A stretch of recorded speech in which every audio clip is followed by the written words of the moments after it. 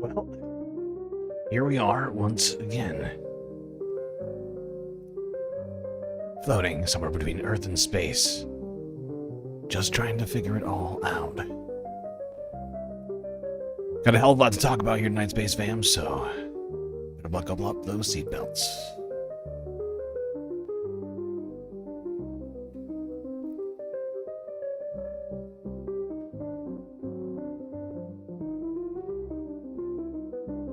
Okay, who's feeling incredibly tired this week? Anybody here feeling a little exhausted from the events of the last week? I know I am. But before we get to talking about that, better do some shoutouts. Hermit Horologist, Moanoip, Ravy Baby. I said them in the wrong order. Moanoip, Hermit Horologist, Ravy Baby 123 in the YouTube chat, and our Gray a close fourth. Blue Tomato also here. HBX. Man to the Pivot, Joe 47 771. Wedge Wizard.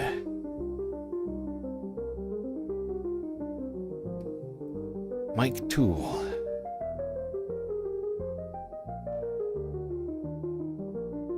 Wow, incredibly quiet out here tonight.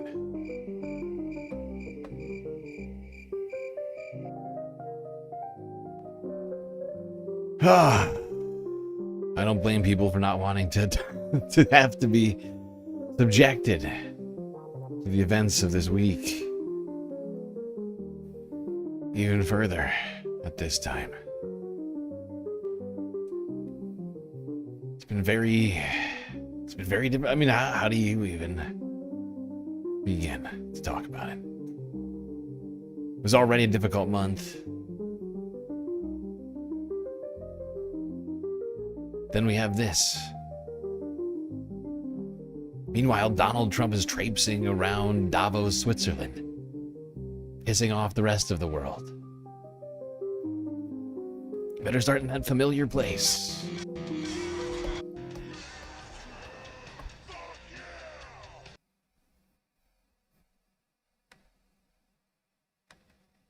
America.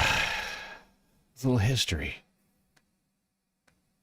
As President Kennedy said, those who make peaceful revolution impossible only make violent revolution inevitable.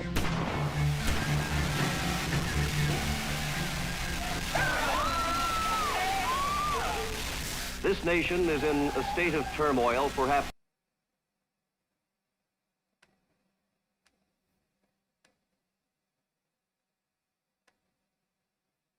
That's right. Those who make peaceful revolution impossible make violent revolution inevitable.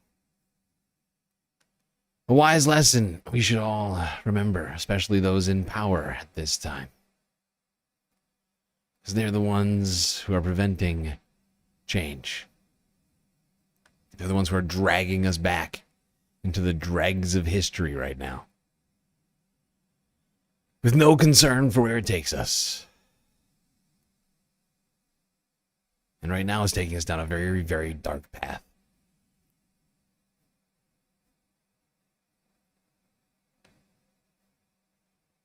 One which I think of humanity, to some degree, is forgotten about in the Western world because it's been so peaceful for so many.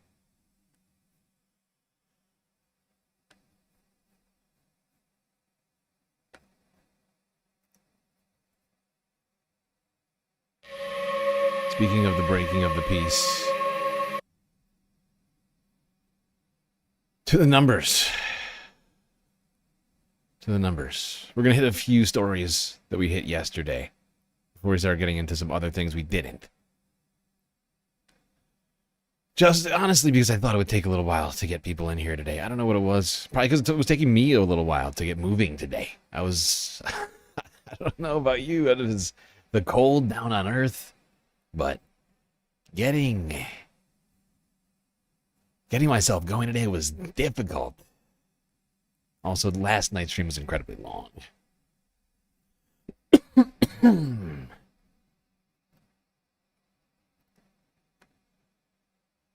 All right, Fox Business. Sunday. A new poll shows 57% Last Sunday. disapprove of the way ICE is enforcing immigration laws. There you go. That's all we're getting from this story. That's how short my patience is today. Fox Business, 57% disapprove of ICE. Okay, write that down. Write that down.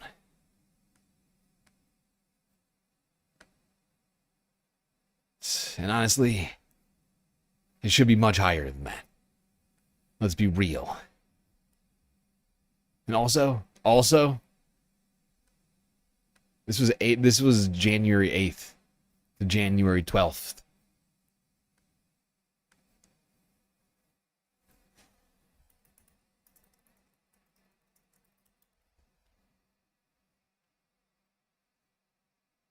Right, so this is after the killing of Renee Good, but 2 weeks before the murder of Alex Pretti. You would think that this is higher now. You would think this is higher. One would hope it would be 100%, but you're never going to get those kinds of numbers.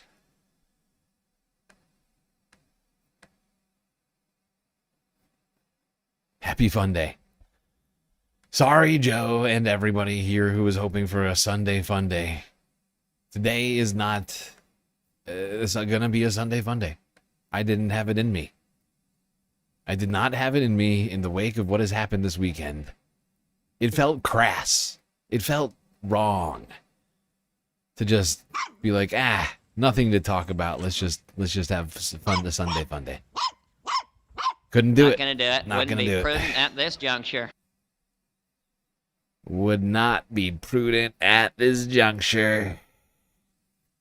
And I got that.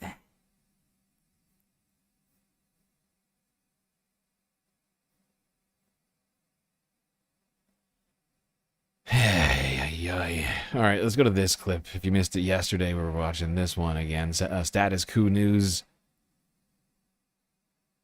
from Monday.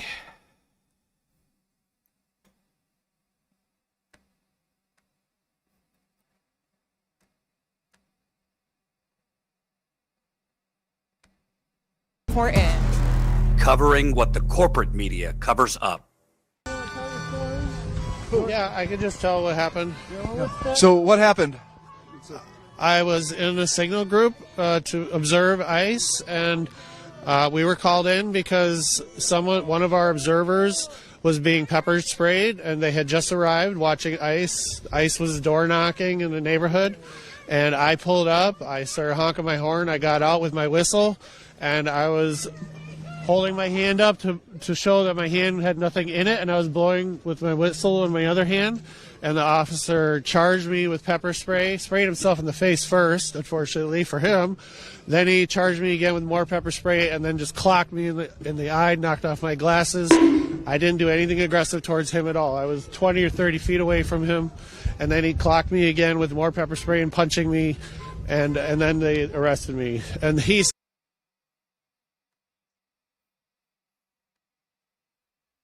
You know, I'm realizing I could be wrong about this. I'm just realizing this right now. We watched this yesterday. Do you all remember the video? I almost want to find it now. I almost want to go looking for this. Fucking hell.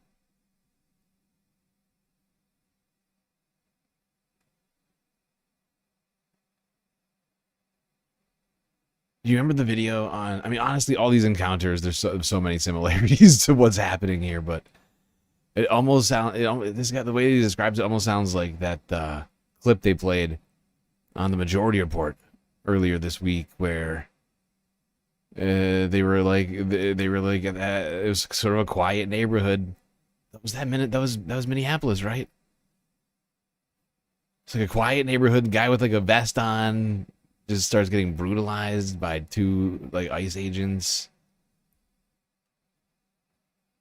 Honestly, it's just the same story over and over again, though. Pepper spray and brutalization for whistles. For whistles, because whistles. This guy deserved to look like this because he whistled with his mouth. Right? Here's his mouth. He's whistling. And that resulted in a bonk to the head.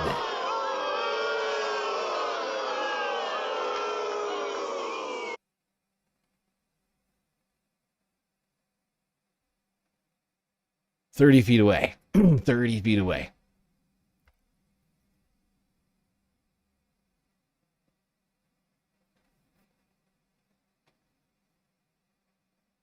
It's almost the exact same thing that happened. Oh God, I can't find that now. We don't have time. We can't do that now. Honestly, my list is longer than I was hoping for it to be today because there's been more news. You'll be shocked to find out there's been more news. And all I could think about when I woke up this morning is that I wanted to know more about who the fuck Alex Pretti was, and things like that started to come to light.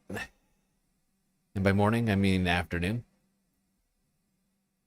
Okay, let's go here. CNN from Wednesday. To this disturbing story, I'm sure we all remember and saw photos of.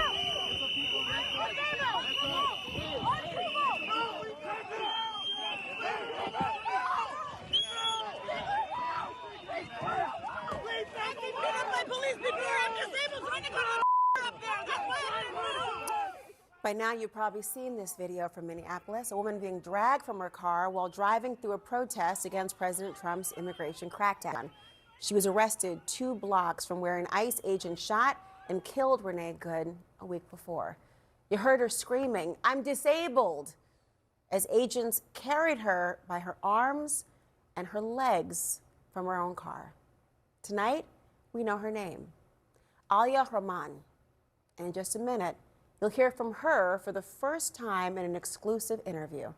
Alia says she was never part of the protest that day. She was simply just trying to go to her doctor's appointment.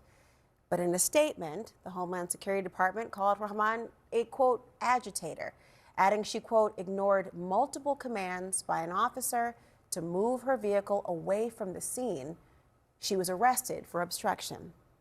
The Minneapolis Police Chief, Brian O'Hara, he watched the video. He sees it differently. Obviously, I don't know why law enforcement officers initially approached the vehicle. It pisses me off to see that.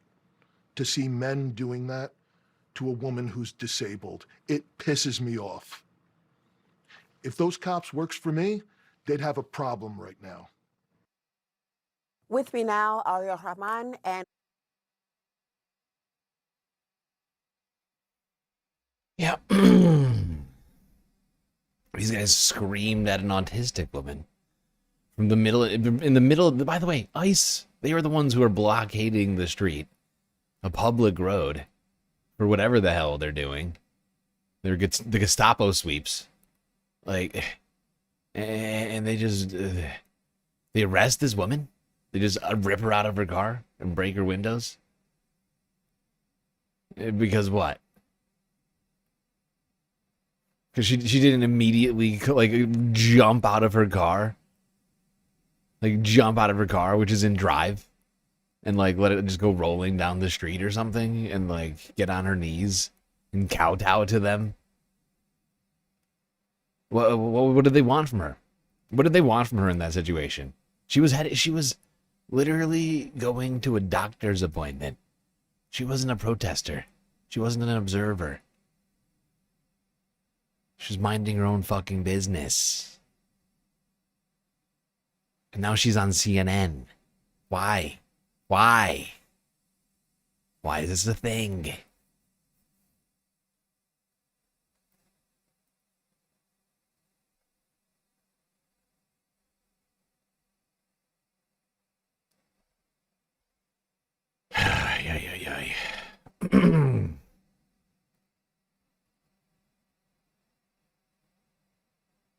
People's rights are being trampled all over. They're trampling all over them. Okay? What happened to all the freedom lovers? The lovers of the freedom. I don't understand.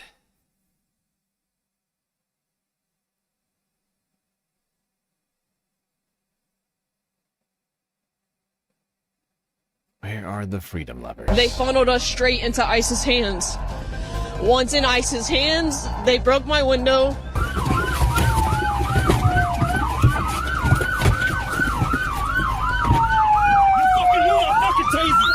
Fucking move, I'll fucking tase you. Get the fuck out of the car right now. Get the fuck out of the car, please. You can help build corporate media covers up. Sky, can you you were just telling us off camera a little bit about your story. Can you tell us what happened to you? So first off, I'm a United States Marine veteran. We were following them from a safe distance. Following ICE agents. Yep, following ICE agents. They stopped in the middle of the road and reversed on 62. They tried to ram our car. They tried to get us into a bottleneck. Once I saw a police officer from Mendota Heights, I tried to wave them down, and they funneled us straight into ICE's hands. Once in ICE's hands, they broke my window.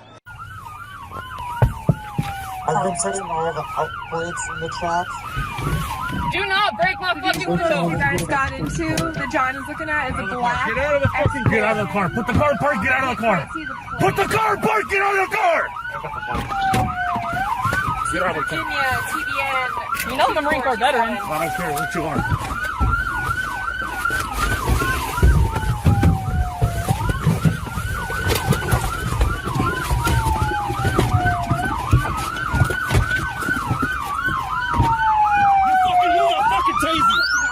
I'll fucking tase you. Get the fuck out of the car right now. Get the fuck out of the car, please. They yanked me out by my neck. They threw me to the ground. They stomped on me. They pushed my face into the ground. They put the cuffs on as tight as possible to the point where it took 6 agents to try to get them off. What let you talk about the local law enforcement working with the federal government to kind of funnel you in? What was the lead up when they get out of their vehicles, presumably, or were they didn't get out. They drove their vehicle towards mine until ICE surrounded mine. Okay, so they surround yours, and then how? Like they come up, they break. And then the cops went into a parking lot. They pulled off to the side, and they watched the DHS and Homeland Security and whoever else it was assault me. And they listened to me scream for help. Like, what I'm trying to get to is, like, did they say anything to you before they broke the window, or was it immediate? No, it was immediate. Immediately broke. They said, "Get out of the fucking car, or we're taking you." Had they stopped you at all before that? Had you had any reason to believe that you were about to be targeted before that? They put their lights on, but they don't have any jurisdiction. As women, we're told to go to a well-lit area where we can make sure that we're safe and we're not going to be attacked by armed thugs. So we were trying to comply with what we've been taught our entire lives as women. I mean, I'm getting like the sense of emotion off of you right now. Like, can you walk me through, like, what are...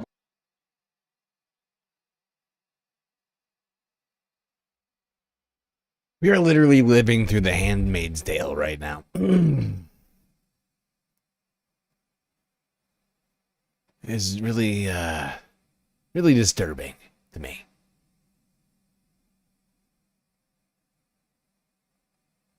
What are you feeling in this moment? This is not the country that I gave my life for. I took an oath, and it's the oath that they're spitting on and stomping on, and this isn't Germany. They're Nazis. They're Gestapo. They think that they're above the law. They don't care. What was your intention when you're out there following them? Are you out there to document what they're doing, to warn your friends and neighbors? Is that that ICE is in your neighborhood? Like, is that what you were out there to do? They shot my neighbor in the face this week. That's what I'm out there to prevent. So you're directly inspired by what happened. Keith Porter, Renee Good, all of the above. Okay, so they break the window, they haul you out, they're stomping on you, they're beating you. As they're doing this, are they saying anything? Yeah, they were calling me a bunch of derogatory names, calling me it. They tried to break my ankle. When he turned my ankle all the way around, I screamed, and he said, "Yeah, I bet you fucking like that, don't you?" Was there anyone else around you to... That's just a good old, what's the word? SA. You know? To witness what happened to you? There was a maroon sedan that turned right onto the street that I was being assaulted on, and they had their phones out. They shoved my face into the ground after that so hard I couldn't even breathe. Do you get the sense that the agents, as they're doing this, like... They're enjoying it. Yeah, they're enjoying it. They're enjoying it. They are 100% absolutely enjoying it. Sky, I'm going to have us move off to the side just because a car is coming through here. Oh, this is Daria, I think. This is our ride. Oh, your ride. Yeah. Your ride is here. Well, I don't know. I imagine that you're going to... No, it's not. Oh, okay. Not your ride. All right. Same car, different person. Got it. So Sky... Jolly Ginger! Hey, come here! So they're enjoying what's happening to you. Do you get the sense that they would have been at all cowed if there would have been more Absolutely witnesses? Not. They literally said in there, they said, "Have you not learned? This is why we killed that lesbian bitch." Do you think they feel sorry about that at all? Was he using that sort of language? This is the kind of violence that we have seen in so many different instances where it was so predictable what was going to happen in these cities as the Trump administration ratcheted up the fucking pressure. Ratcheted up the pressure. Put more pressure on these communities. Recruited more of these agents with lax standards and going out of their way to recruit people who were beholden to the president ideologically before anything else.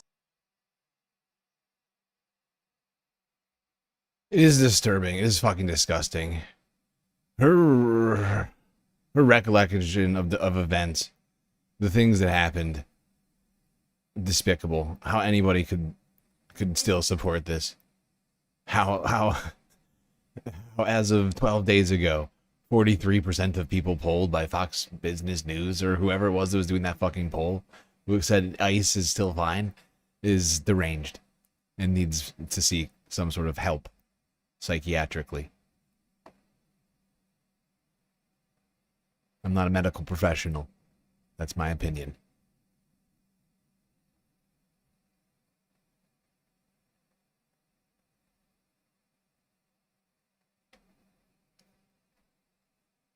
All right, let's go to some people.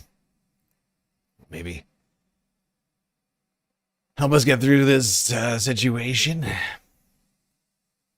Now, of course, the Republicans, Donald Trump's base, and everyone pretty much in his administration has been very much pro-Second Amendment.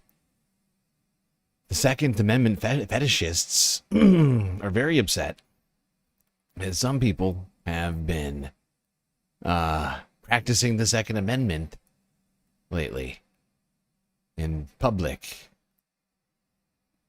As a result of fear from the federal government. What is the Second Amendment? MAGA believes in absolutely nothing. They believe in absolutely nothing. These are the people who have been screaming states' rights, don't tread on me, Second Amendment, etc. No large, federal government, no federal police force.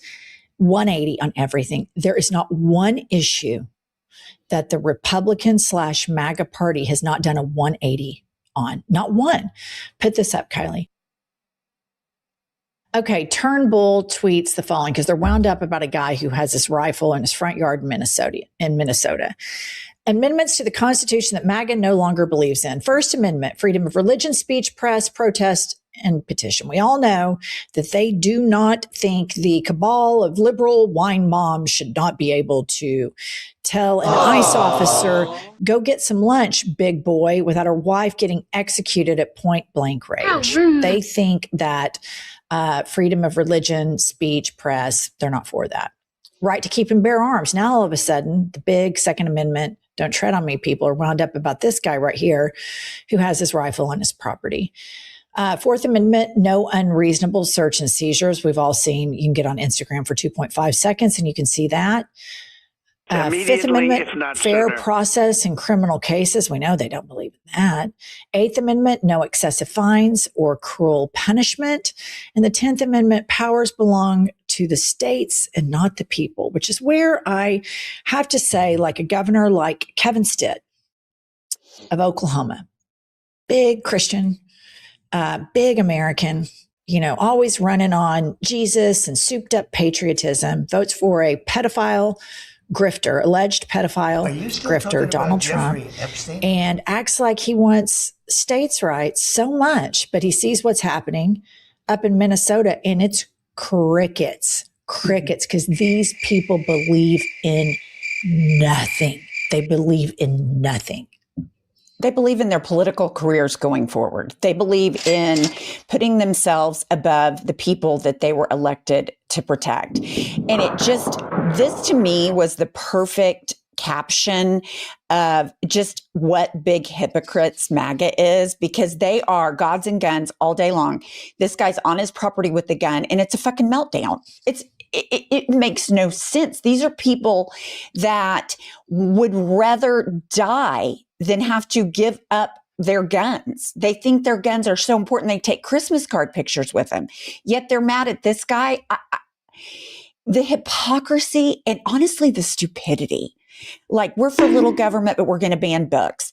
We don't want you to indoctrinate our kids in school, so we're going to abolish education. I mean, like, all the shit they say and do is just ignoramus type stuff. It's idiocracy on steroids.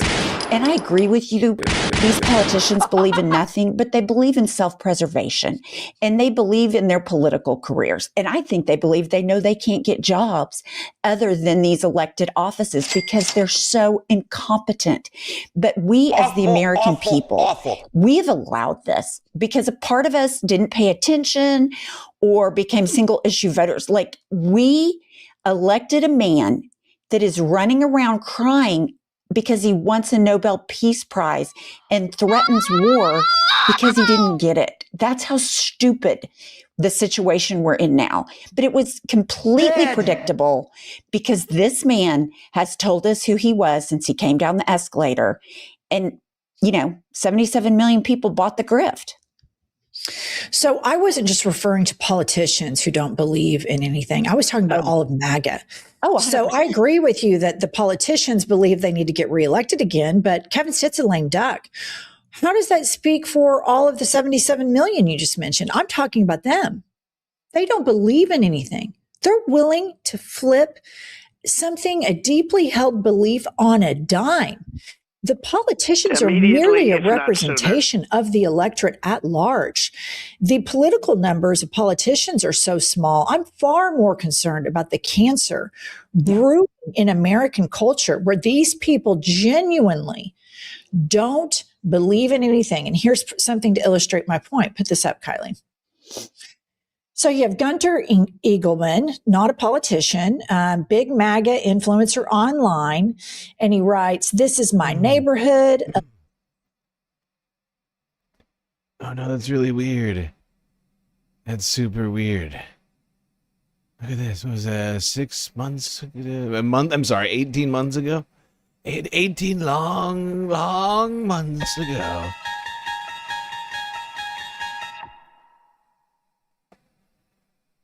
It's called the Second Amendment. Yep.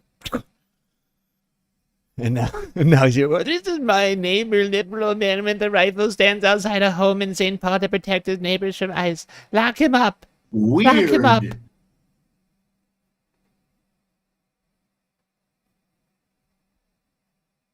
A liberal man with a rifle stands outside a home in St. Paul to protect his neighbors from ICE. And then he writes, lock him up. Of course, there's a tweet for everything. And we have Gunter Eagleman in 2024. It's called the Second Amendment, dipshit. So this is just, there is a massive problem with these people. And in my opinion, living in a Bible Belt state around evangelical Christians, the moral duplicity in which they live is staggering. It always kind of took my breath away that on the one hand, they would, wear their crosses, diamond encrusted crucifixes, and talk about going to Bible study and talk about Jesus and their own personal relationship with Jesus and how, fastidiously they were working on that. Well, at the same time, if you mentioned, somebody struggling with healthcare or a case of racism or an instance of homophobia or an instance of suffering, just absolutely don't care. There's absolutely no interest in it whatsoever. And so when your religion teaches you not to really care about anything, and I'm not talking about all Christians, I'm talking about these white Christian nationalists, these mega church attendees. Praise God. Then it's like, yeah, the situation is they want guns. They don't want liberals to have guns. It's okay if they have a gay kid, but they don't want any liberal having a gay kid. They'll abuse their gay kid and put, every single person on this planet is gay on their own terms. But it's different when a liberal has one. And so there is a cancer that is permeated in American culture, and it is these people that are really souped up on politicizing religion. Honestly, this sound shot has never been more apt right now. Where is the Second Amendment? Where is the Second Amendment? Little Alex Jones and all his boys want to get rid of the Second Amendment all of a sudden. It's so strange. When did that happen? When did that happen?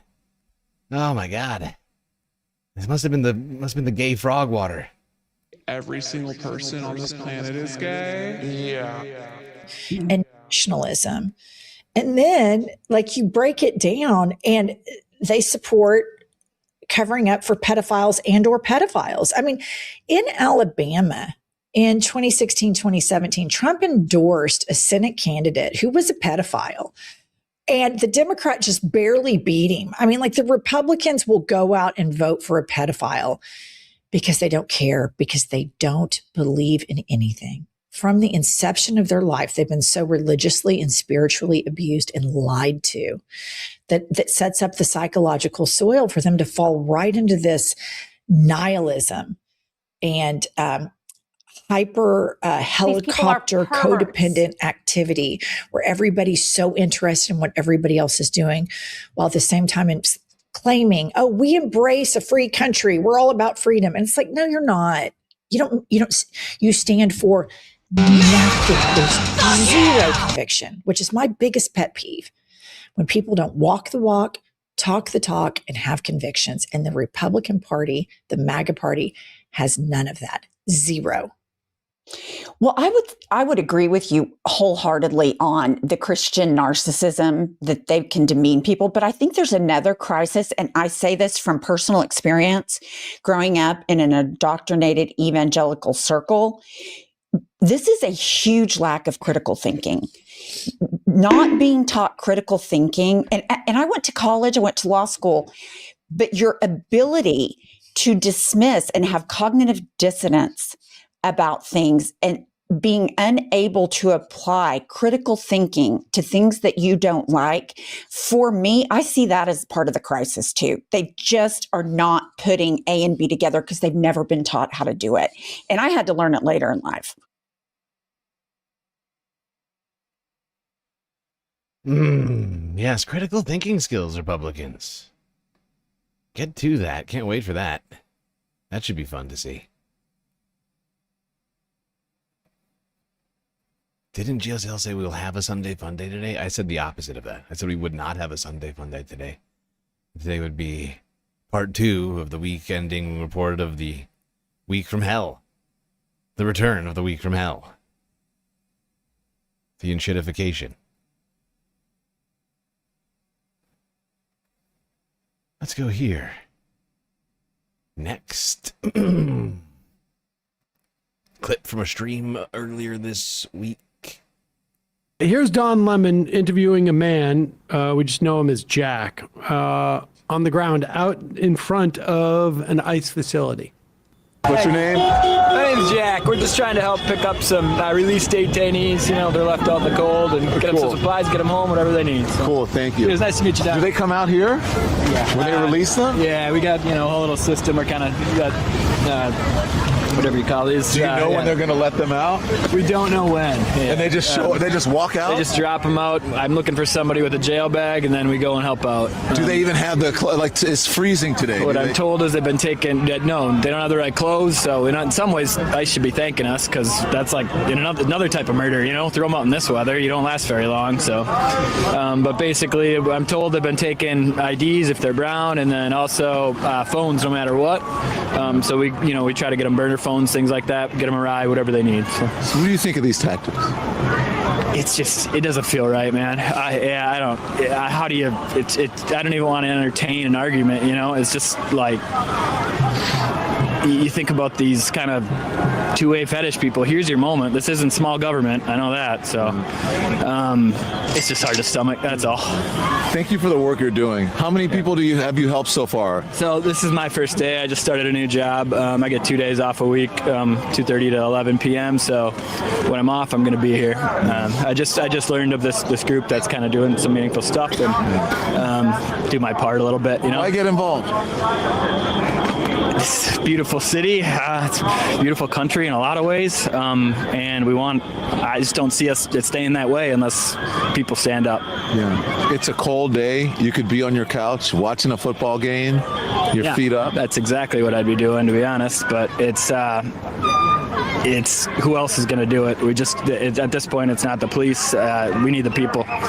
What's your name again? Jack. Jack. Yes. Come here, brother. Yes. I appreciate you. That's what people need to do, man. You're amazing. Huge.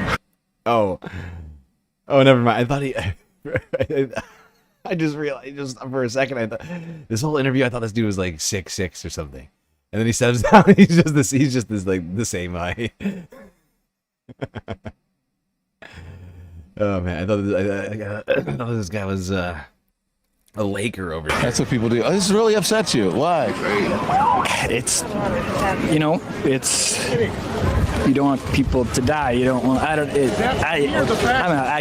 a tough one for me. But it just seems so clear. It's not right.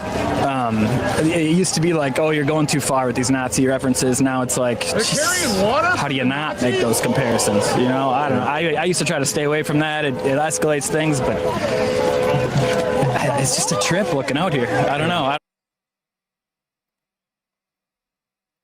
Yeah. Yeah, and a lot of people, also so many people were saying, oh, these comparisons to the Nazis, you're escalating things. Why would you do that in the election? Remember when they were chiding us, saying, oh, stop that.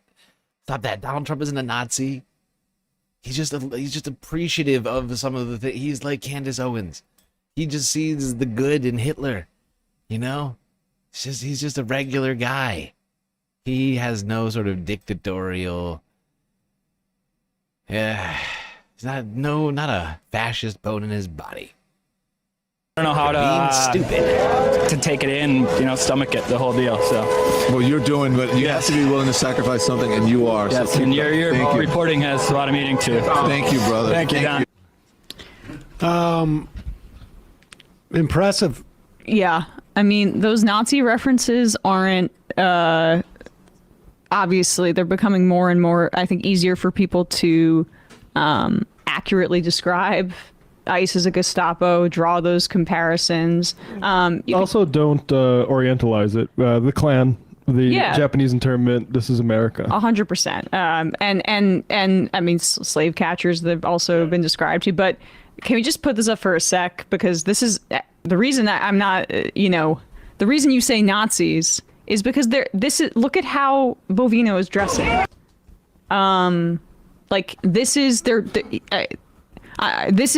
He's trying to look like a Nazi. this outfit that he wore the other day. We have this up. Yeah. I mean, look at this. This is Nazi iconography. The jacket that he's wearing. He looks like an SS officer, and that's on purpose. I mean, policy is it already? They're tweeting out Nazi iconography. I got quoted in media. Security. I got quoted in media earlier last year for saying, "Hey, this is this codes very clearly to Hail Hitler and 1488 stuff." That the night I got quoted in media, I got a bunch of attempts to log into my shit. Really? Yeah. Well, I mean, to be fair, you know, my understanding is that some of these Nazi uniforms were modeled on like Massachusetts state troopers with the big boots. Is actually where that came from. I mean, so okay, you could but obviously maybe he's just being sentimental. Yeah. For another time in this country. Right. I mean, look. Fascists are never going to be the exact same fascists that they were in the past. Everybody has some. I remember everything. New innovative twists. Back in the 1920s, you had to take a pillowcase and cut holes in it. But now you can just have a mask and pull it up and then wear some Oakleys or something like that. There's innovations to the fascism that we have to account for. Fascism is basically a murderous elite impulse against democracy, and it plays out in different ways. And like the sort of dissimilar, like the Nazis and Italians were more regimented in a military sense than we are now, but the impulse is the same. Like, why are we talking about immigration at all right now? It's because A, capitalism can't provide rising wages; it's all going to the top, and B, there is this. I lost my train of thought. Sorry, I looked at Brian and put me up on screen. But beautiful. Thank you. Yeah, I mean, it's just their mission is an ultra nationalist one to create purity. They're not just going after immigrants; they're going after refugees. Just look at the way in which they're defining what an undocumented immigrant is, a search for undocumented immigrants. It's walking up to people of color with an accent or without an accent and assuming from there, like, that's not the way that you're going to find all the undocumented people in Minnesota. Like, you're not going to find Irish people who've overstayed their visas or Polish people who've overstayed their visas or, you know, Ukrainians who have overstayed their visas. But this is about a sort of like a racial and national purity, ethnic cleansing. And the thing about, to finish the democracy point, the Republicans have to find a story of why they keep losing every, besides the Kamala one, popular vote. And the big lie in this country is that it's illegals doing that. And everybody, even I know, that votes Republican still in North Dakota believes that shit. Believes that they're being replaced. Joe Rogan, he keeps talking about it. That's literally said 3 days ago that that's the plan. We got to do. What are you going to do about it? That right there is the murderous impulse that gives us fascism now, because they can't win at democracy. Yeah. We're living in troubling times, people. Really are. And that's why people like that man at the beginning of the video, or people are regular normies, if you will, are being driven to the streets.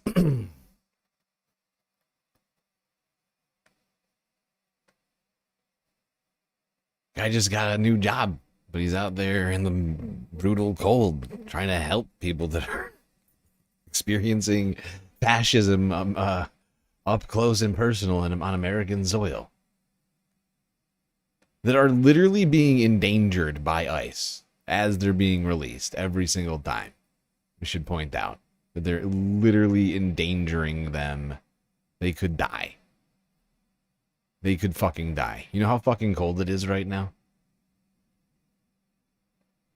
These are the sort of temperatures that kill human beings.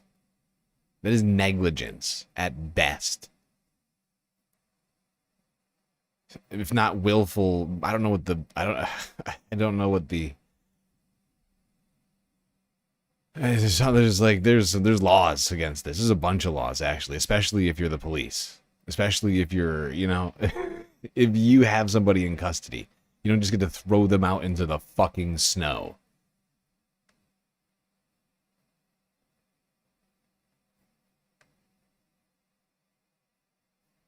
But we have we're run by a bunch of racist idiots right now. That is what the United States is.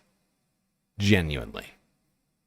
I think we deserve everything bad that's coming to us. As Americans, as Americans, we don't deserve it. But like America as a nation state, unfortunately, has a real problem with stupids. And when I see congressional hearings take place like this, I think to myself, well, we are voting these guys in, so we must deserve all of the death and destruction that befalls us. What comes next, we kind of deserve, right? I'm here in Washington, D.C., and today I will be testifying in front of Congress. How this works is I will be testifying right here. Each person will have 5 minutes to testify. And then up here you have all of the congressmen and congresswomen. They also will have their time as well.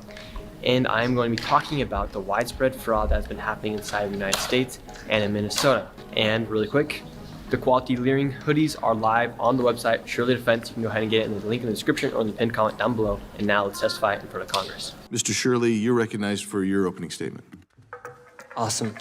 I'm here today to speak on behalf of all hardworking, law-abiding, tax-paying citizens here inside of the United States. I've helped bring to light widespread fraud that's happening inside our nation, and we the people have had enough of our hard-earned money going towards fraudsters as if it's no big deal. As I speak here, I want to ask everyone a question. How much do we trust when we pay our taxes is going to benefit our nation? People erupted during the Boston Tea Party over just a few percentages as they believe they were being taxed without representation. Nowadays, we have the representation, but do we trust our How many taxes has this fucking kid? Is he 12? How many taxes has this fucking kid paid? Shut the fuck up. Shut the fuck up. Taxes. This kid has benefited from America his entire life and has contributed nothing to society yet. Truly. In any shape or form. He's actually detracted from this. He owes us money. He owes us all revenue from his fucking from his social media for shitifying our goddamn country. This kid is so goddamn stupid. I cannot believe this kid is testifying in Congress. These Congress people should be ashamed of themselves. These Republicans, by the way, it's been 24 hours, I think. Any Republicans left out there listening right now? You've run out of time. I gave you all 24 hours yesterday for your representatives, all your Congress people, your senators, your Republican senators actually stand up and say something and do something about all of these murders that are going on, being carried out by ICE. None of that has happened yet. So hopefully you've all registered Democrat now. representatives? Actually, you don't actually need to. Now I'm thinking about it. You could just vote in the election, or just not vote. Actually, just don't vote. You know, we're probably all better off if you just don't vote. My name is Nick Shirley, and I made a 41-minute video that I posted on platforms like X and YouTube. My video received over 100 million views, and it created instant change within our government. As the federal government launched investigations and departments such as Health and Human Services froze over 100. This kid is over here talking about his goddamn views in Congress. Why? What dystopia are we living in? $185 million in childcare funding until businesses can prove they are legitimate businesses. I actually became aware of the fraud that was happening in Minnesota in June of 2025 as I was there for a separate video in Minnesota and started reaching out to me, asking me if I was making a video on the fraud. I said, well, what fraud? And this lady, she was a real estate agent, and she says, well, I'm having a hard time selling my properties because people are curious about these assisted livings that are popping up next door to some of the houses that we're buying or the home health care. Hey, people are worried about being able to sell their properties because They're curious about these daycare centers. Really? People can't sell their properties because of daycare centers? You fucking idiot. You dumb piece of shit. This kid, he does not know what he's saying. He genuinely did his homework with AI. Oh, God. This really was prepared with AI. Almost a guarantee. Brought to you by Sora 2. Brought to you by ChatGPT. Brought to you by Grok. Probably Grok. Let's be real. Probably Grok. Probably brought to you by Mecha popping up, Hitler. and we don't know who's next to these houses that we're trying to sell. And I said, well, I'm not going to come and make a video if I don't have any proof. So therefore, I left Minnesota. And I continued to look for fraud in the best way I could. And as I was getting my own information, a man by the name of David reached out to me, and he said, hey, I have been investigating this fraud for years now.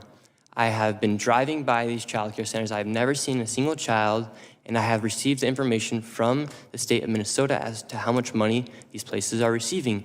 I said, great, let me come to Minnesota and we'll make this video about potential fraud that was taking place inside of Minnesota. We go to a daycare, and I'm instantly surprised by what we see. We arrived, and it was an industrialized building, and there was 2 daycares registered at that daycare, at that building. The first thing I noticed is all the windows are blacked out, and there's no footprints in the snow of any children. There's no playgrounds or anything that would make it look like it's a child care.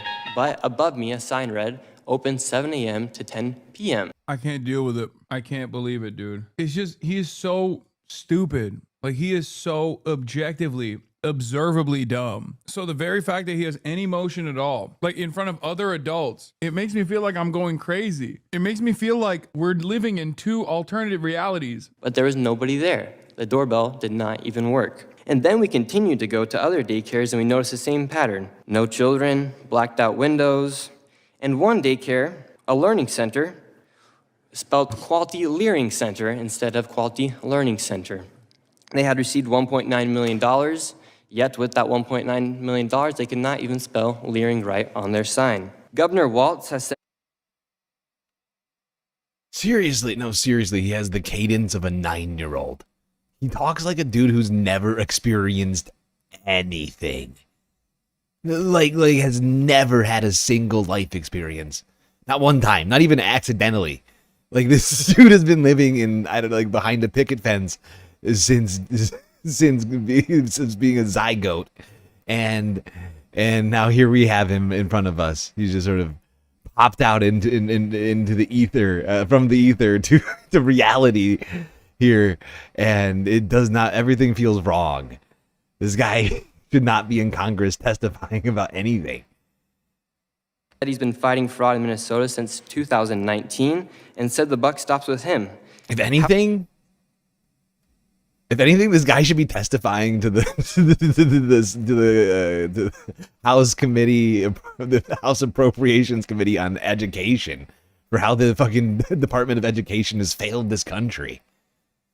However, how long would it take for you to notice $1 million leaving your bank account and not knowing where it's going? That's essentially what had been happening in Minnesota for years, as billions of dollars have been misplaced.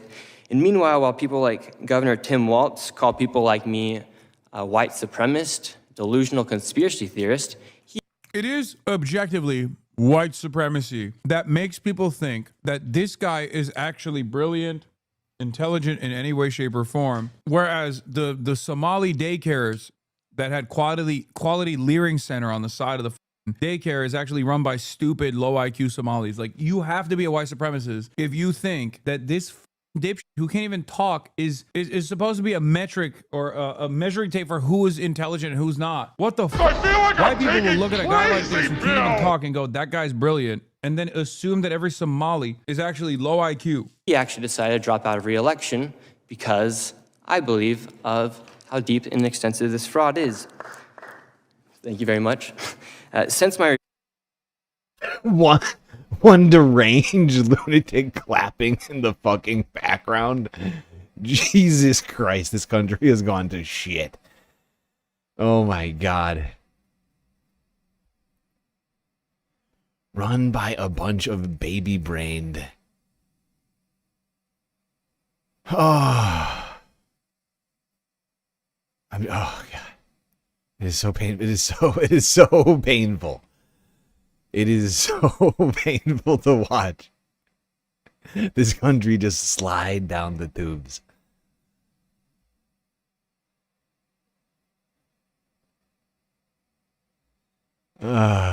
It's just so hard. It's just so hard. Am I the only one? I can't possibly be the only one. It's just utterly baffled by this time that we find ourselves in.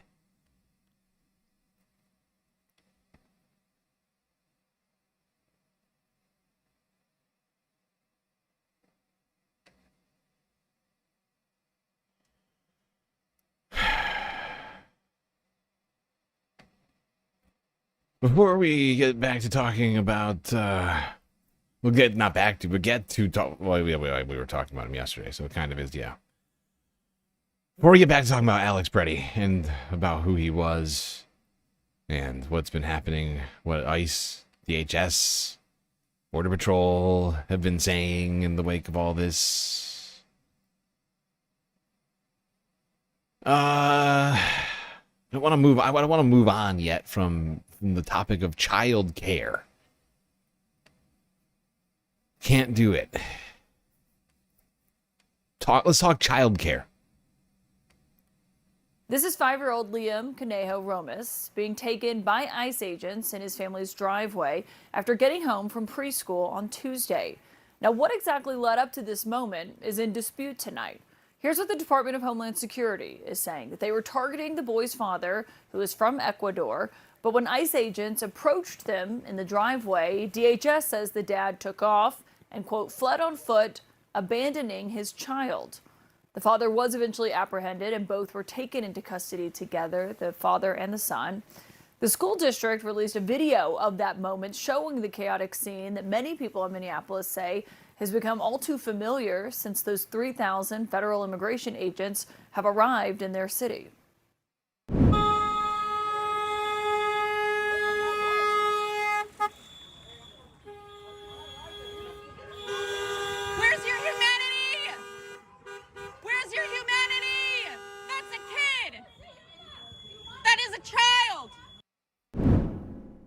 It's a story that even the vice president acknowledged today sounded terrible when he first heard it. But while he was in Minneapolis on the ground today, J.D. Vance argued that after learning more about what happened in the video that you saw, he says the child's detention was justified. I see this story, and I'm a father of a 5-year-old, actually, a 5-year-old little boy, and I think to myself, oh my God, this is terrible. How did we arrest a 5-year-old? Well,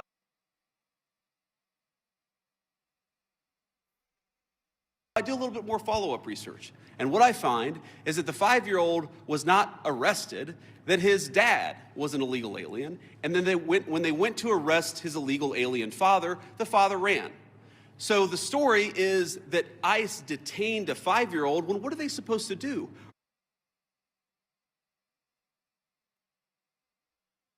What are they supposed to do? Oh, what are they supposed to do?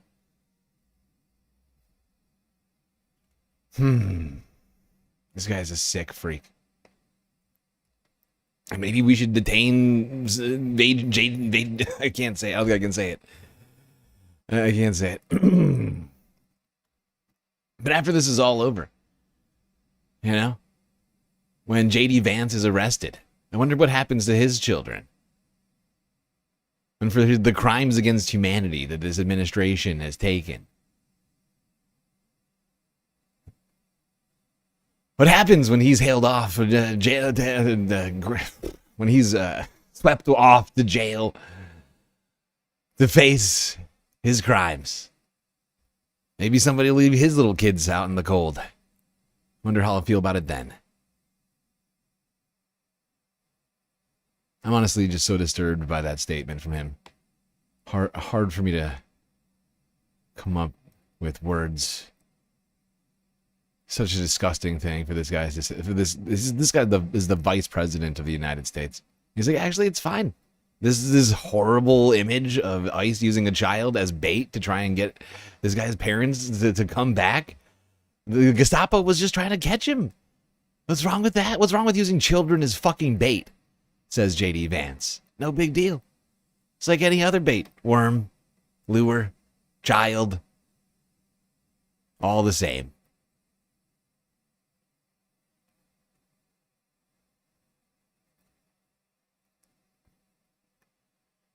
Christopher DeBlante with a sweet, sweet super chat. Evidence that StreamLord is Batman. 1. He only appears after dark, for he is a Gotham's Dark Knight. StreamLord by day, vigilante Tibetan monk Batman by night. 2. GSL and Batman never seen at the same time. It's true. That is actually true. I've never once been anywhere near Batman. I don't even know who you're talking about. Bruce who?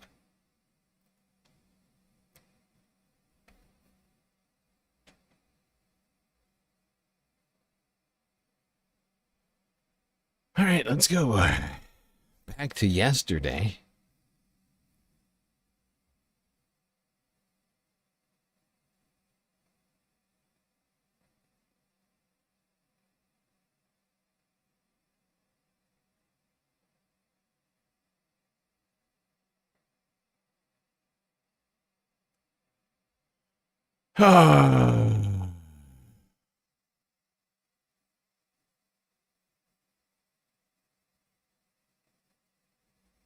Can barely hold it together right now. This has been such a troubling fucking week. I don't mean my health. I'm feeling relatively well, considering everything. No, just disturbed by what we've all witnessed.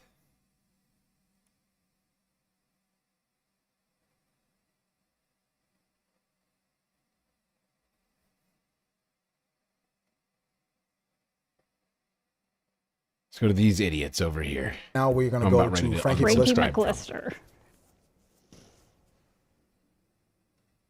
Frankie is on the south side. But are you on the north side now, Frankie, or are you on the south side? South side. No, we're on the south side. Can you guys hear me okay? Yes, we can hear you, Frankie. Okay, good. So as you see, we're right now on 27th. You're looking towards Nicollet. We've just had to, honestly, back up more and more as this just continues to be super fluid and can get pretty hectic on a moment's notice. You're seeing a lot of bystanders that have backed up because before Adam was talking, we saw more chemical irritants deployed this way, and we're going to continue to pay attention to that. But I spotted a woman who was kind of comforting an individual that was seemed to be in the middle of everything and had to run back here. Your name was Joy, right, ma'am? Yeah, my name is Joy. Where do you live, and what brought you?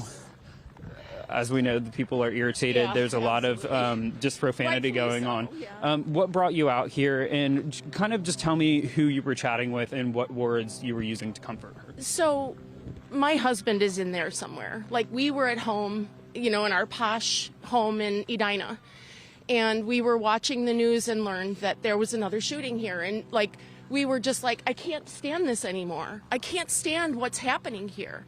So we came out immediately, and we were here after a lot of the folks were getting pulled out and tear gas and can't see out of their own eyes because they're literally blinded by the chemicals. And so I was helping people back there, and I happened across this woman. I don't know where she is now, but she was having a panic attack. She was in the moment of having a panic attack, and I walked up and I gave her a huge hug, and I just said to her, I said, we got this. This is when we show our resolve as a city, because we're better than this.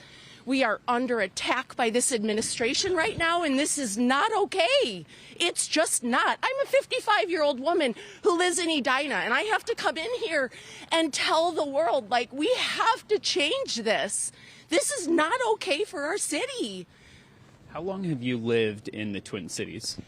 this is my second stint in the Twin Cities. I've been here, I was here 13 years the first time. I left for a little bit. I've been back now for 8. Let me ask you, scenes like this have just drawn a spotlight across the world, across the country. What do the Twin Cities mean to you? What do you want to show to people outside that are only seeing instances such as all this tension happening right now and back in 2020? You know, I believe that the Twin Cities represents the best of America on a fundamental level.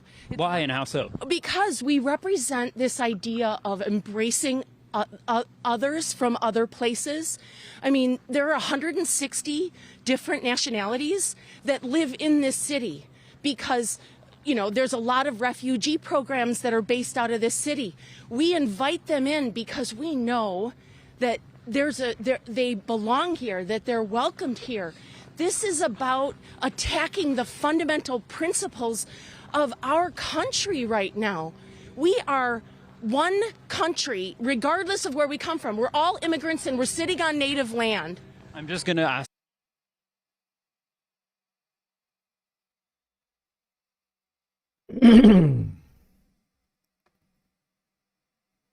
Based.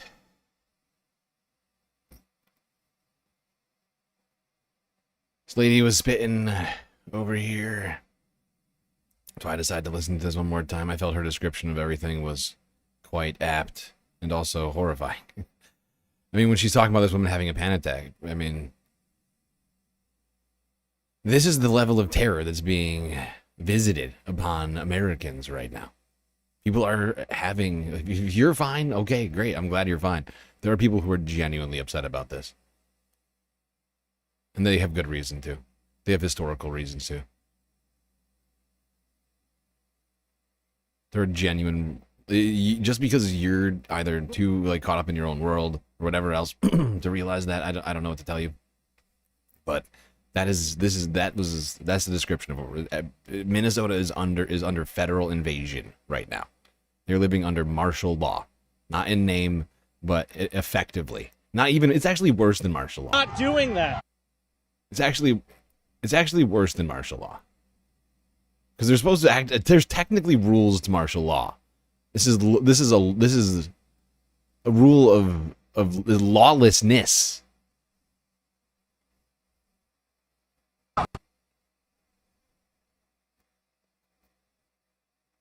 This is the very definition of totalitarianism.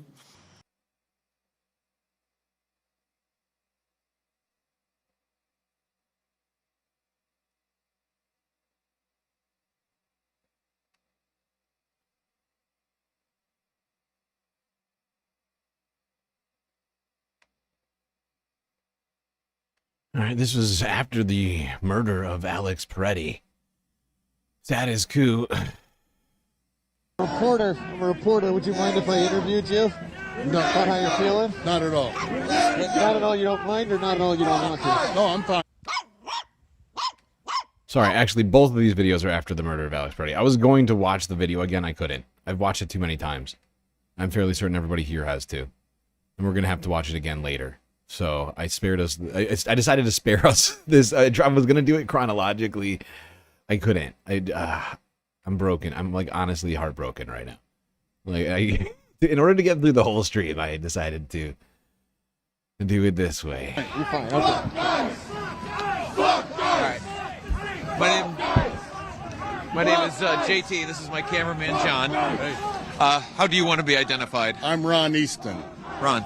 Can you spell that for me really quick? First name Ron, R-O-N-N. Last name Easton, E-A-S-T-O-N. Ron, when did you come out here and what prompted you to get in the streets? I have been in the streets for the last 11 years against all of this bullshit. I came out here after I saw that man was murdered at my home today. Put 5 shots in his body. And he had a conceal and carry permit, and they just killed him. They murdered that man. I'm against all of this. It's because body counts are now piling up in the state of Minnesota. We are a peaceful state. This is a resilient state. You just saw 50,000 people in the streets of Minnesota yesterday to fight against this. ICE comes in, murders a man, they take off and leave it to these guys to clean up their bullshit. That's unnecessary. The president wants to inflict as much pain on this state because we are a blue state, because he can't stand Governor Walz, because he can't stand the fact that he has never won this state, and he will never win this state. It is my job at this point to do all I can to make sure that every Republican that is responsible for this gets voted out of office. And I will do this until my dying day. I am a veteran. I took the oath. It is my oath to defend this country against all enemies, foreign and domestic. I will die doing that. You talked about how you've been in the streets for the 11 years against, you said, all of this. Can you describe how this is a continuation of activism you've been doing for those last 11 years? What's the through line? Really draw it, make it clear for me. The through line is the persecution of people of color. And he has called African country shithole country. He had looked at Somalis and condemned an entire race of people, calling them shithole or whatever the case may be. These are human beings. I will not allow that to happen as long as I am alive. We are human beings who deserve the respect that we've earned, period. Does this feel like the country that you signed up to serve? No, this is not the country I fought for. Not at all. At 76 years old, I don't want to be here. But I'm compelled to be here. I will continue to be here. As long as this takes place, I will be here. What was that version of the country or the ideals that you did feel you were signing up to serve? What paint me that picture of that idealized America. What should we be aspiring towards? Freedom. Freedom and the liberties that people have died for in order for us to have. They're just taking it away. The voting rights, gerrymandering in states, basically saying that people of color don't matter because your vote doesn't matter. That is exactly what's going on here. I will not allow that to happen. Thank you very much, Ron. Is there anything else you would want to add while you had the platform? People need to understand that this is real. Minnesota needs help, all right? People need to get in the streets or call their congressmen, their senators, en masse, and let them know that this is not going to be tolerated. Thank you very much, sir. Thank you. Appreciate the time. Appreciate it. Great patriot. Great patriot. Oh, my God.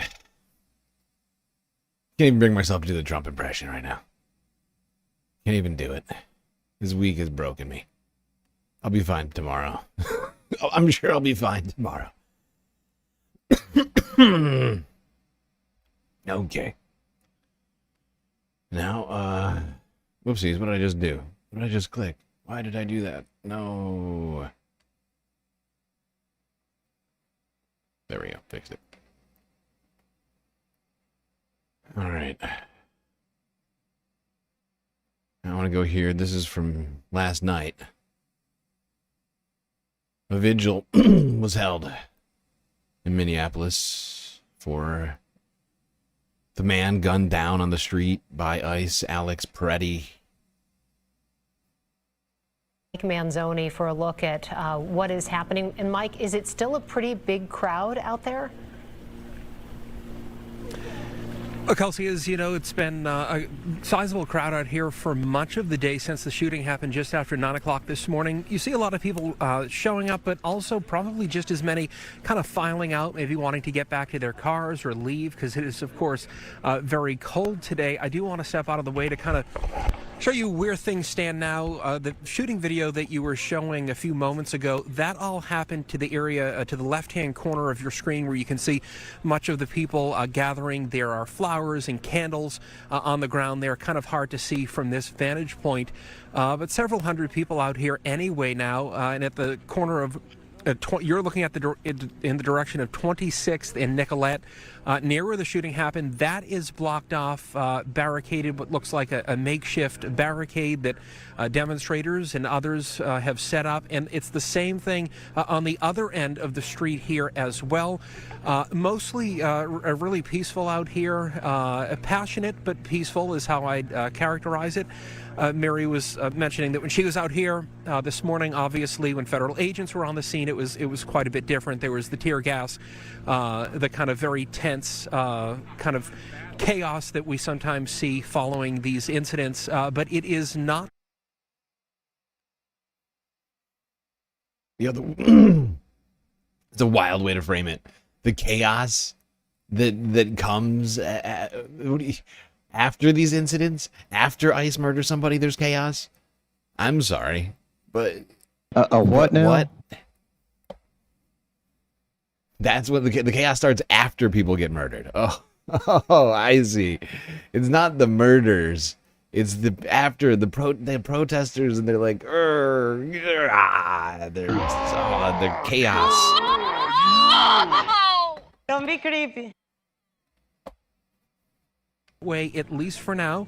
But you did hear Minneapolis Police Chief Brian O'Hara at that news conference a short time ago saying that they want to be basically ready for anything, and they're urging people to remain calm. So far, that is exactly how things are playing out, but that the National Guard will be assisting local law enforcement, including Minneapolis Police and the Hennepin County Sheriff's Office to carry out their duties, and especially with a focus on this section, which they are watching and have been watching throughout the day, and will continue to watch into the evening hours. I don't know if the microphone's picking it up, but you can hear kind of chanting, stomping. It sounds like maybe they have some drums. That's off just under the red light there at the intersection under that sign that says East 26th Street.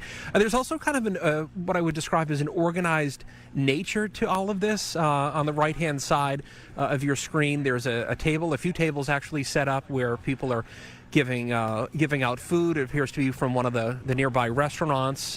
They're handing out hand warmers, also giving hot drinks. What appears to be coffee, and people passing out water, walking by with dollies with cases of water. People are kind of helping each other out. Many of them have been out here for hours. Also, some people on the roofs. I don't know if you can pan up, Elida. You see a couple of gentlemen up there with some signs, keep ice off our streets. It looks like that one says. That's on top of the Nicollet Event Center, and then on top of a couple of gentlemen on top of the hairstyling place.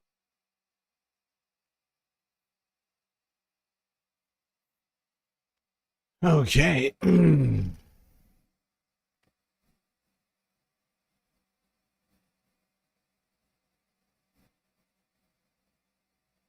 I just want to play this again for anybody who didn't see it last night. Where is this footage?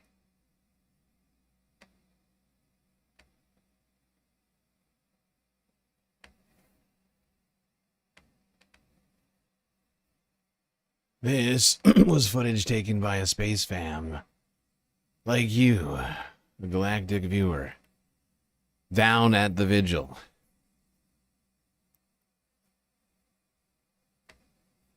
Just wanted to give everybody a sense of what that was like for those on the ground. It's not a long clip.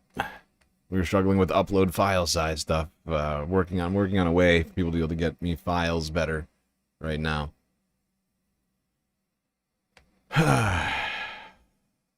Discord is a good way though. Discord, at least for now, Discord is the best way. So if you're in there, you're not in there, get in there.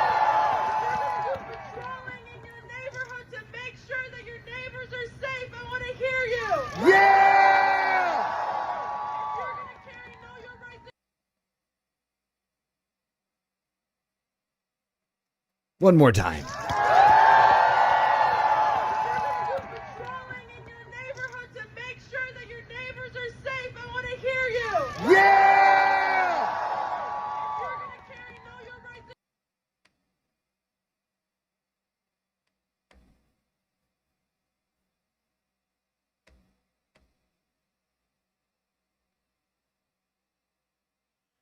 A galactic exclusive. There you go. Honestly, nowhere else will you find that footage on the internet. I'm fairly certain. Good God.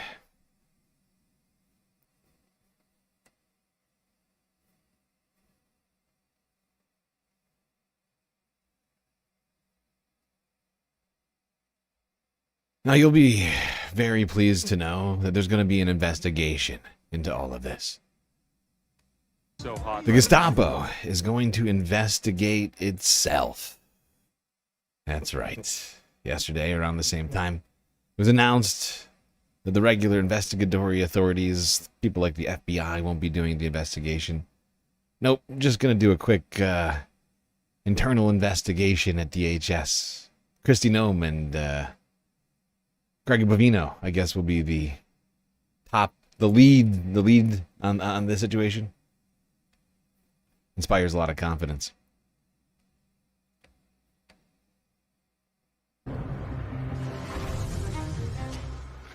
It is the Department of Homeland Security and not the FBI that is planning to lead the investigation into its officers who shot and killed a 37-year-old protester in Minneapolis this morning. This, according to reporting by our MS Now Justice and Intelligence correspondent Ken Delanian and MS Now senior investigative reporter Carol Lenig. And Carol joins us now. Carol, good to see you again. So what more can you tell us about this developing news, and how unusual is this dynamic? So, Antonia, when we first heard this, we thought we need to figure out if it's true, and then we need to report if it is.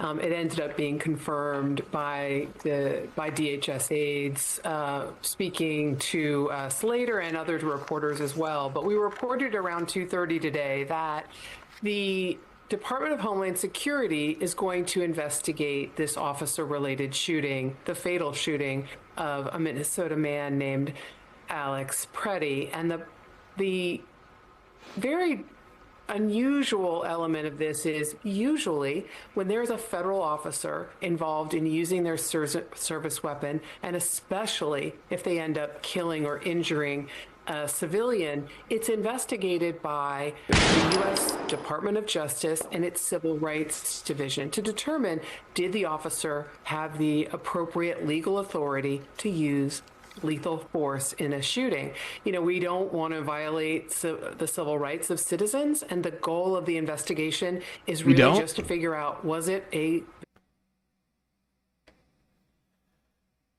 I think the United States does want to violate the civil rights of citizens. We've been watching it. We're watching them doing it over and over and over again. They don't seem to give a singular fuck. Not even a fraction of a fuck.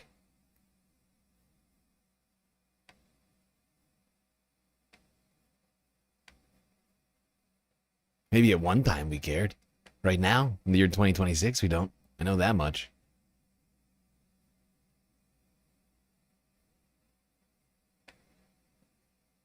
Somebody missed the goddamn memo. Exactly. Exactly right, HBX. Couldn't be more right. This is... Did you know what year we're living in right now? Not clear. Well, since we're not going to get a real investigation, I guess we'll let CNN do an investigation. Well, let's go here now.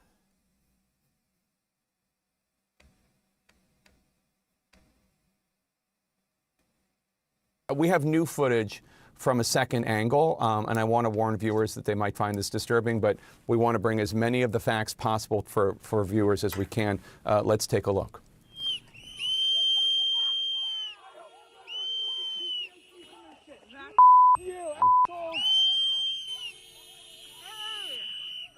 Okay, so that was the guy that you just saw pushed. That is Alex Pretti, and the camera's going to go back to him. There he is.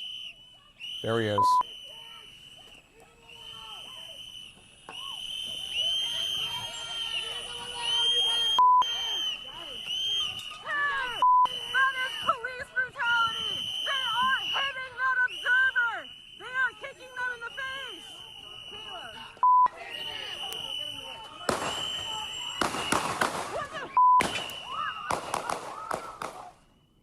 We have a new analysis on some of the video that we've been showing you.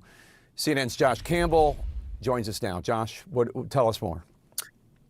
Well, Jake, this is critical new information coming from our CNN Investigates analysis of different angles of this incident that we've seen, where you actually see the fatal shooting of this Minneapolis man. What we're learning from looking at these different angles, it appears at one point, as Alex Pretti is being held down on the ground, officers are trying to take him into custody. He does appear to be resisting. But at one point, it appears that a federal immigration agent actually steps forward into that scrum, reaches towards his waistband and appears to disarm him, appears to pull a firearm away. So there hasn't been a dispute, I don't think by anyone, that he actually had a firearm. The Minneapolis police chief said that he was a licensed gun owner, but it appears that that agent then pulls the weapon, he steps away. Just about 1 second after that agent steps away, then you hear gunfire, and it's unclear which agent actually, fired the first shot there. It's also unclear whether that agent who appeared to remove his firearm from his waistband actually signaled to others around that he was removing the gun. But that is critical information, because there is this question about what type of threat did the agent who fired first actually perceive. You could hear audio from agents saying he's got a gun, but there's no indication in any video that we've seen to date that he was brandishing the weapon, that he was pointing it at any of the officers. And I can tell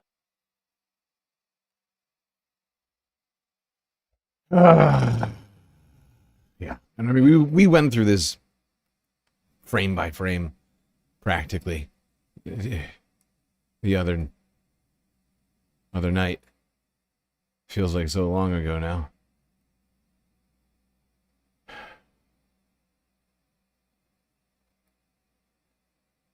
It's wild.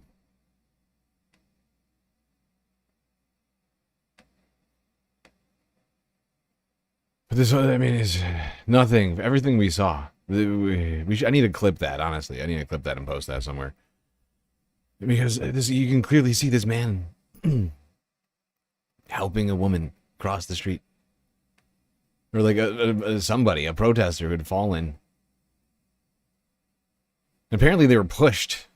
We didn't see the beginning of it, but apparently the protester was pushed by one of the fucking Gestapo, and he was being a good citizen, helping a person up off of the ground. As a former law enforcement officer, by policy, agents are trained that you can only use deadly force when there is an imminent threat of death or serious physical injury to yourself, the agent, or someone else. Merely someone having a firearm on them does not in and of itself justify the use of deadly force. That person has to pose some type of threat. So that will be the major question here about what that agent was perceiving when they opened fire. The other critical thing I want to point out, and I've looked at different angles of this video, it appears that there's this first set of shots, about 1 or 2 shots, but then you can actually see on one of the videos, Jake, that an agent then fires multiple times after Alex Pretti is still on the ground. Again, we know from the video that he had been disarmed. We're talking about the investigation of all of this, which is clearly going to be a sham. I would like to point something out to everybody. We do not know who it is that has committed this crime. As a result, in my opinion, every single ICE agent wearing a mask right now, walking our streets, is a suspect. We've been given zero information about the killer. Every single agent is walking around with a goddamn mask on.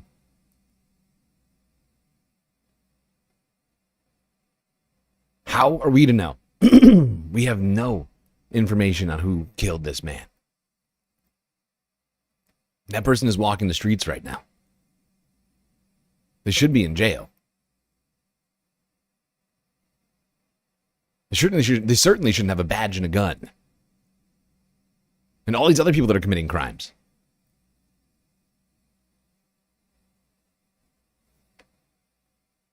Everybody should be fucking sickened by that thought.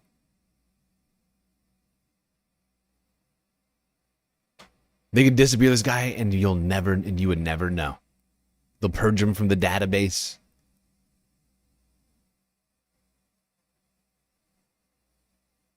At that point, there's this concept in law enforcement that's called sympathetic gunfire. And what it means is that if one person opens fire, say you're a law enforcement officer, if your partner opens fire, sometimes other officers will start shooting. It's just that response, that sympathetic response. They saw a threat, let's shoot. That's something they train you not to do. You have to avoid it. Every single agent has to understand what the threat is before they open fire. So a lot of questions here, Jake, and as I've been saying all day, and as you've mentioned, a lot of this really flies in the face of what we're hearing from the federal government. Objectively speaking, the head of the Border Patrol team there, Greg Bavino, said that it appeared that Pretti was trying to massacre these agents. No indication on that video that that's the case. So again, there will be a question raised about what type of investigation is even done when it appears law enforcement, You know, that's one of the most disingenuous fucking things that they could fucking come up with. I'm not going to lie. Claiming that this man was planning to massacre them while he didn't have a gun in his hand and was helping somebody get up off of the street and onto the sidewalk is laughable. It would be laughable if it wasn't so sick and disgusting. Let's not forget. This guy has family, right? This guy has family. One assumes he has friends. And I still don't know very much about his personal life. I assume that people knew him. He worked somewhere, right? He was a nurse, right? He was, right? He was an ICU, I can't remember his exact job now. Fucking hell. This guy was helping people seemingly every day in his community. And he's now gone. And they are talking about him in this way with zero investigation, zero consideration for the family. These are the same people who turned Ashley fucking Babbitt into a goddamn hero and venerated her for the last 6 years. There's probably some ICE agent right now jerking off to his Ashley Babbitt statue in a closet somewhere right now. Right? Like, these people loved... Oh, they loved Ashley. Oh, Ashley. Oh, Ashley. Oh, why? She was just trying to illegally enter the Capitol grounds through a broken window, and then she was shot down by people protecting the Capitol. Those same people are now like, yeah, totally based. Yeah, murder Americans. Love it. Murder them in the streets for doing fuck all. Officials are already clearing the agents involved here. And Josh, just as a matter of policy, when there is what people in law enforcement call an officer-involved shooting, which means a law enforcement officer has killed someone, when there is that type of situation, that kind of tragedy, is it normal for the likes of Kristi Noem, the DHS secretary, or Greg Bavino, the Border Patrol commander, or the president of the United States, is it normal? Is it standard operating procedure? Is it responsible to come out and say, this person was X, this person did Y, this person was going to do Z? Our officers had no choice but to do what they did. It's historically abnormal for anyone at senior levels like that to essentially prejudge an investigation. And one thing, that I think is really concerning, again, I don't care where people come down on the immigration debate. This is objectively speaking. When Greg Bavino made that statement that this person was looked like he was trying to massacre the agents, a reporter pressed him and said, well, did he point the weapon at those agents? Did he brandish it? What happened? And he quickly clammed up and pivoted to, well, there will be an ongoing investigation to look into all of that. You can't have it both ways. You can't prejudge from the beginning and say, we think the agents were right. This person was a domestic terrorist, as White House advisor Stephen Miller. It was going to be a massacre. They just knew it. They could see the look in his eyes as he carried that person onto the sidewalk. He was going to massacre them. It's fucking insane.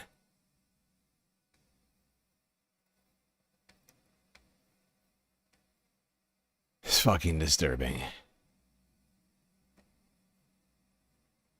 John, what was your reaction when you saw the videos? Well, my first reaction is the video is very confusing and not quite clear, because what you miss there is the beginning. And the beginning is going to be really important.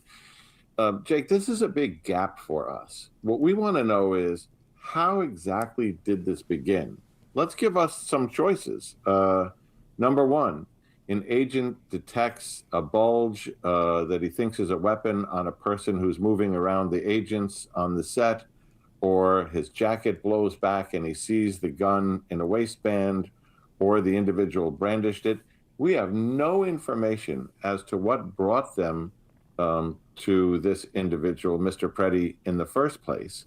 And it may have been none of those things. It may have been that they tried to stop and question him for some other reason. And as we have learned from these, they are using extraordinarily broad discretion in that regard of who they stop and why. And when he struggled, they might have spotted, seen, or even felt the gun when somebody yells gun when he's on the ground. All of this is important to understand, and we've gotten no detail on that. And it may be because they don't understand it yet either. There's protocol about interviewing each of the agents who were involved in trying to get him into custody, pinning him down. Obviously, the shooting agents, we don't know if there were one or more that fired shots. So a lot of gaps here. Now, is it different from the case of Renee Good? Yes, because there is a weapon introduced into this scenario in the hands of somebody who's not an agent. That is a bit of a game changer, but it doesn't really mean anything till we have those other facts. John, what do we know about the FBI investigation into the incident? What would be the first steps if we were in a normal world where...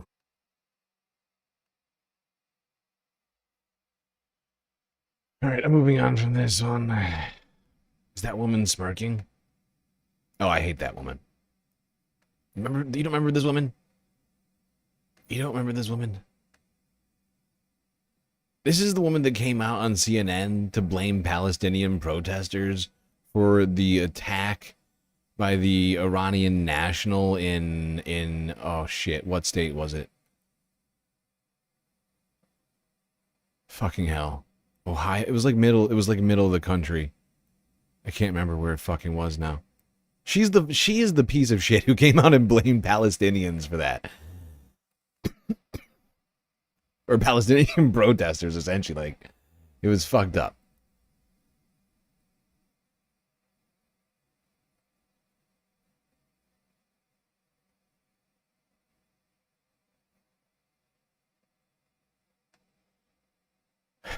It's fucked up. All right, let's get to talking about who Alex Pretti was. I'll start here, I guess.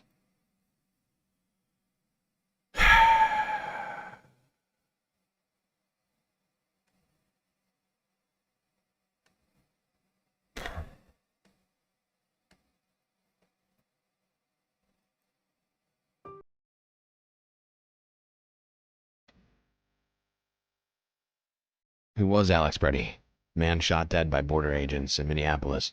A man killed by a border agent in Minneapolis on Saturday has been identified as Alex Pretti, a 37-year-old intensive care unit. Sorry, you know what I'm going to do? I'm going to skip this one because I actually have an article I wanted to read instead. I'm just going to go straight to this, and then I'll read at the end of all this. I can't do it. I can't do Forbes right now, and they're shitty subtitles. Everybody here knows that I'm constantly waging a war against them, and I can't do it today. We now know that 37-year-old Alex Pretti Can't do it today.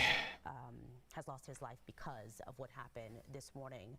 We are learning a little more information about him. 37 years old, an ICU nurse at the VA. We are also getting some information in from the American Federation of Government Employees, the AFGE. This is the Local 704 union, and they put out a statement saying that they are mourning, these are their words, the murder of fellow union member Alex Pretti. Pretti, a member of AFGE Local 3669, devoted his life to caring for our veterans. He was a public servant who cared for the American people and swore to uphold the Constitution. He was a valued member of our union. And again, you're looking at a photo of him on your screen right now.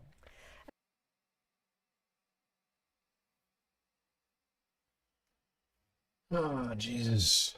Watch closely, because this is who Alex Pretti was. March 30th, 1947, December 10th, 2024. Today we remember that freedom is not free. We have to work at it, nurture it, protect it, and even sacrifice for it. May we never forget and always remember our brothers and sisters who have served, so so that we may enjoy the gift of freedom. So in this moment, we remember and give thanks for their dedication and selfless service to our nation in the cause of our freedom. In this solemn hour, we render them our honor and our gratitude.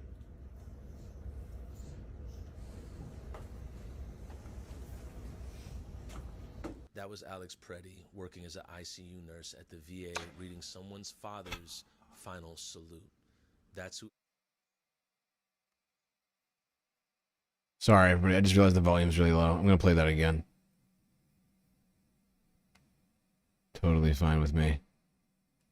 Watch closely, because this is who Alex Pretti was. March 30th, 1947, December 10th, 2024. Today we remember that freedom is not free. We have to work at it, nurture it, protect it, and even sacrifice for it. May we never forget and always remember our brothers and sisters who have served, so that we may enjoy the gift of freedom. So in this moment, we remember and give thanks for their dedication and selfless service to our nation in the cause of our freedom. In this solemn hour, we render them our honor and our gratitude.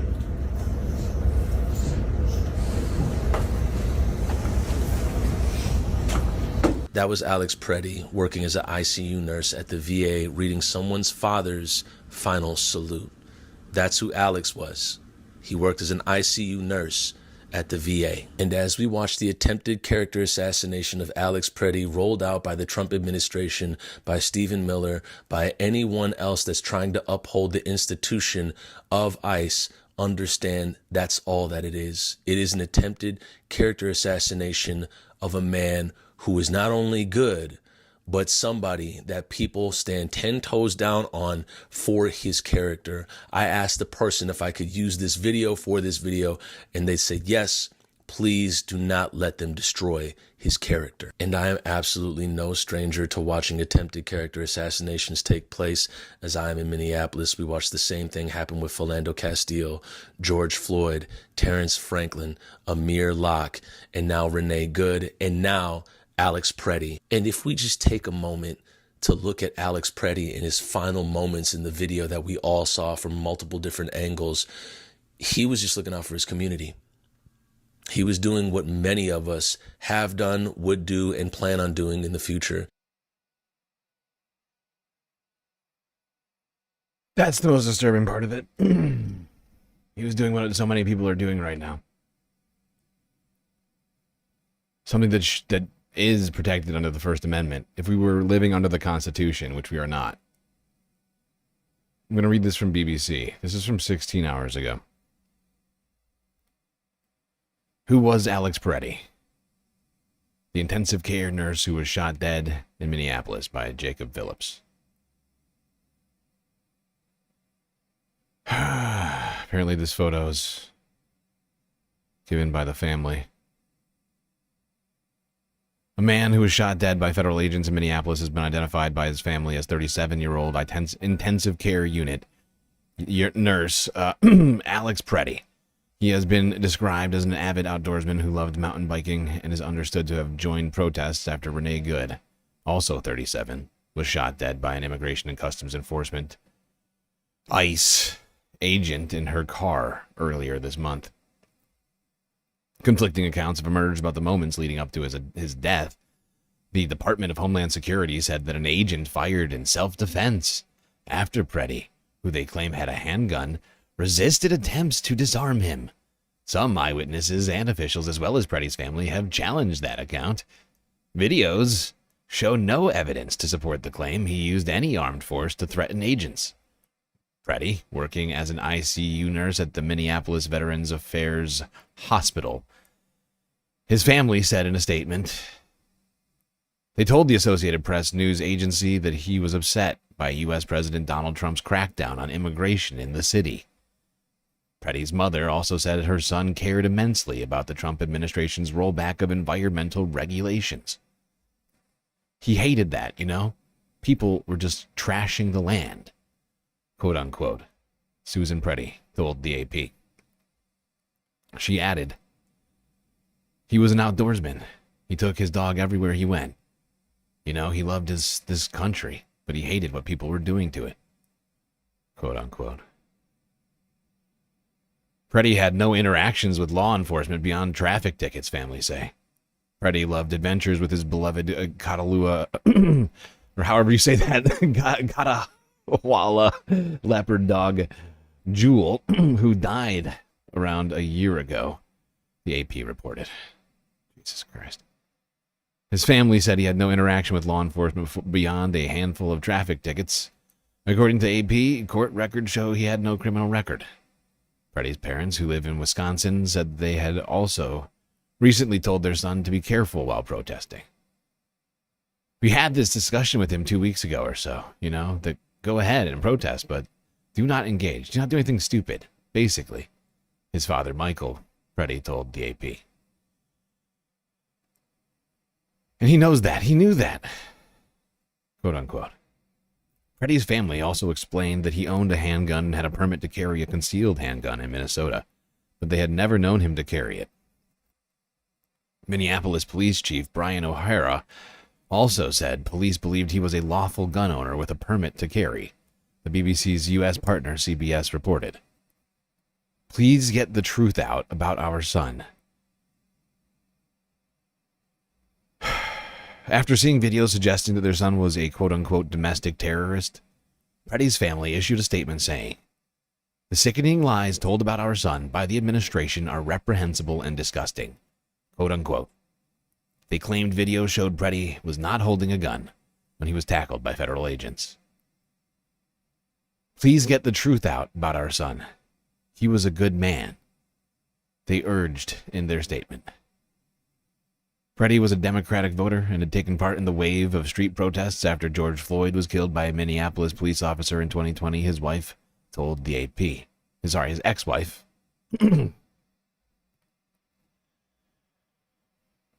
She said that he was someone who may shout at law enforcement officers at a protest, but had never known him to be physically confrontational.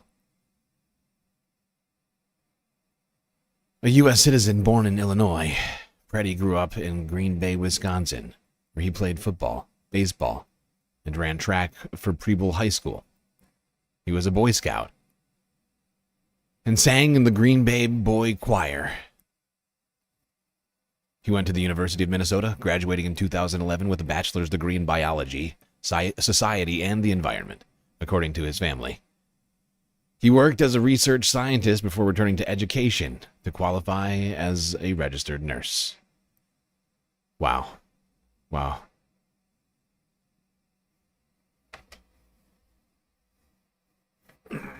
Is this making America better yet? This guy seemed like he had a lot of life left to live. Like he'd be out there saving someone probably right now at the VA if he wasn't dead.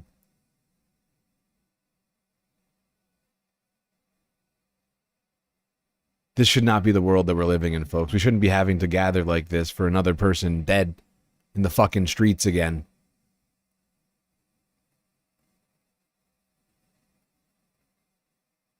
His parents said that their last conversation with their son was a couple of days before he was shot dead, when they spoke about repairs he had done to the garage door at his home, the AP reported. A Latino man had completed the work, and Pretti's parents said with all that was happening in Minneapolis gave the man a $100 tip. Dr. Dimitri Draconia, who worked with Pretti, told ABC News the pair had bonded over their interest in mountain biking and would compare notes on which trails to ride. He was the type of person you enjoyed being around, and the notion that this helpful, smiling, joking guy was being labeled a terrorist? It's galling, quote unquote, said Dr. Draconia. Neighbors described Pretti as quiet and warm-hearted. He's a wonderful person, quote unquote, Sue Guitar told AP, who lived downstairs from the nurse and said he moved into the building about 3 years ago. He has a great heart, quote unquote. Pretti lived alone and worked long hours as a nurse, but he was not a loner, his neighbor said.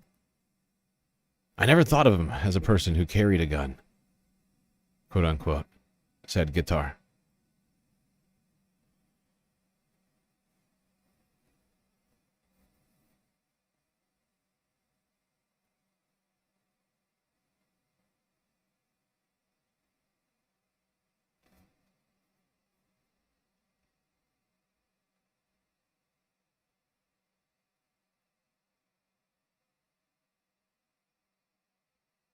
I find myself at a loss for words at this moment. Things were already so bad. The last year has been horrifying. We all know this. But what we've seen in this year so far, if this is a representation of what is to come in the rest of 2026, I think we all need to buckle up. I think we all need to buckle up and prepare to do the hard things in life. Now, before it's too late.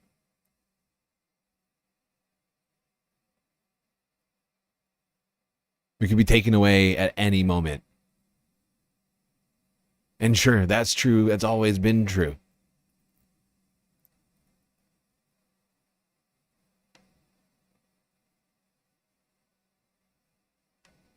But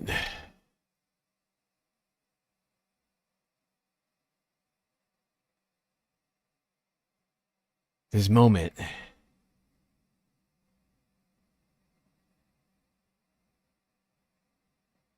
needs to sink in with everybody.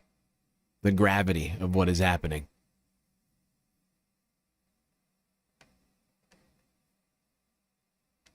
Every choice we make right now may have an unintended consequence, good or bad. And we have to keep that in mind. And we have to try our very best to do make the difficult choice every time. To do the hard thing. Even I'm not just talking about with this. I'm just saying in your life. Forget about everything that's happened this year for a second. I'm talking about your life. Not politics. Not getting out in the street. I'm talking, what's hard for you in your life? Do you forget to straighten up your room? And yeah, I'm about to do this right now. Do you forget to straighten up your room? Do you forget to brush your teeth? Do you forget to, do you forget to take showers? Do you forget to eat properly? Do you forget to work out? Do you forget to organize your bills? Plan for the future? Budget? I don't know.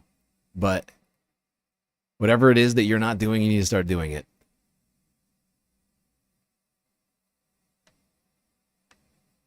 Because the more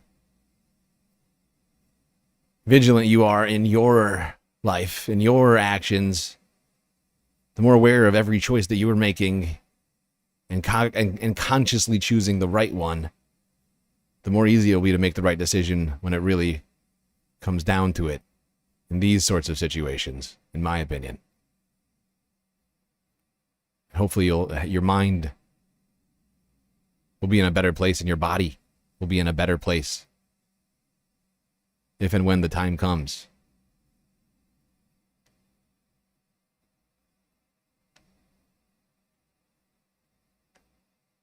Do it for Alex. He was a nurse. I'm sure he wanted you to be healthy.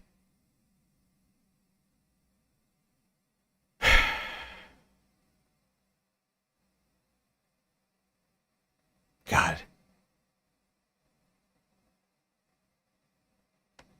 All right, let's go here to the Associated Press now. This clip.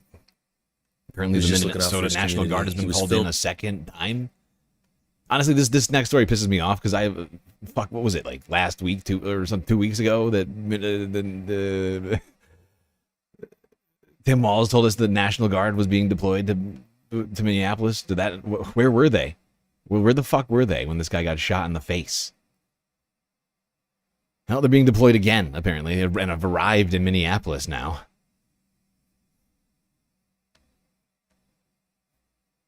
Also, thank you, Feral Jane, for becoming a new member. I appreciate you.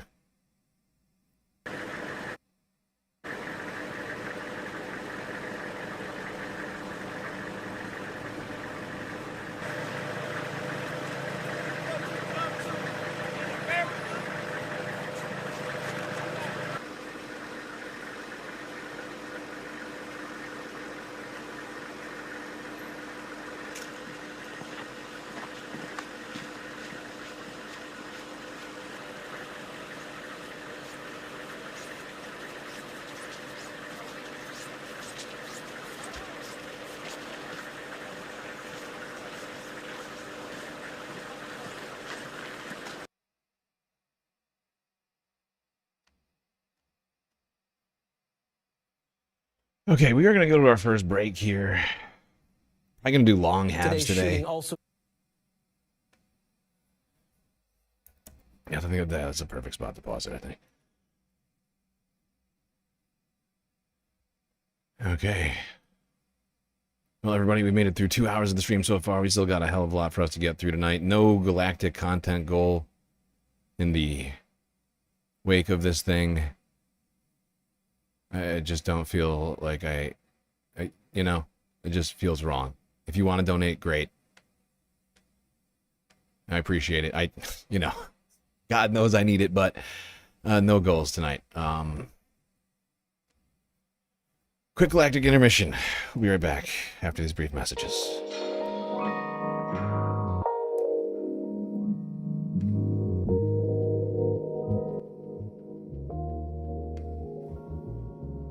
All right, everybody, I hope you've been enjoying the show so far. If you haven't already, hit the follow button on Twitch and the subscribe button on YouTube.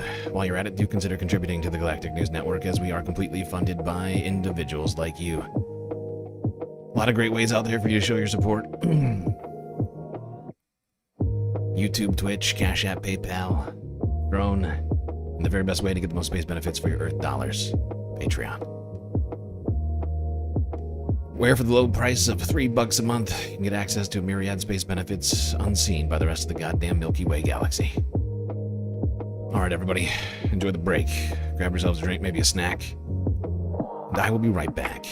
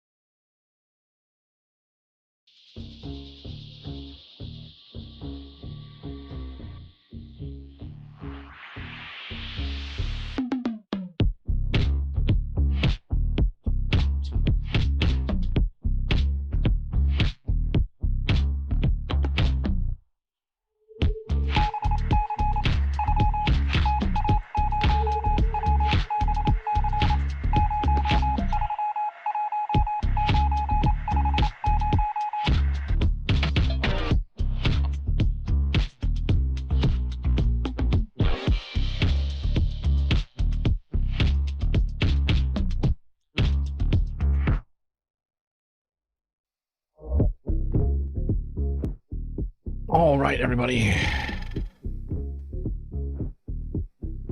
We are back. Break is over. Second half about to begin. From the 6 gifted 5 subscriptions to the community. Oh my god. CJ from the 6 just started a hype train all by himself over there on Twitch just now. Gifting 5 sweet galactic subscriptions.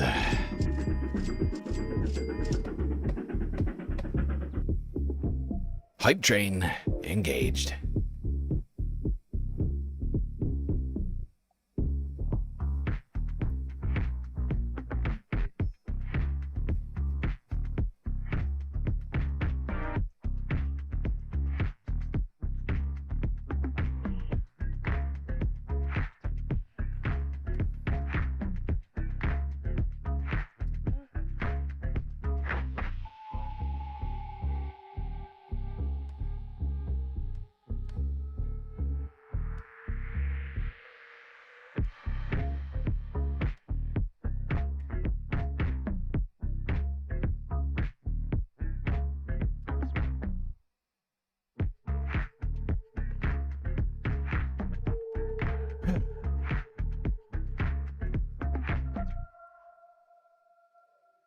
All right, everybody, we are back.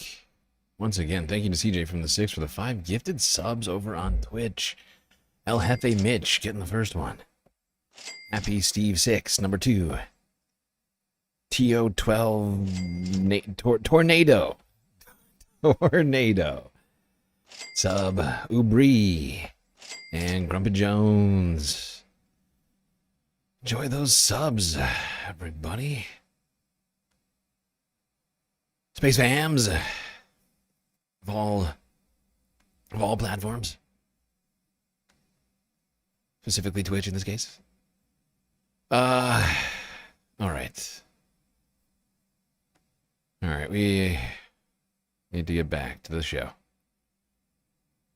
Oh, what a shitty week. All right, we ended the show talking about how the Minneapolis National Guard last night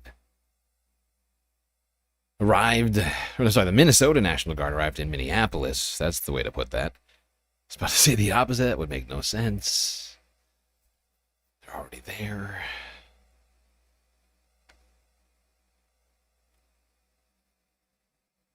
What in the hell was that sound? Okay, let's go here. In the wake of the murder of Alex Pretti, the ICU nurse at the Minneapolis VA who was gunned down in the streets by ICE. It hasn't just been Minneapolis holding protests and vigils. Exhibit A. Los Angeles. NBCLA from 21 hours ago. Deadly shooting in Minneapolis sparks protests and a vigil in downtown LA. Today's shooting also sparking outrage across the country, including here in Southern California, where protesters remained in the streets of downtown Los Angeles. Late tonight, met by the LAPD. We saw some minor vandalism, including some broken glass in front of the federal building. NBC4's Tracy Leong is live in downtown Los Angeles with the latest. Tracy.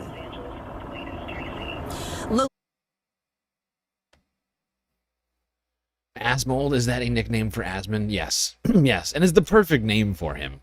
I mean, it's the most fitting and apt possible name. He is just Asmold. He's Asmold with access to millions of dollars. Somehow. Meritocracy, I guess. And Jonathan, it all started here at Placita Olvera, where protesters called for an end to immigration crackdowns and justice for Alex Pretti. They then marched to the federal building for a vigil. Get out the way! Get out the way! Get out the way! Get out the way! Passionate voices echoed through Placita Olvera, where hundreds gathered to condemn the immigration enforcement operations and call for systemic change. The protest was organized by the Party for Socialism and Liberation, the Answer Coalition, and the Democratic Socialists of America LA chapter. Organizers say the demonstration was in response to the death of 37-year-old Alex Pretti, an ICU nurse shot and killed during an encounter with federal agents in Minneapolis. Protesters Jaeger saying 08 his Larson death is gifted part of a 5 larger pattern of subscriptions to the community. So fucked up. Jaeger 8 Larson gifting 5 subs to the community over on Twitch. My God. You space fams really are too much. You know that? I literally just like 30 minutes, not even 30, it was like 15 minutes ago. I was like, guys, we're not going to do a galactic content goal. You know, like, feel free to donate or whatever. And it's like, literally, 15 minutes later, we've officially completed a galactic content goals worth of donations already tonight. I don't even know what to say to you people. I love you. I love you all. All right, who got these subs? Yeah.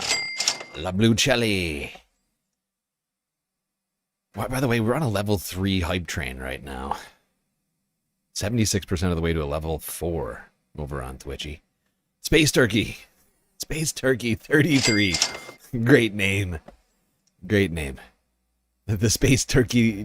The space. I'm trying to think of a fuck. It's right there on the tip of my tongue. I can't think of it. It's like the Space Bird Illuminati. Space Turkey 33. Gobble, gobble. Gobble. Gobble. Gobble. Sorry, I'm getting distracted. Ice King of Space. Titus and Blossom. And DJ Cali Day. Or Call Day? DJ Call Day. Or DJ K All Day? I can't say. Honestly, it's not clear. It's not clear to me either way. Enjoy the sub. Subs flying around all over the place over on Twitch right now. Yeesh. All right, back to NBCLA. Downtown LA, where people are clearly upset about another tragedy. So preventable. You literally have to just do nothing. Alex Pretti, an ICU nurse, shot and killed during an encounter with federal agents in Minneapolis. Protesters saying his death is part of a larger pattern of excessive force and lack of accountability. They're hoping to see more demonstrations where people continue to fight for justice together. I think it's important for us to express our First Amendment right to get involved and engage, to organize in this moment. But this is also a time where I understand why people are scared. Going with a friend is really important, making sure that you're videotaping and documenting interactions that you're seeing.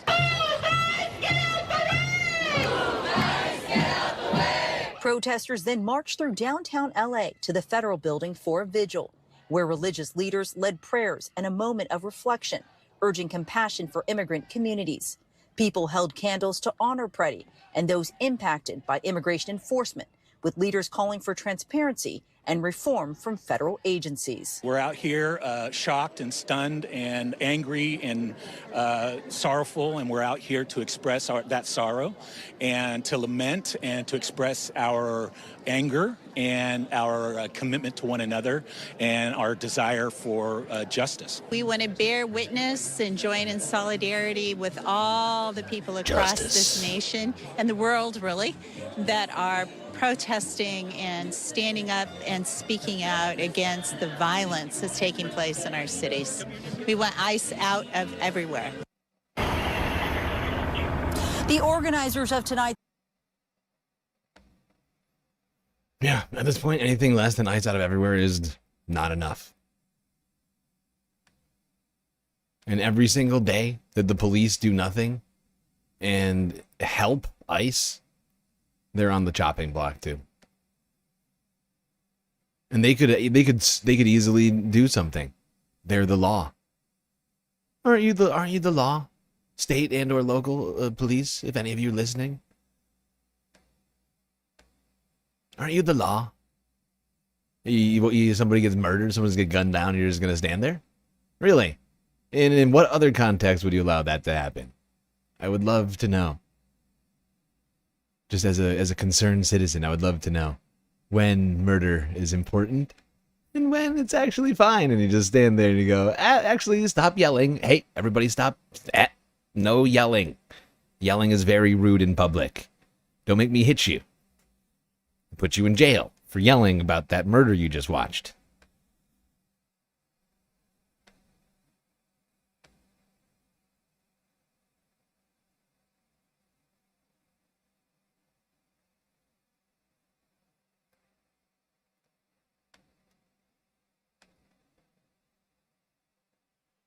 Hype train completed over on Twitch. Level 3, 76%. Great job, everyone. Great job, I appreciate you. Frizzla. With a sweet, sweet super chat. GSL, can we please cover other topics today, too? I get that this is important, but constantly watching people get killed is extremely bad for my mental health. Here's the problem, Frizzla. I actually wanted, like, I had multiple things I would have rather done today. 1, Sunday Fun Day. 2, and I've actually I was planning on doing no work between last night and today, when I ended the stream this morning and today's stream, but I did.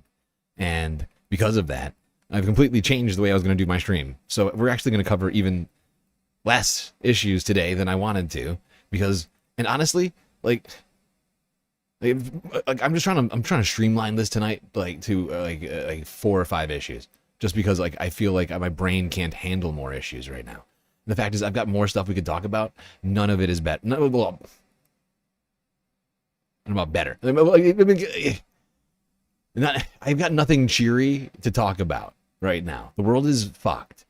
The new Trump world order is in full effect, and the shitification has solidified in 2026 at this point, and I wish, believe me when I say this, I wish I had something good for everyone's mental health. I need it. I hope you know that. I need it.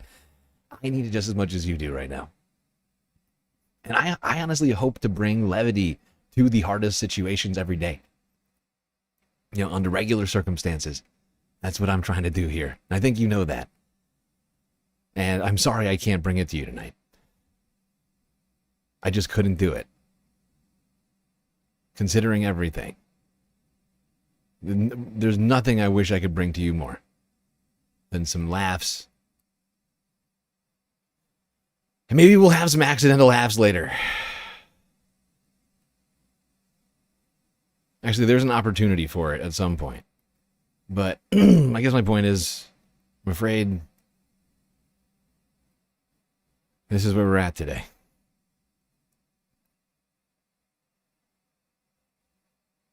All right, everybody. Let's go from California up to Portland. Portland, Oregon. KGW News 21 hours ago, where more people were also marching for the same reasons. Here in Portland, people are protesting today's shooting in Minneapolis. One group organized a rally, then marched to the ICE facility in South Portland. Many are still there tonight. Our Celine Stevens is joining us live now near the facility. I posted a happy video of Zoran on Stream Suggestions.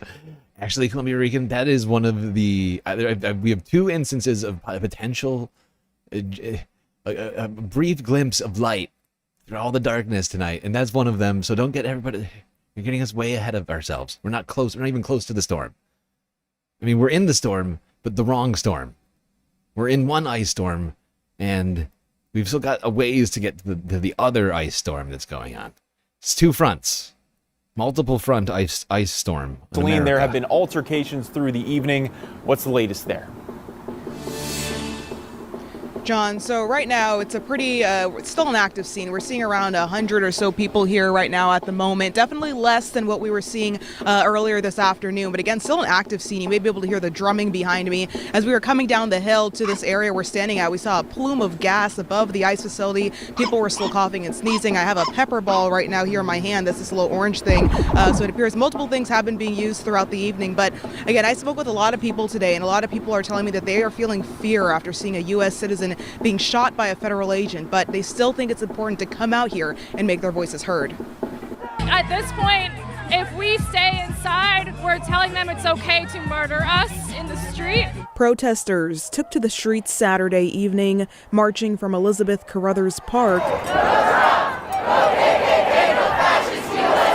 to the Portland ICE facility. It could happen to anyone, community member who does Migros Watch in Portland, people who hand out whistle kits, anybody who stands on a street corner or even dares to film ICE. Protesters speaking out after hearing the news of the death of 37-year-old Alex Pretti, who was shot by federal agents in Minneapolis just weeks after the deadly shooting of Renee Good by an ICE officer. They shot him dead in the street. I'm angry about it, and I don't normally come to these things, but I just thought I need to speak out. I'm a teacher. My students are scared.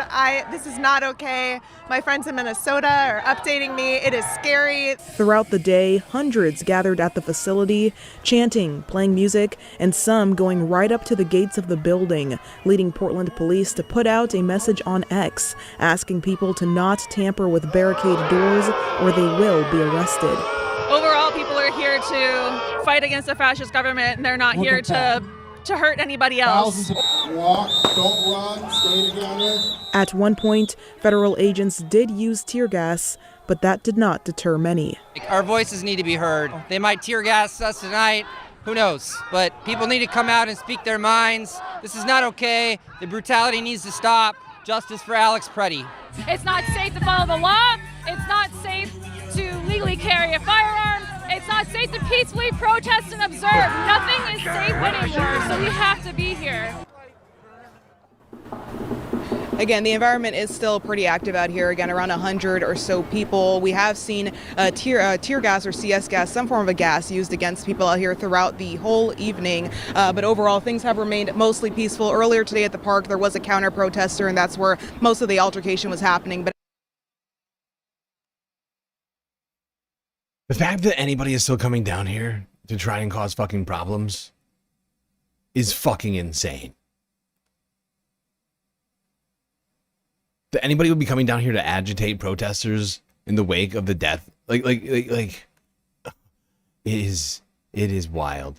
And it shows you just how callous, heartless these people who claim to love God and all these other fucking things all the time. Family values. While parents mourn, fuck off. Fuck off. I don't want to hear about family values, Jesus, the Bible, or I'm going to start a list of things I don't want to ever hear about from Republicans again after everything we've heard and seen over this last year.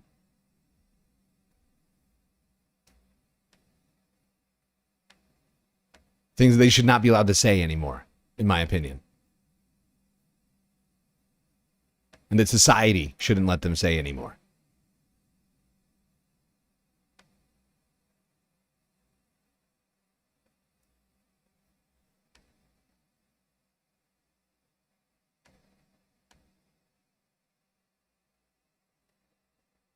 Protecting women while they brutalize and harass and assault women in the streets. I don't want to hear about it. I never want to hear the word.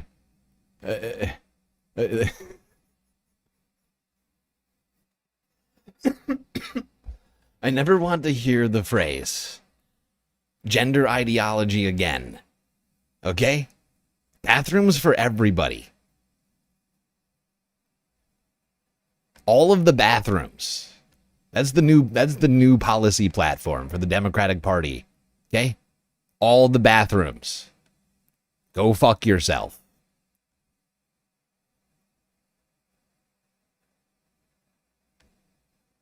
All the bathrooms, all the immigrants, all the pronouns. I'm sorry. Sorry, not sorry. Sorry, not sorry. Okay? Look, sometimes you gotta be sorry, not sorry. It's like, look, I'm sorry, but really, am I? Because actually it's much better for America. And if you don't like it, then you just hate America. You're just an America hater.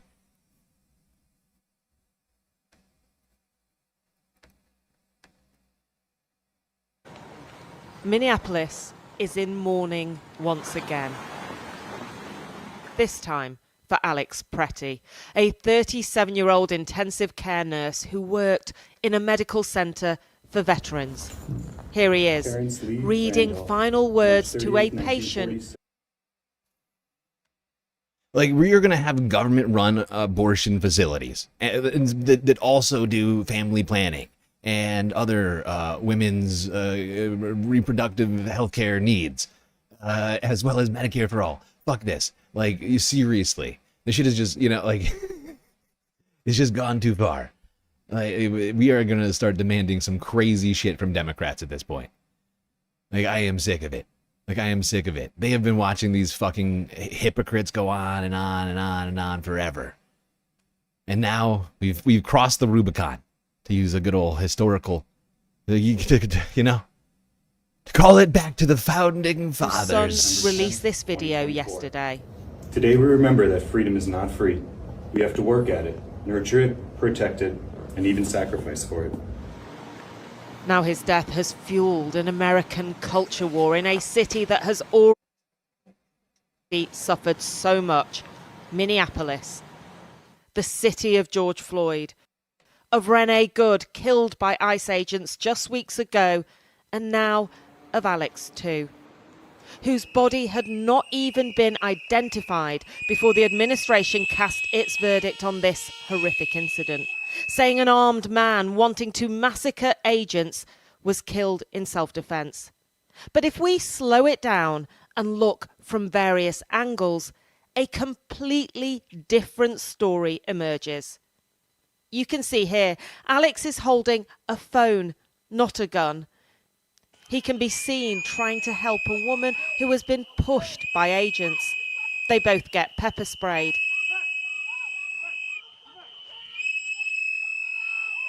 He's pulled away,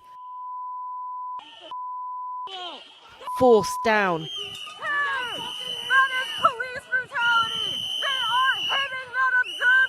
Pummeled by agents in the head. Reports suggest this officer then takes the gun from Alex's holster. At the same time, another officer pulls his weapon, and then 10 shots are fired in 5 seconds. I find it interesting that at least some news organizations decided to do an actual investigation into this since the DHS refused to, and all the evidence seems to be pointing to this was just a brutal gang killing. This is gang violence on our streets. We have a bunch of armed gang members. They're just murdering people. What else do you call this? Killing Alex as the men step back. Alex's parents were informed by a journalist and were passed from pillar to post, calling the police, border patrol and hospitals before finding out the horrible truth. He thought it was terrible. Kidnapping children, just grabbing people off the street. He cared about those people. And he knew it was wrong. He loved this country, but he hated what people were doing to it. They slammed the sickening lie told about their son by the administration, saying he was attacked by Trump's murdering and cowardly ICE thugs, that he was trying to protect a woman, and asked, please get the truth out about our son. He was a good man. After what happened here yesterday, it feels as if something foundational about America is crumbling here in Minneapolis, setting the federal government against the country's own states. It was the president, Donald Trump, who sent thousands of ICE and border agents here, leaving many immigrants too scared to leave their homes, and now 2 American citizens dead. The governor, Tim Walz, has now called in Minnesota's National Guard to try to keep the peace. Who would trust Governor Walz at this point? The man has stood up and encouraged resistance. Fuck you! He refused to partner with us. This piece of shit, puppy murderer, shouldn't be allowed to speak anymore. Who would trust her? Who trusts this fucking woman? Who hears a single word that Kristi Noem says and says, oh, there's a trustworthy woman? Kristi Noem has at least proven one thing to me. You can't believe all women, unfortunately.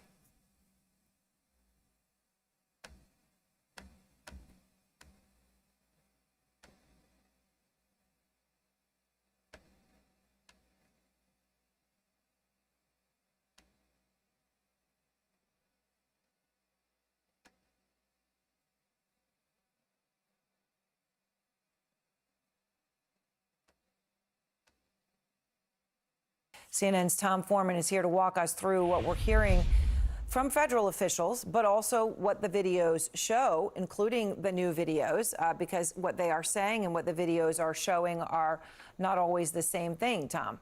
Yeah, very much. I want to start with the very first statement made by the Trump administration in the aftermath of this shooting. It was a tweet by the Department of Homeland Security showing a firearm on what appears to be the seat of a car. And the tweet reads, an individual approached U.S. Border Patrol officers with a 9mm semi-automatic handgun, seen here. You see the picture behind it there. This looks like a situation where an individual wanted to do maximum damage and massacre law enforcement. Now we have this new angle of the video that's just been cleared by CNN, and it shows the lead up to this deadly altercation. This is what I want you to take a look at. Of course, this is disturbing video. Let's take some time though and watch this together. Some things to note. As it begins, you see Pretti out there in the middle of the street. He shows up right in this area here. You start seeing him, and he is at one point using his camera. There he is, right there, and he's pointing to traffic, sort of waving traffic through. At some moment here, you see that law enforcement approaches him, and he backs away as they start moving up on him. He is not trying to move toward them. He's backing away. Then you're going to see one of these officers approach a woman near him and really forcefully shove her to the ground right there. And Pretti starts rushing over toward her. Now they're both getting pepper sprayed at this point. He gets grabbed and he's taken over to the ground here. I'll point out this is about 15 seconds from when officers turned to him. He's now on the ground. They are on top of him. The officers are all around. He does not appear to have a weapon in his hand. He doesn't brandish anything. He doesn't seem to do anything. And then all of a sudden you see one agent in the middle there. Look, he turns away, and that's when the shooting begins. One shot followed by, in our analysis, 9 other shots there. We heard from Border Patrol Chief Greg Bovino. He was asked at what point Pretti brandished a weapon in all of this. This was his answer. Ali, this situation again is evolving. This situation is under investigation. Those facts will come to light. This is important because an important detail, because concealed carry is legal. We know from local officials Pretti had a permit to carry a weapon. Read of the Second and Amendment. Law enforcement analysts here on CNN have raised questions as to why the picture of this gun that DHS shared online was shown on the seat of a car and not in the scene where Pretti was shot. And we now have an answer. CNN analysis shows, if you watch all those videos carefully, you see a federal agent right there who appears to be removing a gun. This is very critical to remember. That piece of video you're seeing right there is happening about a second or maybe slightly less than a second before the shooting begins. Now, it is just video. We have to look at it. There will be a lot of questions here, but that's the reason people say you have to have a truly impartial and fair investigation here, because if he removed the gun before all this shooting broke out, then why is this man now dead? It's really quite a remarkable series of events all coming together here, but almost all of them, Aaron, contradict the story that came out of the Trump administration early on today. And let's go now to our senior law enforcement analyst, Andrew McCabe, also the former deputy director of the FBI. So, Director McCabe, what do you see in all of this so far from the information that we have from the video you've watched? Sorry, I'm struggling to cool down over here after having to listen to Kristi Noem talk. I forgot that there was a clip of her in there. I've been unable to listen to her without going into a fucking rage.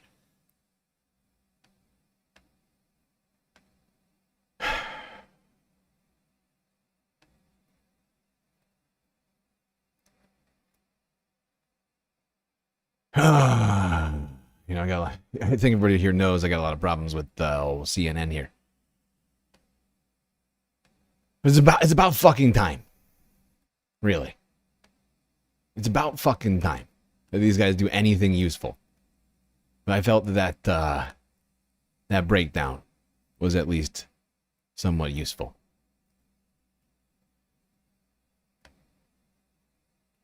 They're constantly like just funneling this like garbage to us all the time. I wonder what it'll take for them to actually wake up. Like fully wake up. You know? Because they're not awake over here. They're still sleeping through it. Aaron, look at Aaron's face. Aaron's sleeping through this shit right now.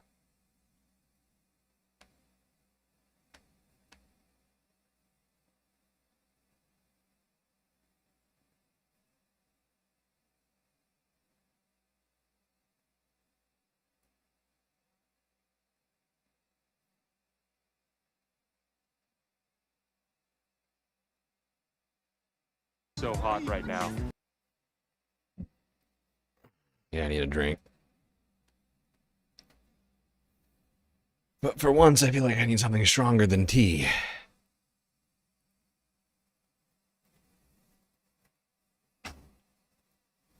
You know, I drink a lot of tea and energy drinks. It's usually more tea than energy drinks. Actually, it's almost always more. I mean, it's like 98% tea. And once in a while, I'm like, I need more. I need energy drinks. Today is one of those days. I got energy. I decided not to go further than that. But I thought about it.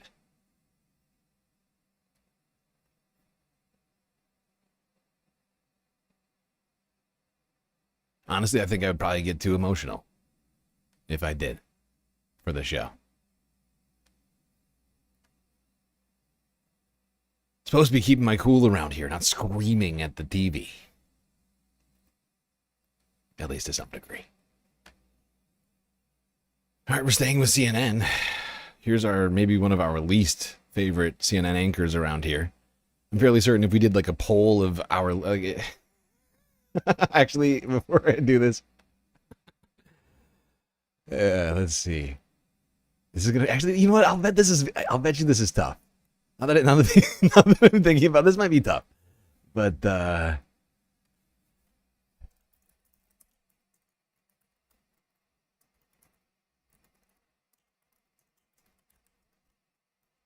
whoopsies.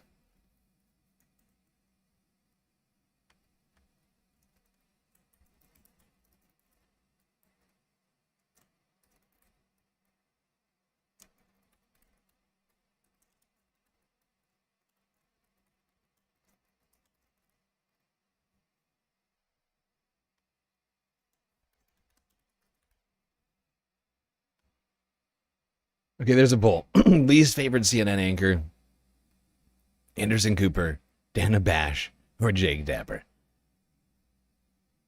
Get in there, Space Fams. Dana Bash is 67%. I knew that. I called it. This is, may I present to you, at least as of now, tied for first, now back to first, tied for first, now back to first.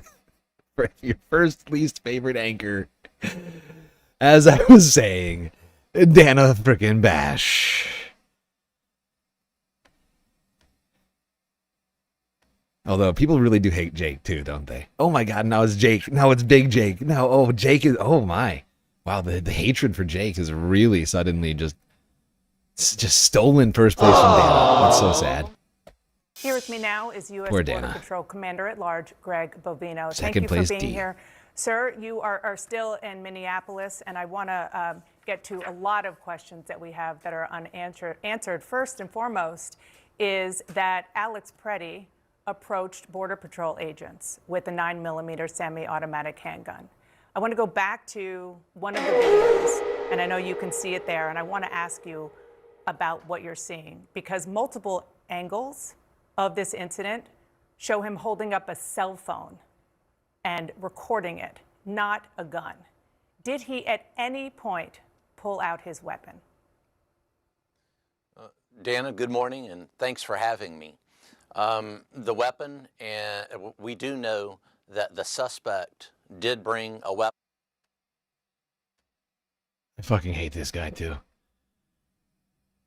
Evil Gomer Pyle. I saw somebody in chat yesterday call Gregory Bavino evil Gomer This is Pyle. the very I think that's definition possibly the very of best. totalitarianism. Especially in terms of like it really is, that hits on so many angles. Like you really, I can't remember who said it. But you deserve a pat. You pat yourself on the back. You know, he really nailed it. Especially with, in my opinion, his fucking voice. I can't unhear it now. Like I wasn't thinking about it before, but now that you've said it, you've like planted a seed, like a seed in my brain that I cannot get rid of. Lisa Dornack, Dornack, thank you for the follow on Twitch. He's not helping. No, he's not helping. This is Heinrich Mueller. Of course he's not helping. Loaded 9mm high-capacity handgun to a riot. We do know that. As far as what happened in that intervening moment, a riot? With the video that you a riot. There was like 3, 4, like there was like 3 or 4 people out there. Not a fucking riot. A riot? Words have meaning, and a riot this was not. Showed. That's going to come to light through the investigation. That's being investigated, and those facts and those questions will be answered soon enough. Okay, but the Homeland Security Secretary is not waiting for that investigation to take place before saying that Alex Pretti was, quote, brandishing. Shut the fuck up. Shut the fuck up. No.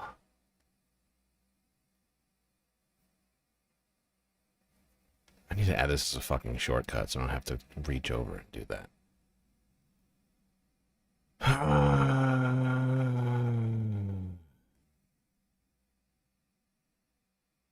Shut the fuck up.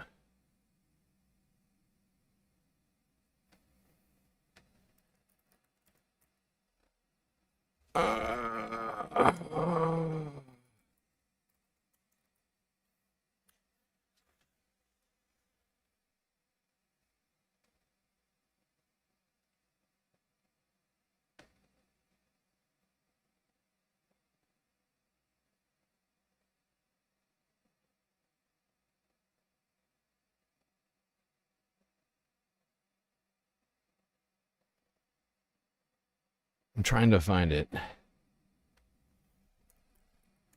I'm just going to have to get the link from the Discord. I'm just going to let these assholes talk. A weapon. Let's go to video 7 because, of course, you know this far better than I. The definition of brandishing is waving or flourishing something, especially a weapon, as a threat or an anger and excitement.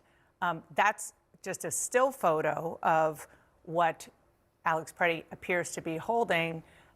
There is nothing that we have seen that showed him, as Secretary Noem said, brandishing a weapon. Have you, sir, seen something different to support what the Secretary said?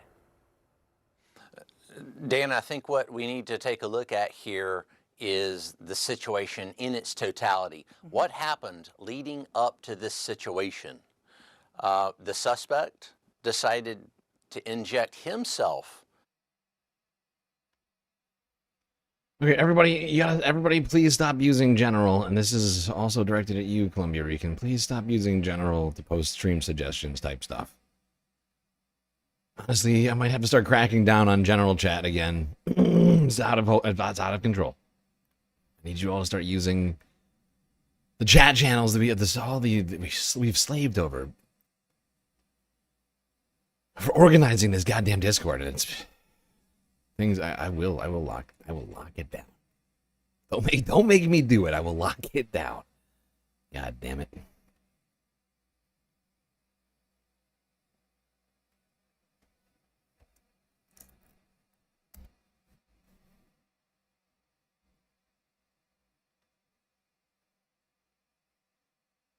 Okay, I'm sorry everybody doesn't know what's going on here. Somebody posted something in the Discord.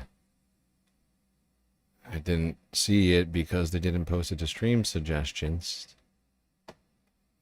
It's weird how that works.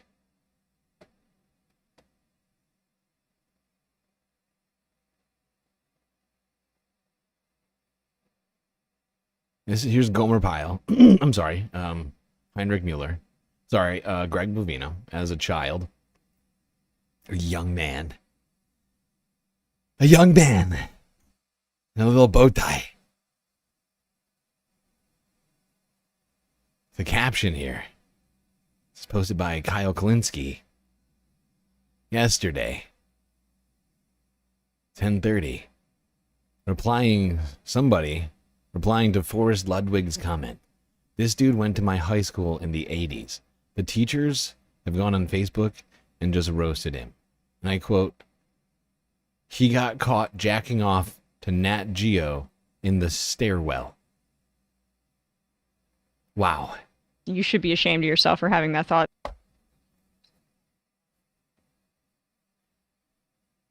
Wow. Nat Geo in the stairwell. This guy. Oh, this is his new nickname. Let's listen to Nat Geo. See what Nat Geo's got to say. Hold on. Hold. Please hold. Please hold.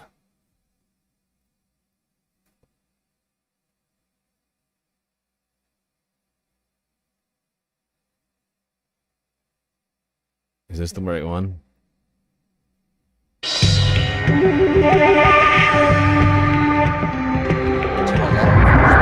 What's not being said here is the fact that Border Patrol agents and law enforcement were conducting a targeted law enforcement effort against a violent illegal alien that was nearby, and that suspect injected himself into that law enforcement situation with a weapon. And what happened between when that situation first came about and the shooting, that's going to be investigated, and we're going to get to the facts of that. Well, you said yesterday that this looks like a situation where the individual wanted to do maximum damage and massacre law enforcement. What evidence do you have that he wanted to massacre law enforcement? Because all the videos that we have, and I do want to, we just have a still shot up now, but I do, control room, want to play one of the other videos. Let's play video number 1 again. It doesn't look anything like he's trying to massacre law enforcement. In fact, he was filming, and then it looked like he was trying to help another individual there who was pushed down by law enforcement, and then they went after him. In fact, I believe that the fantastic training that our law enforcement partners have, the fact that they're highly trained, prevented any specific shootings of law enforcement. Oh, thank God, no ICE officers got shot in the murdering of an American citizen. Oh, whew. Phew. Nat Geo. Oh, thank God. Oh, what would we do without him? I can hear the sounds. I can hear the sounds of the wild calling. Nat Geo. Thank God the ICE agents are spared.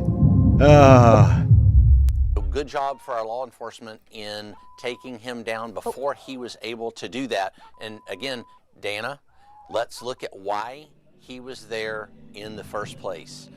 Was he simply walking by and just happened to walk into a law enforcement situation and try to direct traffic and stand in the middle of the road and then assault, delay, and obstruct law enforcement? Or was he there for a reason? Did he fall victim to that violent and heated rhetoric by a Mayor Fry, a governor? Wait.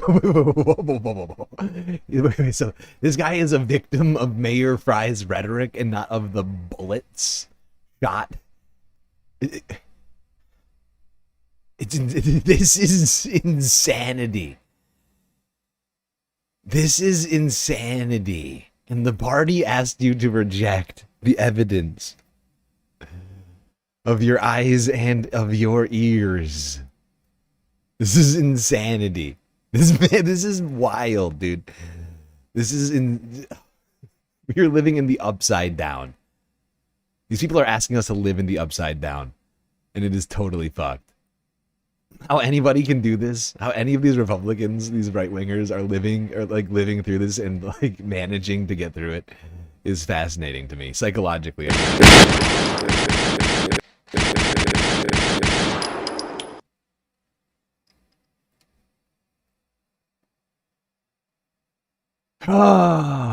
Wasn't the bullets, it was the words of Jacob Fry this man was a victim of.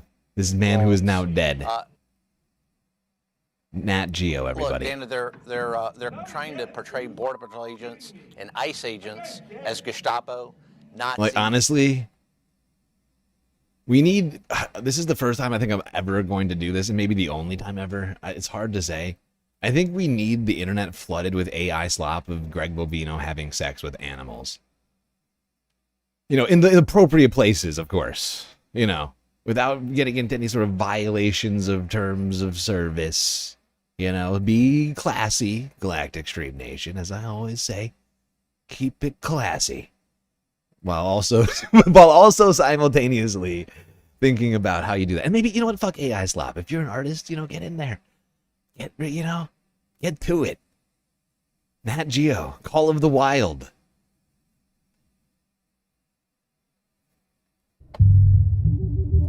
In many other words, did this individual fall victim, as many others have, to that type of heated rhetoric? I want to stay focused on this incident right now, because what you were saying is that he went there to try to stop this law enforcement operation. All of the video that we have seen shows him documenting it with his cell phone, which is a lawful thing to do. And the only time he seemed to interact with law enforcement is when they went after him when he was trying to help an individual who law enforcement pushed down. So where do you have the evidence to show that he was trying to impede that law enforcement operation? Sure, Dan, at first he was there in the scene. He was in the scene actively impeding and assaulting law enforcement to the point. But that's not illegal. He wasn't Dana, impeding it. He was filming it, which is a legal thing to do in the United States of America. Dana, let's don't freeze frame adjudicate this now. He was there for a reason. That reason was to impede law enforcement to the point. What evidence do you have of that? And here's a good point, Dana, is the fact that de-escalation techniques were utilized during this action. Those de-escalation techniques? That's what we're calling murder, really just blasting somebody that's de-escalating things. De-escalated. Great job, team. Go, go, go. Escalation techniques, whether it was physically trying to remove them from that law enforcement scene, that active law enforcement scene in which law enforcement were going after a violent illegal alien, or the use of pepper spray, which is another de-escalation technique. Those techniques did not work. Officers always try to use the minimum amount of force necessary to either effect an arrest. The minimum amount of force necessary. Dude was disarmed and on the ground, surrounded by a dozen dudes, and he is dead. And he is dead. That is not the minimum amount of force necessary. That is in no way can any sensible human being say that was a reasonable amount of force. That was the minimum amount of force necessary. It's just, there's no scenario where that's true. The dude was not on his feet. He was on top of another civilian.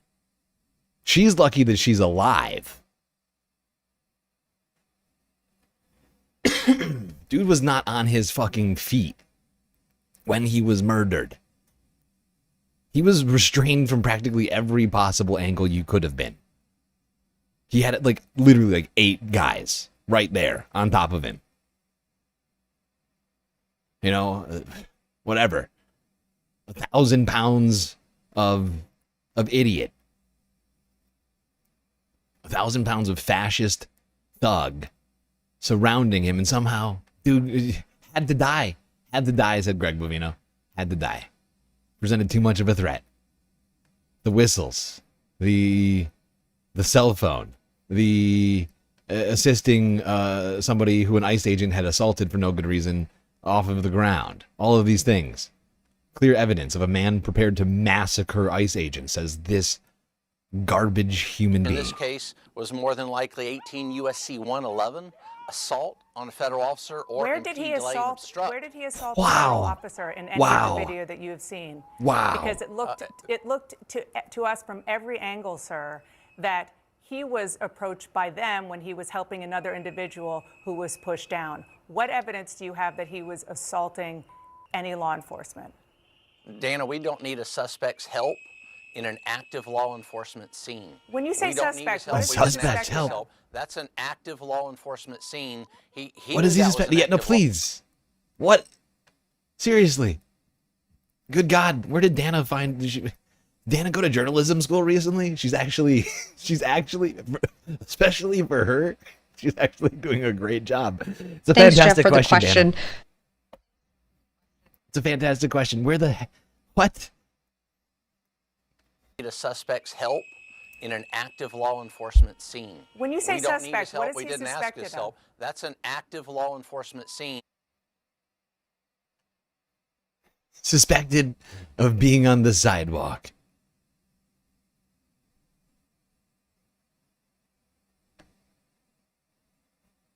Oh my God. Suspected of being on the sidewalk with a cell phone, helping a woman up. It's a crime. Punishable by.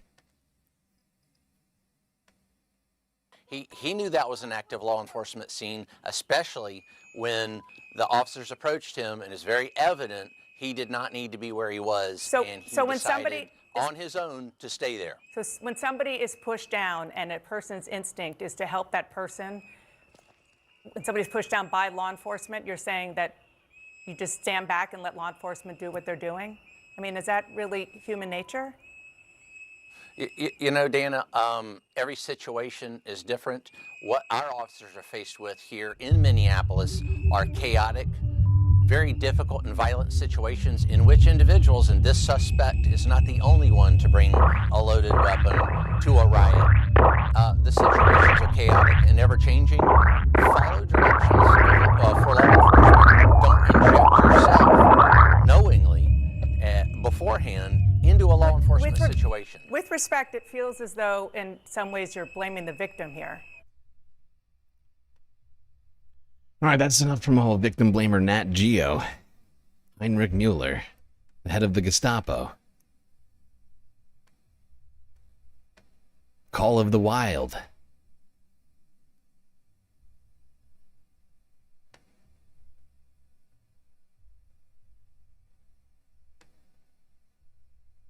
Didn't have a lot of great answers there from old Greg. From Greggy.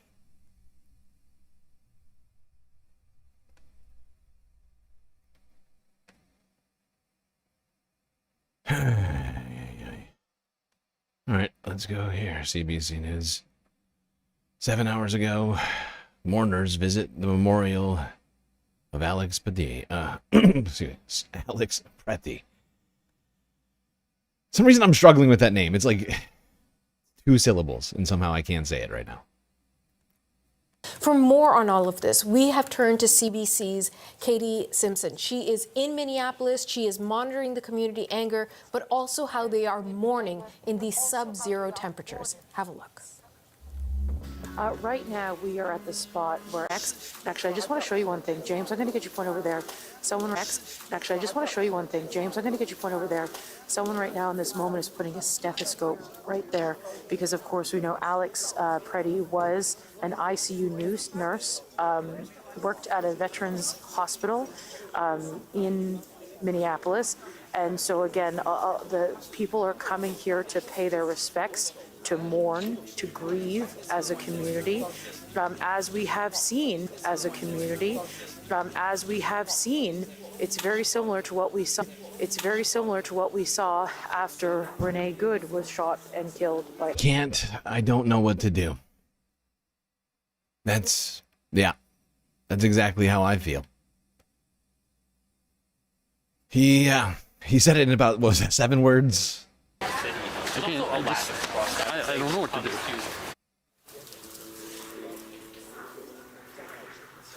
So that really is the sentiment. We've spoken with a number of people here this morning, and it's a mix of heartbreak, devastation, and then anger. So much anger as they want the ongoing immigration enforcement operations to end in their community. Katie, let me ask you, as the community is dealing with the emotional side of this, there's of course the investigation. And where do things stand now? What happens next? You know, a short time ago, we actually saw local investigators who are part of a special investigation team. They are not affiliated with ICE or the federal government. They actually asked people who here are mourning and observing to take a step back, allow them to process the scene. They needed to do it for about 20 minutes. And we saw, you know, people here saying, yes, okay, take a step back, because there's an ongoing fight about who is going to lead this investigation. To say that federal officials have no credibility within this community, at least from people that we've spoken with, the people that have come here today and the people that, you know, we've talked to already, they don't believe what it is the federal officials are saying about this when people like Kristi Noem, who's the Department of Security of Arm the puppies.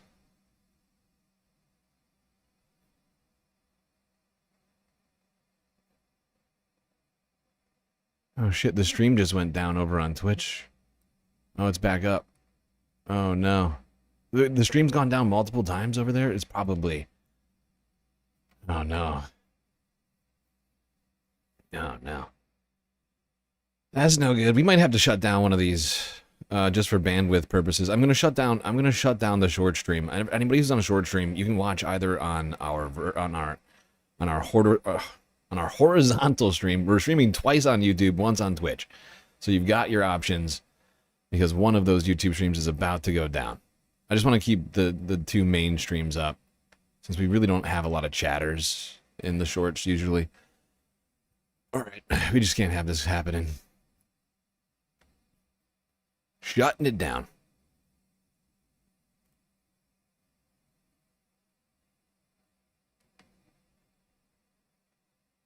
Twitch is back up. Everybody, Twitch is back up.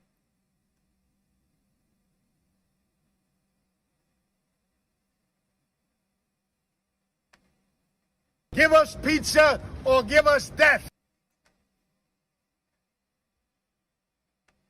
Okay.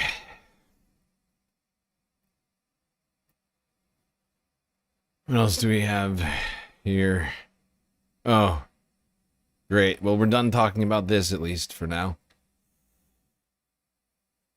Although somehow I don't want to stop talking about it. I don't know if you know what I mean. Like, I actually, to some degree, am like struggling to pull myself away from this topic because of just how fucked this is.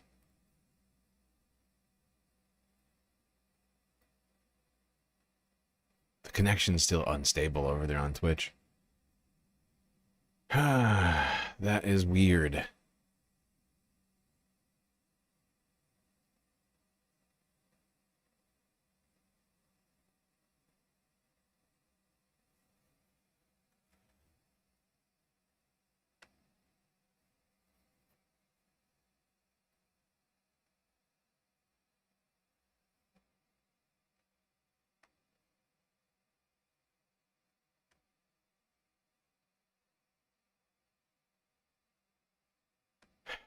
All right, let's go here.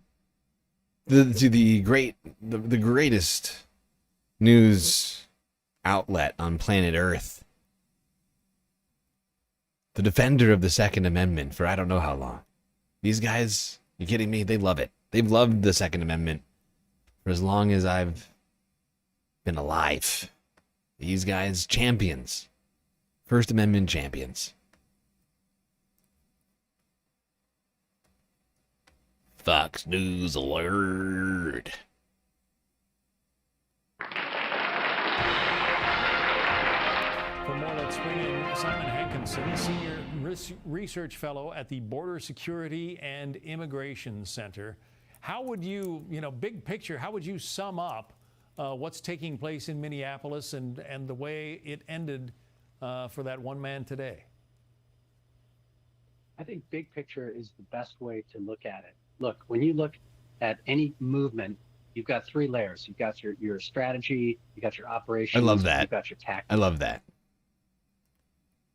I love that. I just love that first thing from him.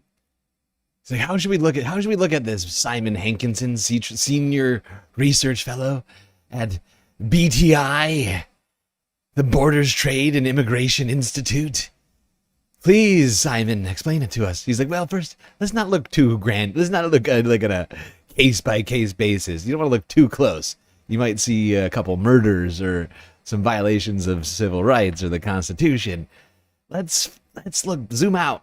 Let's zoom out, You've says got Simon. three layers. You've got your strategy, you got your operations, you've got layers. your tactics. The tactics in this case are, let's get out and block.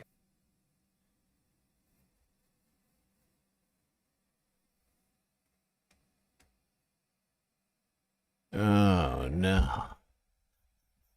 We keep going down over here.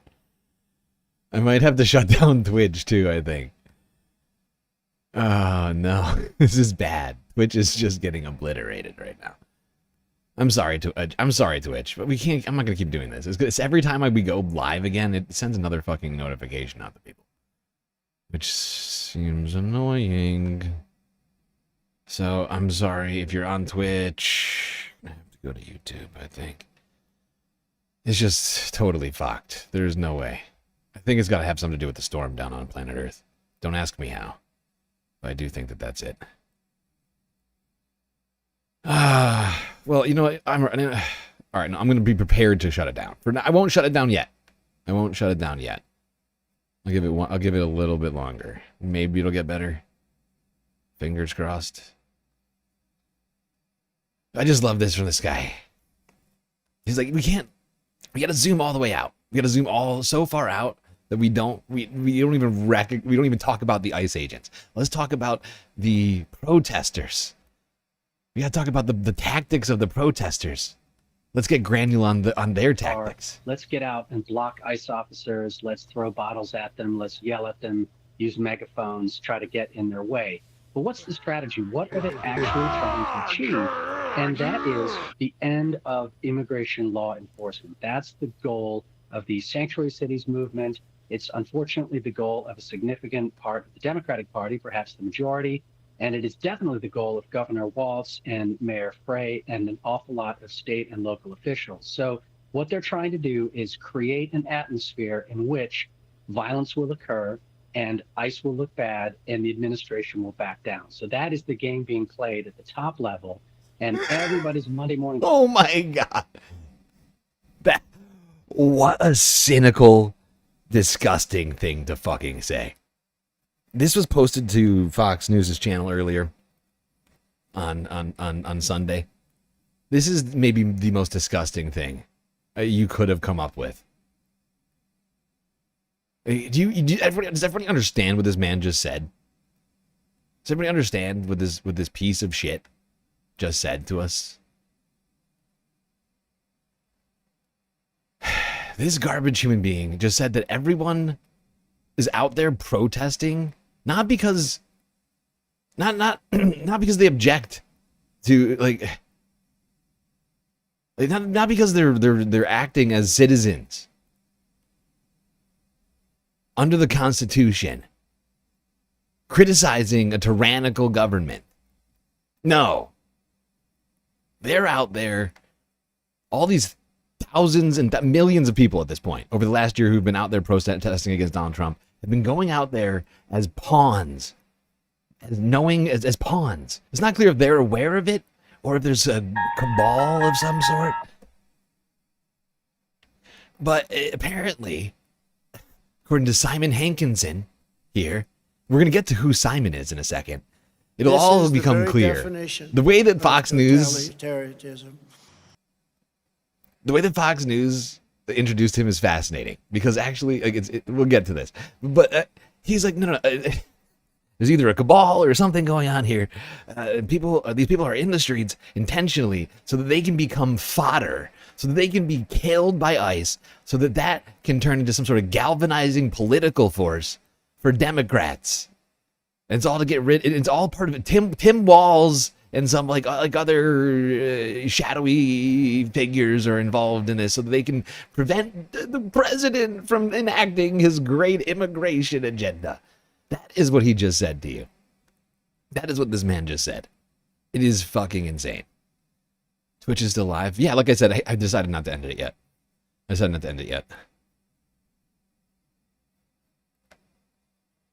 Quarterback. But by the way, I looked into this organization. Now, I didn't look into this guy in particular. I looked into the organization that he works at, this Border Trade and Immigration Institute.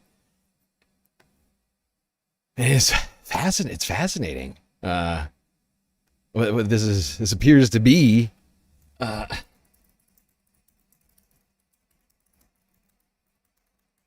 Border Trade and Immigration Institute.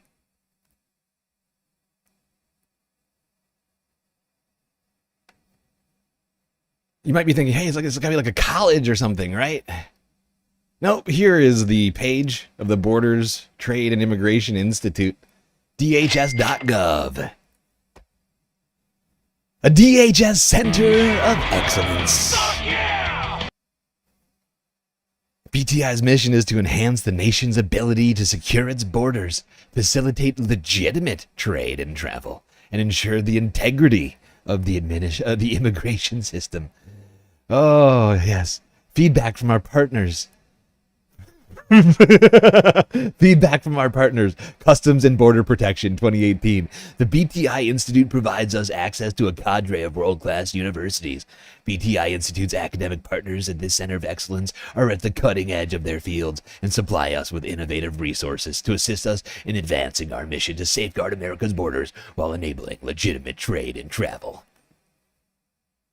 Dude's literally a government-funded think tank. Like they should have just introduced him as part of the Trump administration. Like, this guy is part of the Trump administration. He's getting paid by the Trump administration right now. And yes, just like everybody else in this government, apparently he could be fired by them too. So his job is on the line here. He's got to come out. He's got to sell this. And that's how he decided to sell it. And this is who Fox News had come on. And you know, to obfuscate the fact that he worked for the Trump administration directly is disgusting. It's disgusting. It's journalistic malpractice. But of course, that's what these sort of fucking like shadowy right-wing sort of think tanks always do. They try and like obfuscate where the money comes from. They tend to give these things like, you know, vaguely libertarian sounding names. Oh, Moms for Liberty or whatever. Americans for Freedom. Funded by the NSA.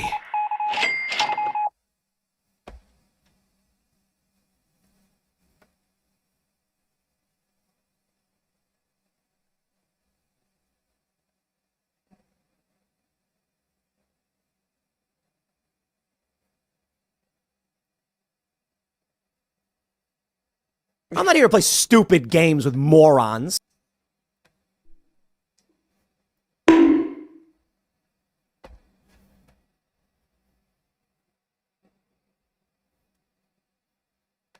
Yes.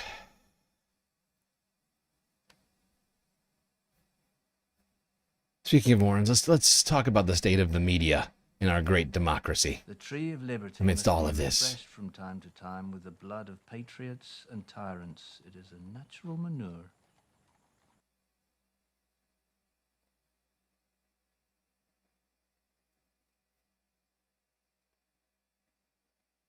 One of my favorite newscasts is CBS News because Tony Dokapol only talks to real world people outside of the president and Machado from Venezuela and Marco Rubio and except for all of the high level government officials, he only talks and gets information from real people.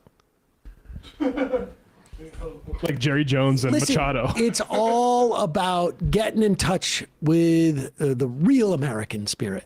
And apparently, according to Prem Thakur over at The Intercept, also a great reporter. I believe Prim's now at Zateo. Yep. Oh, it's Zateo. Excuse me. Sorry. It's Zateo.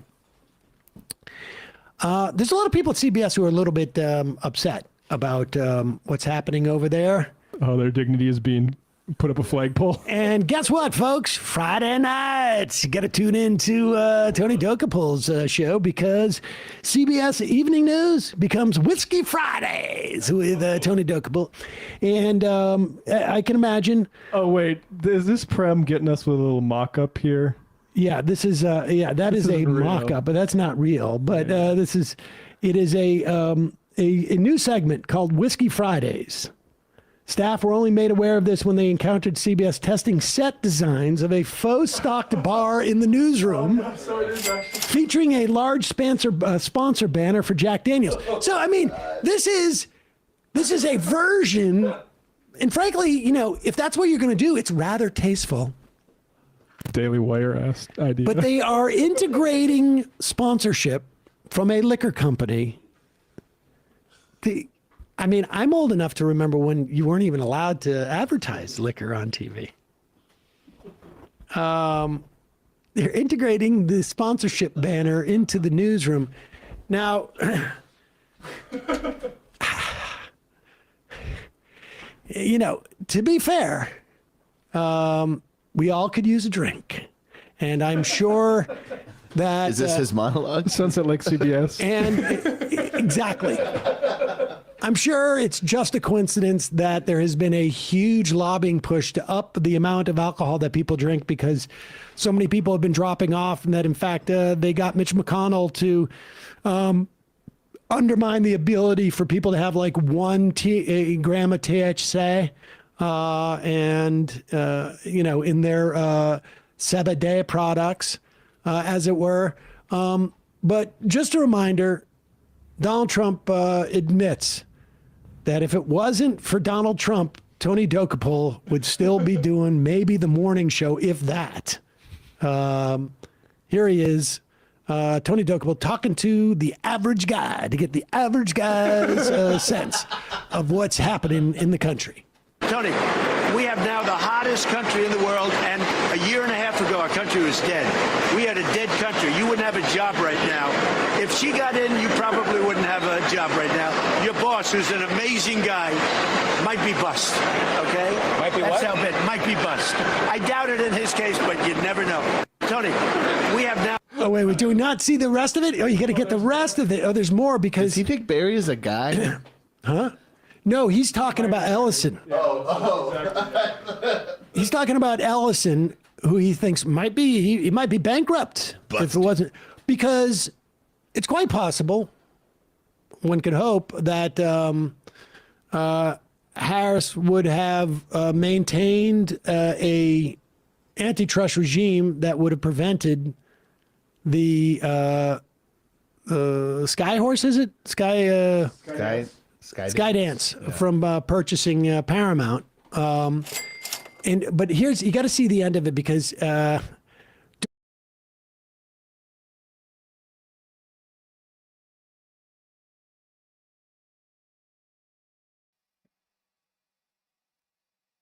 back.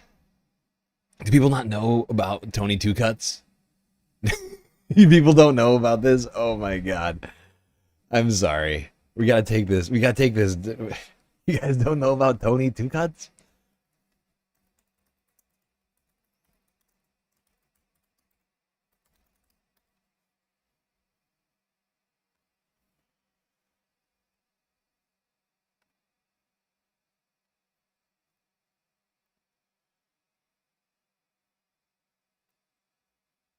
The New Republic. Tony Dokapil. April 10th, 2024. My adult circumcision. How I made the cut for my new religion. I understand the world doesn't usually think much about adult male circumcision. I can't read it. I can't do it. I can't do it right now. Just kidding. Bull strikes back. He's not going to let the. This is the only pushback, and so this is like the biggest pushback that he gave for the entire interview. Go ahead. Cut your meat. Cut hottest country in the world. Tony, we have now the hottest country in the world, and a year and a half ago, our country was dead. We had a dead country. You wouldn't have a job right now. If she got in, you probably wouldn't have a job right now. Your boss, who's an amazing guy, might be bust, okay? Might be That's what? how big. Might be bust. I doubt it in his case, but you'd never know. Let me just tell you, you wouldn't have this job. You wouldn't have this job, certainly whatever the hell they're paying you. Our country is rocketing right now. We have the hottest country in the world. If they got in, we would be Venezuela on steroids. Mr. President, I'm just trying to be fair here, just trying to do my job, and I want to talk about this assembly line here. To me, it's vibrant. Listen to the sound. It's incredible, right? I love the sound of an assembly line. It's incredible.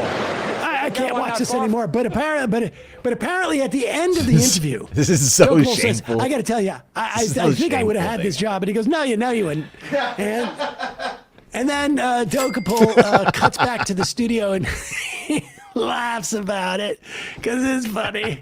Just some locker room He's talk. probably right. We're just joshing. It's just the president, the guy who's basically responsible for me having my job as a reporter. Nothing weird about that. Just a couple of guys, just shooting the shit, just shooting it. 2 cuts. Cyclone Cheeto. And Cyclone Cheeto. Cut your meat.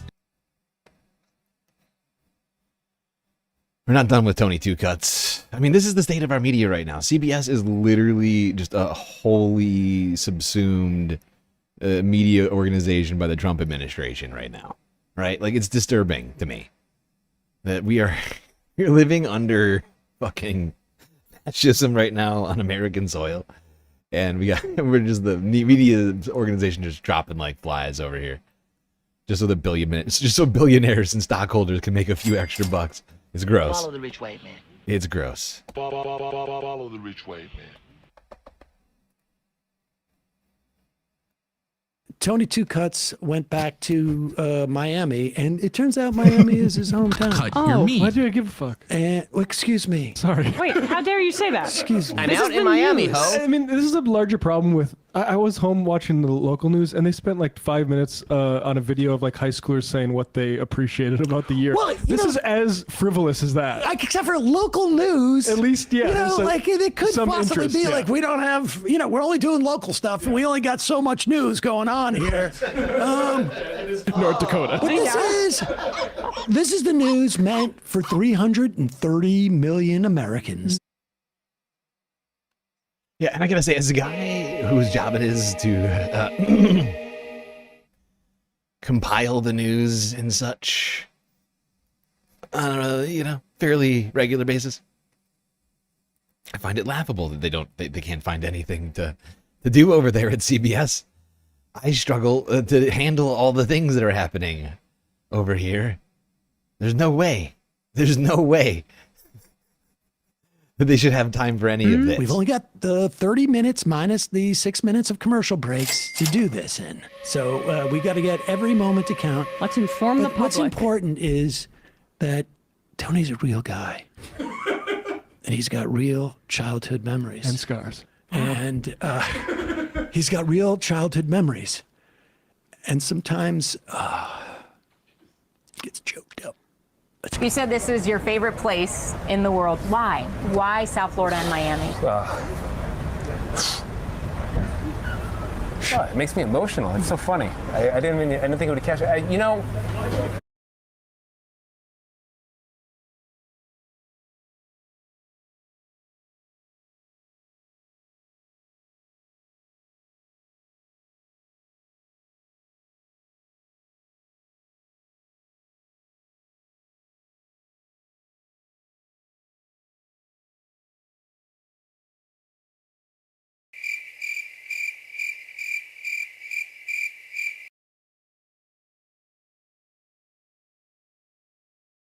I'm out in Miami, ho.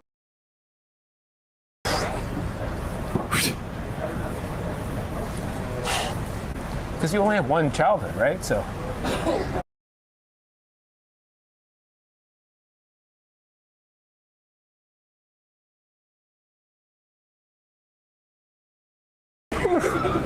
get a second No, here. you're okay. I can relate. This is home. I remember playing N64. Mom's Yeah. basement.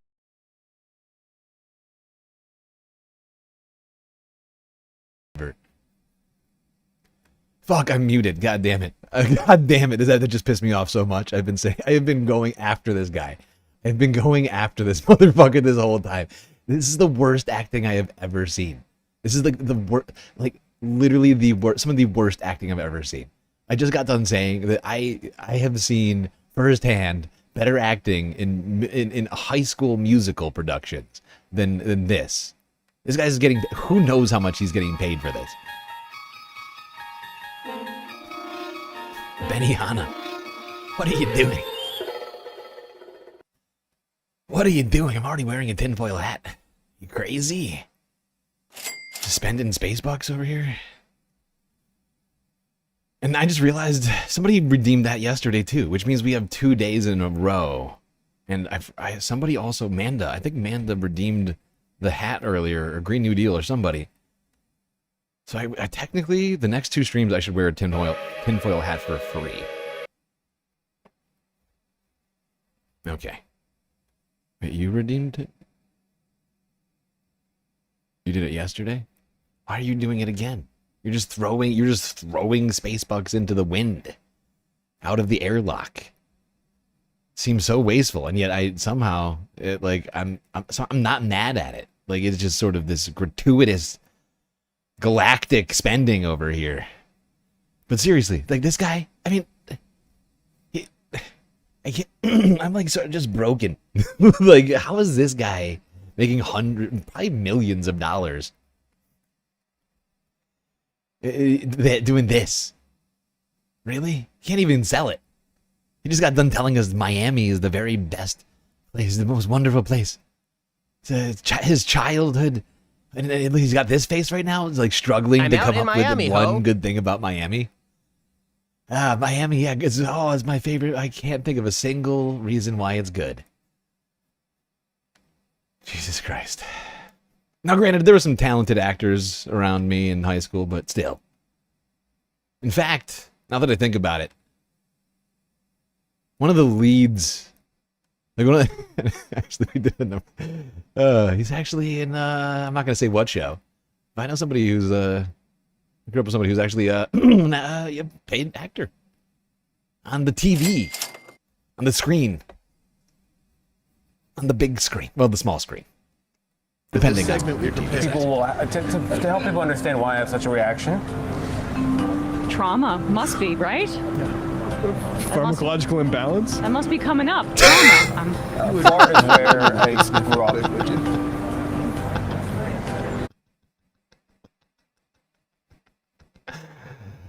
Oh my god, I love how he like squinted his eyes for a little bit, and then he's like, okay, there we go, I got it going. Like he's like, oh, but he still has nothing to actually say. Like, he's managed to get the face right at this point, kind of, but like he just has no words. We didn't get a lot of sleep, so. Yeah, my grandmother's here, my father, my mother, my aunts and uncles, cousins. And it's where I would have spent all of my childhood, but we left. Because of my father, he got in some trouble with business. It's like, we laugh about it now, but he was a drug dealer. But he was a drug dealer, he went to jail. It's kind of a ha-ha thing that we say now, but the reason it's so emotional for me is because I feel like I was robbed of the full Miami experience. So when I come back, I'm always like, your dad was a busted drug dealer. I'm out in Miami, I really love it here. Yeah. But it changed the trajectory of your life. You may not be back here today had you stayed here in the first place. You never know. It's so crazy. But like, this should have been my home for the whole stretch, right? So to have it and then to lose it, it just kind of rocks me. So I didn't expect to feel that, but whenever I'm here, it really does feel deeply like home. And I wish it had stayed home, you know? Wow. And I know that's how a lot of people here. Talk to a therapist. He moved to Maryland when he was 6 years old. I'm out in Miami, well, it sounds like, I mean, it's obviously the trauma of his father going to jail because of, he wrote a book about this, and I think this is definitely something that might be interesting to someone watching something other than the news. I don't know. If I was his therapist, my eyes would start glazing over anyway. I mean, I suppose one likes to think that one is not necessarily that like sort of easily triggered by being on TV and like and I don't know. It unleashes a lot of questions about the father issues, and maybe that's why he's looking to placate people up top and whatnot. I can tell you that. Are you going to address When you go home to Worcester? No, we did a live show in Worcester during the break, but we had to scrap it because Sam was too emotional. No, I just We only got 3 minutes on the news for this, Sam. I know. We Come on. Take your time. It's all right. It's all right. Plenty of time. We'll just kick off the El Salvador segment. Saul had asked me about asteroids, the video game the other day, and one of the things I did in Worcester was to go downtown to the Dream Machine at the Worcester Center Mall and play asteroids, and I just remember the day that the machine was out of order, and I was like, I'm gonna go play centipedes, and I had a dollar, and it was I put it into the change machine and nothing came out, and of course they didn't have somebody working at the Dream Machine that day. You were robbed of the experience? And I just walked around I want to go and didn't back. have the dollar, and now it's like you can't. There's no arcades where they tore down the Worcester Center. You only get one child. They took it from you. Yeah. And look you at want to what go back. Look at what they took from you. They. Why on earth do any, like, I wouldn't care if that was Cronkite back from the, like, dead. Oh, I asked know. about that. Like, Henry Kissinger, we salute you. it's like being back I mean, home. like, listen, I mean, it's, if you want to talk on point about, like, yeah, it was difficult. I have the associations of having to move here, which was sort of traumatic because my father went to jail in a way that was unjust for marijuana laws at the time. And so, Miami, I have a weird reaction, et cetera, et cetera. And, maybe that's on, like, what was that? What was that show on? That wasn't on the Adult CBS Baby. News, right? That was on the CBS, like, morning show or something, right? I mean, it couldn't have been. It has the CBS News logo Yeah, on the lower left. Well, This could have been. You're a little baby.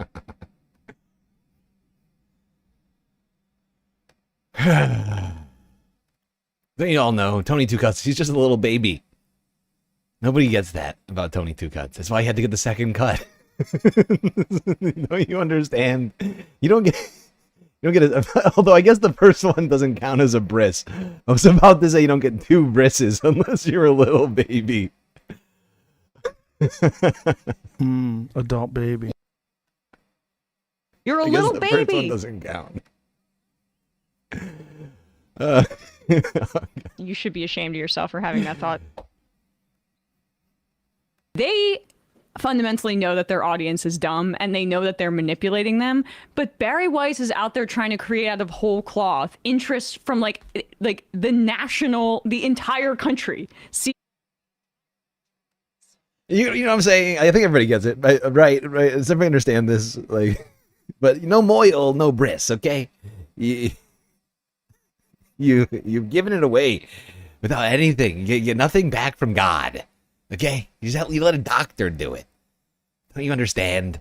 And God does not look kindly upon those who just willy-nilly give away their foreskin. Sorry. yes, is I'm basic sorry. cable. It's supposed to be broadcast for everybody, and is trying to manufacture a politics that is so deeply unpopular. It doesn't even have a constituency like the Fox News people do, except rich guys and rich Zionists in power, basically. There's a lot of different ways you can make utility of that by simply saying using the CBS imprimatur. I mean, I that's know. how Dick Waxed Cheney down. sold the Iraq War. was published in the New York Times. But they're not even doing it artfully. Not yet. Atmosphere. With Maduro now out, that base of power and influence could be out too. All right, to other news, as you just heard from Jill. Well, to other news now, to Governor Walz. No, we're going to do Mark Kelly. First day, big problems here. First day, big problems. Well handled. Are we going to go into Jonah Kaplan? Big problems. We're doing Mark Kelly, possibly demoted from his retired rank of captain in the Navy. Hegseth issued what's known as a letter of censure for the Arizona Democrat over his participation in a video that called on service members to defy illegal orders without specifying which orders he had in mind. Hegseth called what the former combat pilot and astronaut did an act of sedition. Now we go to Minnesota. A surprise announcement from the Great Lake State. Well, first off, here's a tip. When you're having big problems, you don't want to say big problems. Yeah. A what now? You know, you can say things like, well, folks, this is what happens with live television. Yeah. I can tell you, believe me. And hopefully we'll get these kinks ironed out. But back to the news. They'll just be like, I'm panicking. I'm panicking. But I also just like how the fact that, I mean, just outside of this sort of like problems with form and sort of dealing with those incidents that come up, Mark Kelly had nothing to say about that. We just hear Pete Hegseth's justification as to why Mark Kelly should be demoted and attacked for literally putting a video out that says, you should remember your oath says that you don't follow illegal orders. Yeah. Mark Kelly had nothing to say and the about it. caveat, he did make it clear which orders. Right. Illegal orders is pretty clear. Yeah. Pretty. Also, here's some unflattering pictures. I feel like I understand it. Yeah, you're right. Well, yeah, but you've had the training. Yeah. Please don't demote me in retirement. That would really hurt my feelings. Immediately, if not sooner. He's senator now, and now he's you know, whatever. The freaking guy was an astronaut. Yeah. Oh, Smarty Pants thinks he's better than me. Yeah. Calling from a 617 area code. I'm going to need a minute. 617 is the area code that I grew up with prior to the time that they switched it to 508 because they ran out of numbers in central Massachusetts. And so when I was a kid, my first three numbers on my area code was 617. And now, when I talk to someone from Worcester, it's their number starts with 508. So I'm just go ahead. What's your name? I know where you're calling. I'm so happy to be part of this moment. This is Manu from. I'm from North Boston, but I'm now live in West Virginia. So West Virginia starts with a W, and where I grew up, Worcester also starts with a W. Mountain Roads also took me home. That's true. There are 7 hills in Worcester, just like Rome and Paris. Oh God! I grew up really close to Kowloon's. I'm not sure if you ever performed there, but I grew up. I actually did perform at Kowloon's. I specifically have actually told this story to Brian. I went up there and remember doing a joke to the effect of, I know what you're thinking. What's Andre Bresson doing up here? And someone in the audience turned to his buddy and said, I told you he was a fag. They've since closed Kowloon's. It's gone. I think that maybe if I had told a different joke, I would have had more opportunity to play at Kowloon's. But now it's gone, and I never will.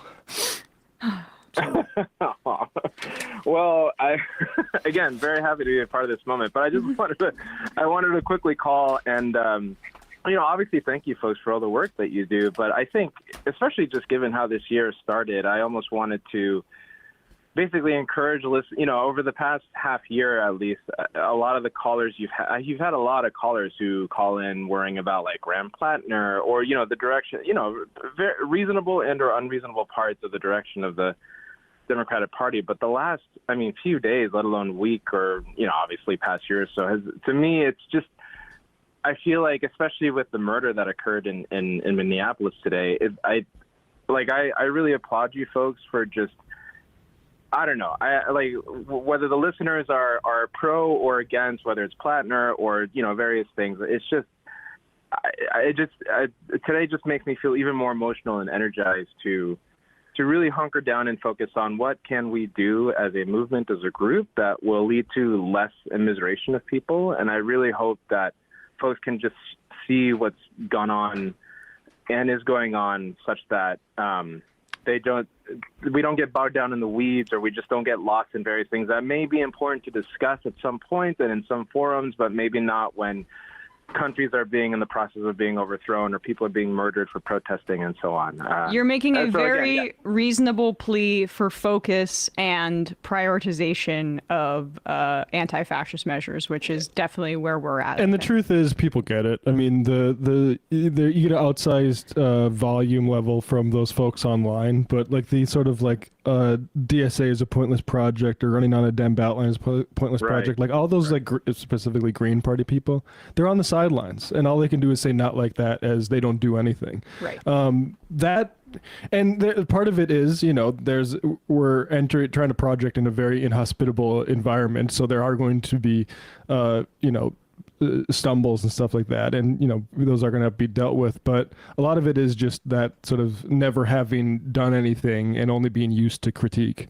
And but I think like Zoran and like people are proving, like, it's not just Zoran, and Seattle just elected a DSA mayor too. Yeah. Like people are actually doing this stuff, despite all the people who are saying not like that on the internet. And so I think the people that are like us, that want to see things done and aren't just like trying to like do symbolic manipulations, should take heart and not get so bogged down in the fact that there's a vocal minority.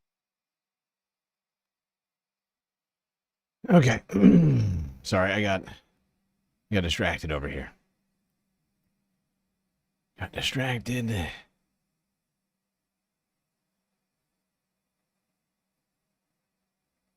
How are we doing on time? Actually, that's a perfect time for us to take a break, because we're almost 4 hours into the stream right now.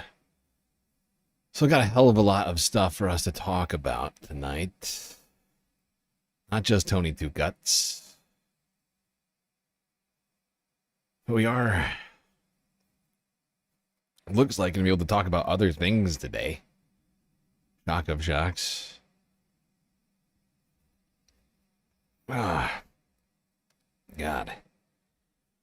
All right, everybody, quick break. We'll be right back after these brief messages.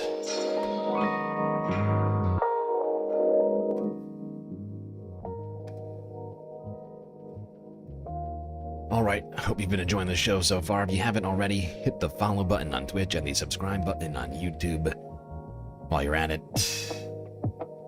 stay safe and stay warm, all right? Continue enjoying the Galactic News Network. Grab yourselves a drink, maybe a snack. I'll be right back.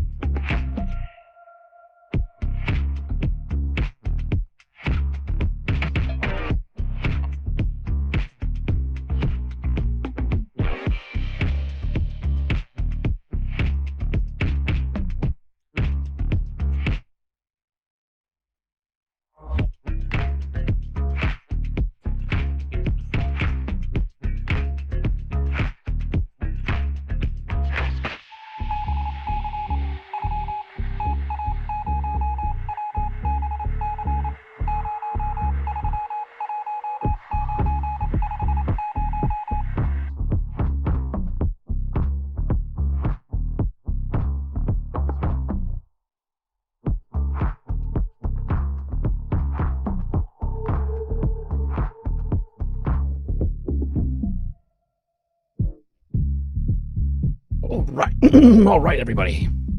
I am back. Break is over. Stream is about to begin once again.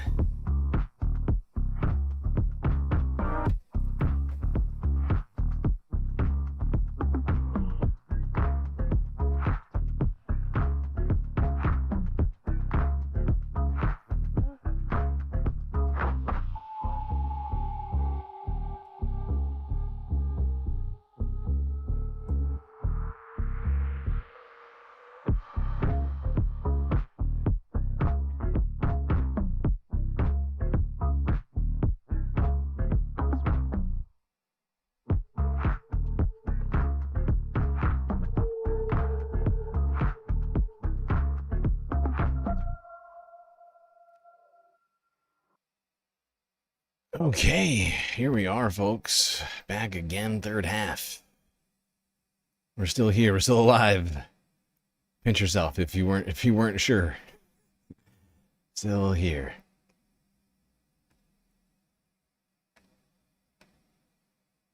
Let's go now. So we're gonna move on. From Tony Two Cuts. Go to Congress. Talk a little bit about the president and some of the crimes I did everything right, and they indicted me. On January 6, 2026, the 5th anniversary of the insurrection, the White House launched a taxpayer-funded website that attempts to rewrite history about what happened on that day of infamy. On January 6, 2021, there was an insurrection at the United States Capitol that resulted in a police officer dying the next day, another 4 officers dying by suicide in the months thereafter, with at least 140 police officers being injured by the insurrectionists, with 15 of them requiring hospitalization. And I'm proud that we have 4 former officers as well as on-duty Capitol Hill police officers here today. Mr. Smith, I want to ask you about this website because the Trump administration is using taxpayer dollars to lie to the American people about the events leading up to and the events taking place on January 6, 2021. For example, this Trump propaganda site claims that the 2020 election was, quote, stolen, Mr. Smith, did your investigation uncover evidence sufficient to prove beyond a reasonable doubt that Donald Trump knew that his claim that the election was stolen was false? Yes, it did. And did your investigation uncover evidence sufficient to prove beyond a reasonable doubt that Donald Trump publicly claimed that the 2020 election was stolen from him, while he privately acknowledged that he had lost the election? Yes, we cited instances of that during in our case. But yet here we see that on the 5th anniversary of the insurrection, the Trump White House propaganda machine is still promoting the stolen election theory on this government webpage with a text box titled, quote, fraudulent election, stolen election certified, end quote. The site also has a subsection reading in part, quote, FBI entrapment operation exposed. Mr. Smith, did your investigation develop any evidence to support the allegation that the FBI entrapped insurrectionists into committing crimes on January 6th? Our investigation revealed that Donald Trump is the person who caused January 6th, that it was foreseeable to him, and that he sought to exploit the violence. This website also accuses you of being a, quote, Biden prosecutor who brought, quote, weaponized charges against Mr. Trump. Mr. Smith, were you a Biden prosecutor who weaponized the Department of Justice against Donald Trump? Absolutely not. Did Attorney General Merrick Garland direct you to prosecute Trump because Donald Trump was running against Joe Biden in the presidential election? No. There are also allegations that President Trump was the victim of, quote, lawfare, and accusations that the Department of Justice lawyers who prosecuted Donald Trump used, quote, fabricated indictments and rigged show trials. Did you, Mr. Smith, or the men and women working on your team work to fabricate indictments or put on rigged show trials? No, we secured indictments from grand juries, and we were prepared to prove our case in court beyond a reasonable doubt. Did you use your appointment as special counsel to conduct a politically motivated witch hunt, scam investigation, and prosecution of Donald Trump? I did not. We followed the facts and we followed the law. Where that led us was to an indictment of an unprecedented criminal scheme to block the peaceful transfer of power. And those indictments have been dismissed. Can they be re-brought or resurrected after Trump leaves office? They were dismissed without prejudice. So they can be refiled? And he can be prosecuted after he leaves office, is that correct? I'm not going to speak to that. I can only speak to what we did, which was dismiss the case without prejudice. All right. The website put out by the Trump White House on the anniversary of January 6th is nothing more than a pack of lies. It proves that Donald Trump is hell-bent on misusing taxpayer dollars in a feeble attempt to rewrite his criminal history and the history of what happened on January 6, 2021. And with that, I yield back, but I would like to, Mr. Chairman, offer for the record.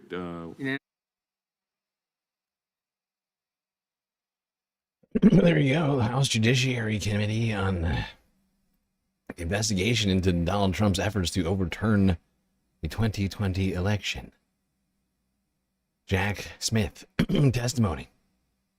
Flat out accusing Donald Trump of causing the January 6th insurrection, saying that he wanted to exploit the violence for his own political purposes.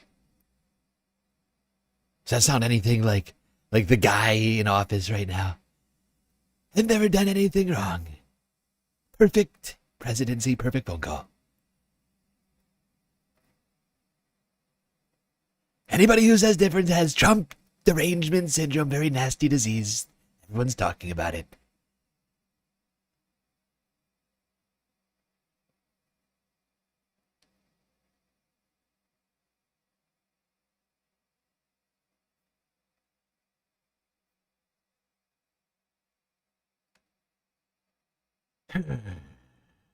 Speaking of Jan 6th, let's watch this. Maybe familiar with a guy by the name of Michael Fanone, Capitol police officer who defended democracy on that day.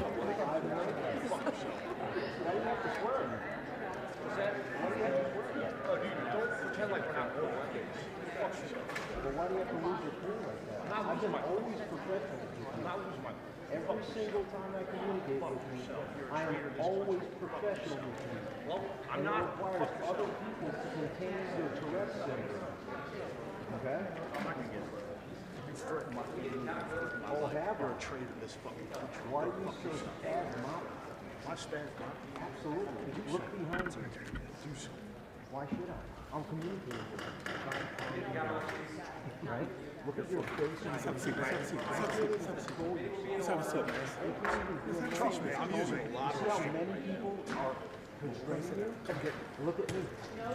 Total control over my mind, body. Hey, the committee will be in order. Mr. Chairman, will you? No shame. Sir. It will be in order. Treating these people that way. This guy is threatening my family. Members of the audience, my children. Members of the audience will please sit down or remove themselves from the committee room. Rape my children, you sick bastard. Rape my children.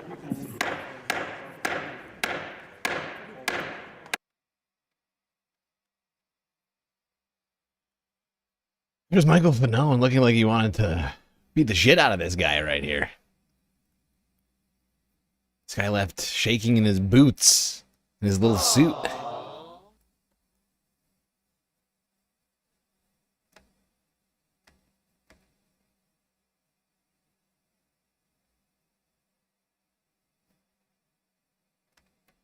All right, now let's go to the man who caused January 6th, who earlier this week took a victory lap at the press briefing room at the White House's Ministry of Truth. A 2-hour victory lap.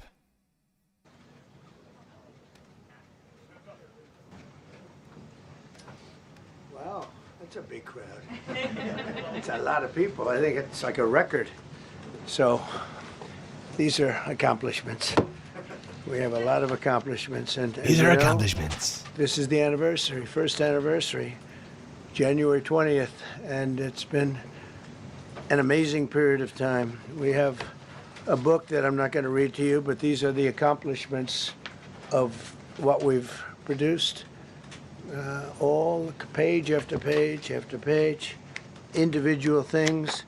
I could stand here and read it for a week and we wouldn't be finished. But we've done more than any other administration has done by far in terms of military, in terms of ending wars, in terms of completing wars. Nobody's really seen very much like it. I think it's appropriate that because Minnesota is so much in the fray, and I say to my people all the time, and they're so busy doing other things, they don't say it like they should. They're apprehending murderers and drug dealers and a lot of bad people, and these are just some of the more recent ones that we have, and I can show you some of the people, vicious, many of them murderers. These are all out of Minnesota, just Minnesota. I say, why don't you talk about that more? Because people don't know. Do you want to live with these people? International murder.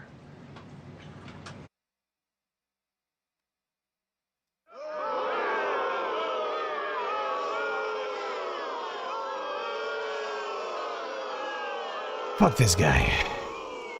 Go right to hell. There's no way we're listening to this. Maybe next week.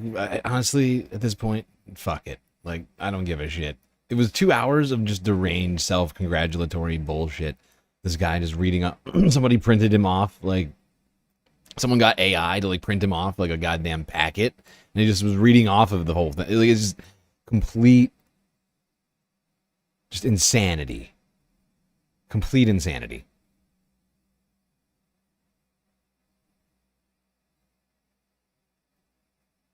Complete and utter insanity. Yeah, it was just like, remember the Cyril Ramaphosa, the president of South Africa game? Everybody remember that? It was kind of like that, but like for 2 hours, for like 2 hours, and no one to interject. For 2 hours and with no one to interject. Death, death, death, death. Except it was instead of death, it was great, great, great, perfect, awesome, better than anyone's ever seen before. Better, better, better, better, better, better, better. Much better, Joe, Sleepy Joe. Joe, Sleepy, Kamala.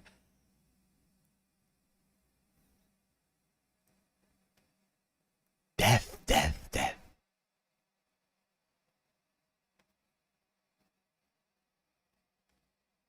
God, I hate this, man.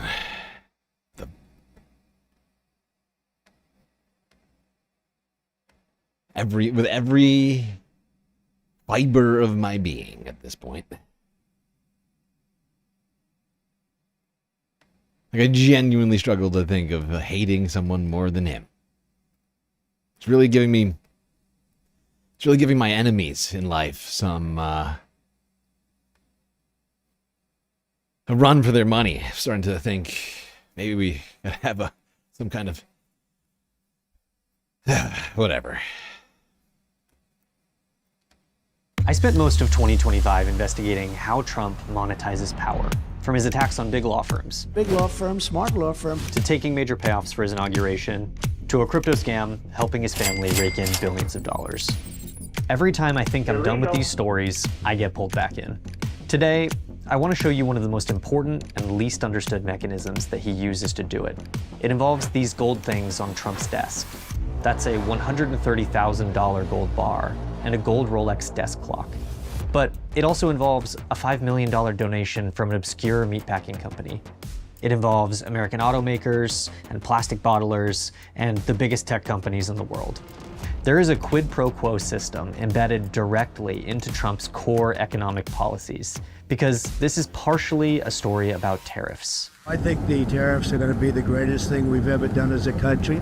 The tariffs that were supposed to usher in a new American golden age. The ones that are constantly being hiked, then rolled back, renegotiated, and killed entirely. All you have to do is make it in the United States. We don't need it from another country. It's pretty hard to follow the logic of Trump's trade policy. But by the end of this story, you'll have a blueprint to understand all the economic chaos you've seen in 2025, and how all this nonsense is just another mechanism for insiders Greatest day to get ever, paid. Liberation Day. This is the beginning of making America rich again. I'm going to get back to tariffs in a minute, but to fully explain this scheme, I need to dive deep into a company called Pilgrim's Pride. Pilgrim's Pride is a US-based meatpacking company that primarily processes and distributes chicken and pork. They have a long history of price fixing, working with other distributors to artificially drive up the price of poultry in the United States. In 2009, an even bigger company, JBS, bought a majority stake in Pilgrim's Pride. So for the rest of this story, when I say Pilgrim's Pride, just think JBS. They're the biggest meatpacking company in the world, which owns one of the biggest poultry processing companies in the United States. We're a very big country. We have a lot of beef. On January 2nd, 2025, Pilgrim's Pride donated $5 million to the Trump-Vance inaugural fund. It was their only political donation in over 20 years, and it was by far the largest they'd ever made. In fact, this was more than all the big tech companies donated, and it immediately set off alarm bells. In May, when the donation was finally made public, Senator Elizabeth Warren called it out. So the obvious question was, what were they buying? Why did they need to donate so much to Trump? Well, here's what happened next. April 2025, the Liberation Day tariffs kick in.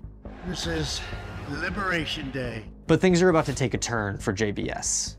In June 2025, JBS gets permission from the Trump administration to go public.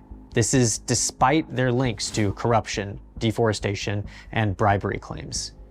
Then, in August, JBS, remember the parent company here, they hired Miller Strategies. Miller Strategies is a MAGA-aligned lobbying firm that is staffed up with former Trump administration officials. They've got the inside line to Trump, the keys to the kingdom, and they're doing tons of business in 2025. Then, finally, in November, all of this work pays off for JBS. Trump announces huge tariff rollbacks, and he specifically eliminates all tariffs on Brazilian beef. Trump issuing an executive order to drop reciprocal tariffs on dozens of food items, including staples like coffee, beef. For the most part, the foods, but we cut back a little bit on those tariffs. We'll get the price down. Now, if you were watching this on the news, it might have looked like Trump finally responding to consumer outcry on the cost of living. But I actually think this is the Rosetta Stone, the key to understanding all of Trump's trade policies, because this is the pattern. Threaten everyone with tariffs, extract payments from the few, and then quietly spare those who were loyal to you. And beef is really just the tip of the iceberg. So who else is buying US trade policy, and what are they getting? We'll be talking about other subjects like cars. Cars is going to be a very big one. Once you know the pattern, you really can't stop seeing it. Industries with concentrated power and political access get their exemptions. Everyone else gets uncertainty. Look at automakers, for example. I'm giving them a little bit of a break, right? It's called a little flexibility. When Trump took office, even before Liberation Day, he immediately started threatening tariffs. Canada, Mexico, steel, aluminum, places and products that are very important for making cars. Then a blanket 25% Liberation Day tariff on imported car parts threatened to ruin them. It's 25% without exceptions or exemptions, and that's all countries, no matter where it comes from, all countries. Even for cars that are assembled in the United States, a lot of the parts are shipped to auto plants in the US from other countries, meaning they were facing huge cost increases on almost every part. But the big automakers had already bought their insurance. The Ford people I know very well, what they're doing is negotiating with us. Ford and GM were both major Trump-Vance inaugural donors. They gave $1 million each and loaned the administration cars for celebrations. They bent the knee. So on April 2nd, Trump announced exemptions for US automakers, dropping the tariffs on most of their parts and their raw materials. Ford has really been a leader. They've done a great job. Liberation Day also came for big tech, just like everybody else. The sweeping tariffs would mean huge cost increases for these tech giants, who import almost all of their silicon computer chips from places like Taiwan and South Korea. But like the automakers, big tech had bought their insurance too. You probably saw their CEOs at Trump's inauguration, and most of them at this fawning dinner at the White House. Well, thanks for hosting us. I mean, this is quite a group to get together. What you might have missed was that they all gave $1 million each to the inaugural fund, which was ultimately a small price to pay for the tariff exemption that Trump later gave them on computer chips, which saved them billions of dollars. Thank you. Thank you for including me. Thank you for being such a pro-business, pro-innovation president. Plastics companies followed the same playbook. The bottler for Coca-Cola, Reyes Holdings, saw the writing on the wall with tariffs. Tariffs on their raw products means every bottle of soda increases in price. Coca-Cola expects the tariffs will bring a significant cost increase. The White House says the tariff is meant to prevent unfair foreign trade practices. Fortunately, Reyes Holdings is run by two brothers who were already Republican mega donors. So PET, the stuff used to make plastic bottles, falls off the list of tariff products. Sometimes these cases are even simpler, even more clear-cut. Switzerland was facing a 39% tariff on all goods sent to the United States, a major blow to their businesses. The US is a top export market for its pharmaceuticals, watches, machinery, and chocolate. But what does a country like Switzerland have to negotiate with? They have narrow farm protections that have been in place for decades. I guess they could drop those. They have no tariffs on any industrial goods sent from the US, and they already have a favorable trade policy with us. Well, when you're swept up in the chaos and you don't have a policy solution to offer, sometimes optics are enough. The Swiss have been mounting essentially a charm offensive. So they sent business leaders to the White House to flatter Trump, give him some gold trinkets, promise some investment, and make him feel important. So Trump dropped the tariffs to 15%. We're going to be working on something to help Switzerland along. We hit Switzerland very hard. We want Switzerland to remain successful. Now, it's worth pointing out, a lot of these industries are still hurt by tariffs. The major auto companies were able to get some relief, for example, but their donations didn't insulate them completely. Ford Motor Company posting its first quarterly loss in 2 years, thanks in part to tariffs. But let's pause for a second. Because when you zoom out from all these deals, these exemptions and carve-outs, it becomes really clear who the system is punishing. Anyone who can't buy access. One clear example of that is exactly. 26. Exactly. Pay to play. Pay to pardon. Pay for access. Remember the crypto dinner? I mean, there's so many examples of this. These people are just enriching themselves. It is disgusting. What happened to all those Burisma freaks? I'm staying in the race. 1,000 soybean farmers in Minnesota sent 60% of their crop overseas. Soybeans are the perfect example of what happens when trade policy becomes a fealty system. China, typically the biggest buyer, but not so this year. Their fall harvest order, 0. The Liberation Day announcements almost immediately started a trade war between China and the United States. The US slapped tariffs on China. China returned the favor and stopped buying US soybeans almost entirely. The biggest importer, China, has completely stopped buying from U.S. farmers. For U.S. soybean farmers, China has historically been their biggest buyer. So that's catastrophic. That's nearly an entire year of your biggest market being completely closed to you.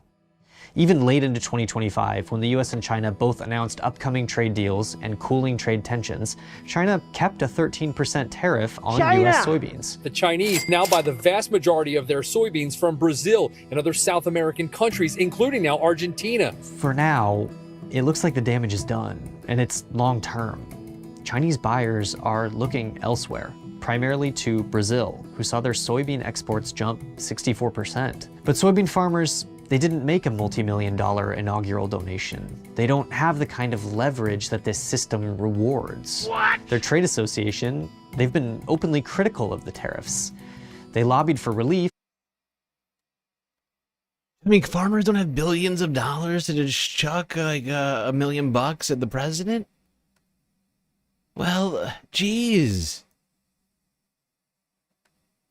God. Yeah, I guess tough shit. It's weird. I mean, that seems to be the vibes right now. Too bad. Sorry. Should have been born different. Should have been born with hundreds of millions of dollars in property that your daddy got for you. You should have been born like the president. Don't you see? They warned about permanent market loss, but they were mostly ignored. So they don't get real relief. There's no carve-out for them. No exemption is coming. Don't listen to what they say. Watch what they do. It's that simple.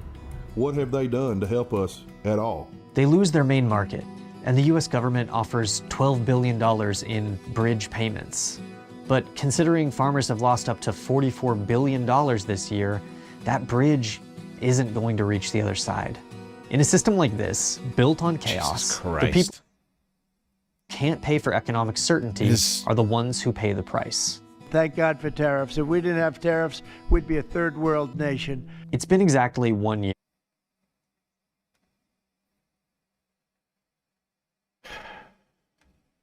God, it's so depressing. It is so depressing, you know? Just thinking about what farmers are going through. Massive multi-billion-dollar hole. Massive multi-billion-dollar hole between revenue and the bailout.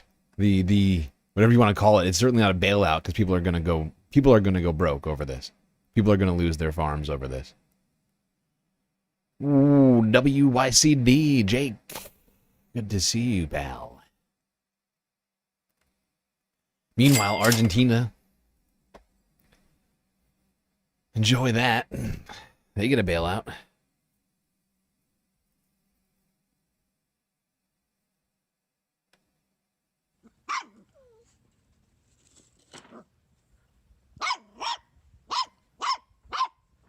Let's talk more about how Donald Trump has been enriching himself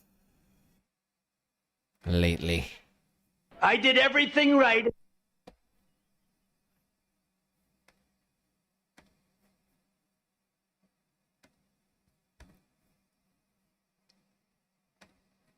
It's been clear that the president and his family have been profiting hugely during Mr. Trump's first year in office. But today, the New York Times editorial board published an estimate of just how much they've raked in over the past 12 months.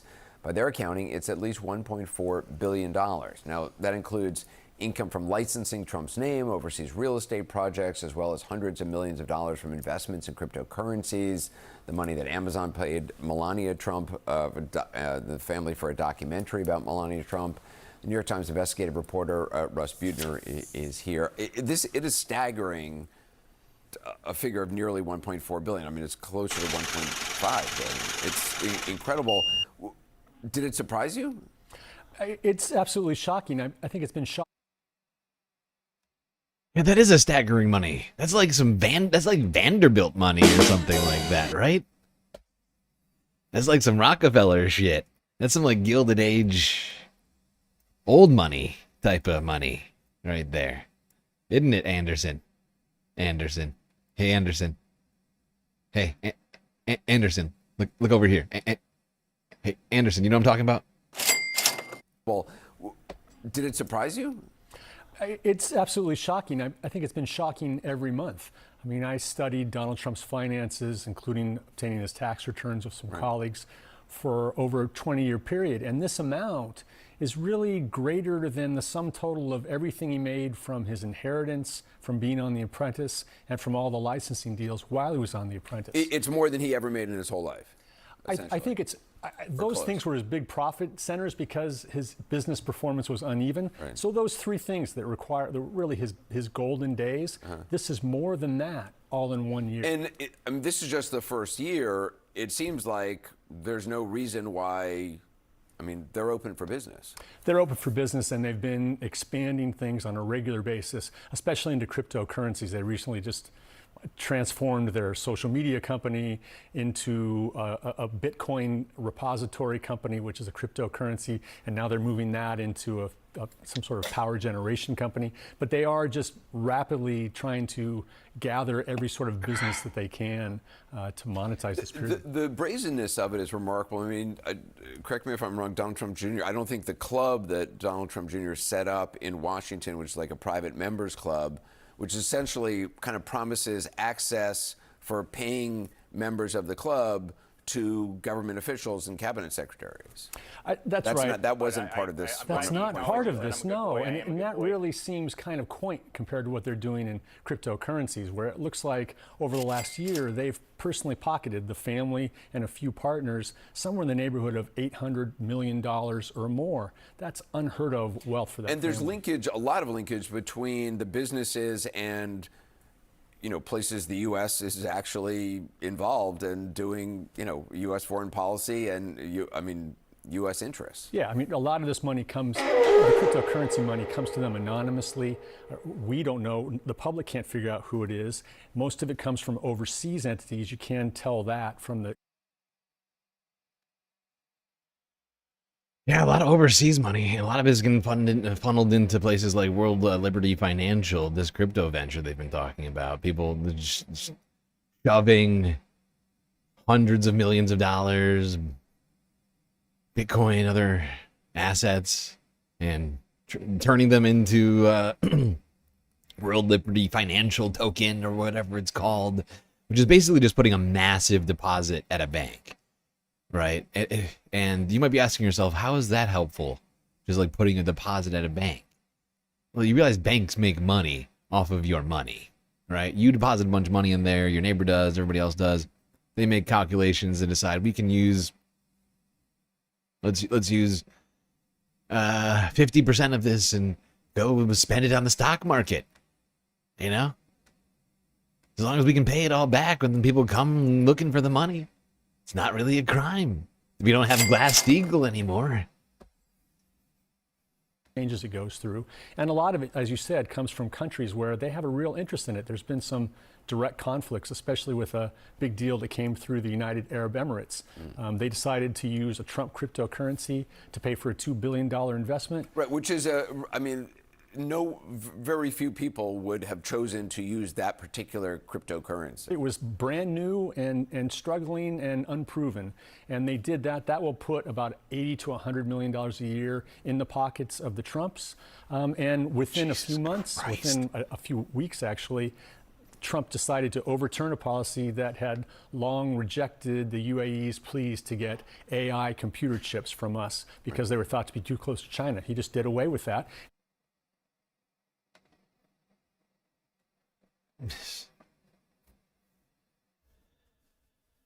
Oh my God. I also never want to hear the word corruption from Republicans ever again after this. Not one time. Not one fucking time.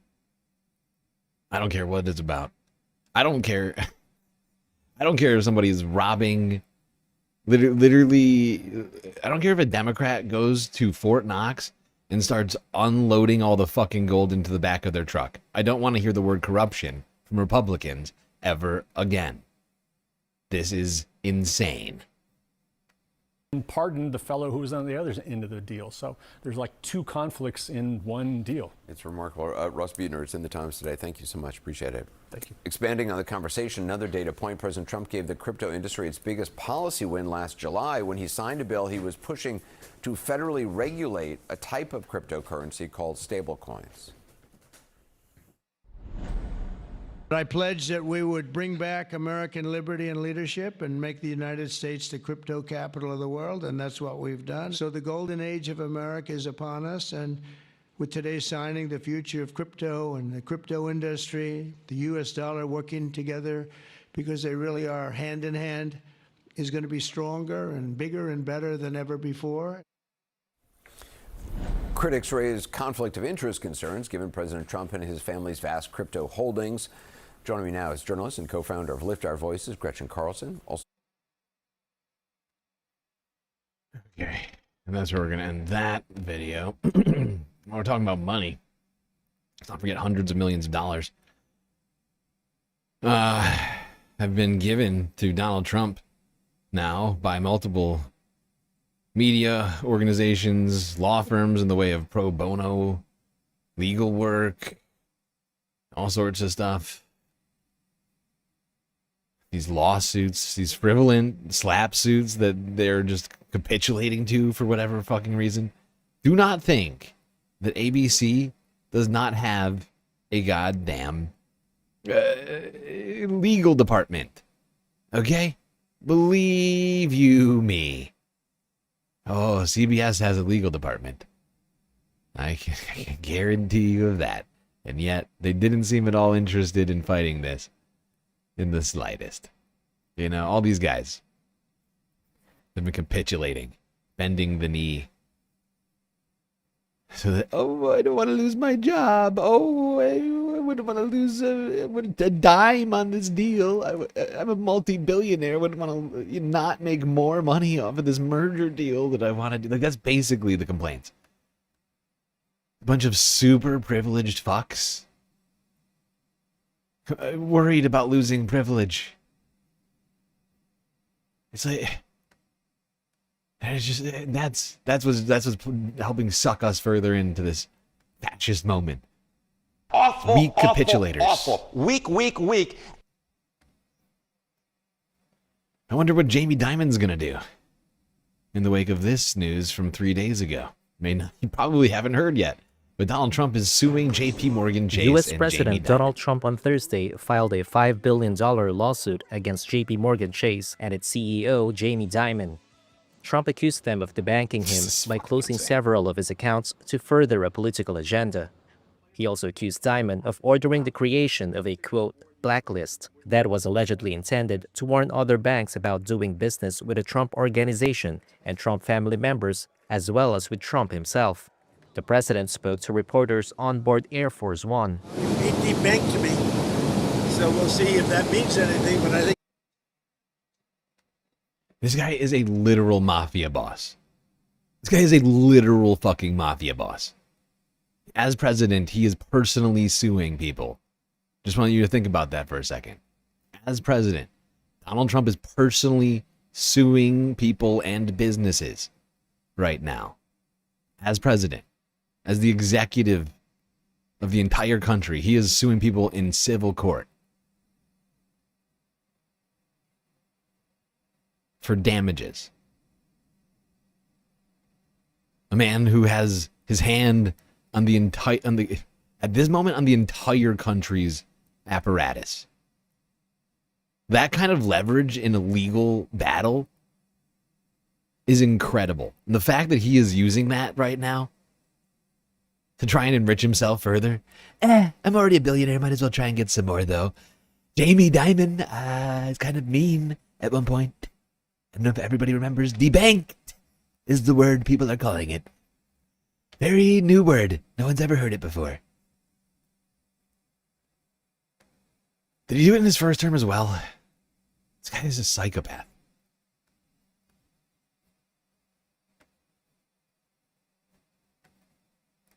Now, let's not forget the hundreds of millions of dollars are also being spent on building the Epstein ballroom at the White House, the Gilded Age, Versailles-style palace for the Gilded House here in Washington, D.C. But apparently, they have some plans they didn't tell us about before destroying the East Wing. President Trump is rebuilding a secret bunker under the East Wing. And no, this isn't the Situation Room, which is used 24 hours a day. The Presidential Emergency Operations Center, or PEOC, is just for emergencies, and it's fortified to be safe from a nuclear attack or even a plane crash. You've seen it in movies like A House of Dynamite, White House Down, and Olympus Has Fallen. It was used during protests in the Nixon era, and on 9/11, President George W. Bush and Vice President Cheney and other top officials sheltered there when the White House was under perceived threat. It was built after the attack on Pearl Harbor in 1941 when Franklin D. Roosevelt ordered the secret construction of a secure underground bunker and built the East Wing on top. It is really meant for being activated during catastrophic or immediate threats to the President of the United States, and really designed to give a command and control and survivability for any type of attack. Think of it as a very, very early era submarine that was self-contained. Today, those underground facilities have been dismantled. This guy is not leaving. This guy is not leaving. He is setting himself up to live here till he dies.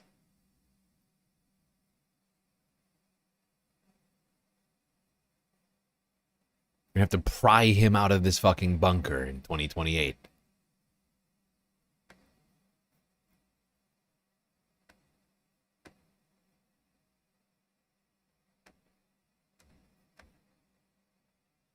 Okay. Okay. Let's move it along to the storm of the century.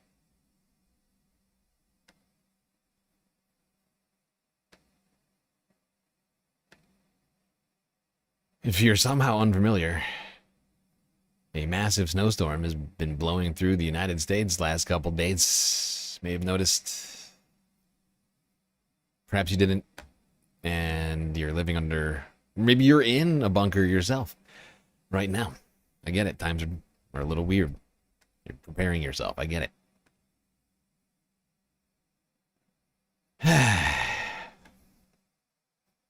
Here's NBC from 3 days ago. Tonight, another blow of ice, blinding snow, and life-threatening cold. Listen to that. Thunder snow in New York as lake effect bans bury entire neighborhoods. The canopy at this gas station collapsing. Officials say the weight of snow and high winds could be to blame. On Lake Michigan, colossal waves crashing over a lighthouse encased in ice. And in Minnesota, visibility dropped to near zero. With wind chills now plummeting, it could feel like -50 by tomorrow morning. All of this ahead of the massive storm stretching 2,000 miles from the plains to New England. Minus 40 to 50 degrees, if you can contemplate that.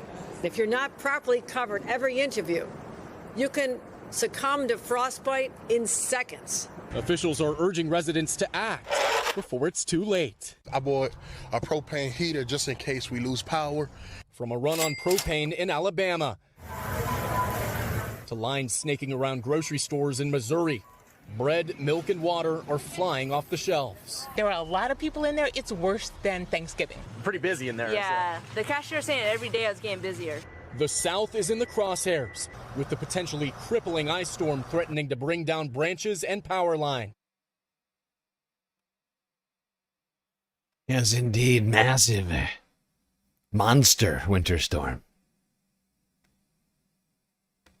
Barreling down. It's Thursday, January 22nd, 2026, and we've got potentially the biggest winter storm in over a decade.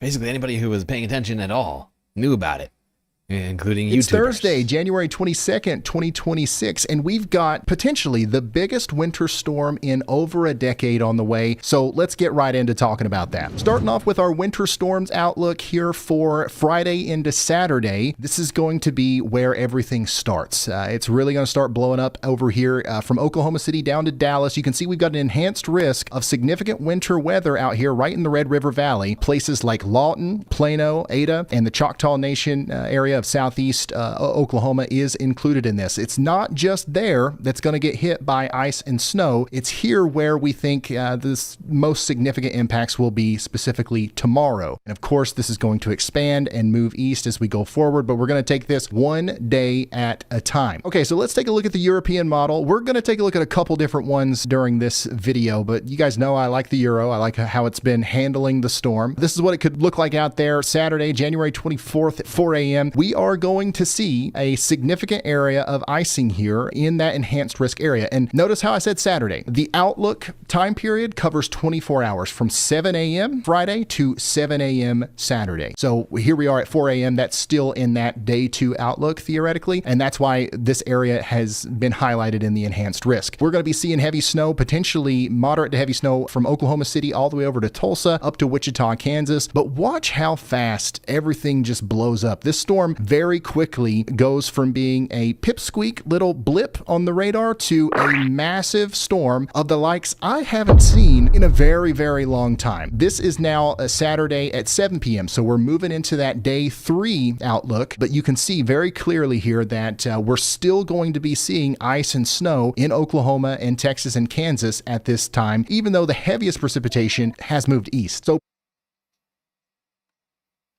there you go, Ryan Hall, y'all. Ryan Hall of the YouTubes.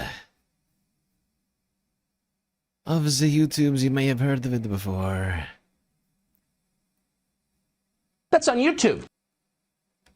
That's on YouTube.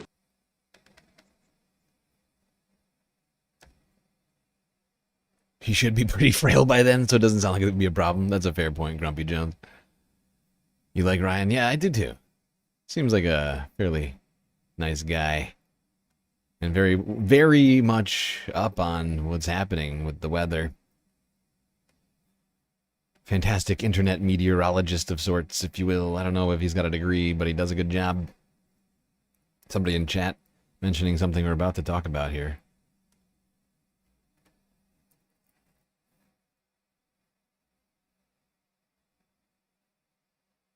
More than 200 million people are in the path of a potentially historic winter storm. Again, it stretches over 2,000 miles across 40 states. Fox's Asher Red is near Nashville, Tennessee right now. And Asher, the first impacts of this could actually hit the south in less than 24 hours. Yeah, Marcanella, it's really hard to imagine that what you're looking at behind me could be completely different this time tomorrow. But emergency management officials in this area are telling folks to go ahead and just prepare for a little bit of everything. States to the north could see several inches of snow, but states to the south could see a lot of freezing rain, which could end up being the main threat here. Tennessee, Georgia, and the Carolinas are in a bit of a gray area between the two. Freezing rain could cause ice to build up on power lines, which could lead to long-term power outages. And drivers can also expect icy conditions on the roads. Here in Tennessee, officials want folks to stay in unless they absolutely have to go.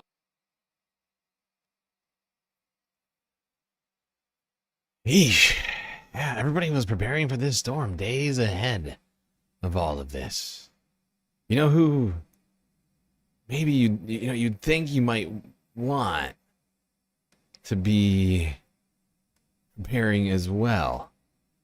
Anybody think of a particular group of people, perhaps an agency, like a federal one, like for emergencies and stuff, to manage them, sort of organize things. And of course, you know who I'm talking about. I'm talking about FEMA, the agency which was dismantled by the Trump administration earlier this year, hobbling it, making it completely dependent upon the decisions of the director of the Department of Homeland Security, unable to make any decisions on their own. Any decision over a $50,000 expenditure and a nationwide storm costs a little more than $50,000 to prepare for. You might be shocked to hear that, but it's true. And, well,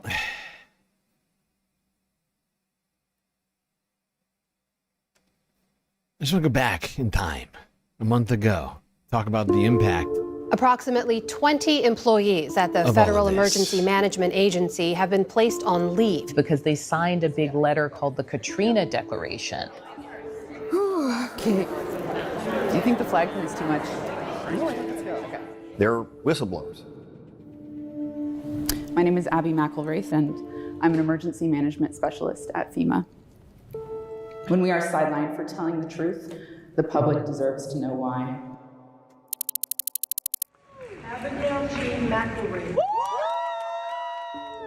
I graduated college in 2024. FEMA was my dream agency.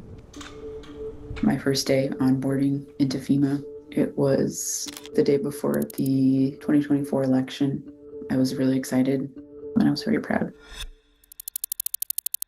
I have created the brand new Department of Government Efficiency, GOGE.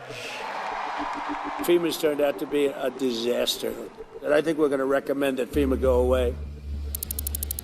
Our call volume spiked because of the Kerrville floods.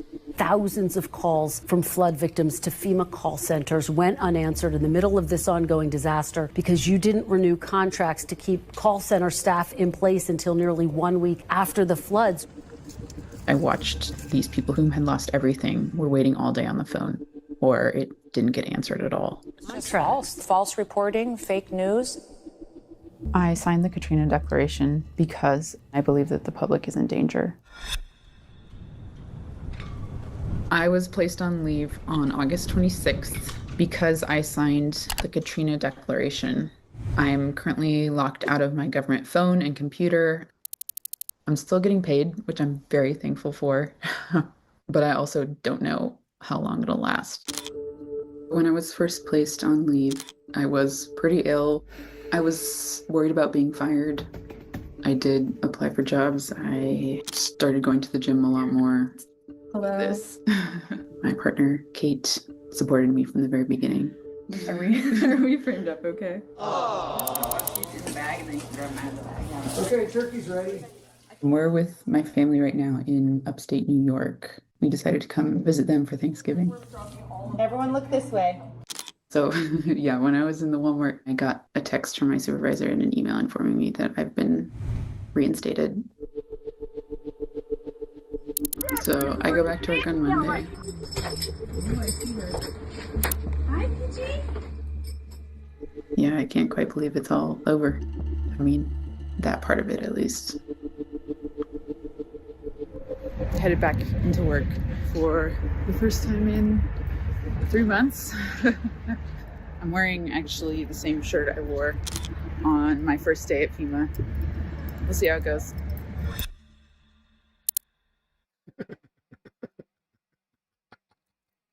Such a dork. Looking like Grant from Jurassic Park over here. I love it. Ah, oh, Jesus Christ. This man is such a piece of shit. Donald Trump has ruined this country. Stay at FEMA. We'll see how it goes. Okay, so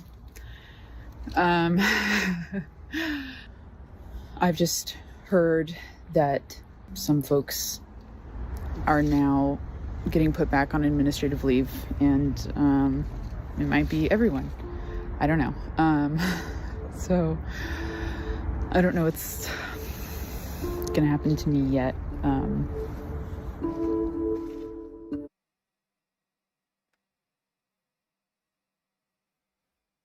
Everyone at FEMA was put on administrative leave. Actually, hold on. I'm going to let this finish out. Hold on. At 4:21 a.m. I'm sorry, p.m. Yeah. Sorry. Let me try this again.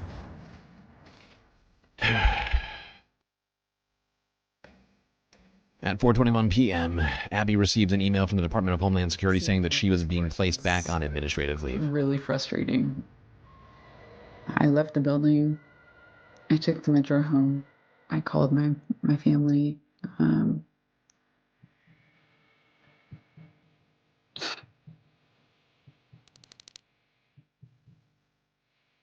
This is so sad. This administration and Secretary Noem want to scare federal workers away from whistleblowing because they want to hide the fact that FEMA is not prepared to handle a major disaster. You all already know that already because you lived through it. But disasters don't stop at the end of hurricane season. Congress must pass the FEMA Act of 2025. This will return FEMA to an independent cabinet-level agency. We're not done fighting, and this isn't over. Each whistleblower in our case deserves justice. Thank you.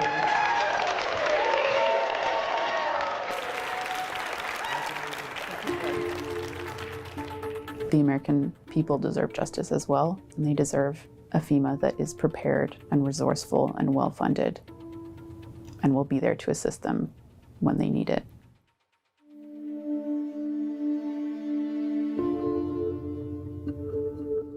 Asked about Abby's account, FEMA shared a statement from the agency's acting press secretary, Daniel Largus, stating that Noem's tighter control over spending strengthens oversight, safeguards against fraud, waste, and abuse, and ensures funding decisions are well documented and mission-focused. Largus wrote that Noem always receives contracts within 24 hours and said the new system helped FEMA better respond to the Texas floods because it enabled the agency to, quote-unquote, cut through bureaucracy and push assistance to communities quickly, getting resources on the ground in days rather than months.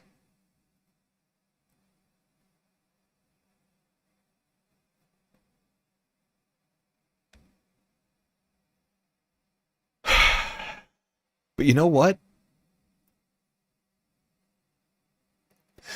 These people don't care. They just don't care about anyone. Not even their own voters.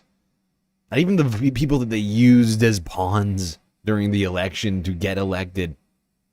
People are still sitting in FEMA shelter homes in North Carolina.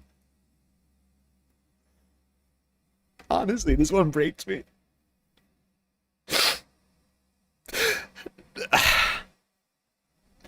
This is from 6 days ago. I can barely read it.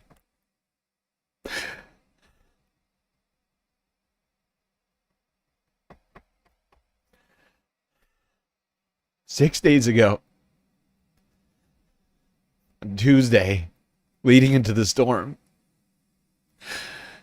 WSOC TV 9, families in Western North Carolina face abrupt eviction from FEMA homes. I don't understand how anybody can be this cruel.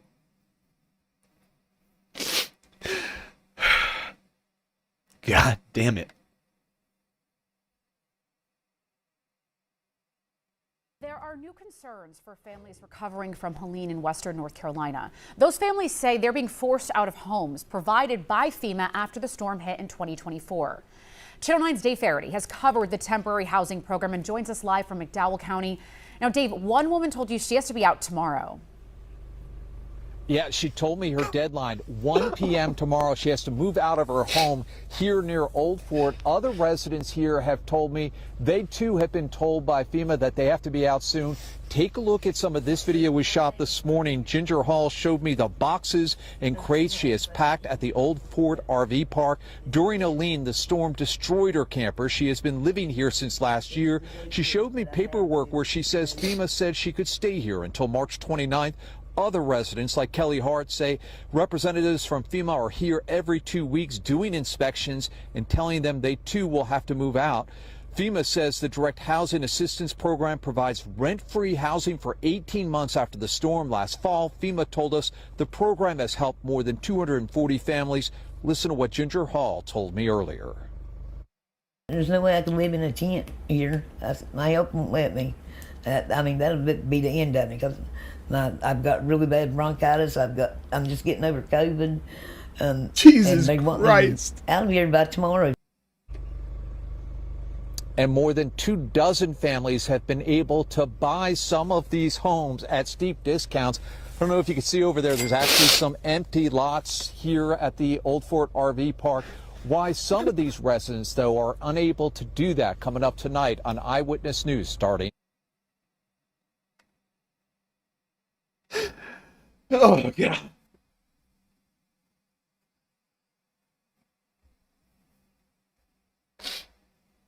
I can barely get through this right now.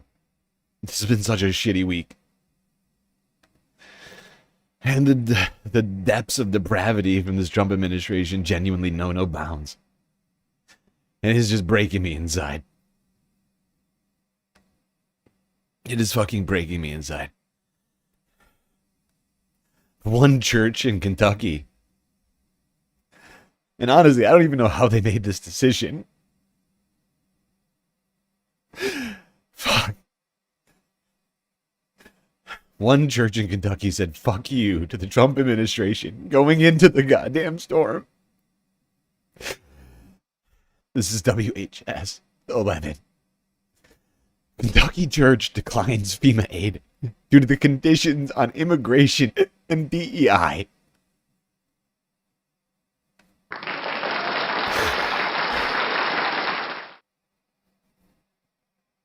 And only tonight at 6, immigration and DEI played into a decision by a Frankfort, Kentucky church to decline a big federal grant for flood relief.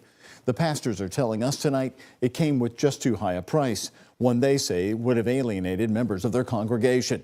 WHAS 11's political reporter Isaiah Kim Martinez and our chief photojournalist Philip Murrow are in the state capitol. We had to gut the carpet out of here. This is all now brand new carpet that's down. It's taken time, but First Baptist Church in Frankfort has bounced back from the historic floods that rushed through its doors last April. There were 8 inches of water sitting in this building, leaving more than $1 million worth of damages in its wake. Tile and anything that was down on the floor had to be taken out. Co-pastor Justin Sizemore shows me areas like the sanctuary are largely back to normal, but other parts of the church still need repairs. The federal government offered financial help, but the church turned it down. They say they could not agree to the conditions that came with it. There were folks who said, I'm really glad we made this decision. I'm glad that we decided not to take the money. I'm glad that we decided to be who we are and who we've said we're going to be. Everyone is welcome here. That is the message from First Baptist Church here in Frankfort. But it's that same policy that became a sticking point when deciding whether to accept a $200,000 grant from FEMA for flood relief. Co-pastor Amanda Smith. I had never thought about government funding for disaster relief having strings attached to it in that way. To accept the money, First Baptist had to confirm they don't have any programs that advance or promote diversity, equity, and inclusion. On its website, the church says it's committed to the inclusion and affirmation of all people.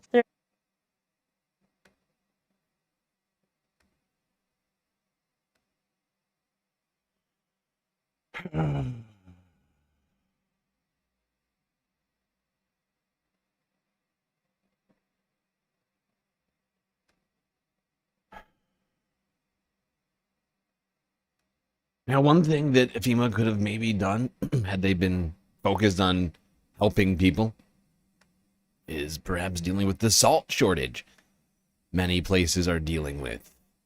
Here's 6 ABC Philadelphia from 3 days ago. Talk about that. NJDOT, PennDOT, and local landscapers are also stocking up on salt ahead of the storm. Viewer video shows the miles-long line of trucks outside of the Riverside Industrial Complex in Bristol. The trucks are waiting to pick up what they can, and the wait is a long one. Some of the trucks actually have been coming from hundreds of miles away. Action News reporter Leland Pinder live there with more on what has been a steady stream of trucks tonight. Leland. Yeah, Rick, it was busy for much of the morning, the afternoon, some of the evening here. Trucks from North Carolina, Virginia, Ohio coming to Bristol Township, and Sylvie Materials hoping to get some salt, but some of them are being turned away. Officials here at the plant tell me there's definitely a salt shortage here affecting buyers and suppliers, just like it's affecting consumers. Local salt distributor Sylvie Materials in Bristol Township inundated with traffic Thursday. Video shows trucks lined up as early as 7 a.m. headed to the Riverside Industrial Complex. Bumper-to-bumper traffic. Ahead of a weekend Jesus storm, commercial Christ. customers are scrambling to secure salt. With this early demand in January, I think awful. people got caught off guard with their inventory, so we were one of the few people that still had salt on the ground. Trucks came from Yep, one of those things you could have maybe put a little effort into. It's weird.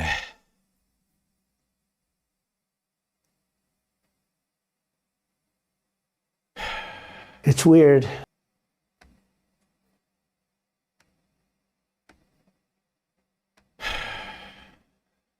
And here we are. At the story that I wanted to talk about yesterday, but couldn't. January 23rd. Friday. Already snowing on the ground in many places in the United States. Gabe Cohen at CNN Politics. The Federal Emergency Management Agency has abruptly halted ongoing terminations of hundreds of disaster workers as the agency prepares for an enormous winter storm. Winter is coming. Expected to pound a large swath of the country in the coming days. In an email Thursday afternoon obtained by CNN staff, were told that FEMA would, quote-unquote, cease offboarding disaster workers whose employment contracts are expiring in the days ahead, a practice that had been ongoing since the start of January. Two sources familiar with the decision said the looming story was a significant factor in the sudden pause. Idiots. Oh, I couldn't have seen this coming, because they're that stupid and ideologically driven that they are incapable of understanding how the weather exists. It's like, oh, it's the second Trump becomes president, no more natural disasters will ever happen, ever again. Two sources familiar with the decision. I'm sorry. It is unclear how long the pause and dismissals will last. Fucking disgusting. So far this month, roughly 300 disaster workers have been let go, with only a handful receiving contract extensions, according to other sources. And I don't suppose any of those people had to go off and get other jobs or leave the areas they used to serve, right? Because of all of this. Fucking incompetent bastards. In response to a request for comment Thursday evening, DHS stressed that the agency's disaster staffing includes, quote-unquote, term-limited positions that are needed to, all caps, fluctuate based on their disaster. Why do these have to be all caps? All caps fluctuate based on disaster activity, operational, all caps need, and available funding. The pause came just hours after Homeland Security Secretary Kristi Noem, whose department oversees FEMA, visited the agency's headquarters for a briefing on the incoming winter storm, which forecasters warn could devastate communities and require a significant federal response. Noem, a vocal critic of FEMA, literally the woman in charge of FEMA, A vocal critic of the agency that she runs throughout President Donald Trump's second term has repeatedly called for sweeping reforms, or even the agency's complete elimination. The Trump administration is already deep in a FEMA overhaul, with thousands of employees, including many seasoned leaders, lost to layoffs and buyouts over the past 12 months. Even as Noam toured FEMA's headquarters and met with officials Thursday, managers were escorting staffers out of the fucking building, whose contracts were ending. This is ridiculous.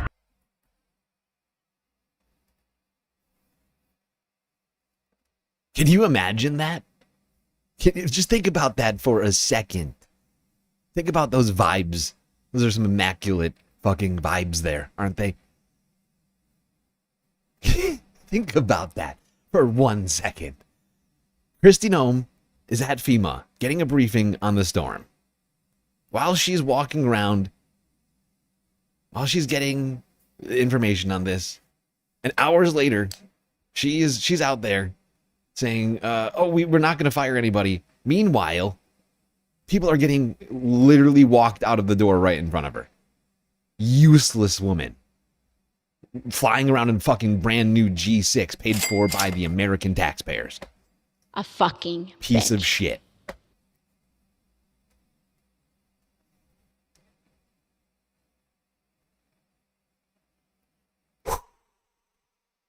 But then something shifted, and hours later the cuts were paused.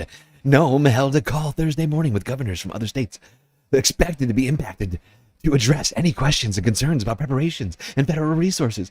In internal documents obtained by CNN on Thursday, agency leaders outlined their winter storm preparations, writing that, quote, FEMA is on the ground and leaning forward, proactively supporting states in the path of this winter storm to ensure a rapid and well-coordinated response. Disasters are best when locally execute.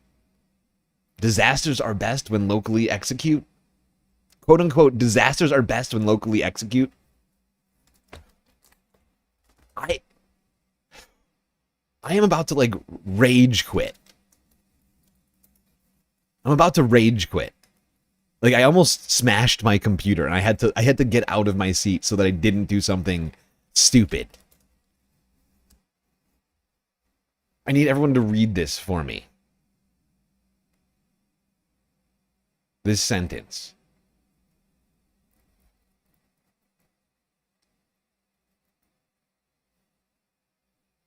Please read this sentence for me. So this is a CNN direct quote. This was posted days ago. If the retraction was needed to be made on this article, CNN would have made it. Quote, disasters are best when locally execute. State managed and federally supported. A role we take seriously. Disasters are best when locally execute. Disasters are best when locally execute. Disasters are best when locally execute. Disasters are best when locally execute. Did they write this fucking press conference, this press briefing with AI, with ChatGPT? Did Mecha Hitler fucking write this right here? What in the shit? These people are so fucking incompetent. DEI was not the problem. DEI was never the problem. That much has become so apparent in such a short period of time. In fact, it seems like DEI was saving us from white incompetence. FEMA has activated its National Response Coordination Center, deployed response teams and resources to Texas, Virginia, Georgia, and Pennsylvania. All of the states that, of course, they care about. The ones that voted for Donald Trump. Pre-staged 3 generators, 250,000 meals, 400,000 liters of water in Louisiana, according to the documents. However, nearly all of the workers axed in January are part of FEMA's cadre of on-call response and recovery, known as CORE, the backbone of the agency, making up about 40% of FEMA's workforce.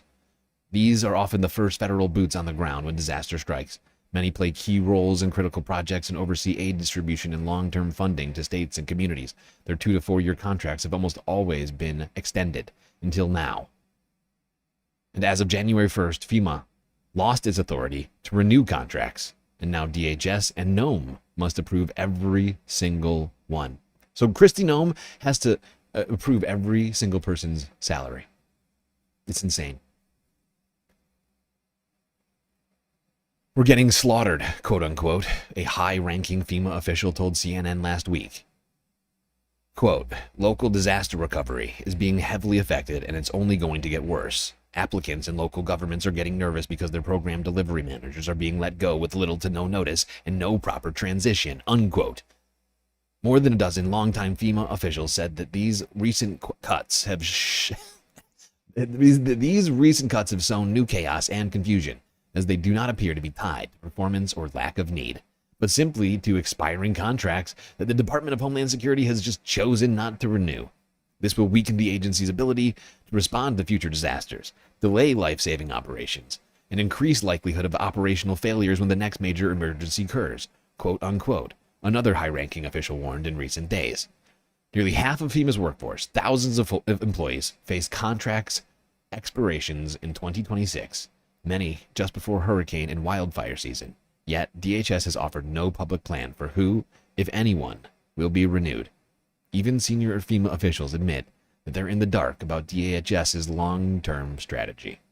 Doesn't seem like they have a strategy at all, aside from just completely shirking their responsibility. Give it to God. Say that.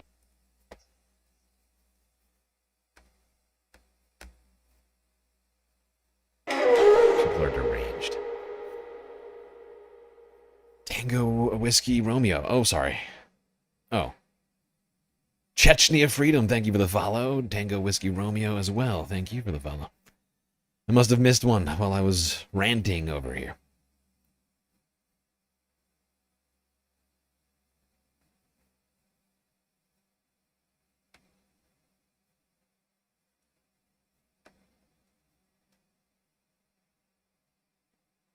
Please support Chechnya.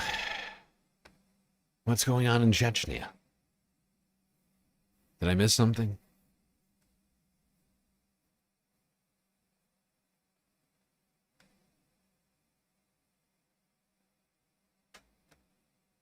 All right, back to the storm.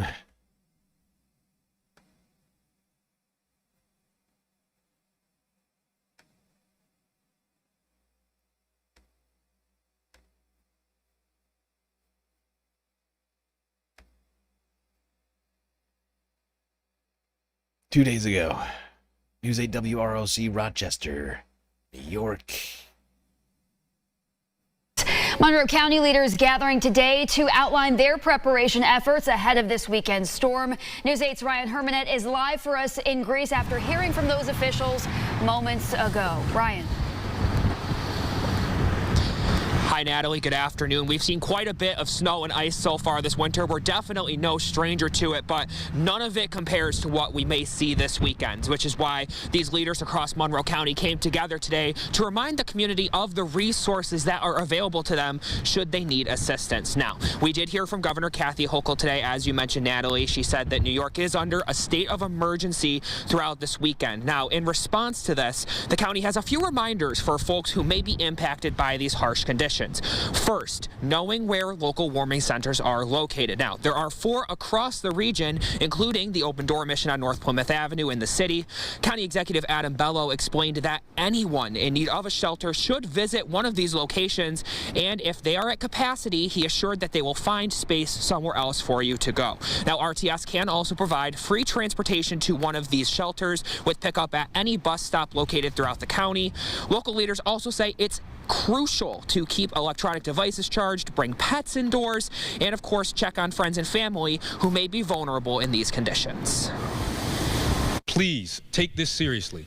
We don't want to see anyone get hurt during this event. I know that sometimes we do forecasts and we have to change it and we say, oh, it wasn't that bad. But it is better to be prepared than to be caught off guard. Yeah, we're just asking people, if you don't have to go out, don't go out. We don't have a travel ban or anything like that. Now, let's just use common sense as we start the storm. And if that condition changes... If you can't go out, don't go out, was the word. We're in Rochester 2 days ago. And the word in many other places as well. They're just the ones that I got this clip from.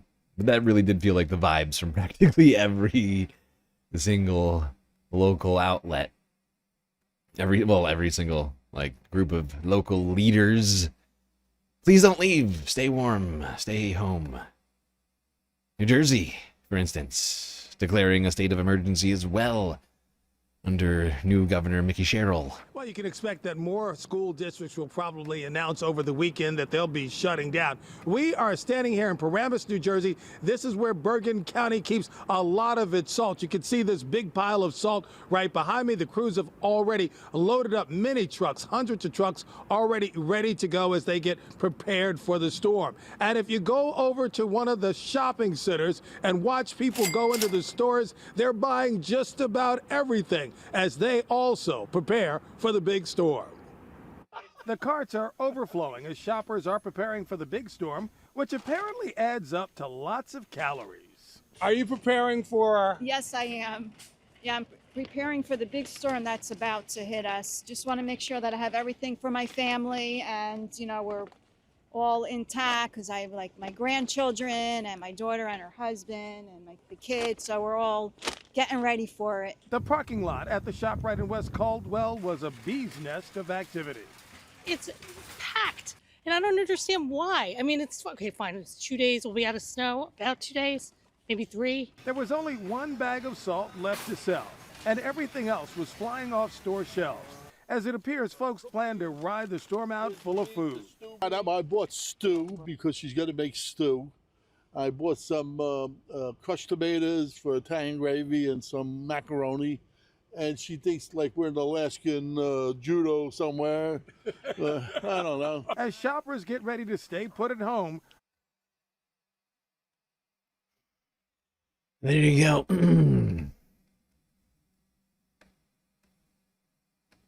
Everybody preparing for the worst. This massive Arctic blast coming across the country.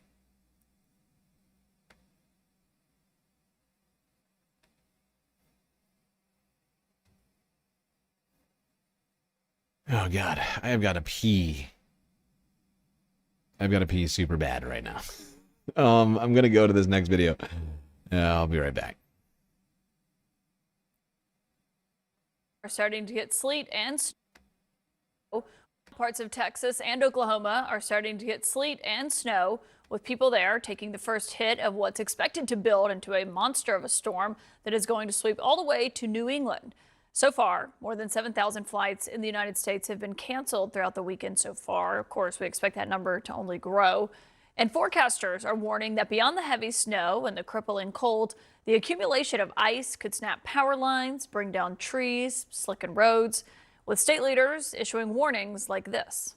This is going to be a catastrophic winter storm that's going to cause us to lose power. Make sure you got the things that you need at your house to stay warm and hunker down. Our plea to the people of the state is, if you can, stay off the roads. Once the snow begins to fall, I want to encourage New Yorkers to do something that we don't often have the luxury of doing, which is to take a breath and stay home. Within about 48 hours, everybody's talking about Greenland. Within about 48 hours, Connecticut's going to look like Greenland. Already, many people are taking those warnings, including about Greenland, there to heart. They're taking grocery store shelves. They are completely clean based off half the videos we're seeing. I'm joined tonight by CNN's Ed Lavandera, who is in Dallas. And Ed, obviously we heard from Governor Greg Abbott there. He's warning, saying you're going to lose power. I know a lot of Texans have that 2021 storm on their mind where they didn't have power or heat for days. What's it looking like tonight so far? And do they feel like they're ready for what's going to happen? Well, the governor and the officials that run the power grid here in Texas insist that this power grid is ready and capable of withstanding the high demand that we're going to see over the next 72 hours. But that does not take into account the fact that, with the ice that is expected across much of North Texas and into East Texas as well, that could cause power lines to come down, trees to collapse, that sort of thing, which could leave hundreds of thousands of people without power. So that is one of those big areas of concern that we're seeing right now. And Caitlin, just here in the last couple of hours, really seeing those temperatures starting to plunge toward that freezing mark. We are expected to hit that mark here in the next couple of hours. And once that happens, temperatures here will not go above freezing until early next week. So the rainfall that has come down that already has many of the roadways in this part of the country slick, will ice over.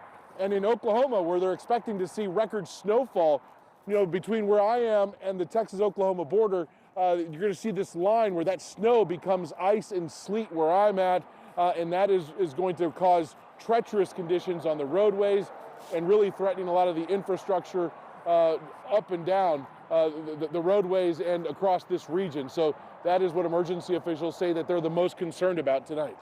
Yeah, I could see why. At Lavendera, you stay safe. We're going to keep checking in with you as that storm is making its way through Texas.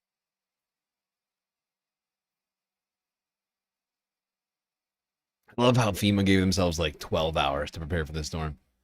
That's true merit and competence, for a historic storm. One not seen for, decades.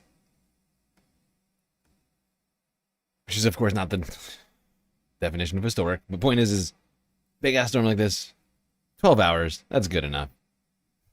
Half staff, 12 hours to go. You got this, FEMA. Christine was built for this shit. What did she go to college again for? Botox receiving?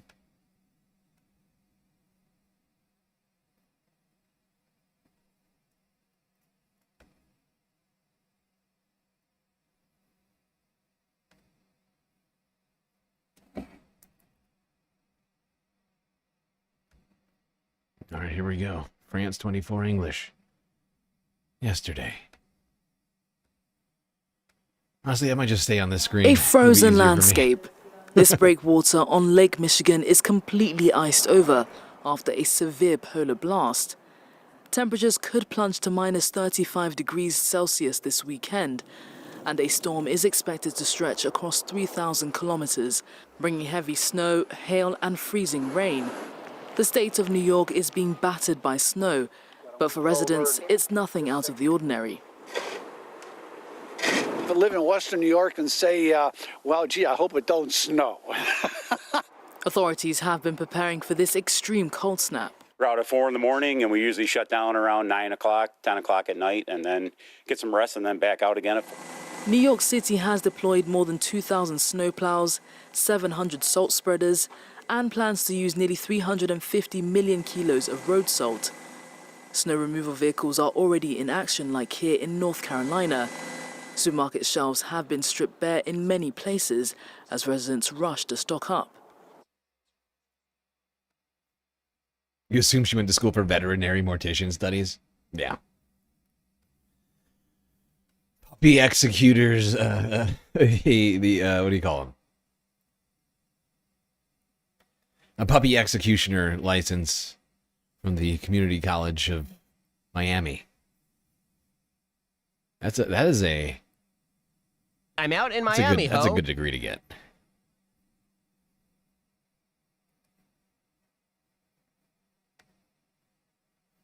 Okay.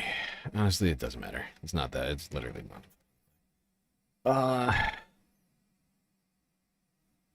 Yeah, let's keep going through this. Everybody's watching this from afar. France 24, Reuters. Watching America being threatened by ice. New York City, on all sides. This is the calm before the storm. A chorus of state and local officials from all over the country warned of a massive winter storm moving east across the U.S., which is set to affect almost half of the nation's population. Here's New York City Mayor Zohran Mamdani. And the forecasts don't always get it right, but what is being predicted right now, whether it's a foot of snow or even a little bit more, would be one of the biggest snowfalls that our city has seen in years. New York Governor Kathy Hochul described the impending storm as a dangerous weather event. This is a very dangerous combination of heavy snow and extreme cold temperatures. And the risks are so intense that as I'm standing here right now, I'm declaring a state of emergency throughout the entire state of New York. Other governors from more than a dozen states, including Maryland, also declared states of emergency. A storm of this size, a storm of this magnitude, is one that needs to be taken very, very seriously. Many shoppers across the country. Entire country paralyzed by this storm. People rushing to stores, to the salt mounds, doing everything they can without any help from the federal government, who up until 24 hours before the storm started did not give a single fuck. And very shortly into all of this, people started losing power. They started losing power fast. Dumping snow and freezing rain in its wake, a brutal winter storm is sweeping across the United States. It has transformed Lake Michigan here in Chicago into a mosaic of ice. The storm has barreled across New Mexico and Texas as it heads towards the northeast. In some areas, temperatures have plummeted to around minus 30 degrees Celsius. This is an experiment. Boiling water, and 3, 2, 1. Texas, which usually has mild temperatures in January, is covered in snow, and there are similar scenes over in Oklahoma. In these states, unaccustomed to such conditions, driving becomes very difficult. And you can see the big bunch of snow that he is plowing here along Highway 97. As the storm moves northeast, cities including Boston and Detroit are Not the car you want in this. You don't want the lowrider S10 in this shit. Oh my god, this guy. Oh, this guy.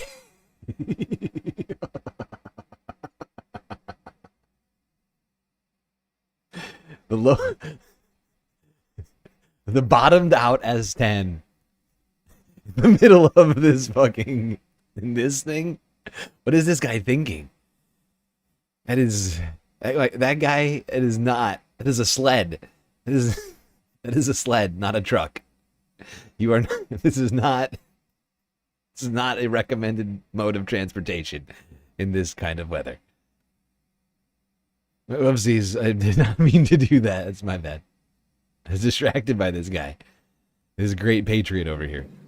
As the storm moves northeast, cities including Boston and Detroit are expected to see more than a foot of snow. Authorities have warned residents to brace themselves. Please plan for the possibility that you'll not only be stuck at home for a few days, but that you may be without power.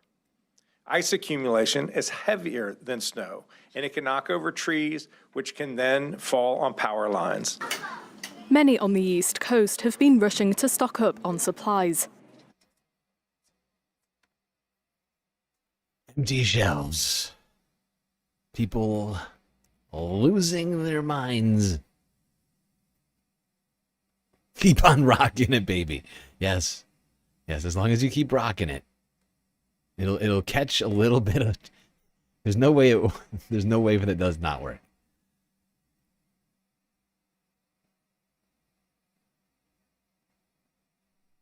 It's science. It's science.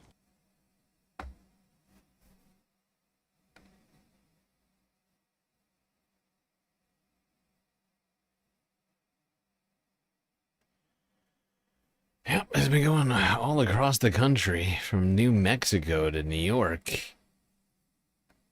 KDAT, 1 day ago. Winter storm impacts New Mexico, bringing rain, snow, and ice, and power outages. That's the last thing you want when it's freezing cold. From New Mexico to Maine, a massive winter storm impacting more than half of our country, leaving snow, ice, and bitter temperatures in its path. Coming up on your screen, you're looking at what just fell in our parking lot just moments ago as this winter storm continues to blow through our state. From roads to power outages, we have team coverage tonight. But first, let's get you right over to Chief Meteorologist Byron Morin. Hey there, Leah. This storm playing out pretty much how we thought it would. And look at the snow that is coming down in the Ruidoso area right now, and this is the second wave of this storm system, and that's what we expected to be colder and snowier. 19 degrees in Ruidoso. Of course, you had some ice in the area earlier. They've already had over 13 inches of snowfall reported at Ski Apache. Albuquerque, we had that sleet and also some grapple and rain earlier. You see the mountains are coated in the snow right now. 41 degrees reported from the Sunport with a wind chill of 30.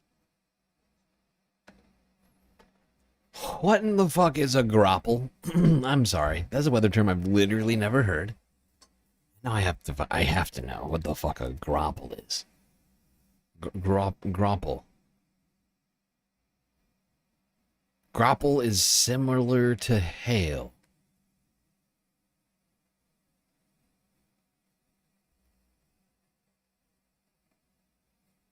I see. It's hail, but it's formed in a slightly different atmospheric condition. Why not just call it hail? How about you just call it hail for everybody else? The fact that I don't know what it is, I think that maybe don't use that term. Grapple, he says. Like anybody knows what the fuck that is. Come on, nerd. None of us know what grapple is. All right, Byron, thank you so much. Well, take a look at this footage out of Rio Doce. You can see those tree branches on top of those vehicles, snow and ice likely causing them to fall on that van and that truck. Those branches so heavy, they quite literally left their mark on those vehicles there. And that ice is also taking down power lines. This is all out of Rio Doce as well. You can see just how heavy they've become. Icicles dangling from the lines there. And oh, there we go. There's that video there. Well, as many as 3,000 people were without power. Village officials say once those branches are coated in ice, they can't hold much weight. We have a lot of wires that have been brought down by the weight of the ice on them. And then in addition to that, a lot of trees that have fallen, and some of them have fallen on the ground. Yeah, I hit by a derecho once, and I had to look up even what even took down our trees in power for a week, says Carl. Exactly. Oh, God. Well, there you have it. New Mexico. Hammered. Ice. Taking out trees and power lines. Now to Texas, WFAA 6 hours ago.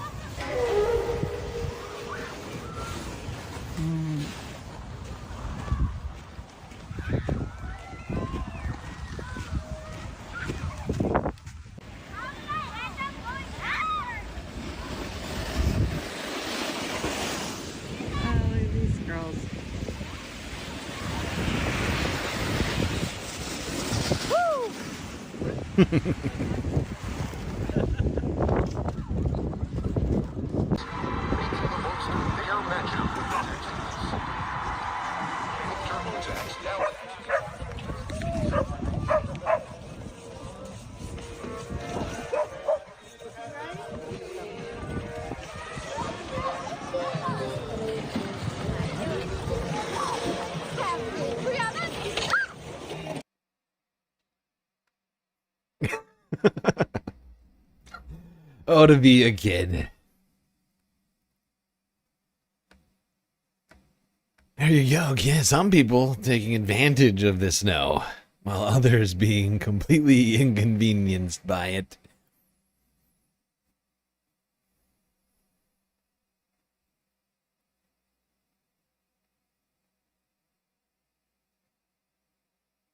Oh, and thank you for the follow, Girthy Green Goblin on Twitch.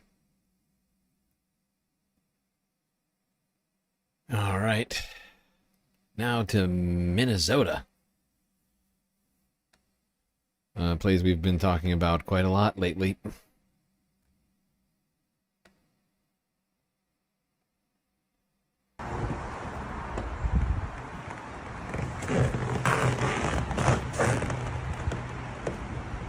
This is ridiculous!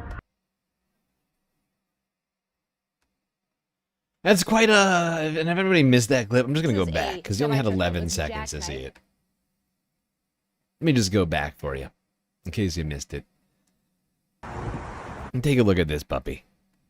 Take a gander at this delicious treat. Set your eyes on this culinary wonder It's wild. That should not be possible.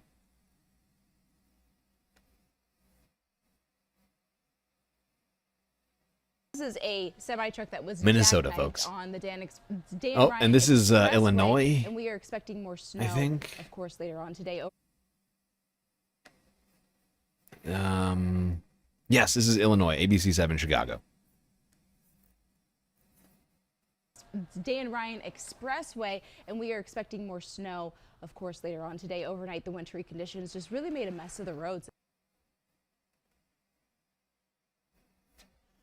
Yeah, roads super slippery out there.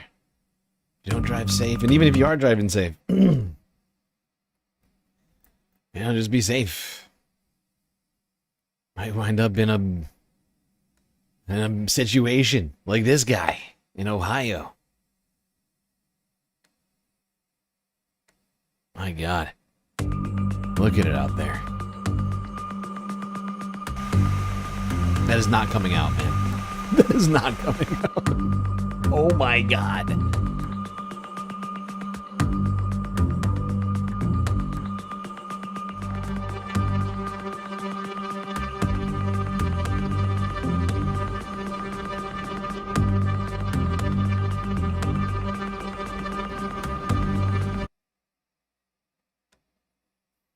There's the view from Lebanon, Ohio. Travel seemingly completely shut down. Nobody able to get anywhere. Too much snow.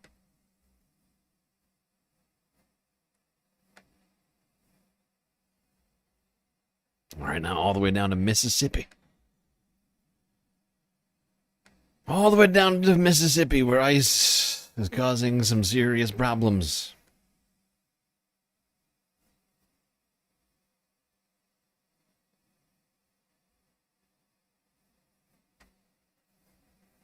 Snapped power lines. Oh my God. A massive metal power line taken down. Now that is impressive. Trees bent over like a freaking tunnel. Look at that. That is insane. That was a wild photo. The tree tunnel. I must see the tree tunnel again. Go back. Go back, Forbes. I must see the tree tunnel. Oh my God. Look at that. All the way clean across the road. That's wild. That is wild. You got a full lane to travel through. Oh my God. Mississippi. Looking crazy over here.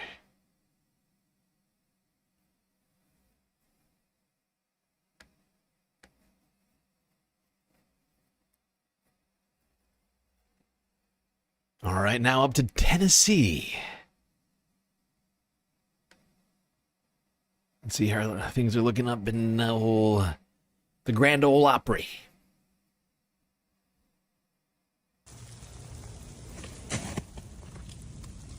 I don't even know if Oh my God. It's just ice. All of it.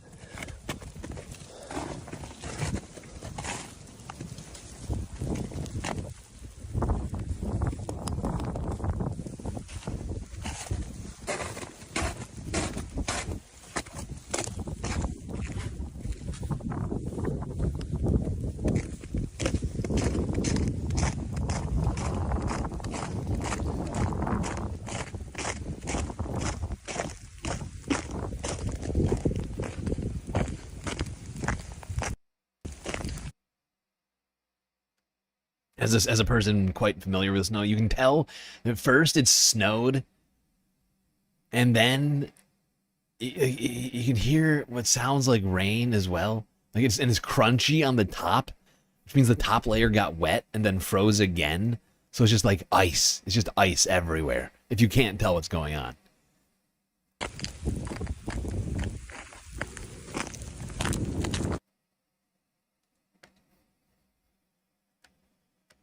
Oh, God. All right, everybody living in an Arctic tundra east of the Rockies.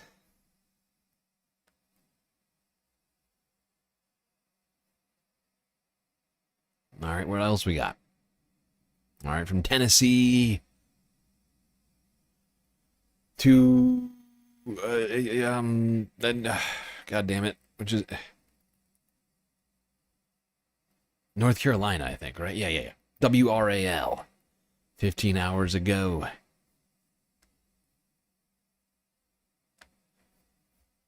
That's right. We're trying to hit everybody, as many as I could. I tried to find as many states as I could in the time I had. Tonight, the Arctic blast's frigid If I left you out, introduction, I'm sorry. slamming the country with snow, sleet, and freezing rain, set to impact more than half of all Americans. In Arkansas, roads littered with jackknife semis and cars skidding off the road. Chaos in Tennessee as crews rescue stranded drivers.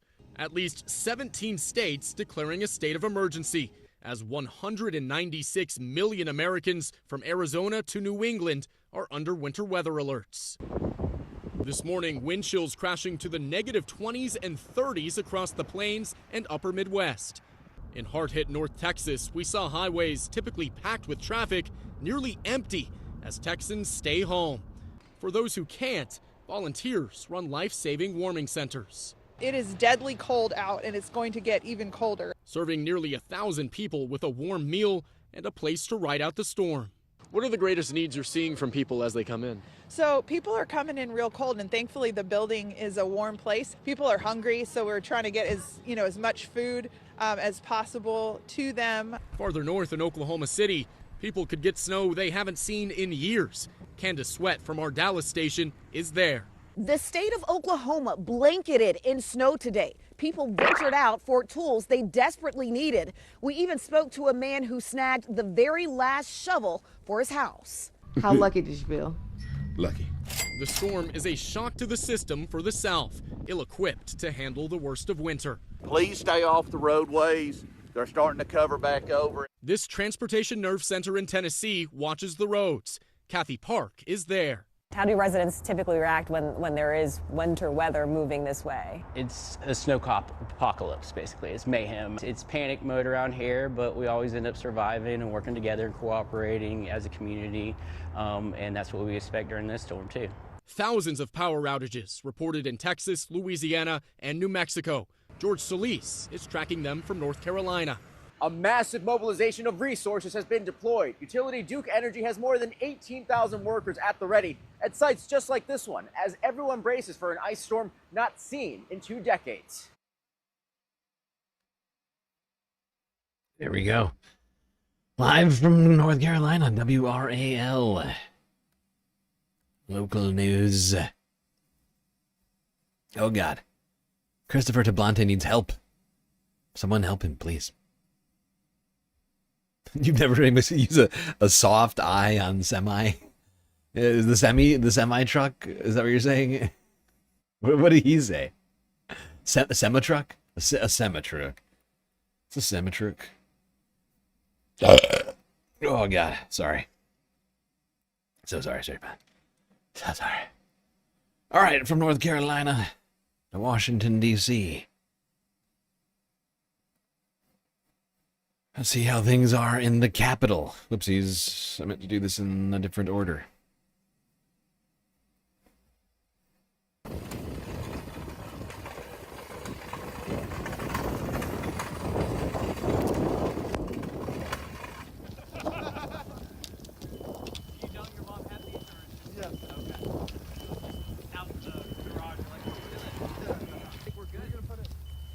This will be all over on CNN, probably CNN.com.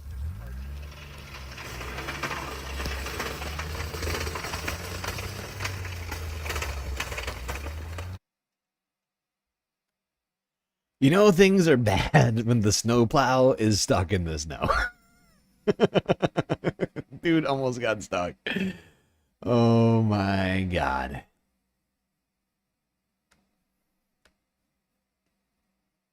Everybody across the country just trying their very best to deal with this snowstorm. Even people up in Canada. That's right, Ontario, Canada. Toronto. I don't know why that did. I don't know why I did that accent. Toronto.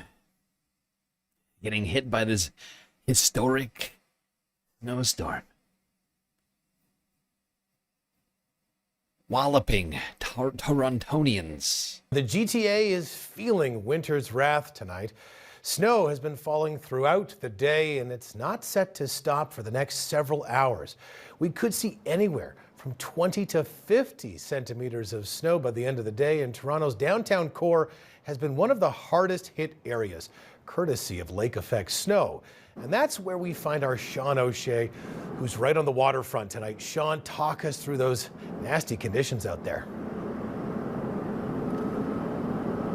Kevin, good evening. I can tell you, as somebody who lives downtown, when the snow comes, we don't usually get hit that hard downtown right here, but that is not the case today. A lot of lake effect. Now, about 4 o'clock this afternoon, the city declared a snow emergency effectively, and in doing so, they're saying it's going to take longer for streets to be cleared, for sidewalks to be shoveled, for those bike lanes to be open, and they're not going to be subject to provincial standards. What did this snow mean for people today? Well, a lot of businesses were closed, restaurants were closed, some people were out. The ones that were out were the ones that really wanted to be out. A Sunday snowfall blanketing the city with white. What do you think of the weather? Oh, I think it's really cold. Yeah, really cold, and this part is windy. A storm people were told was coming. You're getting blown around here. Yes.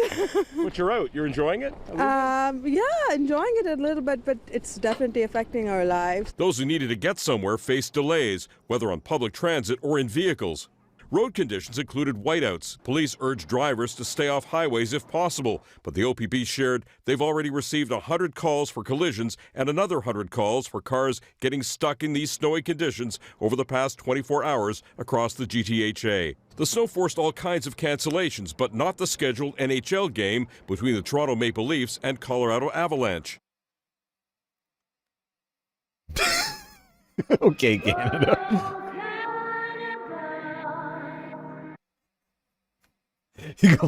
You close everything, but not hockey.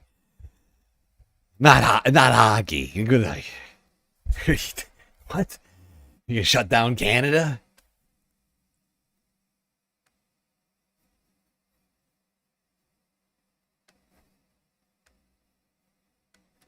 You shut down Timmy Hose, but God forbid you miss a single game from the NHL season. If the Leafs don't win this year, I don't know what I'll do.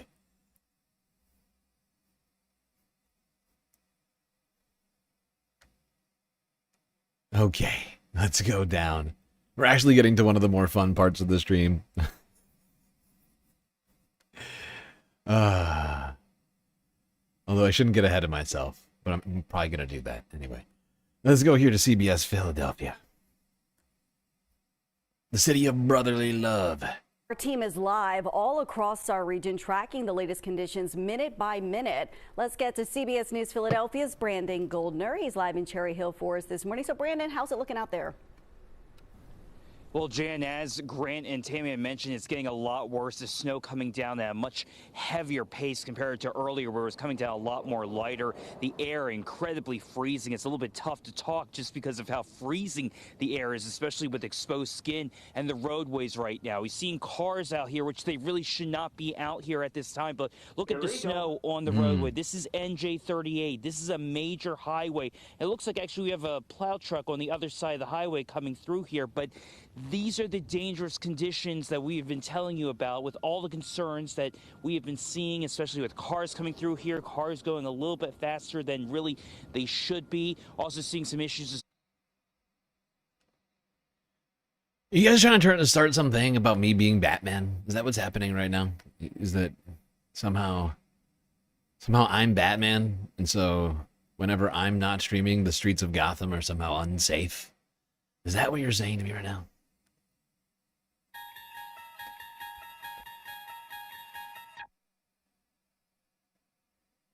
With NJ Transit announcing some suspension of services, Patco having delays, and of course a lot of other issues, especially when it comes to highways and the importance of going slower on the highways. That 35-mile-per-hour speed limit that's being enforced along New Jersey. You can tell this guy is struggling so hard. Oh my God! This just get this guy out of the snow. Get this goddamn guy out of the snow. He is struggling. He is struggling.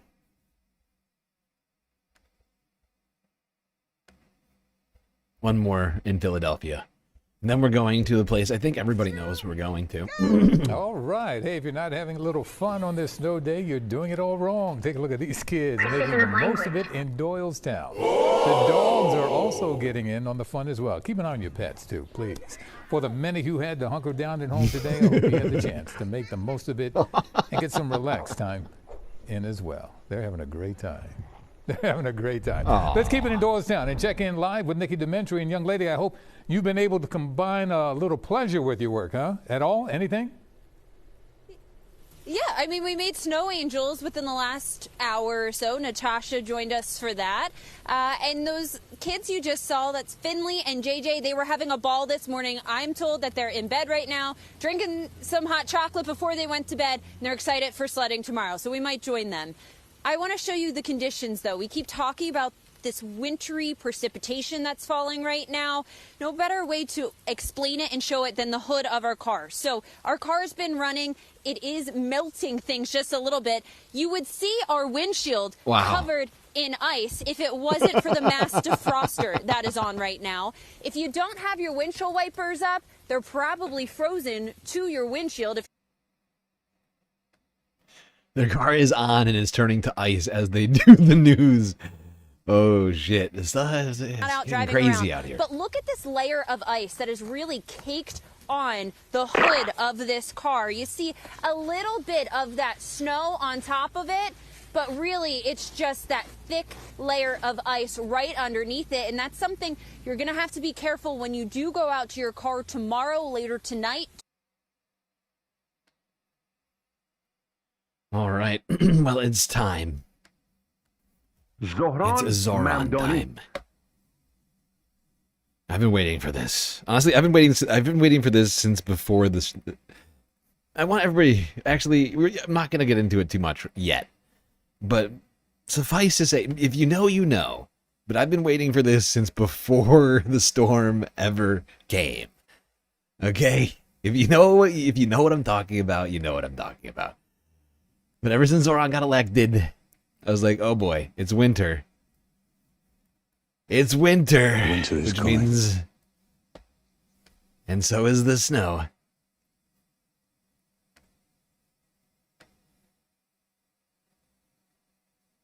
To New York City. Eyewitness News ABC 7 from yesterday. NYC prepares for major snowstorm.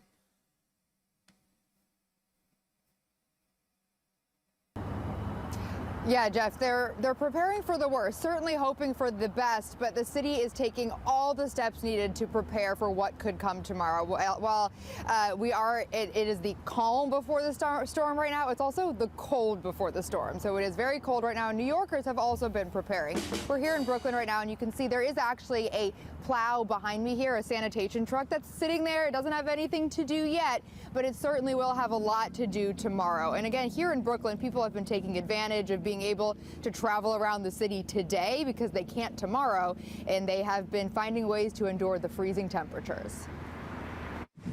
You know it's cold when even the pigeons appear to be bundled up. New Yorkers, too, bundled while going about oh my their God, they're so Saturday by cute when Prospect they're Park.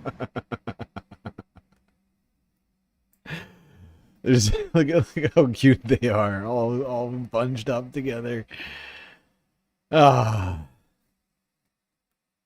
Bundled up. New Yorkers, love too, pigeons. bundled while going about their Saturday by Prospect Park. Many even going on a run. There's this like crazy mutant pigeon that lives near my Earth apartment. I see all the time. It's like, it is literally red. I saw a red. It was like bright red. I don't know what happened to this pigeon. And I've gotten up close to it before. It's really strange. It is unclear what happened to this pigeon. It was cold, but it was good. It's beautiful, clear. It's a little windy, honestly. I feel like it's the biggest thing. Like just like having the wind like whip against your face. Also ahead of the storm, stores This are guy emptying out. he can barely Last-minute talk. grocery shoppers say they prefer to be prepared. You never know what you expect, huh? So to be on the safe side, sometimes it's good to get, you know? But I have it and you don't have it, you know? So yes. that's what it is. Mayor Zoran Mamdani held a It's news true. conference in Manhattan with updates on the city's snow preps. 2,300 plows are at the ready, along with 2,000 sanitation workers. They've already started their 12-hour shifts. Also, the FDNY increasing firefighters, the MTA activating its Emergency Operations Center, and a Code Blue is in effect to help bring homeless New Yorkers to shelters. The new mayor, facing his first big snow event, has one main message. Please, if you can avoid it, do not drive, do not travel, do not do anything that could potentially place you or your loved ones in danger. Instead, I urge every New Yorker who can to put a warm sweater on, turn on the TV, watch Mission Impossible for the 10th time, above all, to stay inside. For 7-year-old Zariah Beckford, though, she does want to go outside and make snow angels. But if it's too cold, I'll go inside and have a warm cup of hot chocolate. Aww. All right, so let's talk. There you go, folks. New York City preparing Zohran Mamdani, mobilizing resources ahead of the storm. Little kids fighting between desires for snow angels and hot chocolate. Ah, winter is coming. All right, another one from ABC7. Another press conference from Zohran Mamdani. Mamdani, you can come in right in. Sorry to walk behind you. It's all good. You're here, and we are ready to talk to you about this storm that is pretty serious. And you said that this has been one of the biggest snowfalls for our city that we have seen in years. What makes it exactly so different? Well, I think it's the combination both of the scale of the snowfall. We're seeing estimates from 8 inches to 11 inches, potentially beyond that, and then also the cold front that's a part of it. This is going to be the coldest extended period of time for New Yorkers that they've seen in the last 8 years. And I'm thankful to be here at the shift change alongside the incredible men and women of DSNY who are keeping New Yorkers safe and making sure that today's going to be a day where we're not only encouraging New Yorkers to stay home, but our city workers are out there making sure that they're safe. Now let's talk about this. With the combination of expected snowfall and the frigid temperatures is already cold, we haven't seen in 8 years. What is your biggest concern right now? I think my number one concern is that there be New Yorkers around the city who don't understand the scale of the weather that we're looking at. We are encouraging every New Yorker not to just live their life as they would or treat it as a typical Sunday, but to stay home. Today is the day to stay indoors, stay warm, huddle up with your family and friends, watch some horrible reality TV of your choice. Today's not the day to get out there, get some groceries, go for a trip that you'd meant to do. This is a time for city workers to get out there and keep the city safe. Now, I was talking with even some of the sanitation staff. You kept on the acting sanitation commissioner specifically to get through winter. How critical was that decision even for today's response? Well, I think he's been doing a great job, and frankly what we wanted to make sure of is that no matter the transition from one administration to another, that it not take place during snow season. Because what New Yorkers care about more than your politics or how you describe it is, are you going to be able to meet a snowstorm? Are you going to be able to meet the challenge? And we're seeing with DSNY, with this kind of leadership, the city is ready, the city is prepared. That's what we're showing. And Mayor,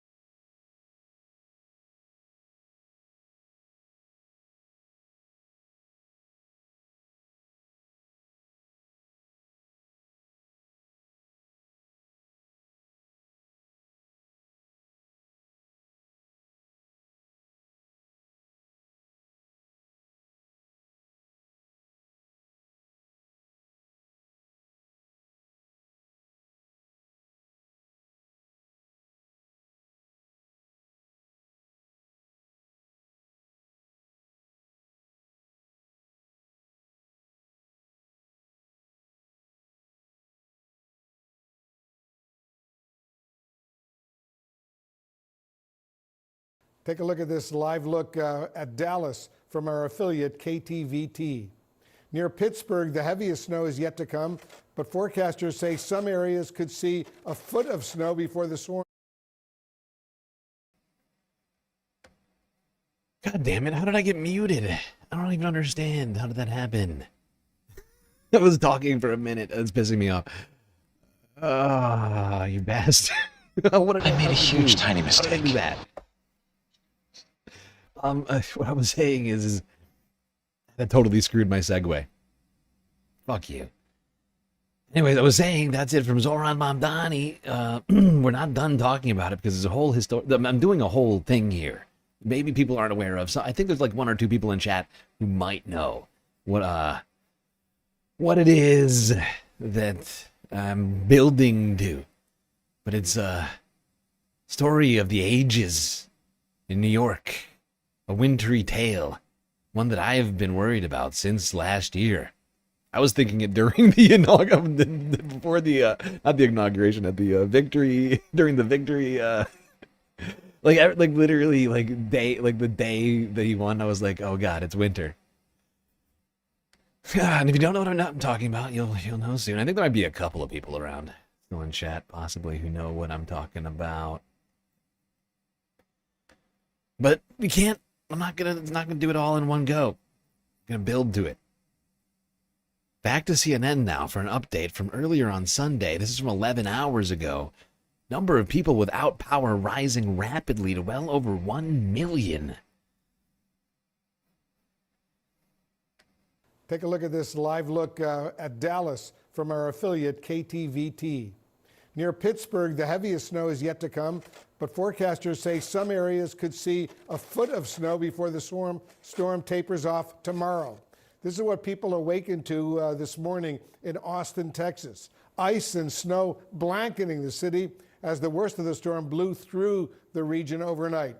In Florence, Alabama, first responders found themselves in need of help. Their fire truck slid off the ice-covered road. No one was hurt, and an industrial tow team was able to pull it free. In the south, freezing rain has been the big problem. This is Clarksville, Tennessee. The state has seen more than ½ an inch of ice, causing widespread power outages. Indeed, across the U.S. right now, more than 900,000 homes and businesses are without power. Tennessee makes up almost a third of that. We're following all these late-breaking developments in this very, very dangerous monster storm. CNN's Gloria Pazmino is on the scene for us in New York. Right now, CNN meteorologist Allison Chinchar is over at the CNN Weather Center. Let's begin with you, Gloria. What is New York experiencing right now? Well, Wolf, I just want to show you very quickly. If we turn around right now, I know you're a Buffalo guy, but people are out here enjoying the conditions. This guy just strapped on his skis and is going for a walk in Central Park. And as you can see, there's a lot of people here. Even though I just spoke to Mayor Zoran Mamdani a few hours ago, and he was telling me he really is asking New Yorkers to stay inside. The reason for that is so that sanitation workers can get to work clearing the roads, cleaning up the sidewalks. So far, so good, he told me. The city has significantly increased the number of workers. Take a listen.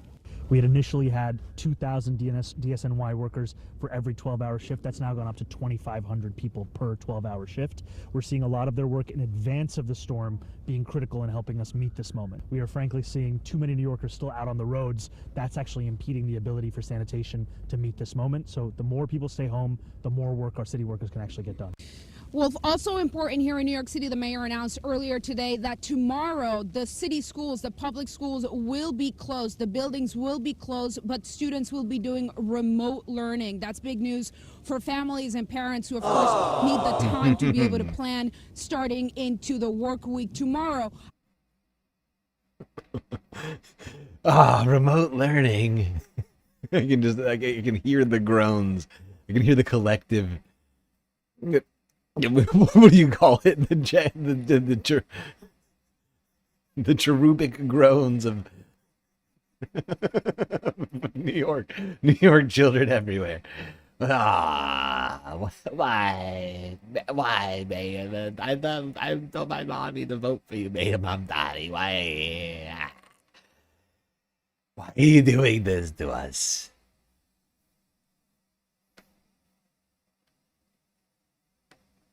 Have you no heart, Mayor?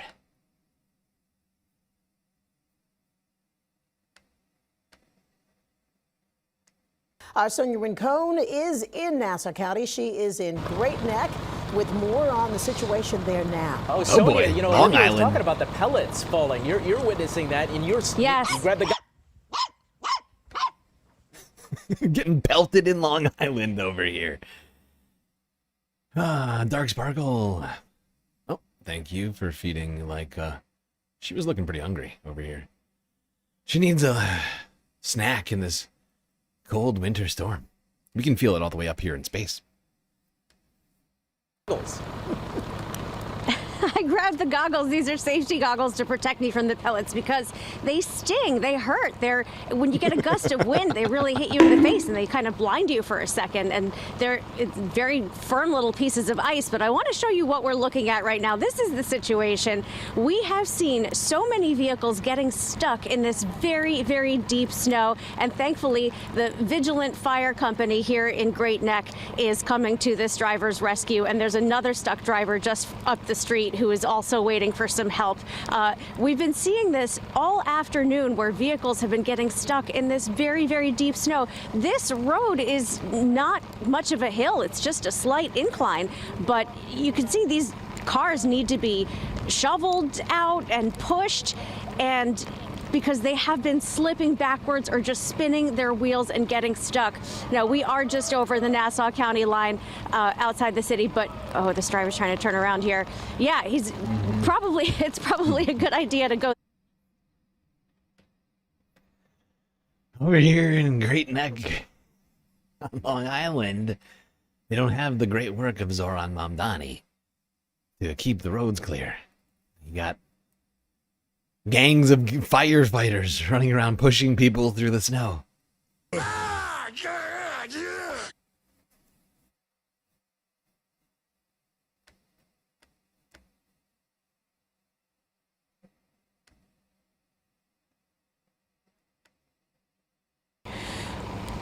I'm just going to skip ahead to this. People who are calling must be so happy that you guys are open. They're shocked that we answer the phones. After we answer the phone on the third ring, they're like, "Oh my God, I didn't think anybody was going to open." But we opened the doors for them. So. And how are they getting their food? They're plowing their driveways and shoveling their way out to try to get here. So they're coming to pick it up, but they're coming to pick it up. Yes, yes. There's limited Uber drivers on the road right now for Uber deliveries, but here and there they're coming. So hopefully this will clear. I'd be honest. Those Uber guys have four-wheel drive. Yes, exactly. I'm more concerned about the rain that's coming because it's 15 degrees. This is going to be a big ice skating rink here in Great Neck pretty soon, or everywhere. Yeah, that is the big concern. There we go. Great Neck pizza shop owners. At least that one. Staying open. Trying to keep Long Islanders fed. Right, Nassau County.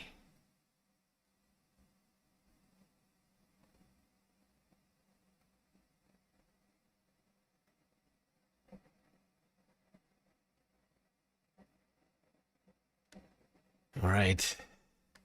Back to New York. Mayor Mamdani, final update. Going into the evening. Good afternoon, everyone.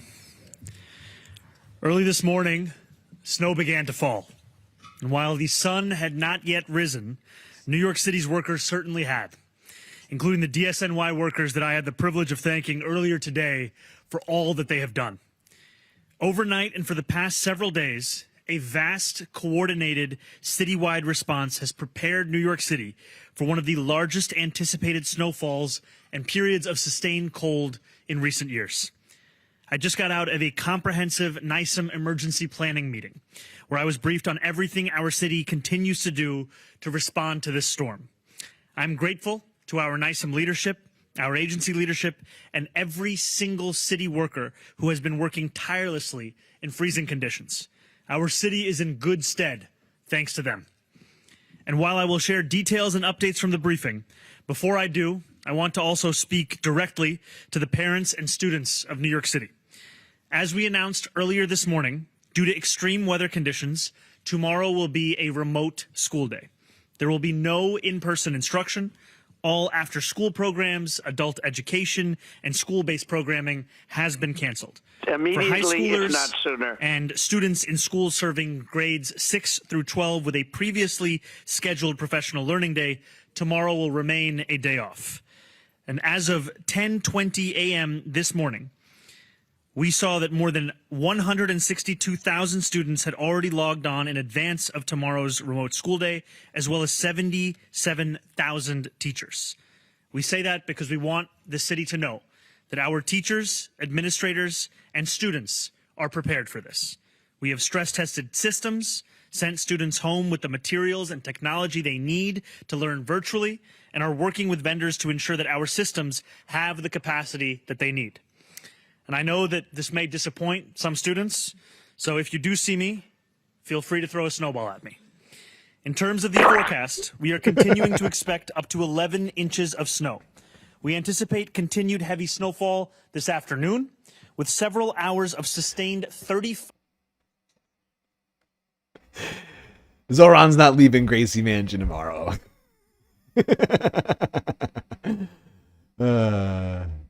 Although I kind of want to see, for whatever reason, I want to see him get chased by a pack of children with snowballs. Mile-per-hour wind gusts.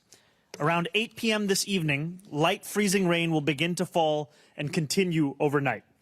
This weather will taper off tomorrow, but New Yorkers can expect a mix of light snow, freezing drizzle, and wind gusts to continue until around noon. Now, this storm is not only bringing snow with it, it carries temperatures colder than any sustained period this city has experienced for 8 years. Winter is For those coming. without shelter, the intense cold can be fatal. Yesterday alone, before the snow had even begun to come down, at least 5 New Yorkers passed away and were found outside. I send my deepest condolences to their families and loved ones. While we do not yet know their causes of death, there is no more powerful reminder of the danger of extreme cold and how vulnerable many of our neighbors are, especially homeless New Yorkers. We have sufficient resources to shelter every New Yorker in the city, and our teams are scouring the streets, providing outreach. Our administration has opened 10 warming centers in school buildings across this city, 2 in each borough, and they will be operational through at least tomorrow evening.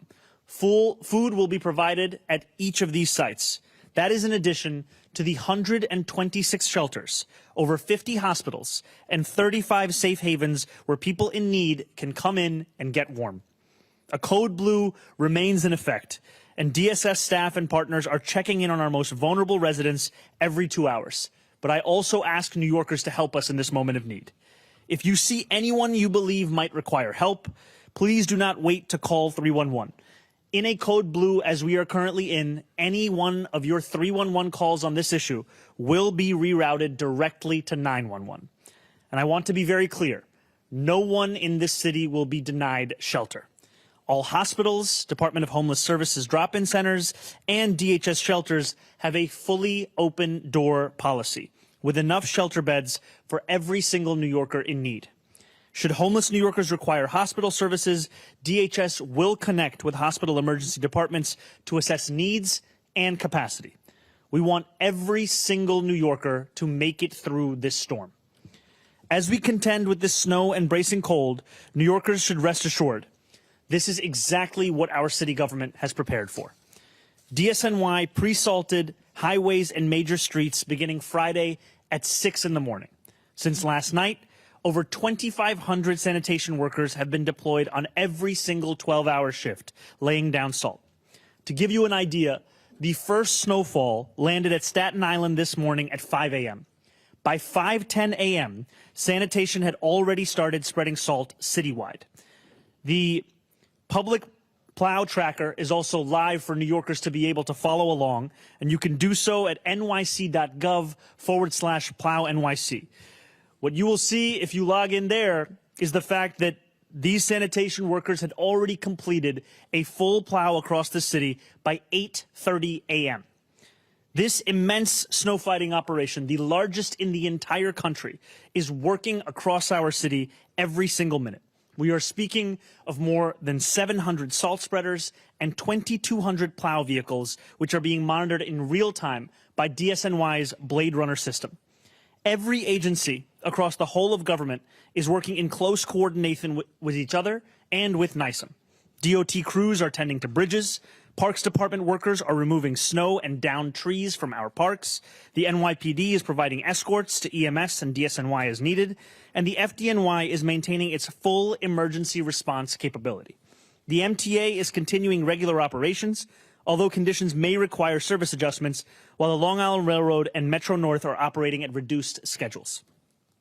Due to the declining visibility and snow of this weather emergency, NYC Ferry has suspended all service until further notice. Updates will be provided through the NYC Ferry app and ferry.nyc. The Staten Island Ferry is continuing to run at this time, but it has moved to hourly service. We also know that all bus service has been suspended at Port Authority. Additionally, all 3 public library systems will be closed today and tomorrow. Utilities are being monitored by Con Ed and National Grid teams, and they have representatives present in the NYSEM Emergency Operations Center. Ambulances will arrive at their destinations. This is the first major storm where 100% of FDNY ambulances are 4-wheel drive. The FDNY has also added additional ambulances from voluntary hospital partners, and NYSEM is actively tracking ambulances via their Stuck Ambulance dashboard. If an ambulance is stuck or unable to respond to a call, another will be deployed. Thus far, there have been no reports of stuck ambulances in New York City. As we speak, city workers are working relentlessly across our city to keep our streets clear, to get people into shelter, and to respond to those who need help. The single most helpful thing that New Yorkers can do is to stay at home, and especially to stay off the roads.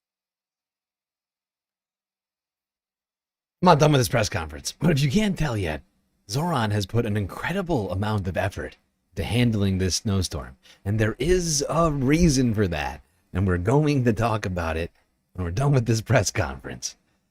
But this man went to extreme efforts to ensure that there were no problems on the roads of New York. I cannot emphasize this enough. Please, if you can avoid it, do not drive. One of the reports we received earlier today from sanitation is there are still far too many New Yorkers out on the roads. Conditions are dangerous, and a hazardous travel advisory is in effect for today and for tomorrow. Now, if you are shoveling snow outside of your home, please pace yourself and do not try to clear everything at once. It is going to take multiple passes. Check in on seniors and help your neighbors who may need extra support. The snow is coming down heavily across our city, and I can think of no better excuse for New Yorkers to stay home, take a long nap, or take advantage of our public library's offer of free access to Heated Rivalry on ebook or audiobook for anyone with a library card. I encourage New Yorkers to join the more than 1 million who have already signed up for regular Notify NYC updates, and you can do so by texting Notify NYC to 692-692. Finally, while I want to again express my gratitude to the incredible city workers who have kept our city running through this snowstorm, I also want to thank every single New Yorker who has been doing their part to help New Yorkers across the city. I have heard of countless stories of neighbors bringing meals to other neighbors, young people helping senior citizens navigate slippery conditions, friends grocery shopping for those who cannot shop for themselves. This is the compassionate, caring New York that we all know and love. The New York that always shows up in moments of challenge and adversity. Together we will clear the roads, teach our children, tend to the sick, and keep our city running. Stay warm, New York City. Stay prepared. Stay safe. Thank you very much. And now our school's chancellor, Kumar Samuels.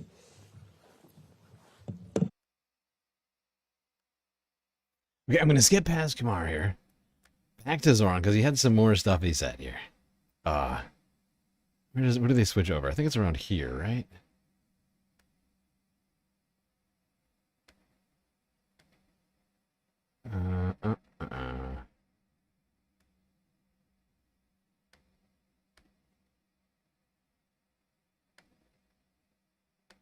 Nope, not quite. Yeah. Too far. Too far still. Still too far. Too far. There we go. We'll take questions now for everyone from there on the storm. Go ahead. If you could just talk about the 5 deaths. What work happened before Saturday to interact with the homeless What's working now with encampments and people who are out in the cold is homeless services out there looking for people in the cold? So first and foremost, we mourn the loss of any and every New Yorker. And we are keeping those 5 New Yorkers in our thoughts, as well as their friends and their family. At this time, it is still too early to say what the cause of death was for any of the 5 of them. And it seems at this moment that we do not think any of them were homeless. The Department of Homeless Services is conducting regular outreach to homeless New Yorkers across the 5 boroughs. We are speaking about outreach that is being conducted every 2 hours. Prior to Friday, we had already been in a code blue. That's when we go below freezing temperatures. And what that means is it's a moment where we bypass the typical intake procedures that take place at a shelter. At this moment, the focus is not on filling out forms, it's on filling our shelter beds. So we were having city workers, incredible city workers who are doing such important work right now, canvassing homeless New Yorkers across the city and connecting them with shelter, connecting them with services. If they are in need of immediate medical services, then doing so as well. And I do also just have to both appreciate New Yorkers who have been calling 311 whenever they see a homeless New Yorker who's outside at this time, as well as ask New Yorkers to continue to do so, because those calls are rerouted to 911, and that is then another point of outreach that we can have to keep somebody indoors. Thank you. More questions? Yeah, go ahead. Yeah, hi, I'm Mary Frost, Brooklyn Eagle. Usually during these things, there's a lot of power outages in Brooklyn and also Queens, a little bit in Staten Island too. What can people do? What do you advise they do if there's some big power outages again? I think the first thing you should do is call 311 so that the city is aware of it. I am heartened by the reports that we've received thus far that we have not seen such outages as yet, though it was a key part of our briefing was both anticipating and hearing the reports of what the current status is. Additionally, when I am telling New Yorkers to stay home and to stay safe and to avoid unnecessary travel, I would also remind every New Yorker that in a moment such as this, with this kind of immense cold, to also be very careful with the use of remote space heaters. We are speaking about the need to ensure that you always monitor the operation of a space heater, as well as keep it more than 3 feet away from anything that is flammable. Thank you. Yes, go ahead, Laura. Mayor, we know that commuters are going to need to come to work tomorrow. We know they come from outside of New York and New Jersey. What would you say to those commuters, and have you been in contact with Governor Sherrill in New Jersey? So I haven't yet been in contact with Governor Sherrill over the course of this snowstorm. What I can tell you, however, is that I've been in close contact with Governor Hochul and Governor Hochul's team. We have all been in regular, constant communication as we know that these conditions pose a real danger to New Yorkers.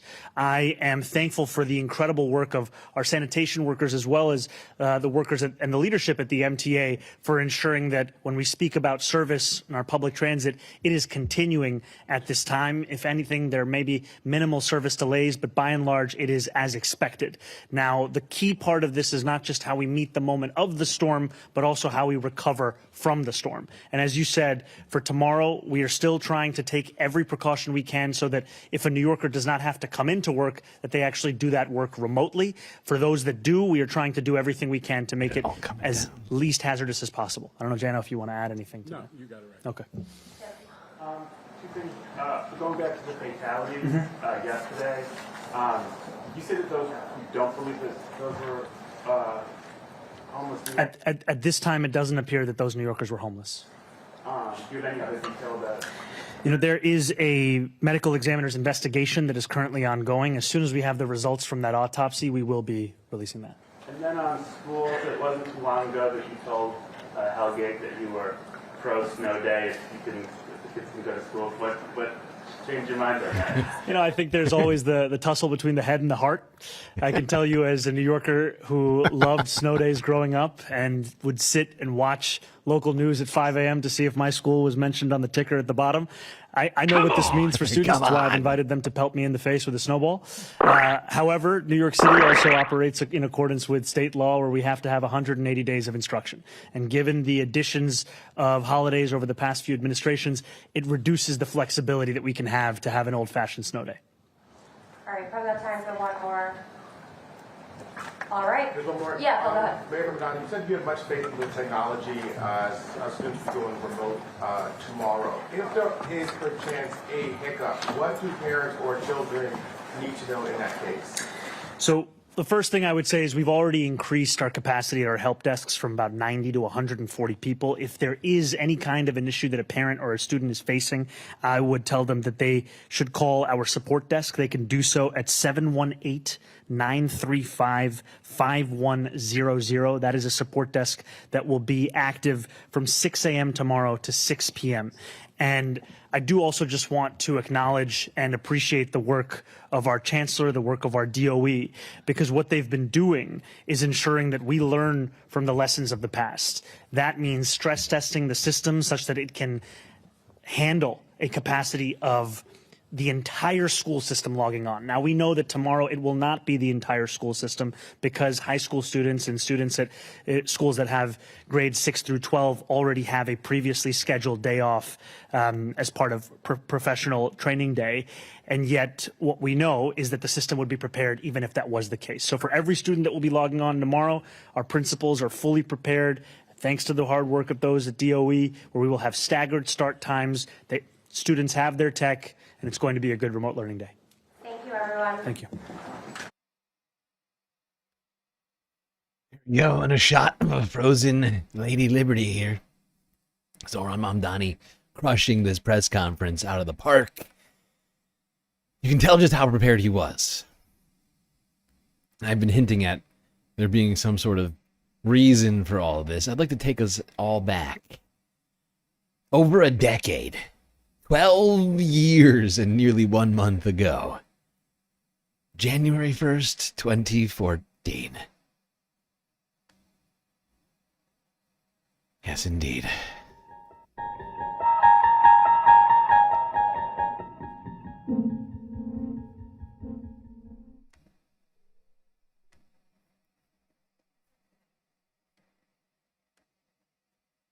Well, snowstorms are a huge challenge for any city, and brand new mayors in New York and Detroit are about to face their first big tests.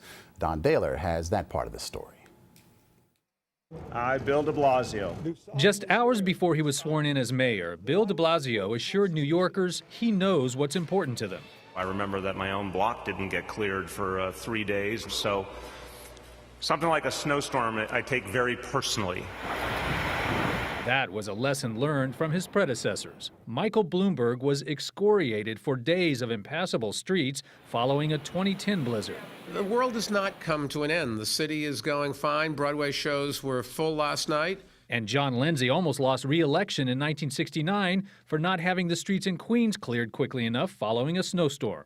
10 years later, Mayor Michael Blandick of Chicago wasn't so lucky. He was defeated largely because of the city's anemic reaction to a blizzard. With bankrupt Detroit looking at a possible 7 inches of snow tomorrow, incoming Mayor Mike Duggan hopped on a plow to show his priorities are straight. But when it comes to clearing streets, he's at a huge disadvantage. Detroit has only 145 snowplows. New York City has almost 2,000. While not expected to be as extreme as the blizzard of 2010, this coming storm will be the first test for Bill de Blasio as mayor of New York. He spent most of his career as a politician. Yes, indeed. And the snow, in fact, did come. Oh, it came. Oh, it came. And everybody hammered Bill de Blasio. Here's CNN from not much long after this video posted. 12 long years ago. Dead aim at the tail of 2 cities. I meant it. He's only been in office for a few weeks, but New York City Mayor Bill de Blasio is already catching heat for his tale of 2 cities. Or rather, the tale of plowing 2 cities. With all due respect to anyone who wants to play out a theory here, it's just not accurate. Some New Yorkers who live in Manhattan's affluent Upper East Side say their neighborhood was among the last to be plowed during Tuesday's snowstorm. Give it to that de Blasio, not plowing up here. I've never seen anything like this in 64 years living in the city. Many vented their frustration on social media, some even accusing de Blasio of purposefully giving them the cold shoulder. Maybe it's a traffic study. De Blasio getting back at us by not plowing Upper East Side. The city's plow tracking app indicates the lack of snow plowing activity on the Upper East Side Tuesday. One city official says a plow in the neighborhood didn't have a working GPS, so its progress was not reflected on the website. But angry residents aren't buying the excuse. It doesn't make any sense to me. You just look outside and say there's something wrong. You don't need a GPS to tell you that. 1,700 plows out overnight, but this is still what it looked like Wednesday morning. Vehicles stuck, pedestrians falling, messy streets everywhere. A stark contrast to this, crystal clear roads on Atlantic Avenue in Brooklyn. It seemed like there was a little bit of a payback. We've heard this story of snowplow class warfare before. Mayor Bloomberg came under heavy fire during the blizzard of 2010 from residents in Brooklyn and Queens, livid that streets in some areas had gone unplowed for days. Mayor de Blasio insists there was no preferential treatment. And no one was treated differently. But after visiting the neighborhood late Wednesday, he admitted that more could have been done to serve the Upper East Side. Oh God, the poor Upper East Side, so underserved, the Upper East Side. This sucks. It's God, it's like a hellhole over there. Ah, yes, but perhaps this was one of the reasons. Zoran knowing that the plowing of the streets is in fact something of a test that every incoming mayor has to pass, essentially. And this was quite a test that Zoran was given the first month in office. And it looks like he's done a great job. Fact is, this man, he'll roll up his sleeves, he'll get the job done. Literally.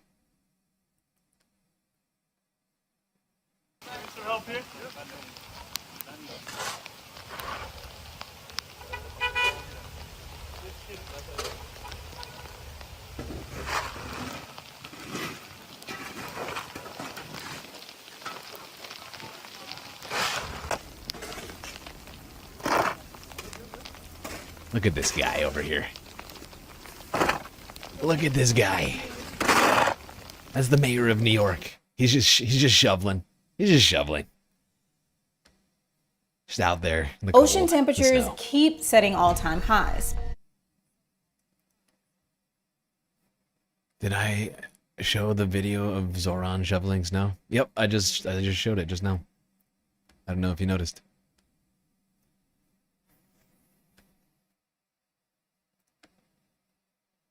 There we go.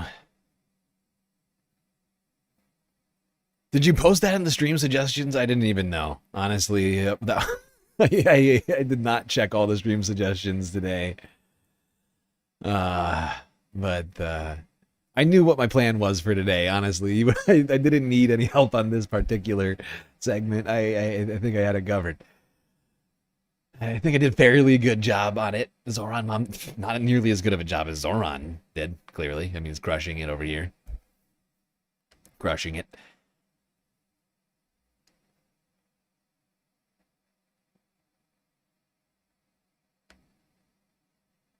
It is good, though. It is good to see Zoran meeting this test. His first big test of his mayorship.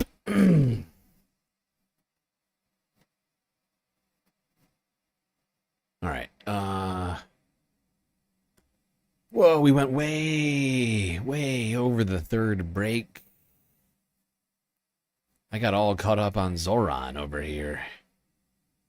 Totally neglected to pay attention to the clock. All right, everybody, quick break. We'll be right back after these brief messages.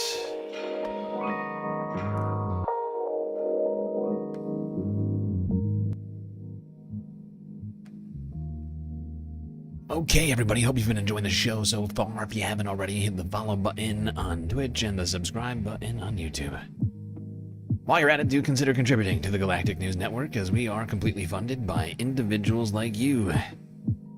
Things like YouTube Super Chats, Super Stickers, memberships, gifted memberships, Twitch, bits, power-ups, subs, gifted subs, Prime subs, Cash App, and PayPal.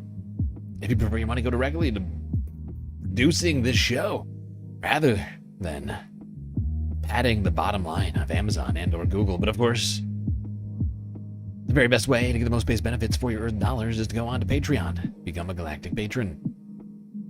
All right, everybody, enjoy the break. Grab yourselves a drink, maybe a snack.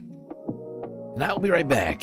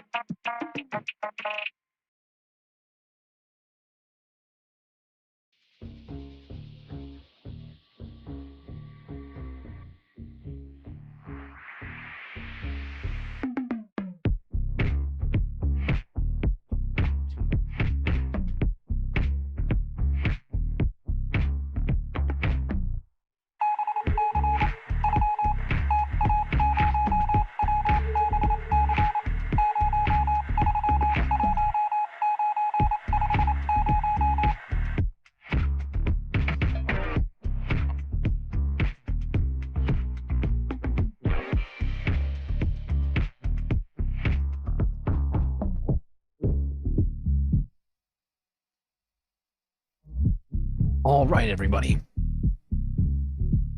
Third break is over. Fourth half's about to begin. So, better get back in those seats, otherwise you're going to miss it.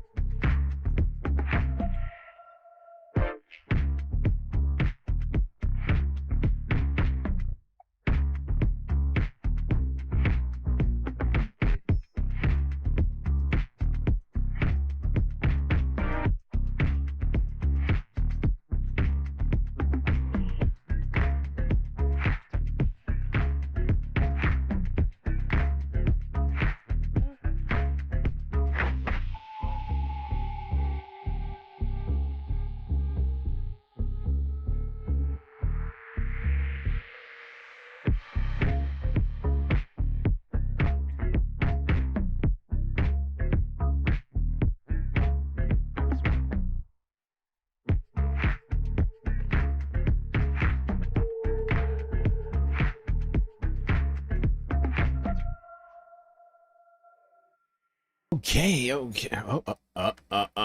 There we go. I was muted. Okay, everybody. Here we are. Break over. Stream about to begin once again. Finally, we're going to get to talk about some different stuff. Aren't you excited, Space Fams? We finally gotten to the point where we can talk about some of the stories I had planned for the week ending report. Oh, God. It's almost like it's a breath of fresh air. Unfortunately, that fresh air is filled with shit. Because all the other news sucks too, I'm afraid. This week has not been good. Just generally, for everyone in the planet. Let's go down to Chile.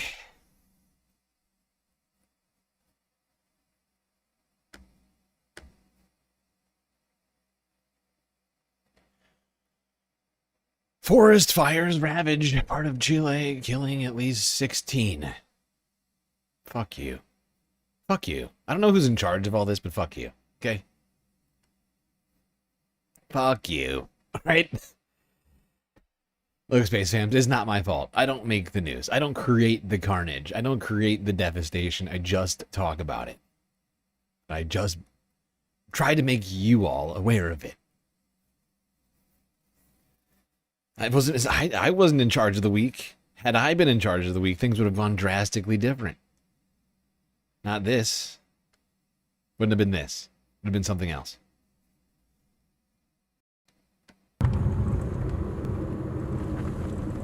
¿Qué hacemos?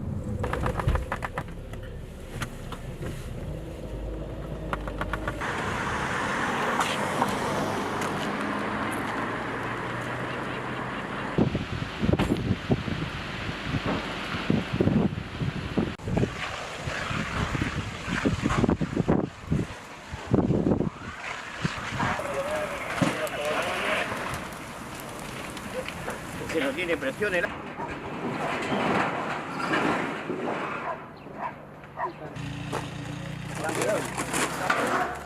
Sí, porque hay esfuerzo. Hay que seguir derecho y va con una mano izquierda.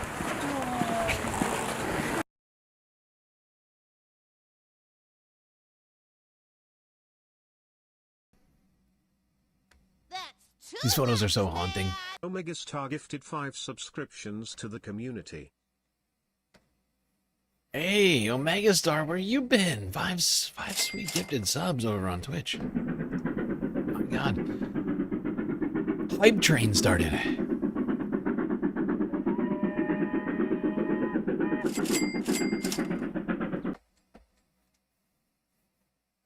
Omega, thank you for the gifted subs. Hype. Hypeness engaged. Who got those subs? Chaos 9. Azizi. Ardvark 00. And the Cinzia. Much appreciated, Omega. Incredibly generous. You're having a nap. Probably well-deserved nap. I feel like we could all go for a nap. All right, let's look at some of the other footage from this horrifying wildfire in Chile this week. This is APT from 7 days ago. It might have been Monday, I guess. Actually, no. I think Tuesday.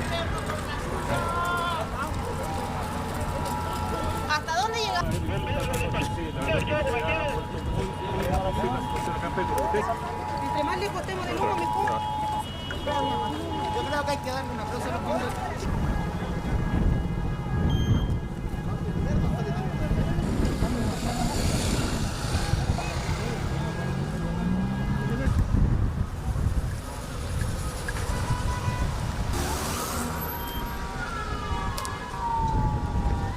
Hace unos instantes también se nos confirmó el rescate de 10 bomberos. El incendio sigue totalmente sin control, las condiciones atmosféricas tal como estaba previsto. The fire is still out of control.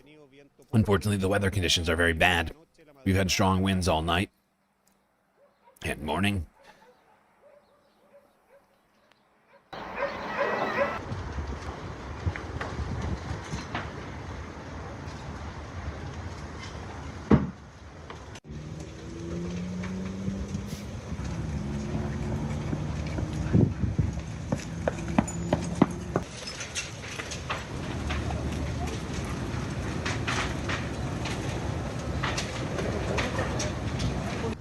Mi mamá, mi tía y mi tío.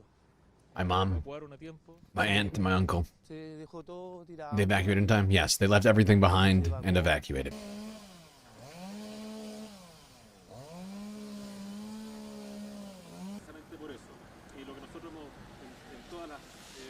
Precisely for that. And what we have in all statements that we have made during the night.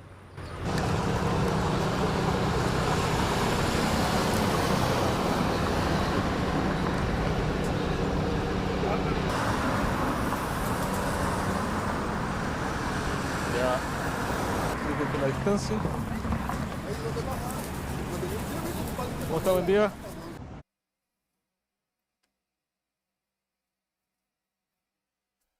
Somehow humanity has to find a way to band together as one to solve our problems. We cannot keep trying to do it alone. Trying to patch up this or that thing. Gotta stop fighting each other. Start working together. Oh, it wasn't just fires in Chile. Nope. Nope. I'm afraid not.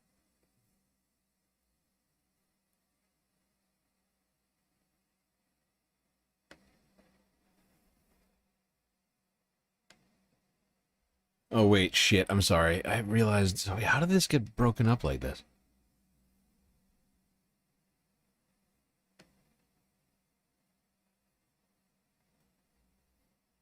Sorry, I have more footage of this. Somehow, I don't know how this happened. Hold on, let me make sure I've got this all looking good. This is wrong too.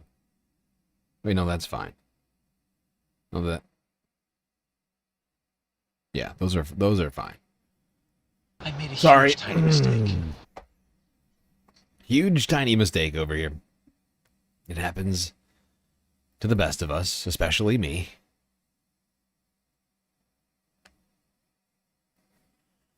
Especially, you know, Space Family, everybody, and this happens to me every stream, right? I mean, at least a few times a week, I totally screw up my list. I have to do some sort of sudden fucking amendment to the list. There we go. This is the right one. Yep.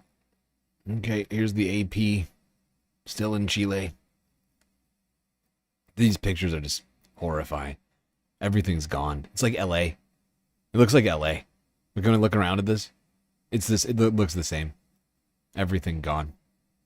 Just entire neighborhoods decimated. Clip on Chile.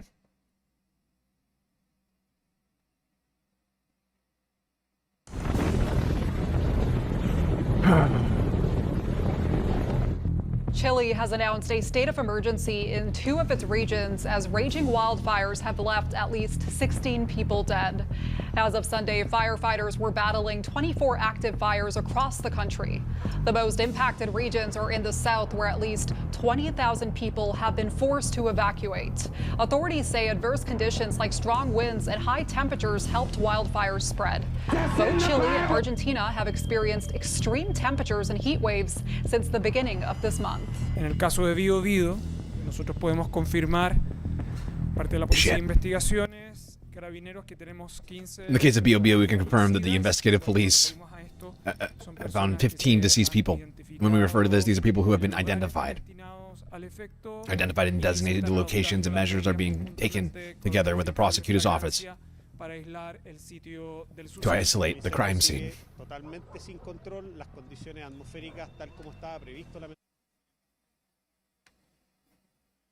Jesus. Fucking chaos in Chile.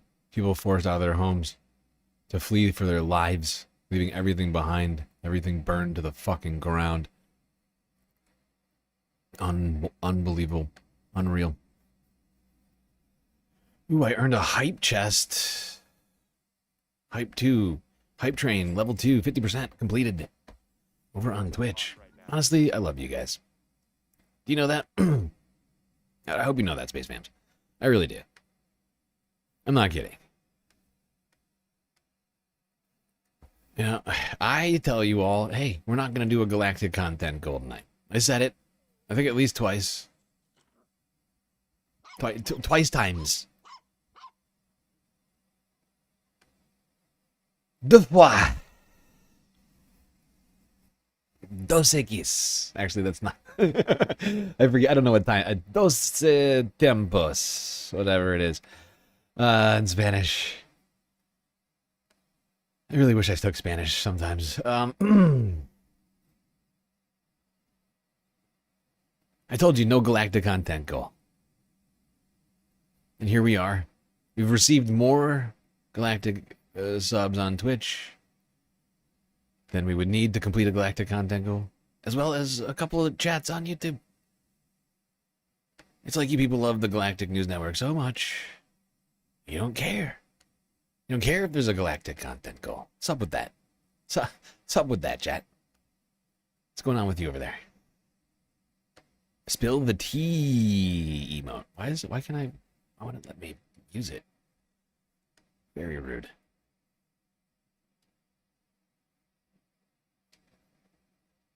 All right, let's go to some more tragedies. If it's not on fire, it's probably underwater. And this week it's South Africa. No, not just the country of South Africa. I just mean broadly South Africa. You know. Everything from Mozambique down. Here's Wyon News India from 6 days ago. South Africa has declared a national disaster following severe weather and widespread flooding in the country. This will enable the authorities to coordinate emergency operations across multiple provinces hit by severe weather conditions. According to the government figures, 38 people have lost their lives so far. The severe weather, which included heavy rainfall, strong winds, lightning and flooding, has impacted the country's 5 of the 9 provinces. Mpumalanga recorded 20 fatalities, while death toll in Limpopo province currently stands at 18.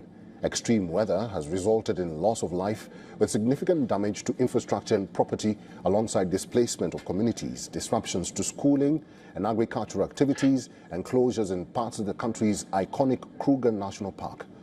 The South African National Defense Force has deployed 2 helicopters to assist with rescue operations and evacuate residents stranded in hard-hit areas.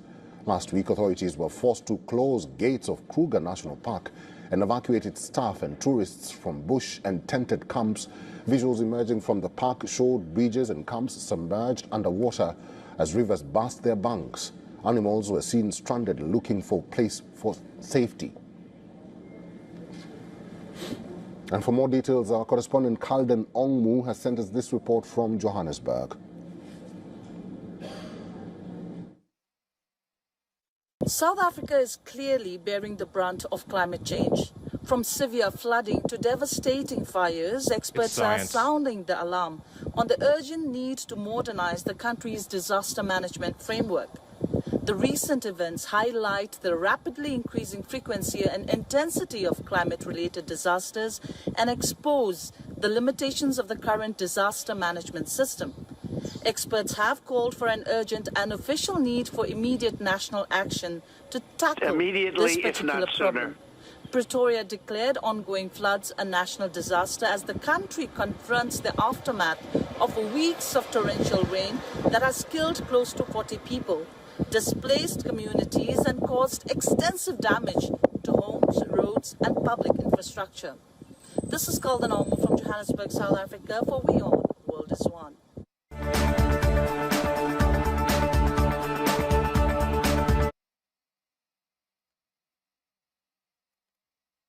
Oh, God. We got more on this situation. This went on for quite a number of days. All of this flooding in the south of the African continent. Here is Reuters from 6 days ago. Mozambique. Floods displacing thousands. Communities cut off.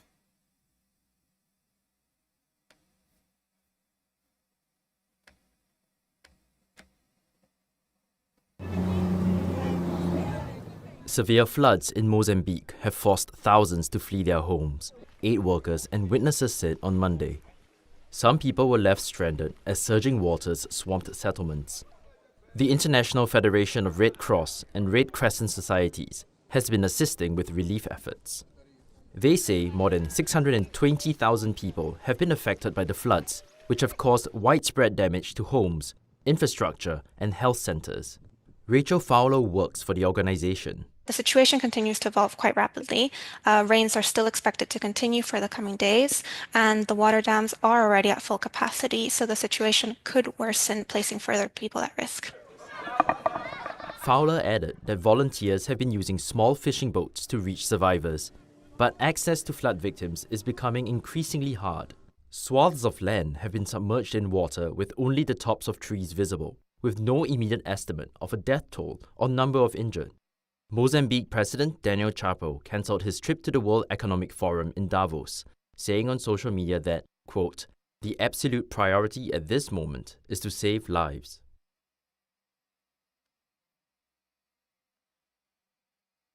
Yeah.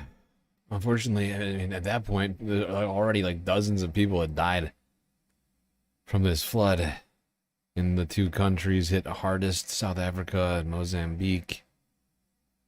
The search for two teenage boys swept away in floods has been going on for 3 days now.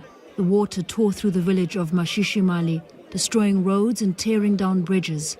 Sean Shai is the cousin of Matlatsi, one of the missing boys. Sean says he tried to help, but the current was just too strong. I was getting tired, but I tried to hold him. At that point, I'm not sure if he drowned or if the current took him. The rest of Matlassi's family wait anxiously for news.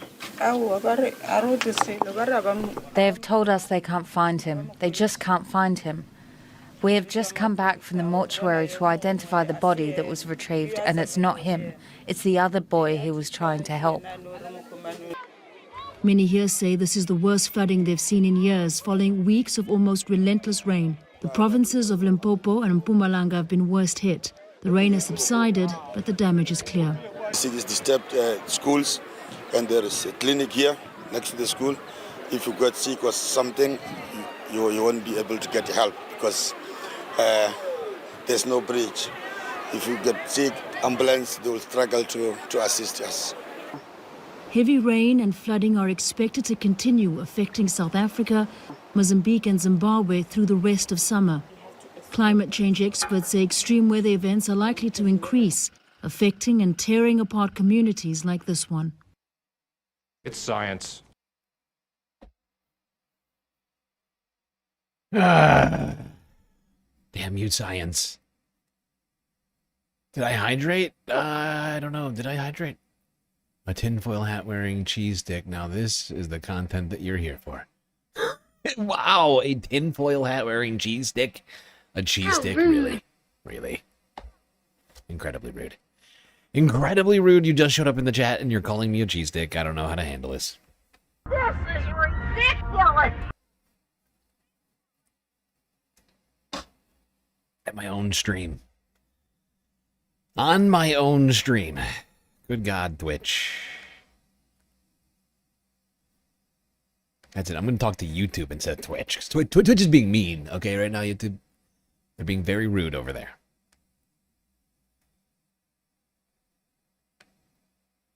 Very, very rude. All right, let's go from South Africa over to Oceania, if you will. Sydney, Australia, hit by flash flooding at the beginning of last week. Now, at this point, I think we're still doing. I love how we're still recapping last week, and it's now Monday. That's how we do it around here at the Galactic News Network. That's how we do it. Now to South Africa, where extreme weather is leaving its mark on one of the continent's most iconic natural treasures. Kruger National Park, a flagship safari destination known around the world, has been hit hard by severe flooding, forcing closures and causing damage expected to take years and millions of dollars to repair. Torrential rains have submerged bridges, washed out roads, and cut off tourist camps, even as wildlife struggles to adapt. France 24's Eunice Masson reports on a park facing a long and costly road to recovery. Oh, shit. Widespread flooding in South Africa has... I screwed up. How did I... I'm sorry. We don't need more of these right now. We get it. Maybe we'll go back to Africa tomorrow's stream or something like that. But I just want to keep this moving. I'm still not 100% recovered from spending all week in the hospital last week. So I'm still trying not to completely overdo it. And last night's stream, Megastar, so generous. Gifted sub, enjoyed Emre. Yeah, I'm just trying not to overdo it. Last night really took it out of me. So I'm just going to skip ahead to... Good evening. First tonight, roads have been inundated, trees uprooted, drivers trapped and residents rescued as heavy rain and flash flooding thrashed large parts of Sydney and the New South Wales Central Coast. The Sunshine State also not spared. More storms also rolling through, leaving thousands without power. And tonight, more communities on the East Coast are in the firing line. Hannah Stewart begins our coverage. A wild ride on Sydney's northern beaches as rain turned roads into rapids. Oh, we're gonna sink, we're gonna sink. The deluge widespread. A driver saved after his car was caught in the city's southwest, while this unlucky P-plater got stuck in the inner south, among 25 flood rescues performed by SES volunteers across the state. The roads are extremely wet and unpredictable as well. Slippery conditions saw a Mercedes driver take down power lines in the southwest, while further north a truck span out and blocked 3 lanes on the M1. Crews worked overtime as roads disappeared under flash flooding, sparking closures across the city and Central Coast. But for many, it was too late. Oh, they're done. Those on the waterfront were on high alert. When my landlady came over and said prepare to evacuate, including campers at Narrabeen Lagoon, back on site today after an overnight evacuation order sent them to higher ground. They just said, you've got to go. So everyone in the front row, they just more or less said, that's it, you've got to pack up. So everyone did it, you have to. My mum and dad were here last night in the caravan. I think it was a little bit of a panic last night, getting the knock on the caravan door, being woken up told to evacuate. We kept a constant eye on it. We're up every hour or so. It was just too hard. We had nowhere to go. While there was a close shave for locals in the remote Great Mackerel Beach. There was a landslide that was experienced. This did impact 3 residents. Fortunately, though, all 3 residents were able to evacuate. Yeah.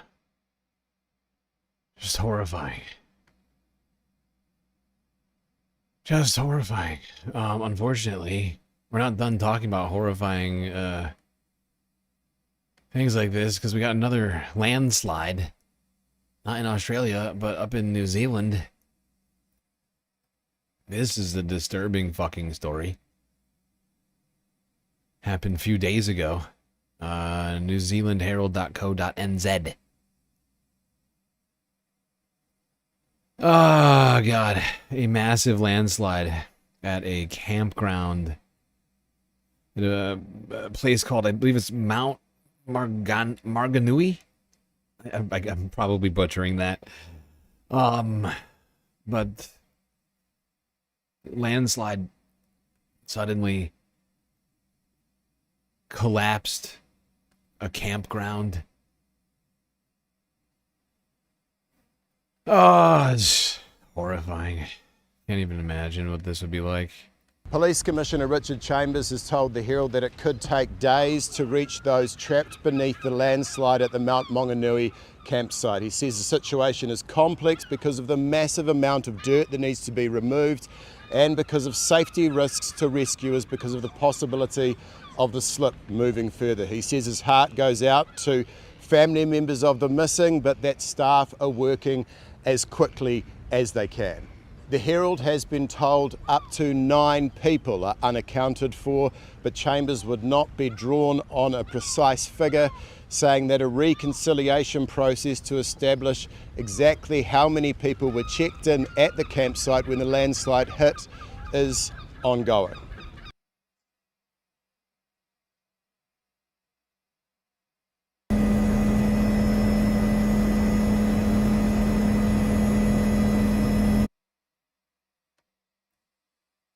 So you can see this down here. You can see these homes and like trailers. This is the campground right here where the trailers are. You can see there's a road right here, right, connecting all of this, and then going. It looks like it might go up. It went up the hill. It's not clear. It's not 100% clear. But as you can see, the hill completely collapsed over here. Whatever was under here is now underneath. Who knows how many tons of soil. Oopsies. Oh, that's fine. We're just gonna go to this one. 2 teenagers are among 6 people missing after a landslide swept through a busy campground on New Zealand's North Island, authorities said on Friday. Emergency crews worked around the clock to locate survivors under the rubble. Tim Anderson is the police district commander. I can say in terms of numbers that are currently unaccounted for, we have 6 people that we know are unaccounted for, and we have a further list of 3 that we're working through. It's unlikely that those other 3 are within the environs of our scene that we're working with.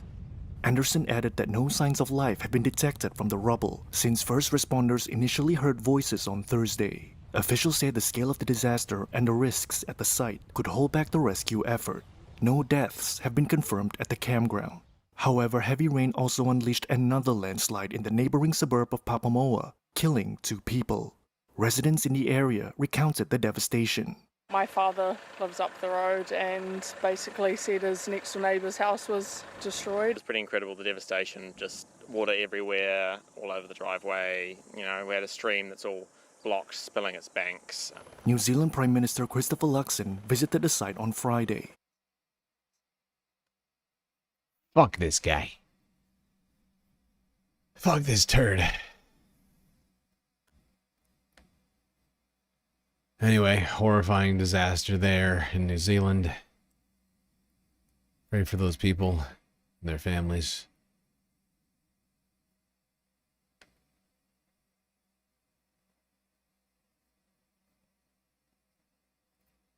Everybody, honestly, every single person. I mean, it's just like everyone on the planet needs it at this point. Truly. Seemingly more than ever.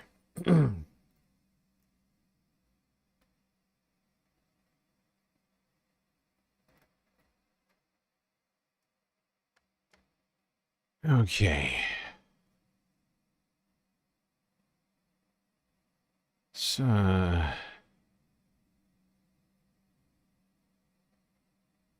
let's move it along here.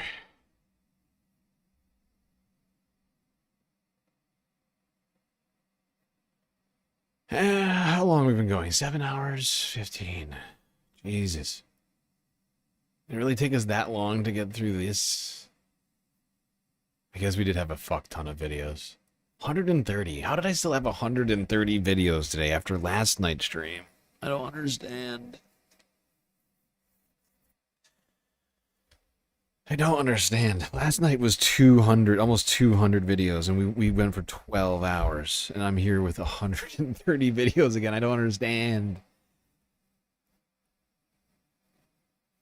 This isn't supposed to happen.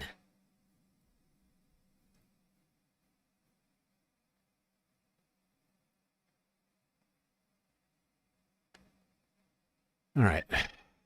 Well, for some fun, I'll do a little space story. A little space news story for you folks before we go to the Earth news. I was planning on skipping space news tonight because of how stressed I've been, but honestly, fuck it.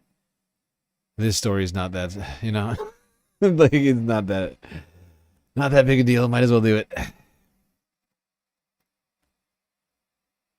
KTLA5 Los Angeles with some space news for us. How would you like to spend a vacation on the moon? Well, one startup company is looking to build a hotel on the lunar surface and is even offering reservations for it.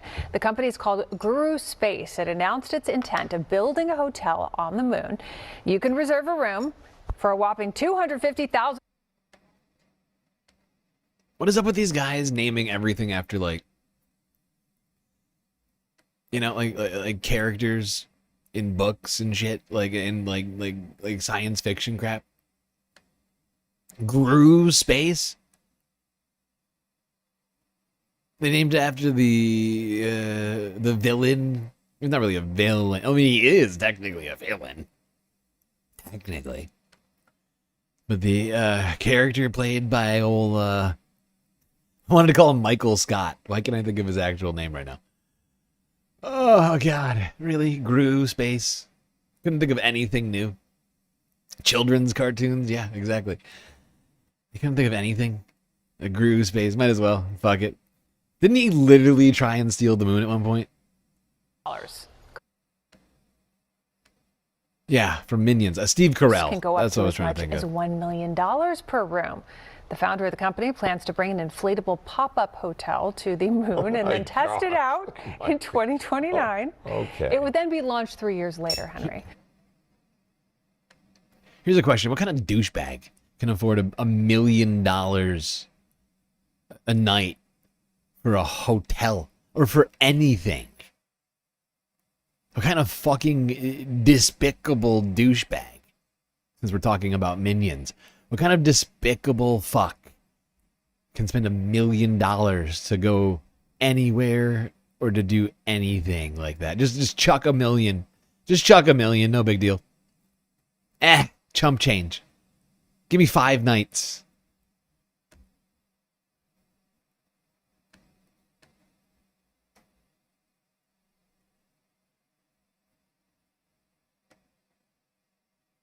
Well, if you're hoping to do any vacationing down on planet Earth, you may run into a problem with the Trump administration running our country. Here's TRT World from 4 days ago. I was deported from Thailand, and it's because the American system is failing you in a way that you don't even know about. You board your flight with a valid U.S. passport, but on arrival at passport control, you're told it's been cancelled.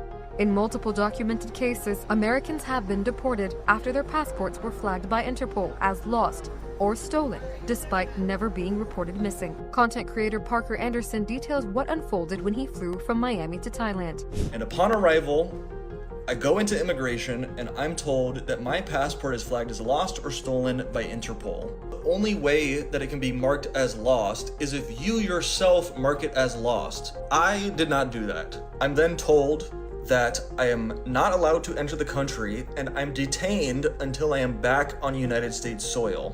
When we got back to the States, Customs told me that it was lost, and it was marked lost 1 month after I got the passport. So this means I didn't even have the passport in the mail yet and it was marked as lost. To be totally clear, this was one of the most traumatizing things to happen in my and my girlfriend's lives.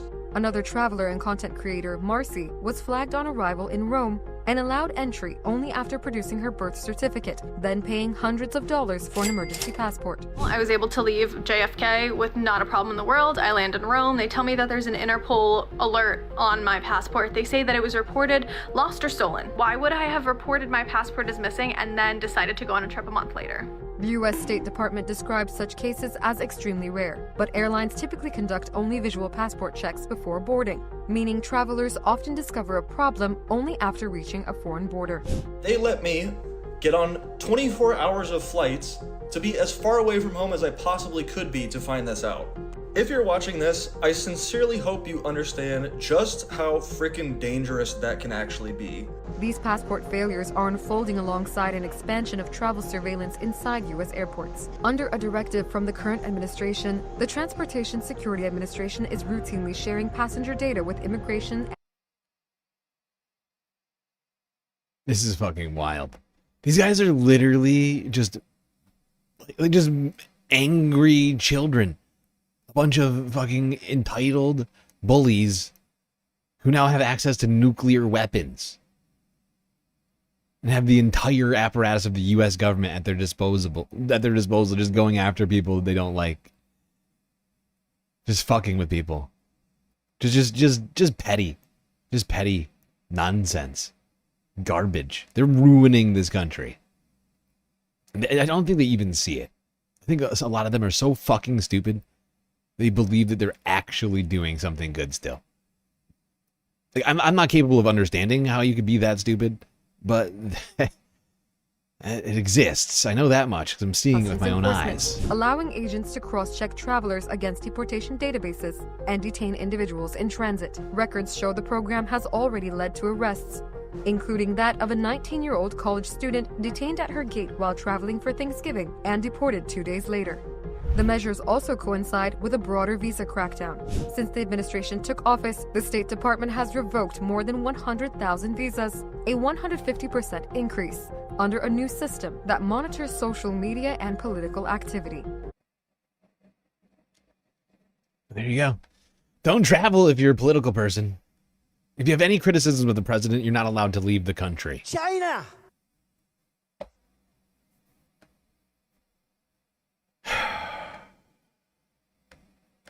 If you want your freedom, you better swear loyalty to the fucking Cheeto.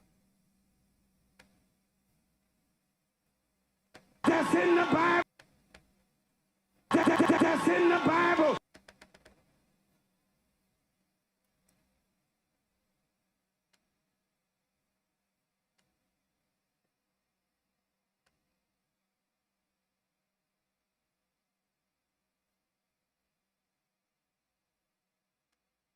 It's disgusting. So they were targeted? It would seem so. I don't think it's an accident that it's all social media influencers with public facing profiles. You know? I don't think that's a coincidence.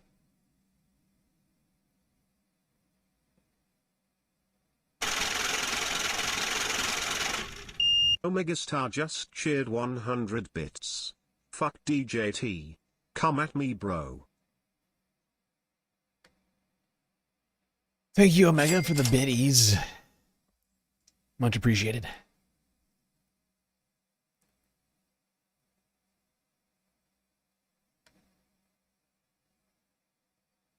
All right, let's go to Canada to talk about Greenland.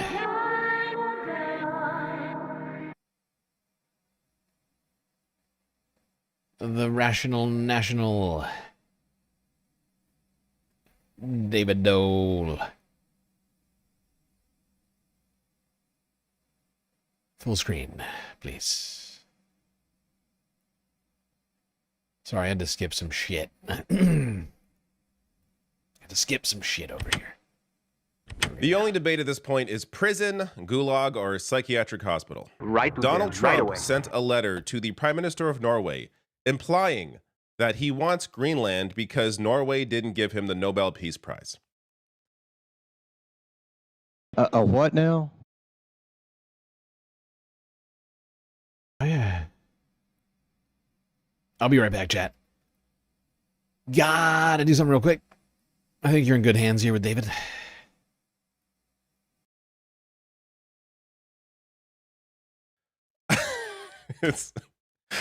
I wish this was a joke, but this is real. It is so insane, and Americans have to be embarrassed. If you voted for this guy, good God, you should just hide in a cave for the rest of your life. You should be embarrassed into infinity because there is no coming back from supporting somebody this goddamn ridiculous. So in this video, I'm going to read you the letter that he sent to the Prime Minister of Norway. I'm also going to get to some reactions, including what people in Greenland are saying, and just some memes that came out of the fact that he was given the Nobel Peace Prize physically by the person who actually won it, because that person's also ridiculous. But actually, before I get to anything else, here's that image. Trump receiving the Nobel Peace Prize from Machado, the Venezuelan opposition leader or attempted opposition leader. Anyway, she wants to run Venezuela, and she's kissing his ass in a very disgusting, overt way. But physically gave him the prize. Of course, that doesn't mean he actually has the prize. We'll get to the response from the Nobel people later. But before I get to this letter, just this poll here. U.S. using military force to take Greenland, of course, is disapproved by 86% of Americans. Without saying, it's also disapproved by actual people that live in Greenland. But Americans are not supporting this. Trump using federal funds to buy Greenland, also opposed. Yet 30% approve. I'm not sure why people who don't have health care want their money being spent on Greenland, but there you go. There's also a breakdown of what may happen, what people think may happen if it happens. But this breakdown is really interesting. Using U.S. military force to take Greenland by party would approve 30% of Republicans. 70% of Republicans don't approve. This is not popular with anybody because it makes no sense. But here is the letter that Donald Trump sent to Prime Minister Jonas Gahr Støre of Norway. I'm going to read the full thing because it is so ridiculous. Dear Jonas, considering your country decided not to give me the Nobel Peace Prize for having stopped 8 wars plus, which of course he did not do, I no longer feel an obligation to think purely of peace, although it will always be predominant, but can now think about what is good and proper for the United States of America. Denmark cannot protect that land from Russia or China, and why do they have a right of ownership anyway? There are no written documents. It's only that a boat landed there hundreds of years ago, but we had boats landing there also. I have done more for NATO than any other person since its founding, and now NATO should do something for the United States. The world is not secure unless we have complete and total control of Greenland. Thank you. And of course, as usual, random capitalized letters. The beginning of the rise of the Antichrist. But just, this is a great point by Myra here. Trying to provoke both a world war and a civil war at the same time while demanding a Nobel Peace Prize is a level of insanity we've never seen before. It's true, like, every piece of this feel like I'm taking is so completely insane. Even putting aside what is currently happening with ICE, with the regime change or attempted regime change in Venezuela, kidnapping their leader, all while claiming you were the peace president and you stopped 8 wars when you didn't do that. It's so absurd. So he cites the threat of Russia and China. At the same time, he's inviting Putin to the Board of Peace for Gaza. And China came out as well, saying that we urge the U.S. to stop using the so-called China threat as a pretext to pursue selfish interests. They have no interest in Greenland, never did, of course. Like, this is coming out of nowhere, and it's proven by the fact that in his own letter, he is saying, it's because I didn't win the Nobel Peace Prize. So, like, why are we even pretending it's anything else? Here is the reaction. This is a previous reaction before this letter, but reaction from people in Greenland, what they think of what Trump is doing. I think he has lost his mind. I hope that there soon will be some more clever people in the States who will tell him, no, it's not going to work, this thing. You have to retire in some way or another, and then to make it successfully for you too. But I think he has lost his mind a month ago. It's a bit like a spoiled child turned old. And you think he can, and he can think he can scare people. He can't scare Greenlanders. We're not scared.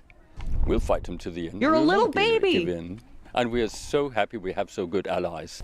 I cannot imagine. I cannot really imagine that he can have Greenland, and he can put pressure on, yes, but I hope really he wouldn't succeed in it. But we don't know. Nobody knows. Nobody knows, No. but we have a lot of allies, and now they are stepping up. I hope that the American people as well get their eyes opened to see this is not a good way to treat anybody. So, of course, Greenlanders are not in support of this. Like Disgusting the rest and of the probably world, we illegal. think this man has lost his mind. And Europe Yeah, she's right. It's disgusting it's and very probably much illegal. has come to the defense of Greenland, but Trump has also responded to that in an absurd way. So Trump has threatened tariffs on 8 countries that sent a small number of military personnel to Greenland last week following the U.S. president's repeated statements that he wanted to take over Denmark's vast Arctic island. Trump said the tariffs of 10% would go into effect on February 1st and rise to 25% on June 1st. What is happening? It's so ridiculous. And I want to make it clear. It's not just Trump. It's the people around him. This is Treasury Secretary Scott Bessent defending Trump's pursuit of Greenland.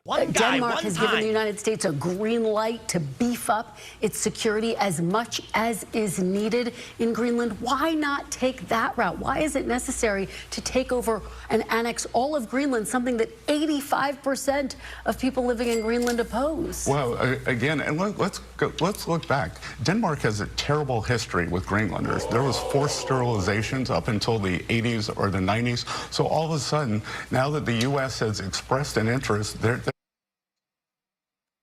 I love how Scott's here So let me to explain tell something us. to you. He's here to explain something to us.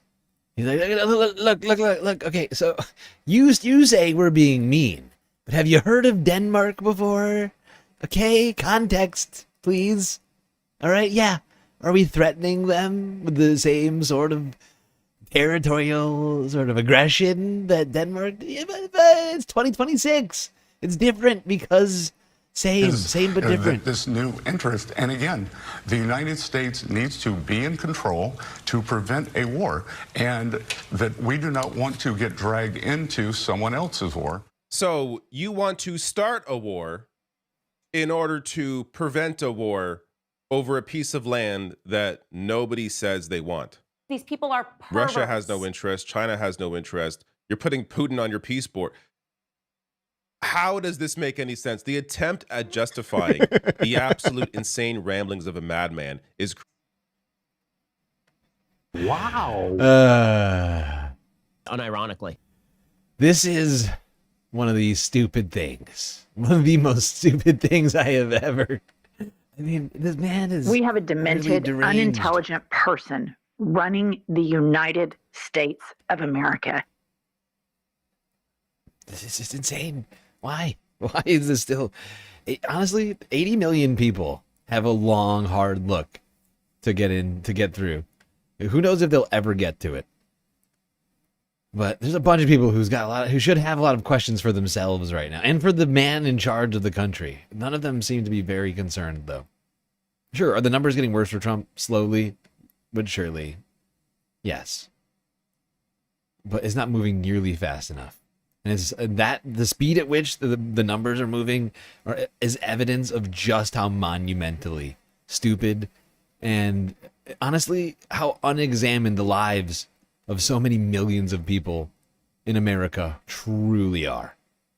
People who are just living without thinking about a single action that they take before they take it.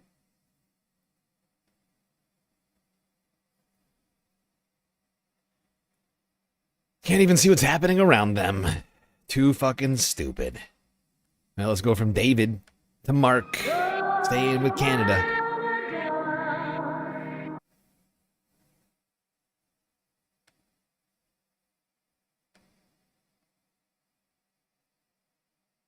Canada's new-ish Prime Minister, Mark Carney at Davos, Switzerland. Oh, never occurred to me. Interesting. It's just crazy enough to work. Yeah. Is submitted to no limits, no constraints. On the other hand, I would like to tell you that the other countries, especially intermediate powers like Canada, are not powerless. They have the capacity to build a new order that encompasses our values, such as respect for human rights, sustainable development, solidarity, sovereignty, and territorial. Human rights, solidarity, sovereignty? What are those newfangled concepts you're talking about? No one's ever even heard of these words. No one's even heard of new words. Mark Carney is making up new words like sovereignty. I don't know what that means. Of the various states. The power of the less power starts with honesty. It seems that every day we're reminded that we live in an era of great power rivalry, that the rules-based order is fading, that the strong can do what they can and the weak must suffer what they must. And this aphorism of Thucydides is presented as inevitable, as the natural logic of international relations reasserting itself. And faced with this logic, there is a strong tendency for countries to go along to get along, to accommodate, to avoid trouble, to hope that compliance will buy safety. Well, it won't. So what are our options? In 1978, the Czech dissident Václav Havel, later president, wrote an essay called The Power of the Powerless. And in it, he asked a simple question: how did the communist system sustain itself? And his answer began with a greengrocer. Every morning, this shopkeeper places a sign in his window: "Workers of the world unite." He doesn't believe it. No one does. But he places the sign anyway to avoid trouble, to signal compliance, to get along. And because every shopkeeper on every street does the same, the system persists. Not through violence alone, but through the participation of ordinary people in rituals they privately know to be false. Havel called this living within a lie. The system's power comes not from its truth, but from everyone's willingness to perform as if it were true. And its fragility comes from the same source. When even one person stops performing, when the greengrocer removes his sign, the illusion begins to crack. Friends, it is time for companies and countries to take their signs down. For decades,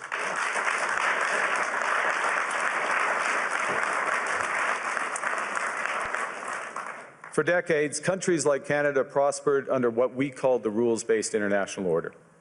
We joined its institutions, we praised its principles, we benefited from its predictability. And because of that, we could pursue values-based foreign policies under its protection.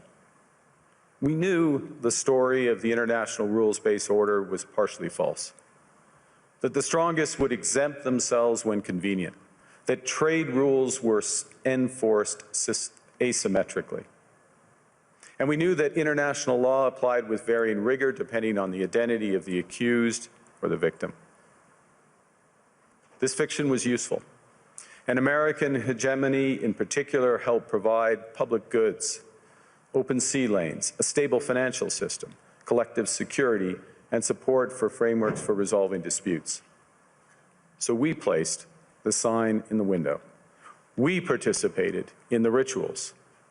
And we largely avoided calling out the gaps between rhetoric and reality. This bargain no longer works. Let me be direct.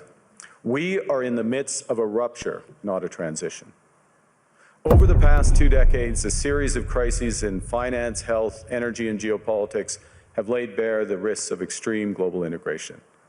But more recently, Great powers have begun using economic integration as weapons, tariffs as leverage, financial infrastructure as coercion, supply chains as vulnerabilities to be exploited. You cannot live within the lie of mutual benefit through integration when integration becomes the source of your subordination. The multilateral institutions on which the middle powers have relied, the WTO, the UN, the COP, the architecture, the very architecture of collective problem solving are under threat. And as a result, many countries are drawing the same conclusions, that they must develop greater strategic autonomy in energy, food, critical minerals, in finance and supply chains. And this impulse is understandable. A country that can't feed itself, fuel itself, or defend itself has few options. When the rules no longer protect you, you must protect yourself. But let's be clear-eyed about where this leads. A world of fortresses will be poorer, more fragile, and less sustainable. And there's another truth. If great powers abandon even the pretense of rules and values for the unhindered pursuit of their power and interests, the gains from transactionalism will become harder to replicate. Hegemons cannot continually monetize their relationships. Allies will diversify to hedge against uncertainty. They'll buy insurance, increase options in order to rebuild sovereignty. Sovereignty that was once grounded in rules but will increasingly be anchored in the ability to withstand pressure. This room knows this is classic risk management. Risk management comes at a price. But that cost of strategic autonomy, of sovereignty, can also be shared. Collective investments in resilience are cheaper than everyone building their own fortresses. Shared standards reduce fragmentations. Complementarities are positive sum. And the question for middle powers like Canada is not whether to adapt to the new reality. We must. The question is whether we adapt by simply building higher walls or whether we can do something more ambitious. Now, Canada was amongst the first to hear the wake-up call, leading us to fundamentally shift our strategic posture. Canadians know that our old, comfortable assumptions that our geography and alliance memberships automatically conferred prosperity and security, that assumption is no longer valid. And our new approach rests on what Alexander Stubb, the President of Finland, has termed value-based realism.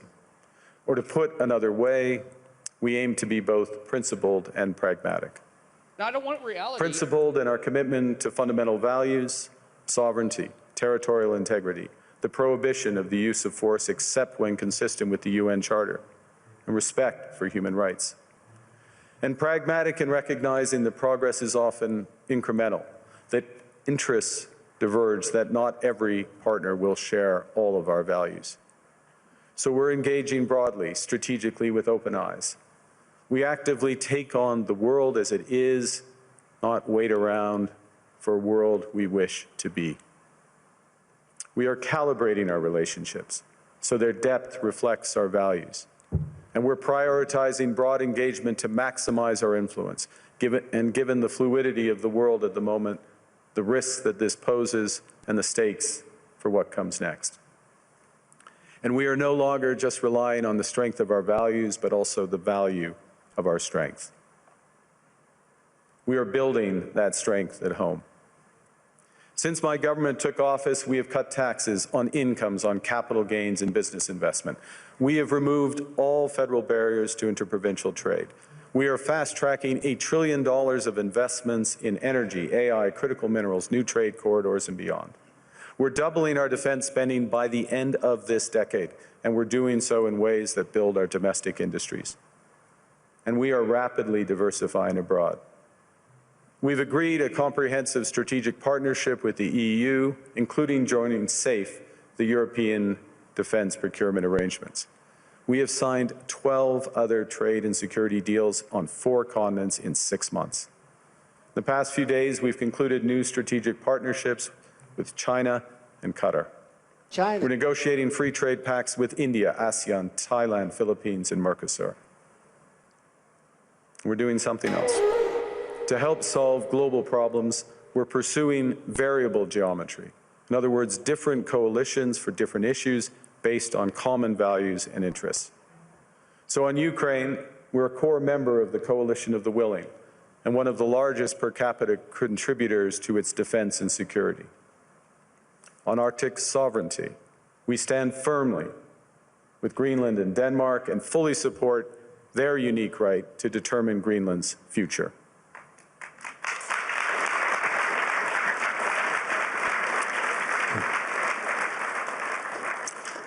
Our commitment to NATO's Article 5 is unwavering.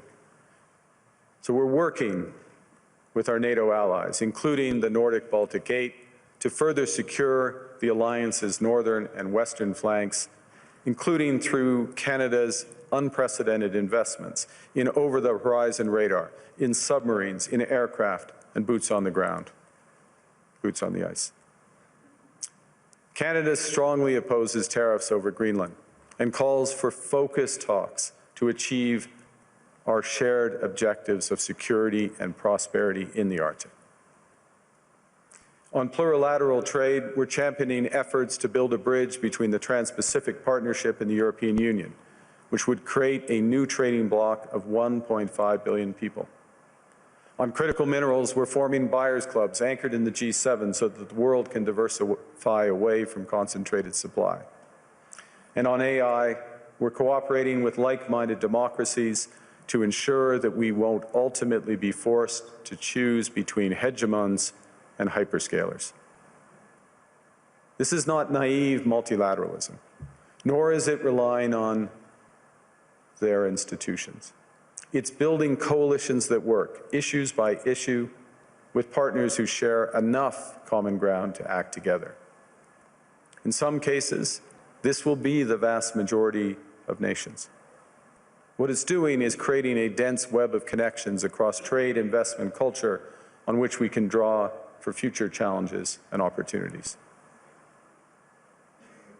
Argue the middle powers must act together because if we're not at the table, we're on the menu. But I'd also say that great powers can afford for now to go it alone. They have the market size, the military capacity, and the leverage to dictate terms. Middle powers do not. But when we only negotiate bilaterally with a hegemon, we negotiate from weakness. We accept what's offered. We compete with each other to be the most accommodating. This is not sovereignty. It's the performance of sovereignty while accepting subordination. In a world of great power rivalry, the countries in between have a choice: compete with each other for favor, or to combine to create a third path with impact. We shouldn't allow the rise of hard power to blind us to the fact that the power of legitimacy, integrity, and rules will remain strong if we choose to wield them together. Which brings me back to Havel. What does it mean for middle powers to live the truth? Well, first, it means naming reality. Stop invoking rules-based international order as though it still functions as advertised.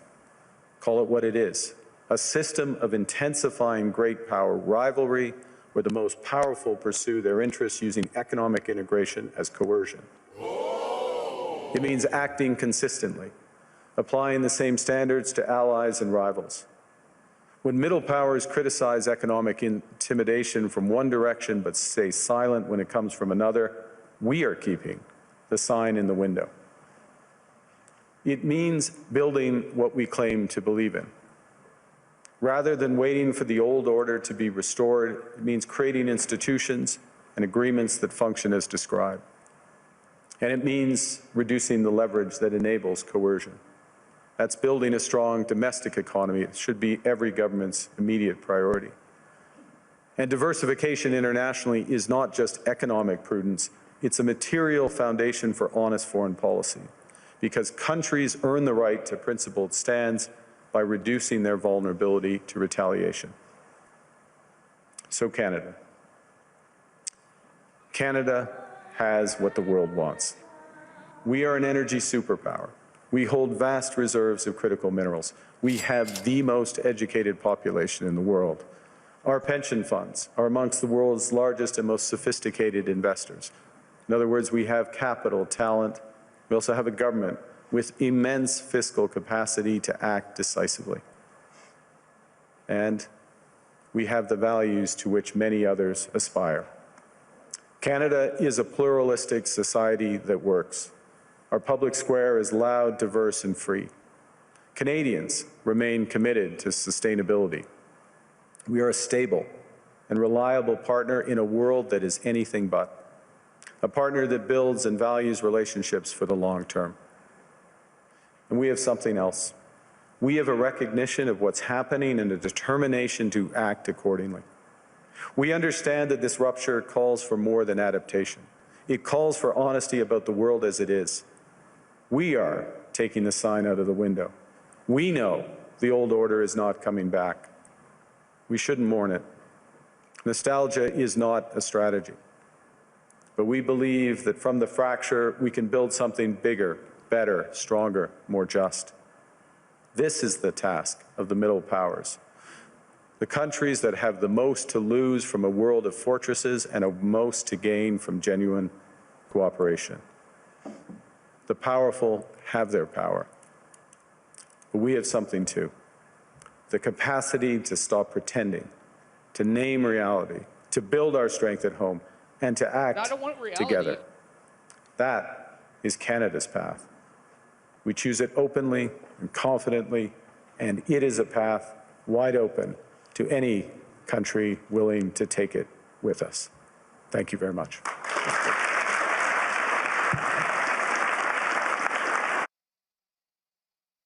There you have it. That was Mark Carney, Prime Minister of Canada, on, I believe that was Tuesday night in Davos, Switzerland. Might have been actually Monday morning in Switzerland. I'm not sure. I'm trying to remember the timing of it. I listened to the whole thing. I wanted us to all hear the details of what he said. Now, of course, like, maybe not even the details.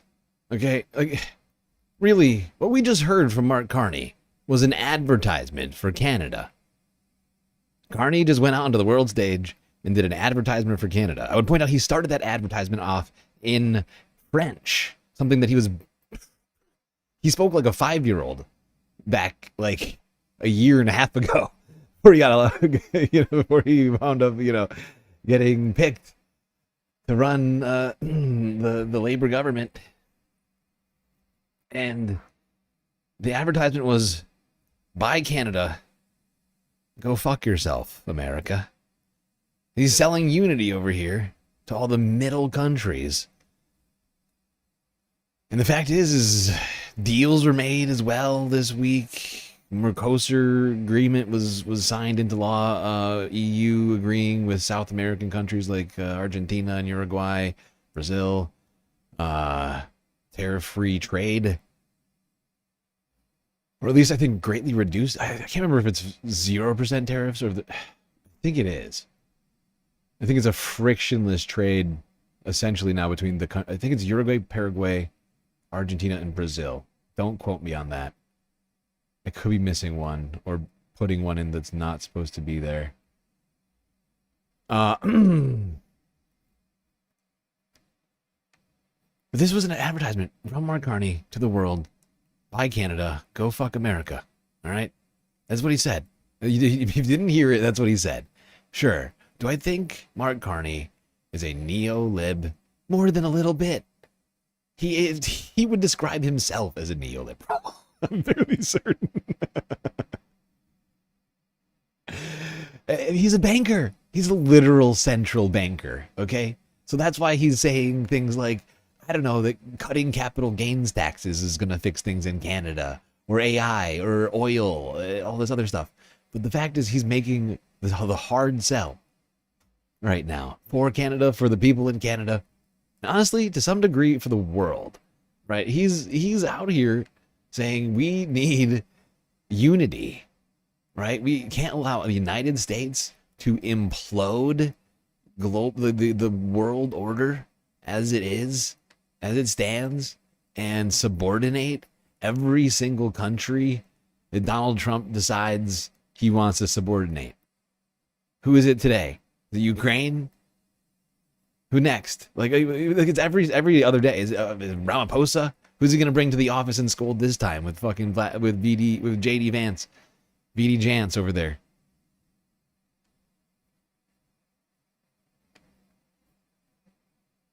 And honestly, I think he made it.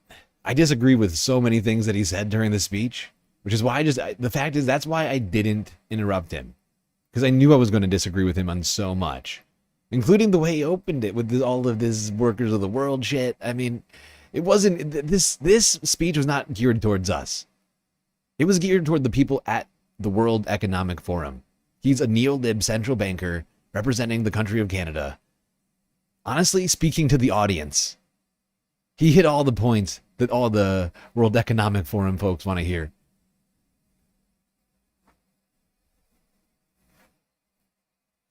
And I think to that, I honestly, Canada, I'm a little jealous that you have a functional president. Whether or not he's doing everything right in the country, I think we both agree that he's not. But this, not a terrible performance, honestly. And the reason I also wanted to watch this whole thing is I feel like Canada, United States, and more importantly, Canada and the Galactic News Network, I feel like we are drifting apart to some degree. You know, I feel like we were more connected back before Donald Trump took over. Now that we failed to preserve democracy, you all, and I get it. I get it. I'm not blaming you. It's a terrible decision. We screwed up. Well, some of us screwed up.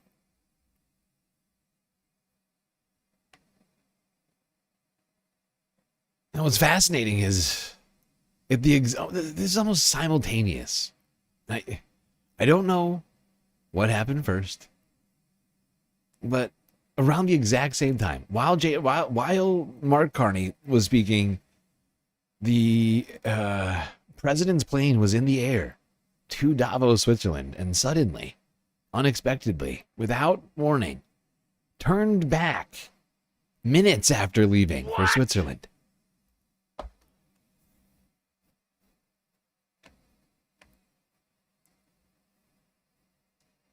We have just learned that Air Force One is turning around and returning to Joint Base Andrews just a couple of minutes after taking off from Davos, Switzerland. President Trump was scheduled to meet with world leaders at the World Economic Forum. We're going to bring in CNN's senior White House correspondent, Kristen Holmes. Kristen, what do we know about what's happening here?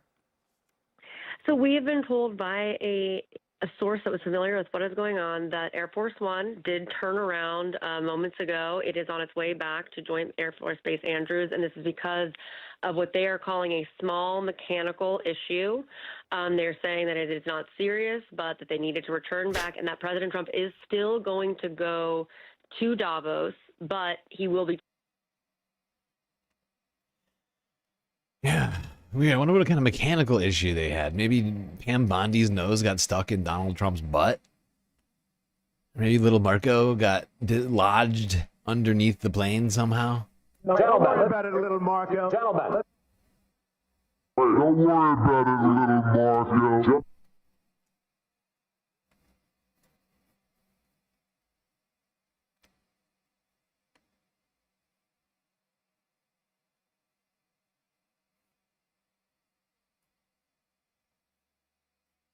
The beginning of the rise of the Antichrist.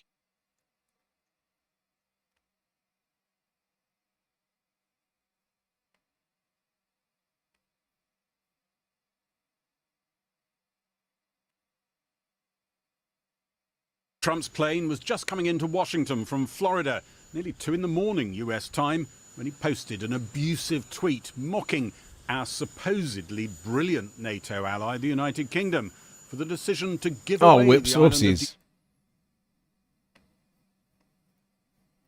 This is not the one I meant to go to. Although this tweet is unhinged. This actually, honestly... I gotta read this. Shockingly, our quote-unquote brilliant NATO ally, the United Kingdom, is currently planning to give away the island of Diego Garcia, the site of a vital U.S. military base, to Mauritius. And to do so for, all caps, no reason whatsoever. There is no doubt that China and Russia have noticed this act of total weakness. Which is why these are international powers who only recognize strength. And that's why the United States of America, under my leadership, is now, after only 1 year, respected like never before.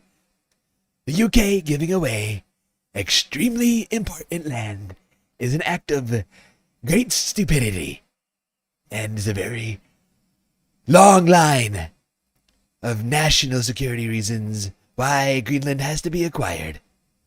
Denmark and its European allies have to, all caps, do the right thing. Thank you for your attention to this matter.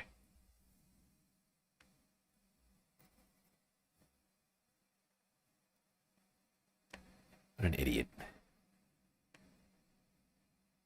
What a fucking idiot.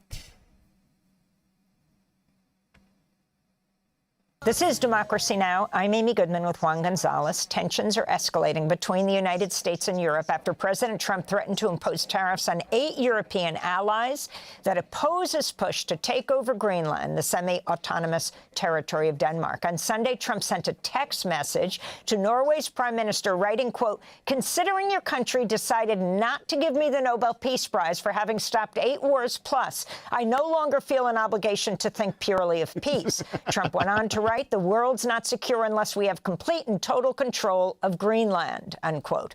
Earlier today, President Trump posted a mock image of himself alongside Vice President J.D. Vance and Secretary of State Marco Rubio, planting an American flag on Greenland. Over the weekend, thousands took part in protests in Greenland and Denmark, many wearing red MAGA hats, as in Make America Go Away. European leaders denounced Trump's threats and are weighing cutting off U.S. companies to the EU market, a move known as the EU's trade bazooka. For more, we go to Copenhagen, where we're joined by Julie Rademacher. She's the chair of an organization for Greenlanders in Denmark that was among the main organizers of the protests for unity and support for Greenland this weekend across cities in Greenland and Denmark. It's called Greenlanders.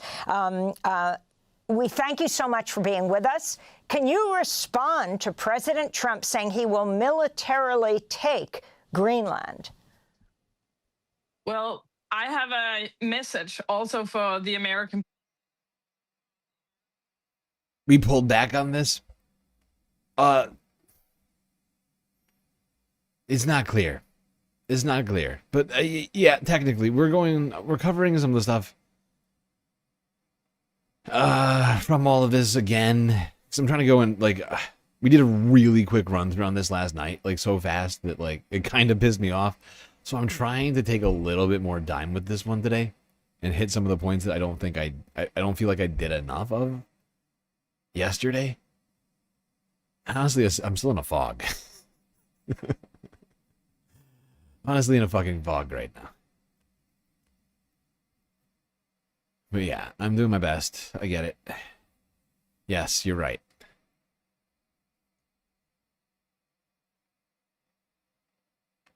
All right, let's go to Donald Trump's unhinged speech at the World Economic Forum.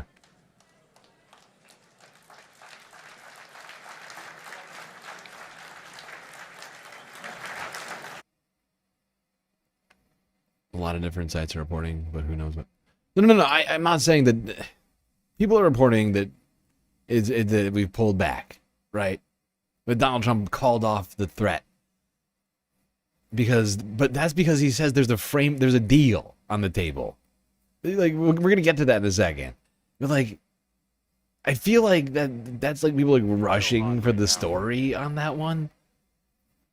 Like, honestly, I feel like that's kind of part of what, like, I do around here is like trying to figure out, like, what is actual, like, reporting and what is just like putting out information for the story, just for the story itself, like without like any, do you know what I'm saying here? Because like we'll get to Donald Trump's like comments on this, but he was like, he was asked about this.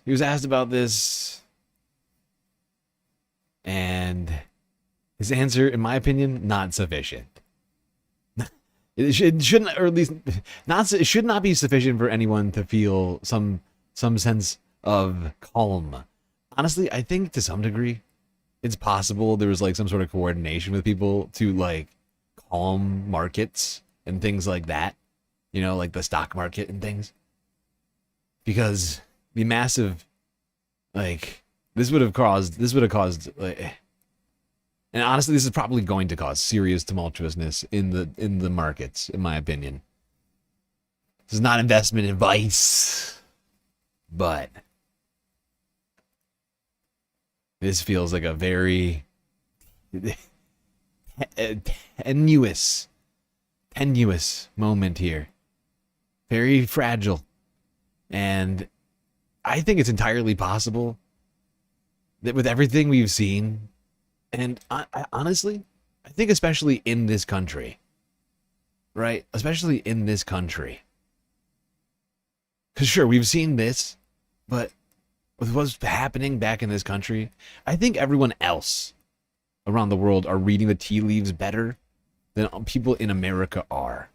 I think they're seeing what's happening. They're realizing that this situation for Trump is also very tenuous. That he's pushing the United States to the brink, while he's trying to also push the world order to the brink. And I think people are going to, across the world, are going to start slowly exiting U.S. assets. I would not be shocked to see something like that happen in the wake of this. It would honestly be a prudent move. Did you hear Mark Carney? Did you hear what that guy was saying? I mean, I get the sense people are going to start rushing to get data off of American servers, all sorts of other things.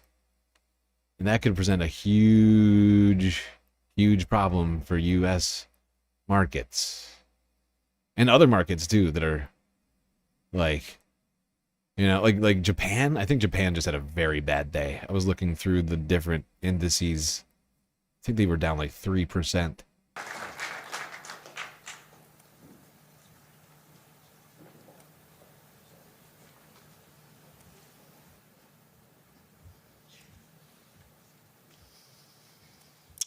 Well, thank you very much, Larry. It's great to be back in beautiful Davos, Switzerland, and to address so many respected business leaders, so many friends, few enemies. Shit. I'll be right back, chat. I'm going to have to let you listen to the fucking Cyclone Cheeto. Cheeto in chief. BRB. And all of the distinguished guests. It's a who's who, I will say that. I've come to this year's World Economic Forum with truly phenomenal news from America. Yesterday marked the one-year anniversary of my inauguration, and today, after 12 months back in the White House, our economy is booming, growth is exploding, productivity is surging, investment is soaring, incomes are rising, inflation has been defeated, our previously open and dangerous border is closed and virtually impenetrable, and the United States is in the midst of the fastest and most dramatic economic turnaround in our country's history. Under the Biden administration, America was plagued by the nightmare of stagflation, meaning low growth, and high inflation, a recipe for misery, failure, and decline. But now, after just 1 year of my policies, we are witnessing the exact opposite. Virtually no inflation, and extraordinarily high economic growth, growth like I believe you'll see very shortly our country has never seen before, perhaps no country has ever seen before. Over the past 3 months, core inflation has been just 1.6%. Meanwhile, fourth quarter growth is projected to be 5.4%, far greater than anybody other than myself and a few others had predicted. Since the election, the stock market has set 52 all-time high records. So that's in 1 year, 52 records, adding $9 trillion in value to retirement accounts, 401ks, and people's savings. People are doing very well. They're very happy with me. Since my inauguration, we've lifted more than 1.2 million people off of food stamps, and after 4 years in which Biden secured less than $1 trillion of new investment in our country. Think of that, 1 trillion, substantially less than that. In 4 years, we've secured commitments for a record-breaking $18 trillion, and we think when the final numbers come out, they'll be closer to $20 trillion of investment. That's never been done by any country at any time, not even close. Just over 1 year ago, under the radical left Democrats, we were a dead country. Now we are the hottest country anywhere in the world.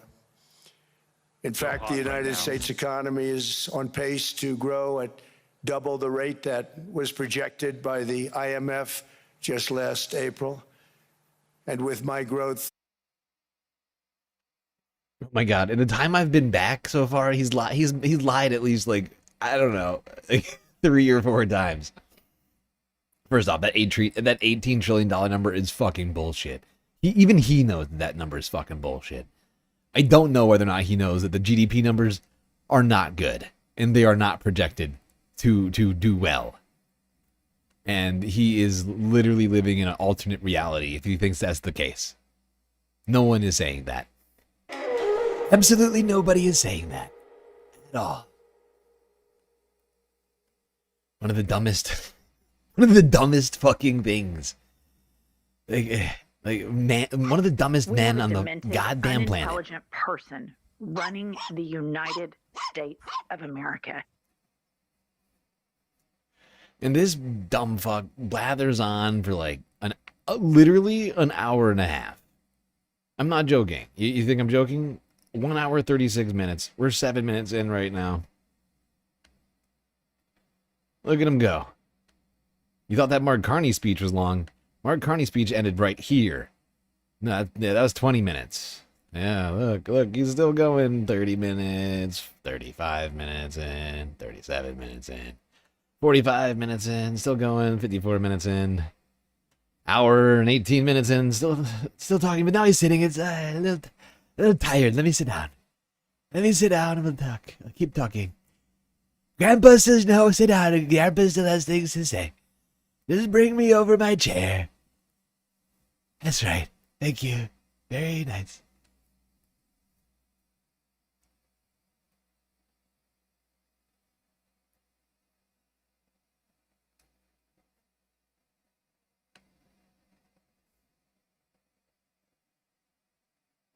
The World Economic Forum prisoner speech. Seriously, though, just holding everybody hostage for an hour and a half. You know what? Honestly, that really shouldn't be anything new for anybody on the planet. He's been holding the entire planet hostage for a year and a month. Well, actually, no, a year and 6 days. It's not really even a change of pace. It's just the same old Donald Trump. Just forcing us all to listen to another terrible speech about how great he's doing. How much everyone loves America.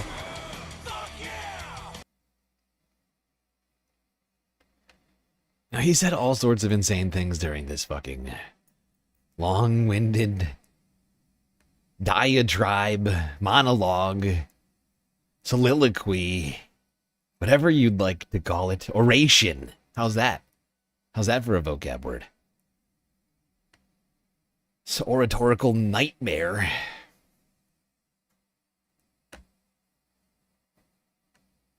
Grandpa got a little off track or confused, or his Alzheimer's meds ran out. Something happened. Until the last few days when I told them about Iceland, they loved me. They called me daddy, right, last time. A very smart man said, he's our daddy.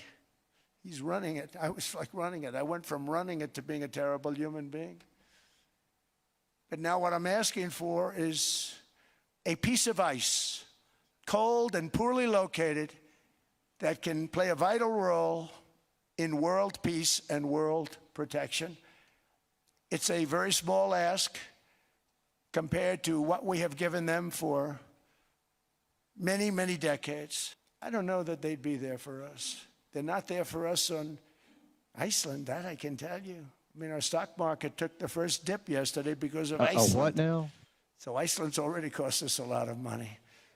So we want a piece of ice for world protection, and they won't give it. We've never asked for anything else, and we could have. You never asked for anything else. Donald Trump just got done. He just spent an entire year asking the world for literally, it wasn't even clear. Just anything and everything. Alms for Trump.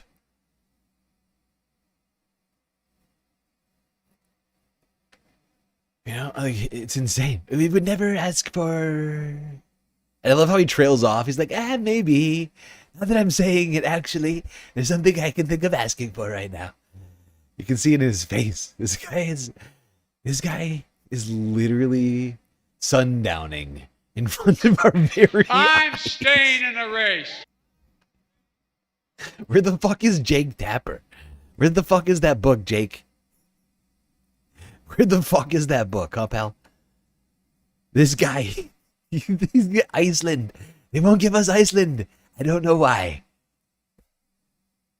Just a piece of ice. And they won't give it. And it's the only thing I've ever asked for. Aside from the Nobel Peace Prize. And I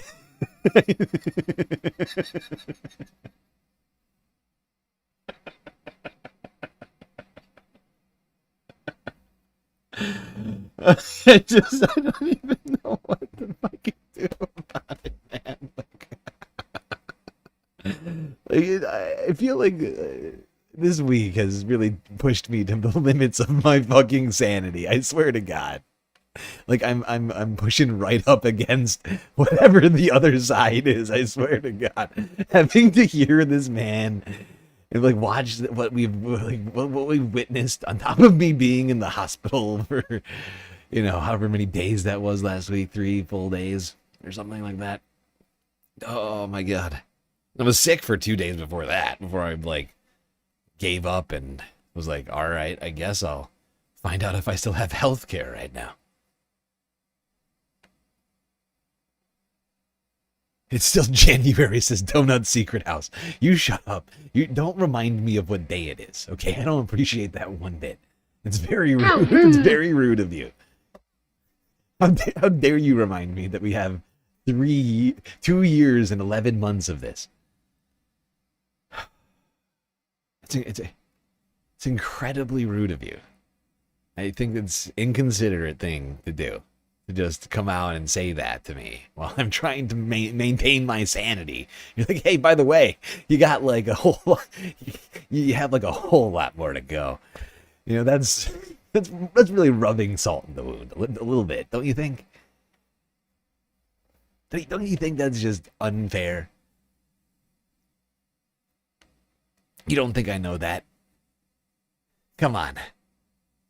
I have to, I can't even. Columbia Rican, thank you for the super chat. Appreciate you, man.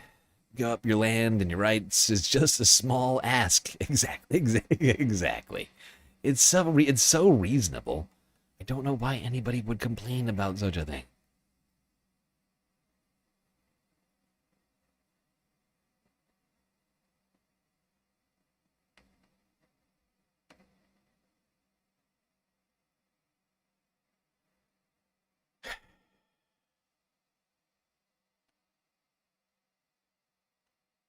All right. Now, you know how we were talking about Donald Trump backing off those threats? on Greenland? Well, the reason for his these claims about him backing off the threats of seizing Greenland are because of this. Because of this nonsense he's about to say to us right here. Prepare yourselves for this one. People jumped at. Really fantastic for the USA. Gets everything we wanted, including especially real national security and international security. How so? Can you give us some details, please? Well, the deal is going to be put out pretty soon. I mean, we'll see. It's right now a little bit in progress, but pretty far along. It gets us everything we needed to get. What did Mark Rutte say? Well, he's a great leader. I think he's fantastic. The Secretary General was representing the other side, which is really us too, because, we're a very important member of NATO. I've done a lot for NATO. And it's really nice. I mean, it's a deal that everybody's very happy with. Does it still include the United States having ownership of Greenland like you've said you wanted? It's a long-term deal. It's the ultimate long-term deal. And I think it puts everybody in a really good position. The ultimate deal. The ultimate long-term deal. So, I mean, it's not clear to me, but it seems to me that he does, to some degree, think that he's still going to get Greenland. He's such a lunatic. It's impossible to know for sure what he's thinking right now in his head. But I do think that, to some degree, he thinks that he's going to get Greenland. And I think that if he doesn't get everything he wants out of this deal, he's going to go right back to being a petulant child and threatening people. And I think at this point, after a year of this, people like Mark Carney, Mark Rutte, who he just mentioned, Keir Starmer, Emmanuel Macron. I mean, all these people are starting to get the picture. This guy is an unhinged psychopath on the war path, essentially. The trade war path, the actual war path. He's the Napoleon of the 21st century. He's, for now he's looking to expand without use of the military, I suppose, but not necessarily. You start talking about seizing territory. I mean, he's already been waging so many. I mean, how many times has he? I mean, he bombed Iran. Bombed Yemen multiple times. Multiple strikes in Yemen. Strikes in Syria. Strikes in Venezuela. Strikes in the Caribbean, in the Pacific. This guy is dangerous. And everybody sees that at this point. And he's waging war against America. He's literally bringing fascism to America. Full on, out in your face, fascism. People being murdered in the streets, fascism in America.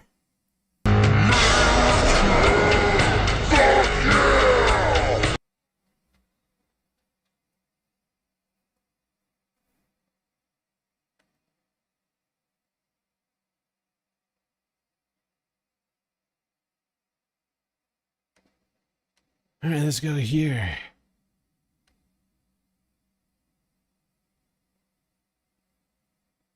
See what Tom Tillis had to say. Went on for an interview with CNN and talk about Davos and what was been going on over there. Now, I don't believe Tom is actually in Davos, but did go on for a fucking interview with old Jake Tapper. For some reason, not writing a book about our sundowning president. It's very strange. Jake. I'm staying in the race. Books, baby. Come on. You got to sell books. Why aren't you writing a book right now? Why are you sitting behind this desk? We have a man with Alzheimer's, incompetent, deranged dictator in charge of the country. You don't think it's a book opportunity? We spoke with Republican Senator Tom Tillis from Davos earlier today. This was after President Trump's speech, but before this claim of a framework of a Greenland deal. And joining me now from Davos is Republican Senator Tom Tillis of North Carolina. Senator, thanks so much for joining us. I want to get to your reaction to the speech in a second, but first, since you were in the room to hear President Trump's speech, What was the reaction in the room? Oh, he is in to what the Davos. president- He is in Davos. Jesus Christ. Look at this guy with the bolo tie. You look ridiculous, Tom. Speech. What was the reaction in the room to what the president had to say? Well, there was a lot of silence. Of course, I was sitting with the U.S. delegation and the people that traveled with the president. But I saw a lot of quiet hands down during the speech. What was your reaction to the speech? When do you figure the last time Tom Tillis rode a horse? Huh? Like, I'm just wondering. It's just weird. Are you a cowboy, Tom?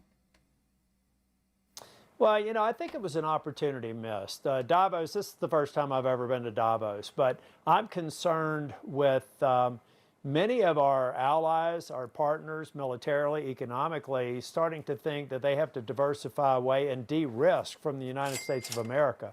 That's very concerning to me. Look, I get the president's goal to get the NATO members up to their commitments, and I'm glad he's done it. He's done an extraordinary job, better than any president since the NATO alliance was forged. But I'm beginning to sense that they're looking at worst-case scenarios for the current U.S. posture, and that could lead to a disadvantage to the United States. And more importantly, the democratic world is at its best when we're working together, we're trading fairly. I think.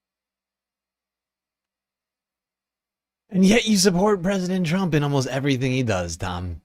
So why are you here complaining? It's a missed opportunity, says Tom. Oh, guys, a missed opportunity, Jake. Oh, no. President, the Supreme Leader Trump really swung and missed. I can say that. I can say he swung and missed one time. That doesn't mean nothing. You know, it's fine. He's still doing a great job with ICE. Murdering Americans back in America.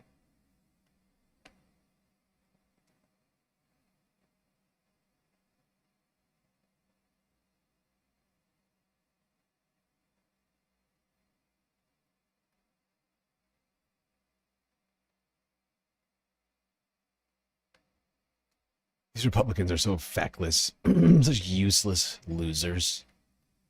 Anybody who votes for the Republican ever again should never be able to live it down.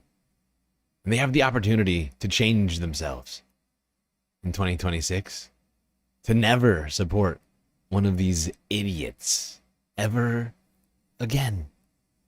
What a pervert. Wipe your ass with them. And if you don't wipe your ass with them, as Emma's just told you, well, you're lost cause. You're lost cause, and you should probably leave America. That's just my thoughts. Could live on Rose Island.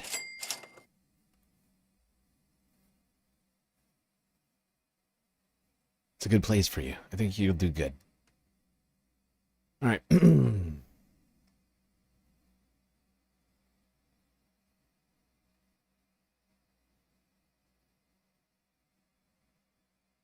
Let's go here. Quickly talk about one of the United States' allies who, NATO members and the United States have been helping out for years now. Many, many years.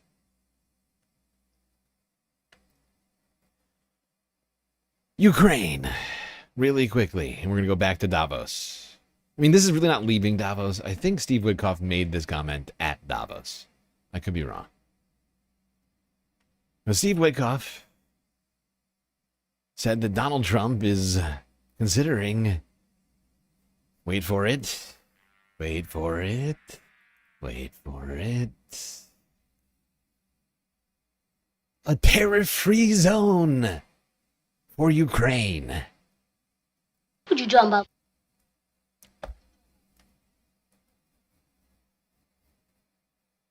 I don't know. I don't know what that means. I guess like a duty-free shop or something? Steve, explain what a tariff-free zone is to us, I think please. we've made a lot of progress. I think in the beginning of this process, there was a little bit of confusion. I was going to Moscow quite a bit, but I think it was important that we go it's there really dumb. because we're at the No, end now. it wasn't. And I actually am optimistic. I think we've got it down to one issue. We're at the end? How are we at the end now? What is this fuckbag talking about? I mean, he's so what? No deal has been signed. This guy clearly doesn't believe what the fuck Steve Witkoff is saying. What in the fuck is this guy on? What the fuck is this guy on? So glad we made all those trips to Russia that did not bring peace. Such a good use of time. We have discussed iterations of that issue, and that means it's solvable. So if both sides want to solve this, we're going to get it solved. That's my view. So we're off to... Both sides have not discussed this one time. Not one time. Not one fucking... One guy, one time. Not one single fucking time as Ukraine and Russia sat at the same table and actually hashed this out.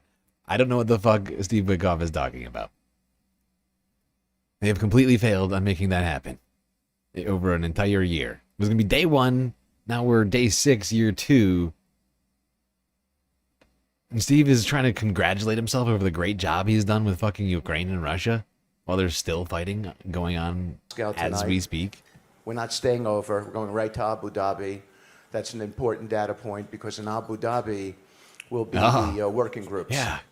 Military to military, prosperity. But prosperity is really big. All night long, we spent at dinner last night talking about the upward trajectory for the Ukrainian economy and financial system. Capital markets, the jobs. The president has talked about a tariff-free zone from Ukraine that I think would be game-changing. A tariff-free zone for Ukraine. So Ukraine would not be able to take any sort of taxes in from importing goods to their country. Something which essentially every single country on the planet does. Fascinating. And we're just going to make them do that? It's weird, Steve. How does that solve anything? What I'd love to know is how that solves anything. Can anybody explain to me what that would solve? Besides from just bringing in a bunch of vultures?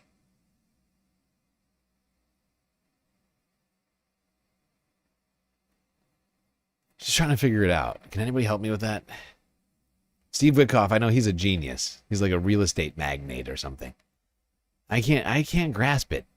I don't understand how this solves anything and how the war is gonna end because of a tariff-free zone. I don't recall Russia ever bringing up tariffs as being the reason why they invaded Ukraine. That's the first time I'm hearing about it. Not sure why tariffs are all of a sudden coming up. It's weird. It's very weird. I'm gonna haunt you.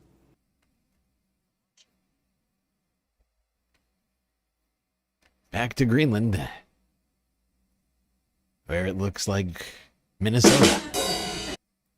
It's not just Greenland's mineral resources that might interest US President Donald Trump. He's also got his eye on the Arctic territory because of the role it plays in defending the United States against any missile attack from potential adversaries. They could include Russia and China and others. Speaking this week in Davos, Switzerland, Trump noted that long-range ballistic missiles that can carry nuclear warheads would likely overfly Greenland in a hypothetical war.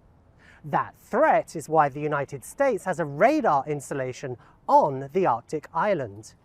The remote BB space base is above the Arctic Circle and roughly halfway between Washington, D.C. and Moscow. The US facility has been there for decades, since the Cold War. Its far-seeing radar can peer over the Arctic into Russia and a potential flight paths that Chinese missiles could take if targeted at the United States. To protect against missile threats, Trump wants to build what he calls the Golden Dome. The multi-billion-dollar system would use space-based satellites to detect and track missiles so they could be intercepted. Trump has said that for the Golden Dome to work effectively, the US needs Greenland. But nuclear experts question that logic. They point out that under an existing agreement with Denmark, which owns Greenland, the US already has the potential to build more military installations if it wanted. Would you jump up? Oh my god. This is so fucking stupid. Why are we having to deal with this stuff? Why do we have to deal with this moron? Adult babe. This adult You're baby. a little baby.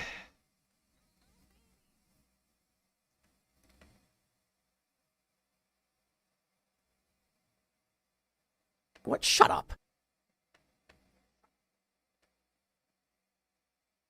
Speaking of adult babies, let's talk about the richest adult baby on the planet. This is outrageous. It's unfair.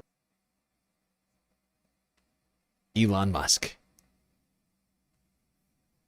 He made an appearance at Davos, got all weird with things.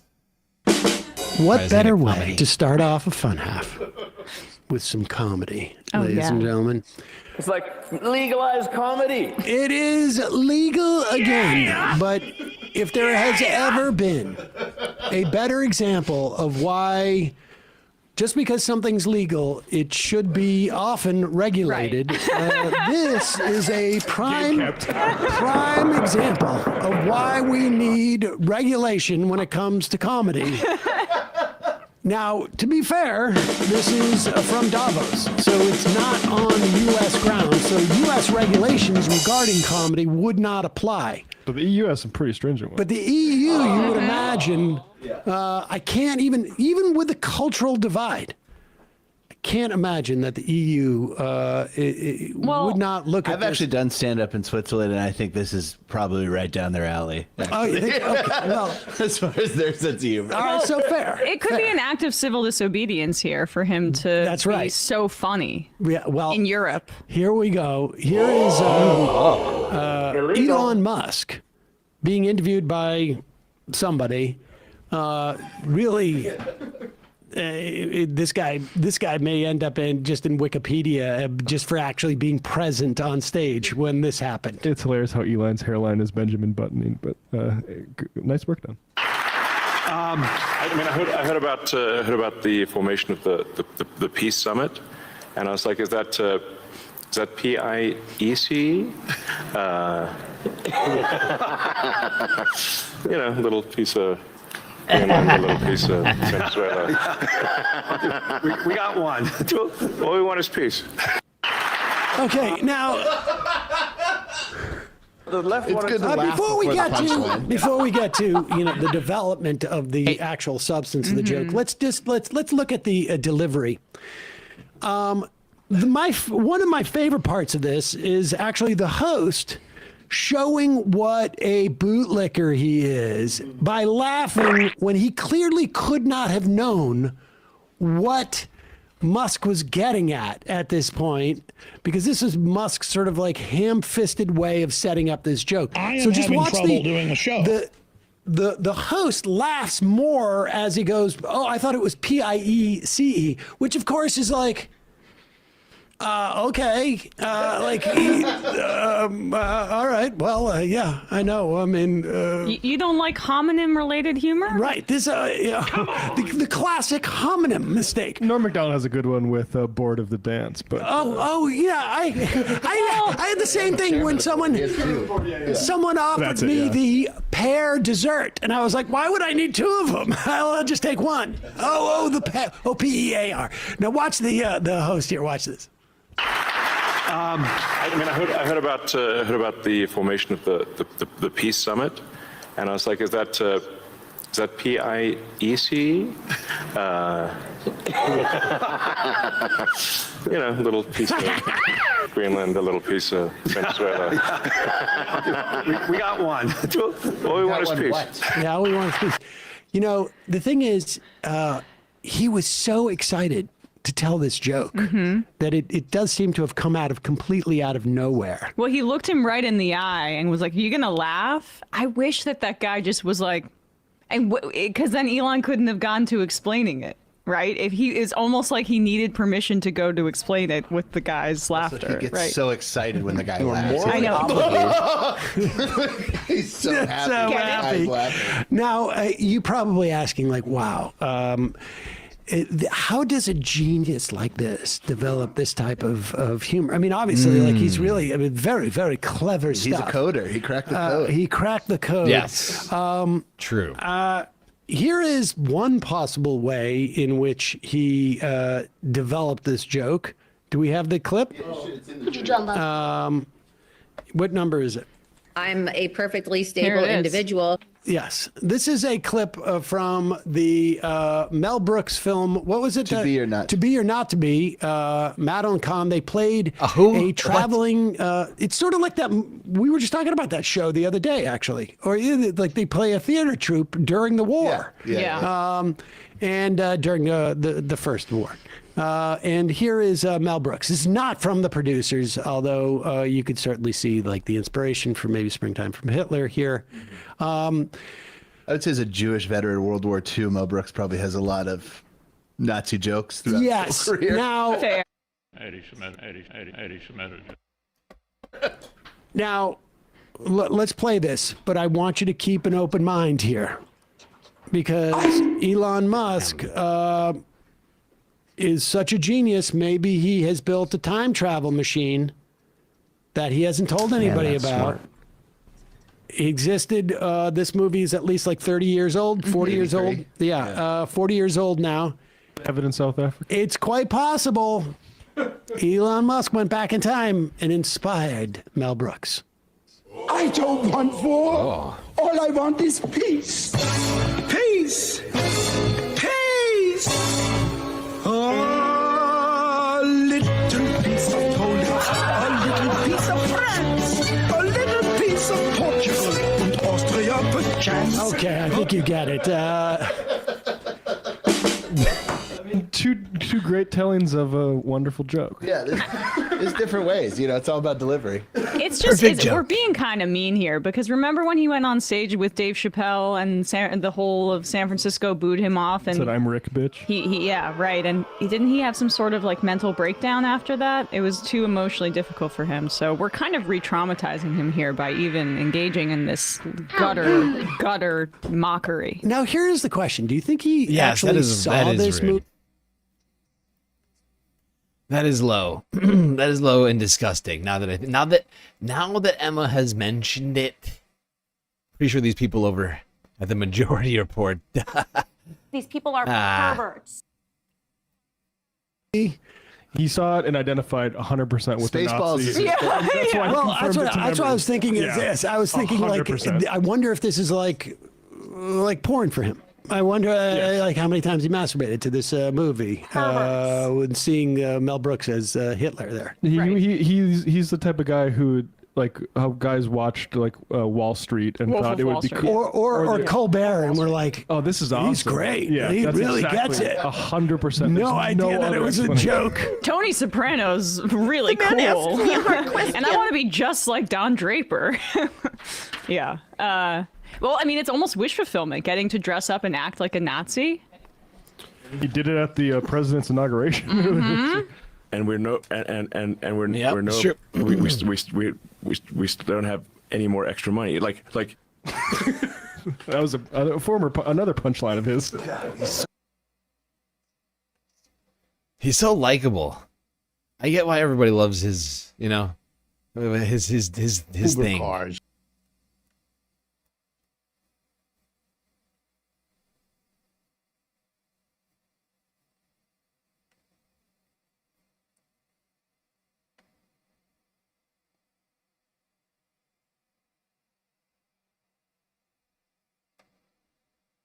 Oh, Christ. All right, I'm exhausted, Space Fams, and I hate to do this, but I'm gonna scoop us to the end of this goddamn shit show of a night. There were a couple other things I wanted to get to. I'm tired. I don't want to overdo it. We're 9 hours in, and last night was so long. I had 2 12-hour nights back to back.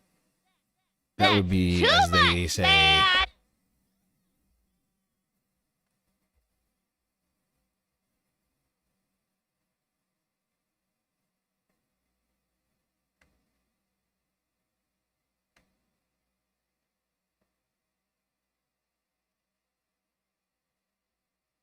All right.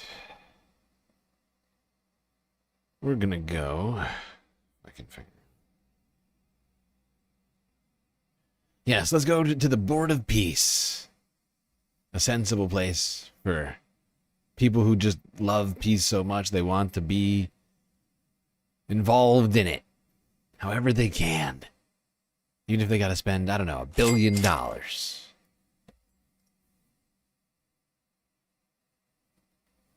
talked about being concerned, Mr. President, about Russia trying to come and take over Greenland. If you're worried that Putin would do something like that, why invite him to join your Board of Peace? Because we want everybody. We want all nations. We want all nations where people have control, people have power.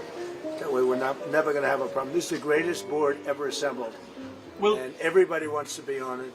But why is this doing I have this? some controversial people on it, but these are people that get the job done. These are people that have tremendous influence. Sorry, this thing is not supposed to be like this. No, it should be full screen. Why are you doing... Why does this happen? It just like randomly happens and it just screws me over. Just, you are screwing me right now. Okay? It's incredibly rude. Don't make me... Okay, I'll do it.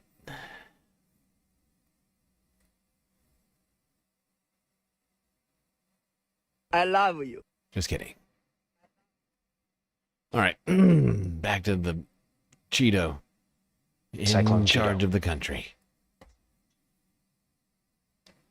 You talked about being concerned, Mr. President, about Russia trying to come and take over Greenland. If you're worried that Putin would do something like that, why invite him to join your Board of Peace? Because we want everybody. We want all nations. We want all nations where people have control, people have power. That way we're never going to have a problem. This is the greatest board ever assembled. And everybody wants to be on it.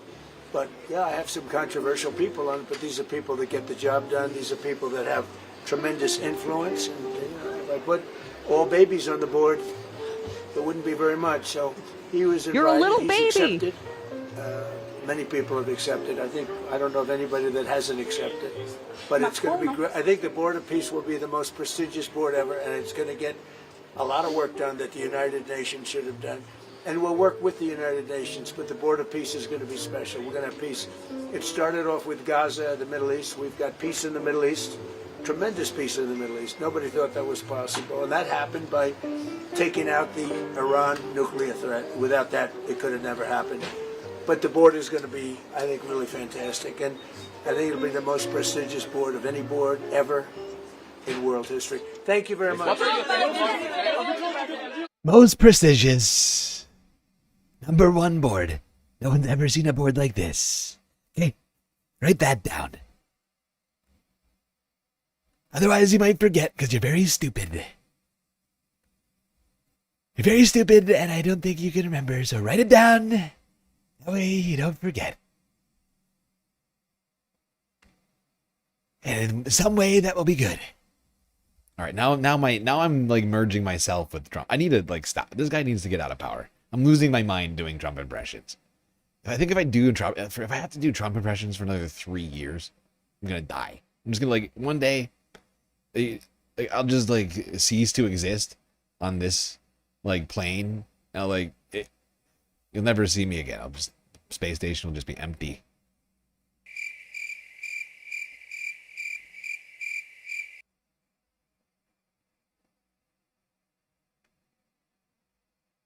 But you heard him. Most prestigious board perhaps ever assembled in the history of humanity.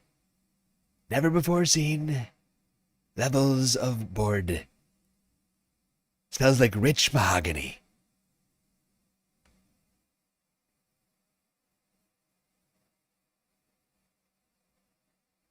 The very best board. Great people. Great people. Putin, of course. Everybody should be on it. Anybody who wants to be on the board, get him in there. Absolutely. Khomeini, great guy. Great guy.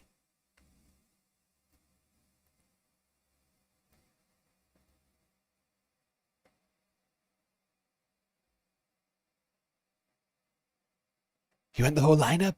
Okay, fine. I guess if that's what you're about, if you like lines, I guess if you're the sort of person who likes to.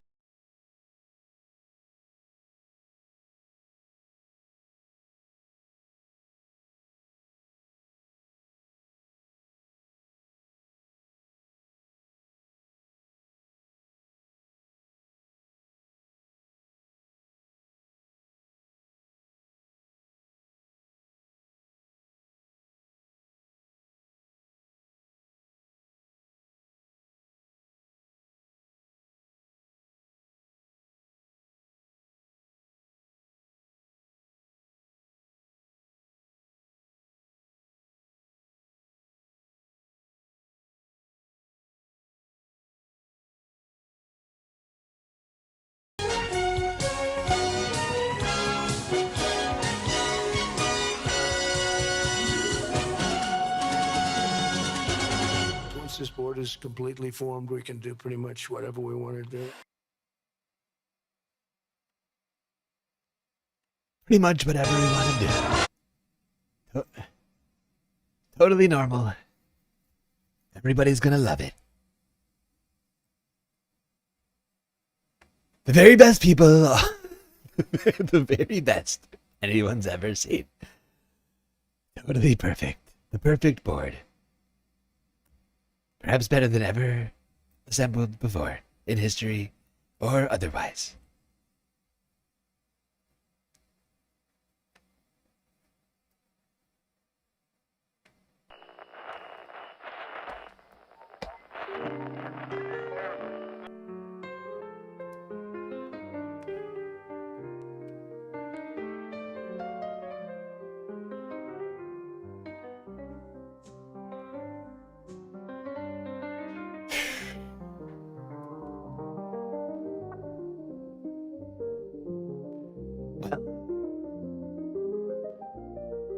We got through another one.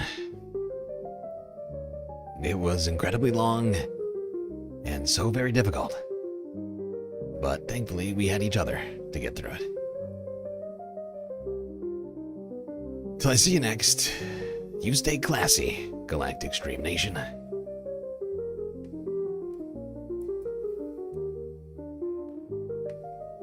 Can't forget this. These are your galactic patrons.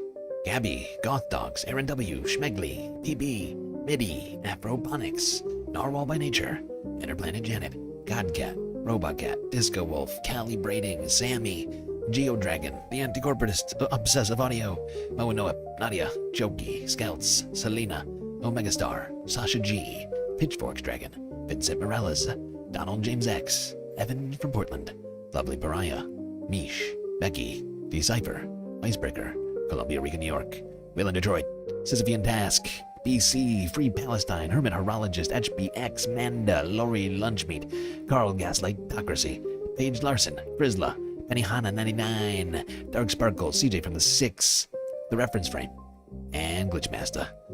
That's right, all these people here have helped produce the show which your eyes and ears just got done enjoying. You can too for the low price of $3 a month.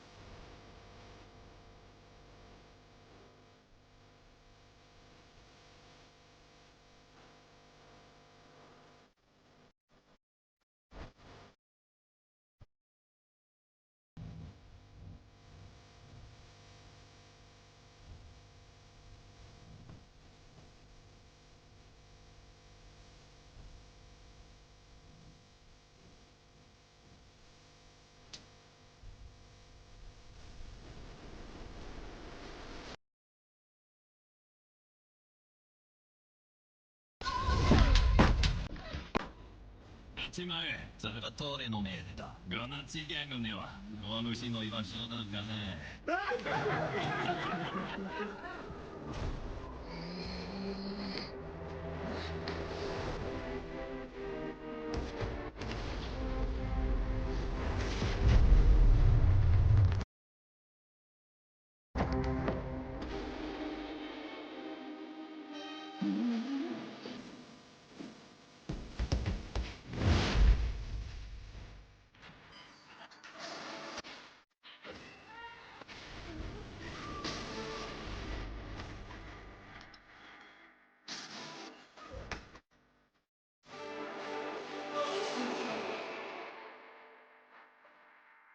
あなたが言い通りにしたんだ。そしたらあいつが怒りくれて返しに来た。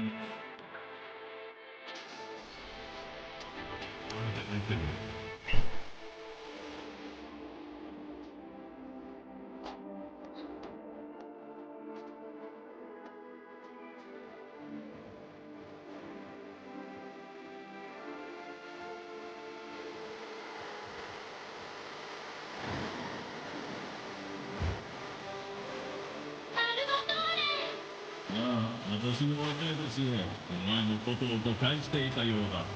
そうかもしれないね。本当だ。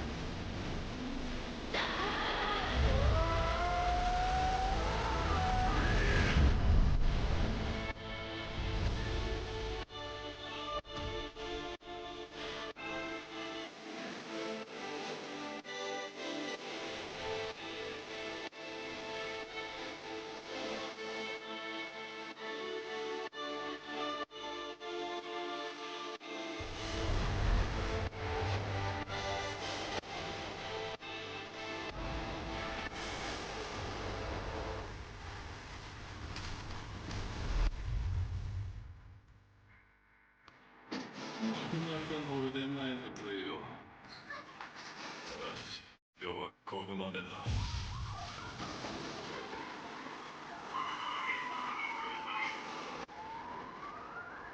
運が良かったと思う。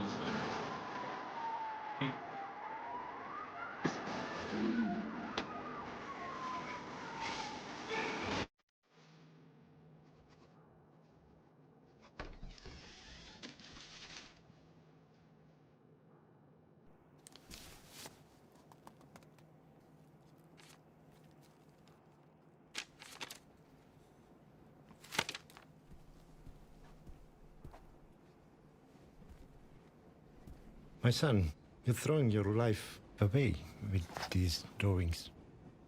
You should be focusing on your music. You have great talent.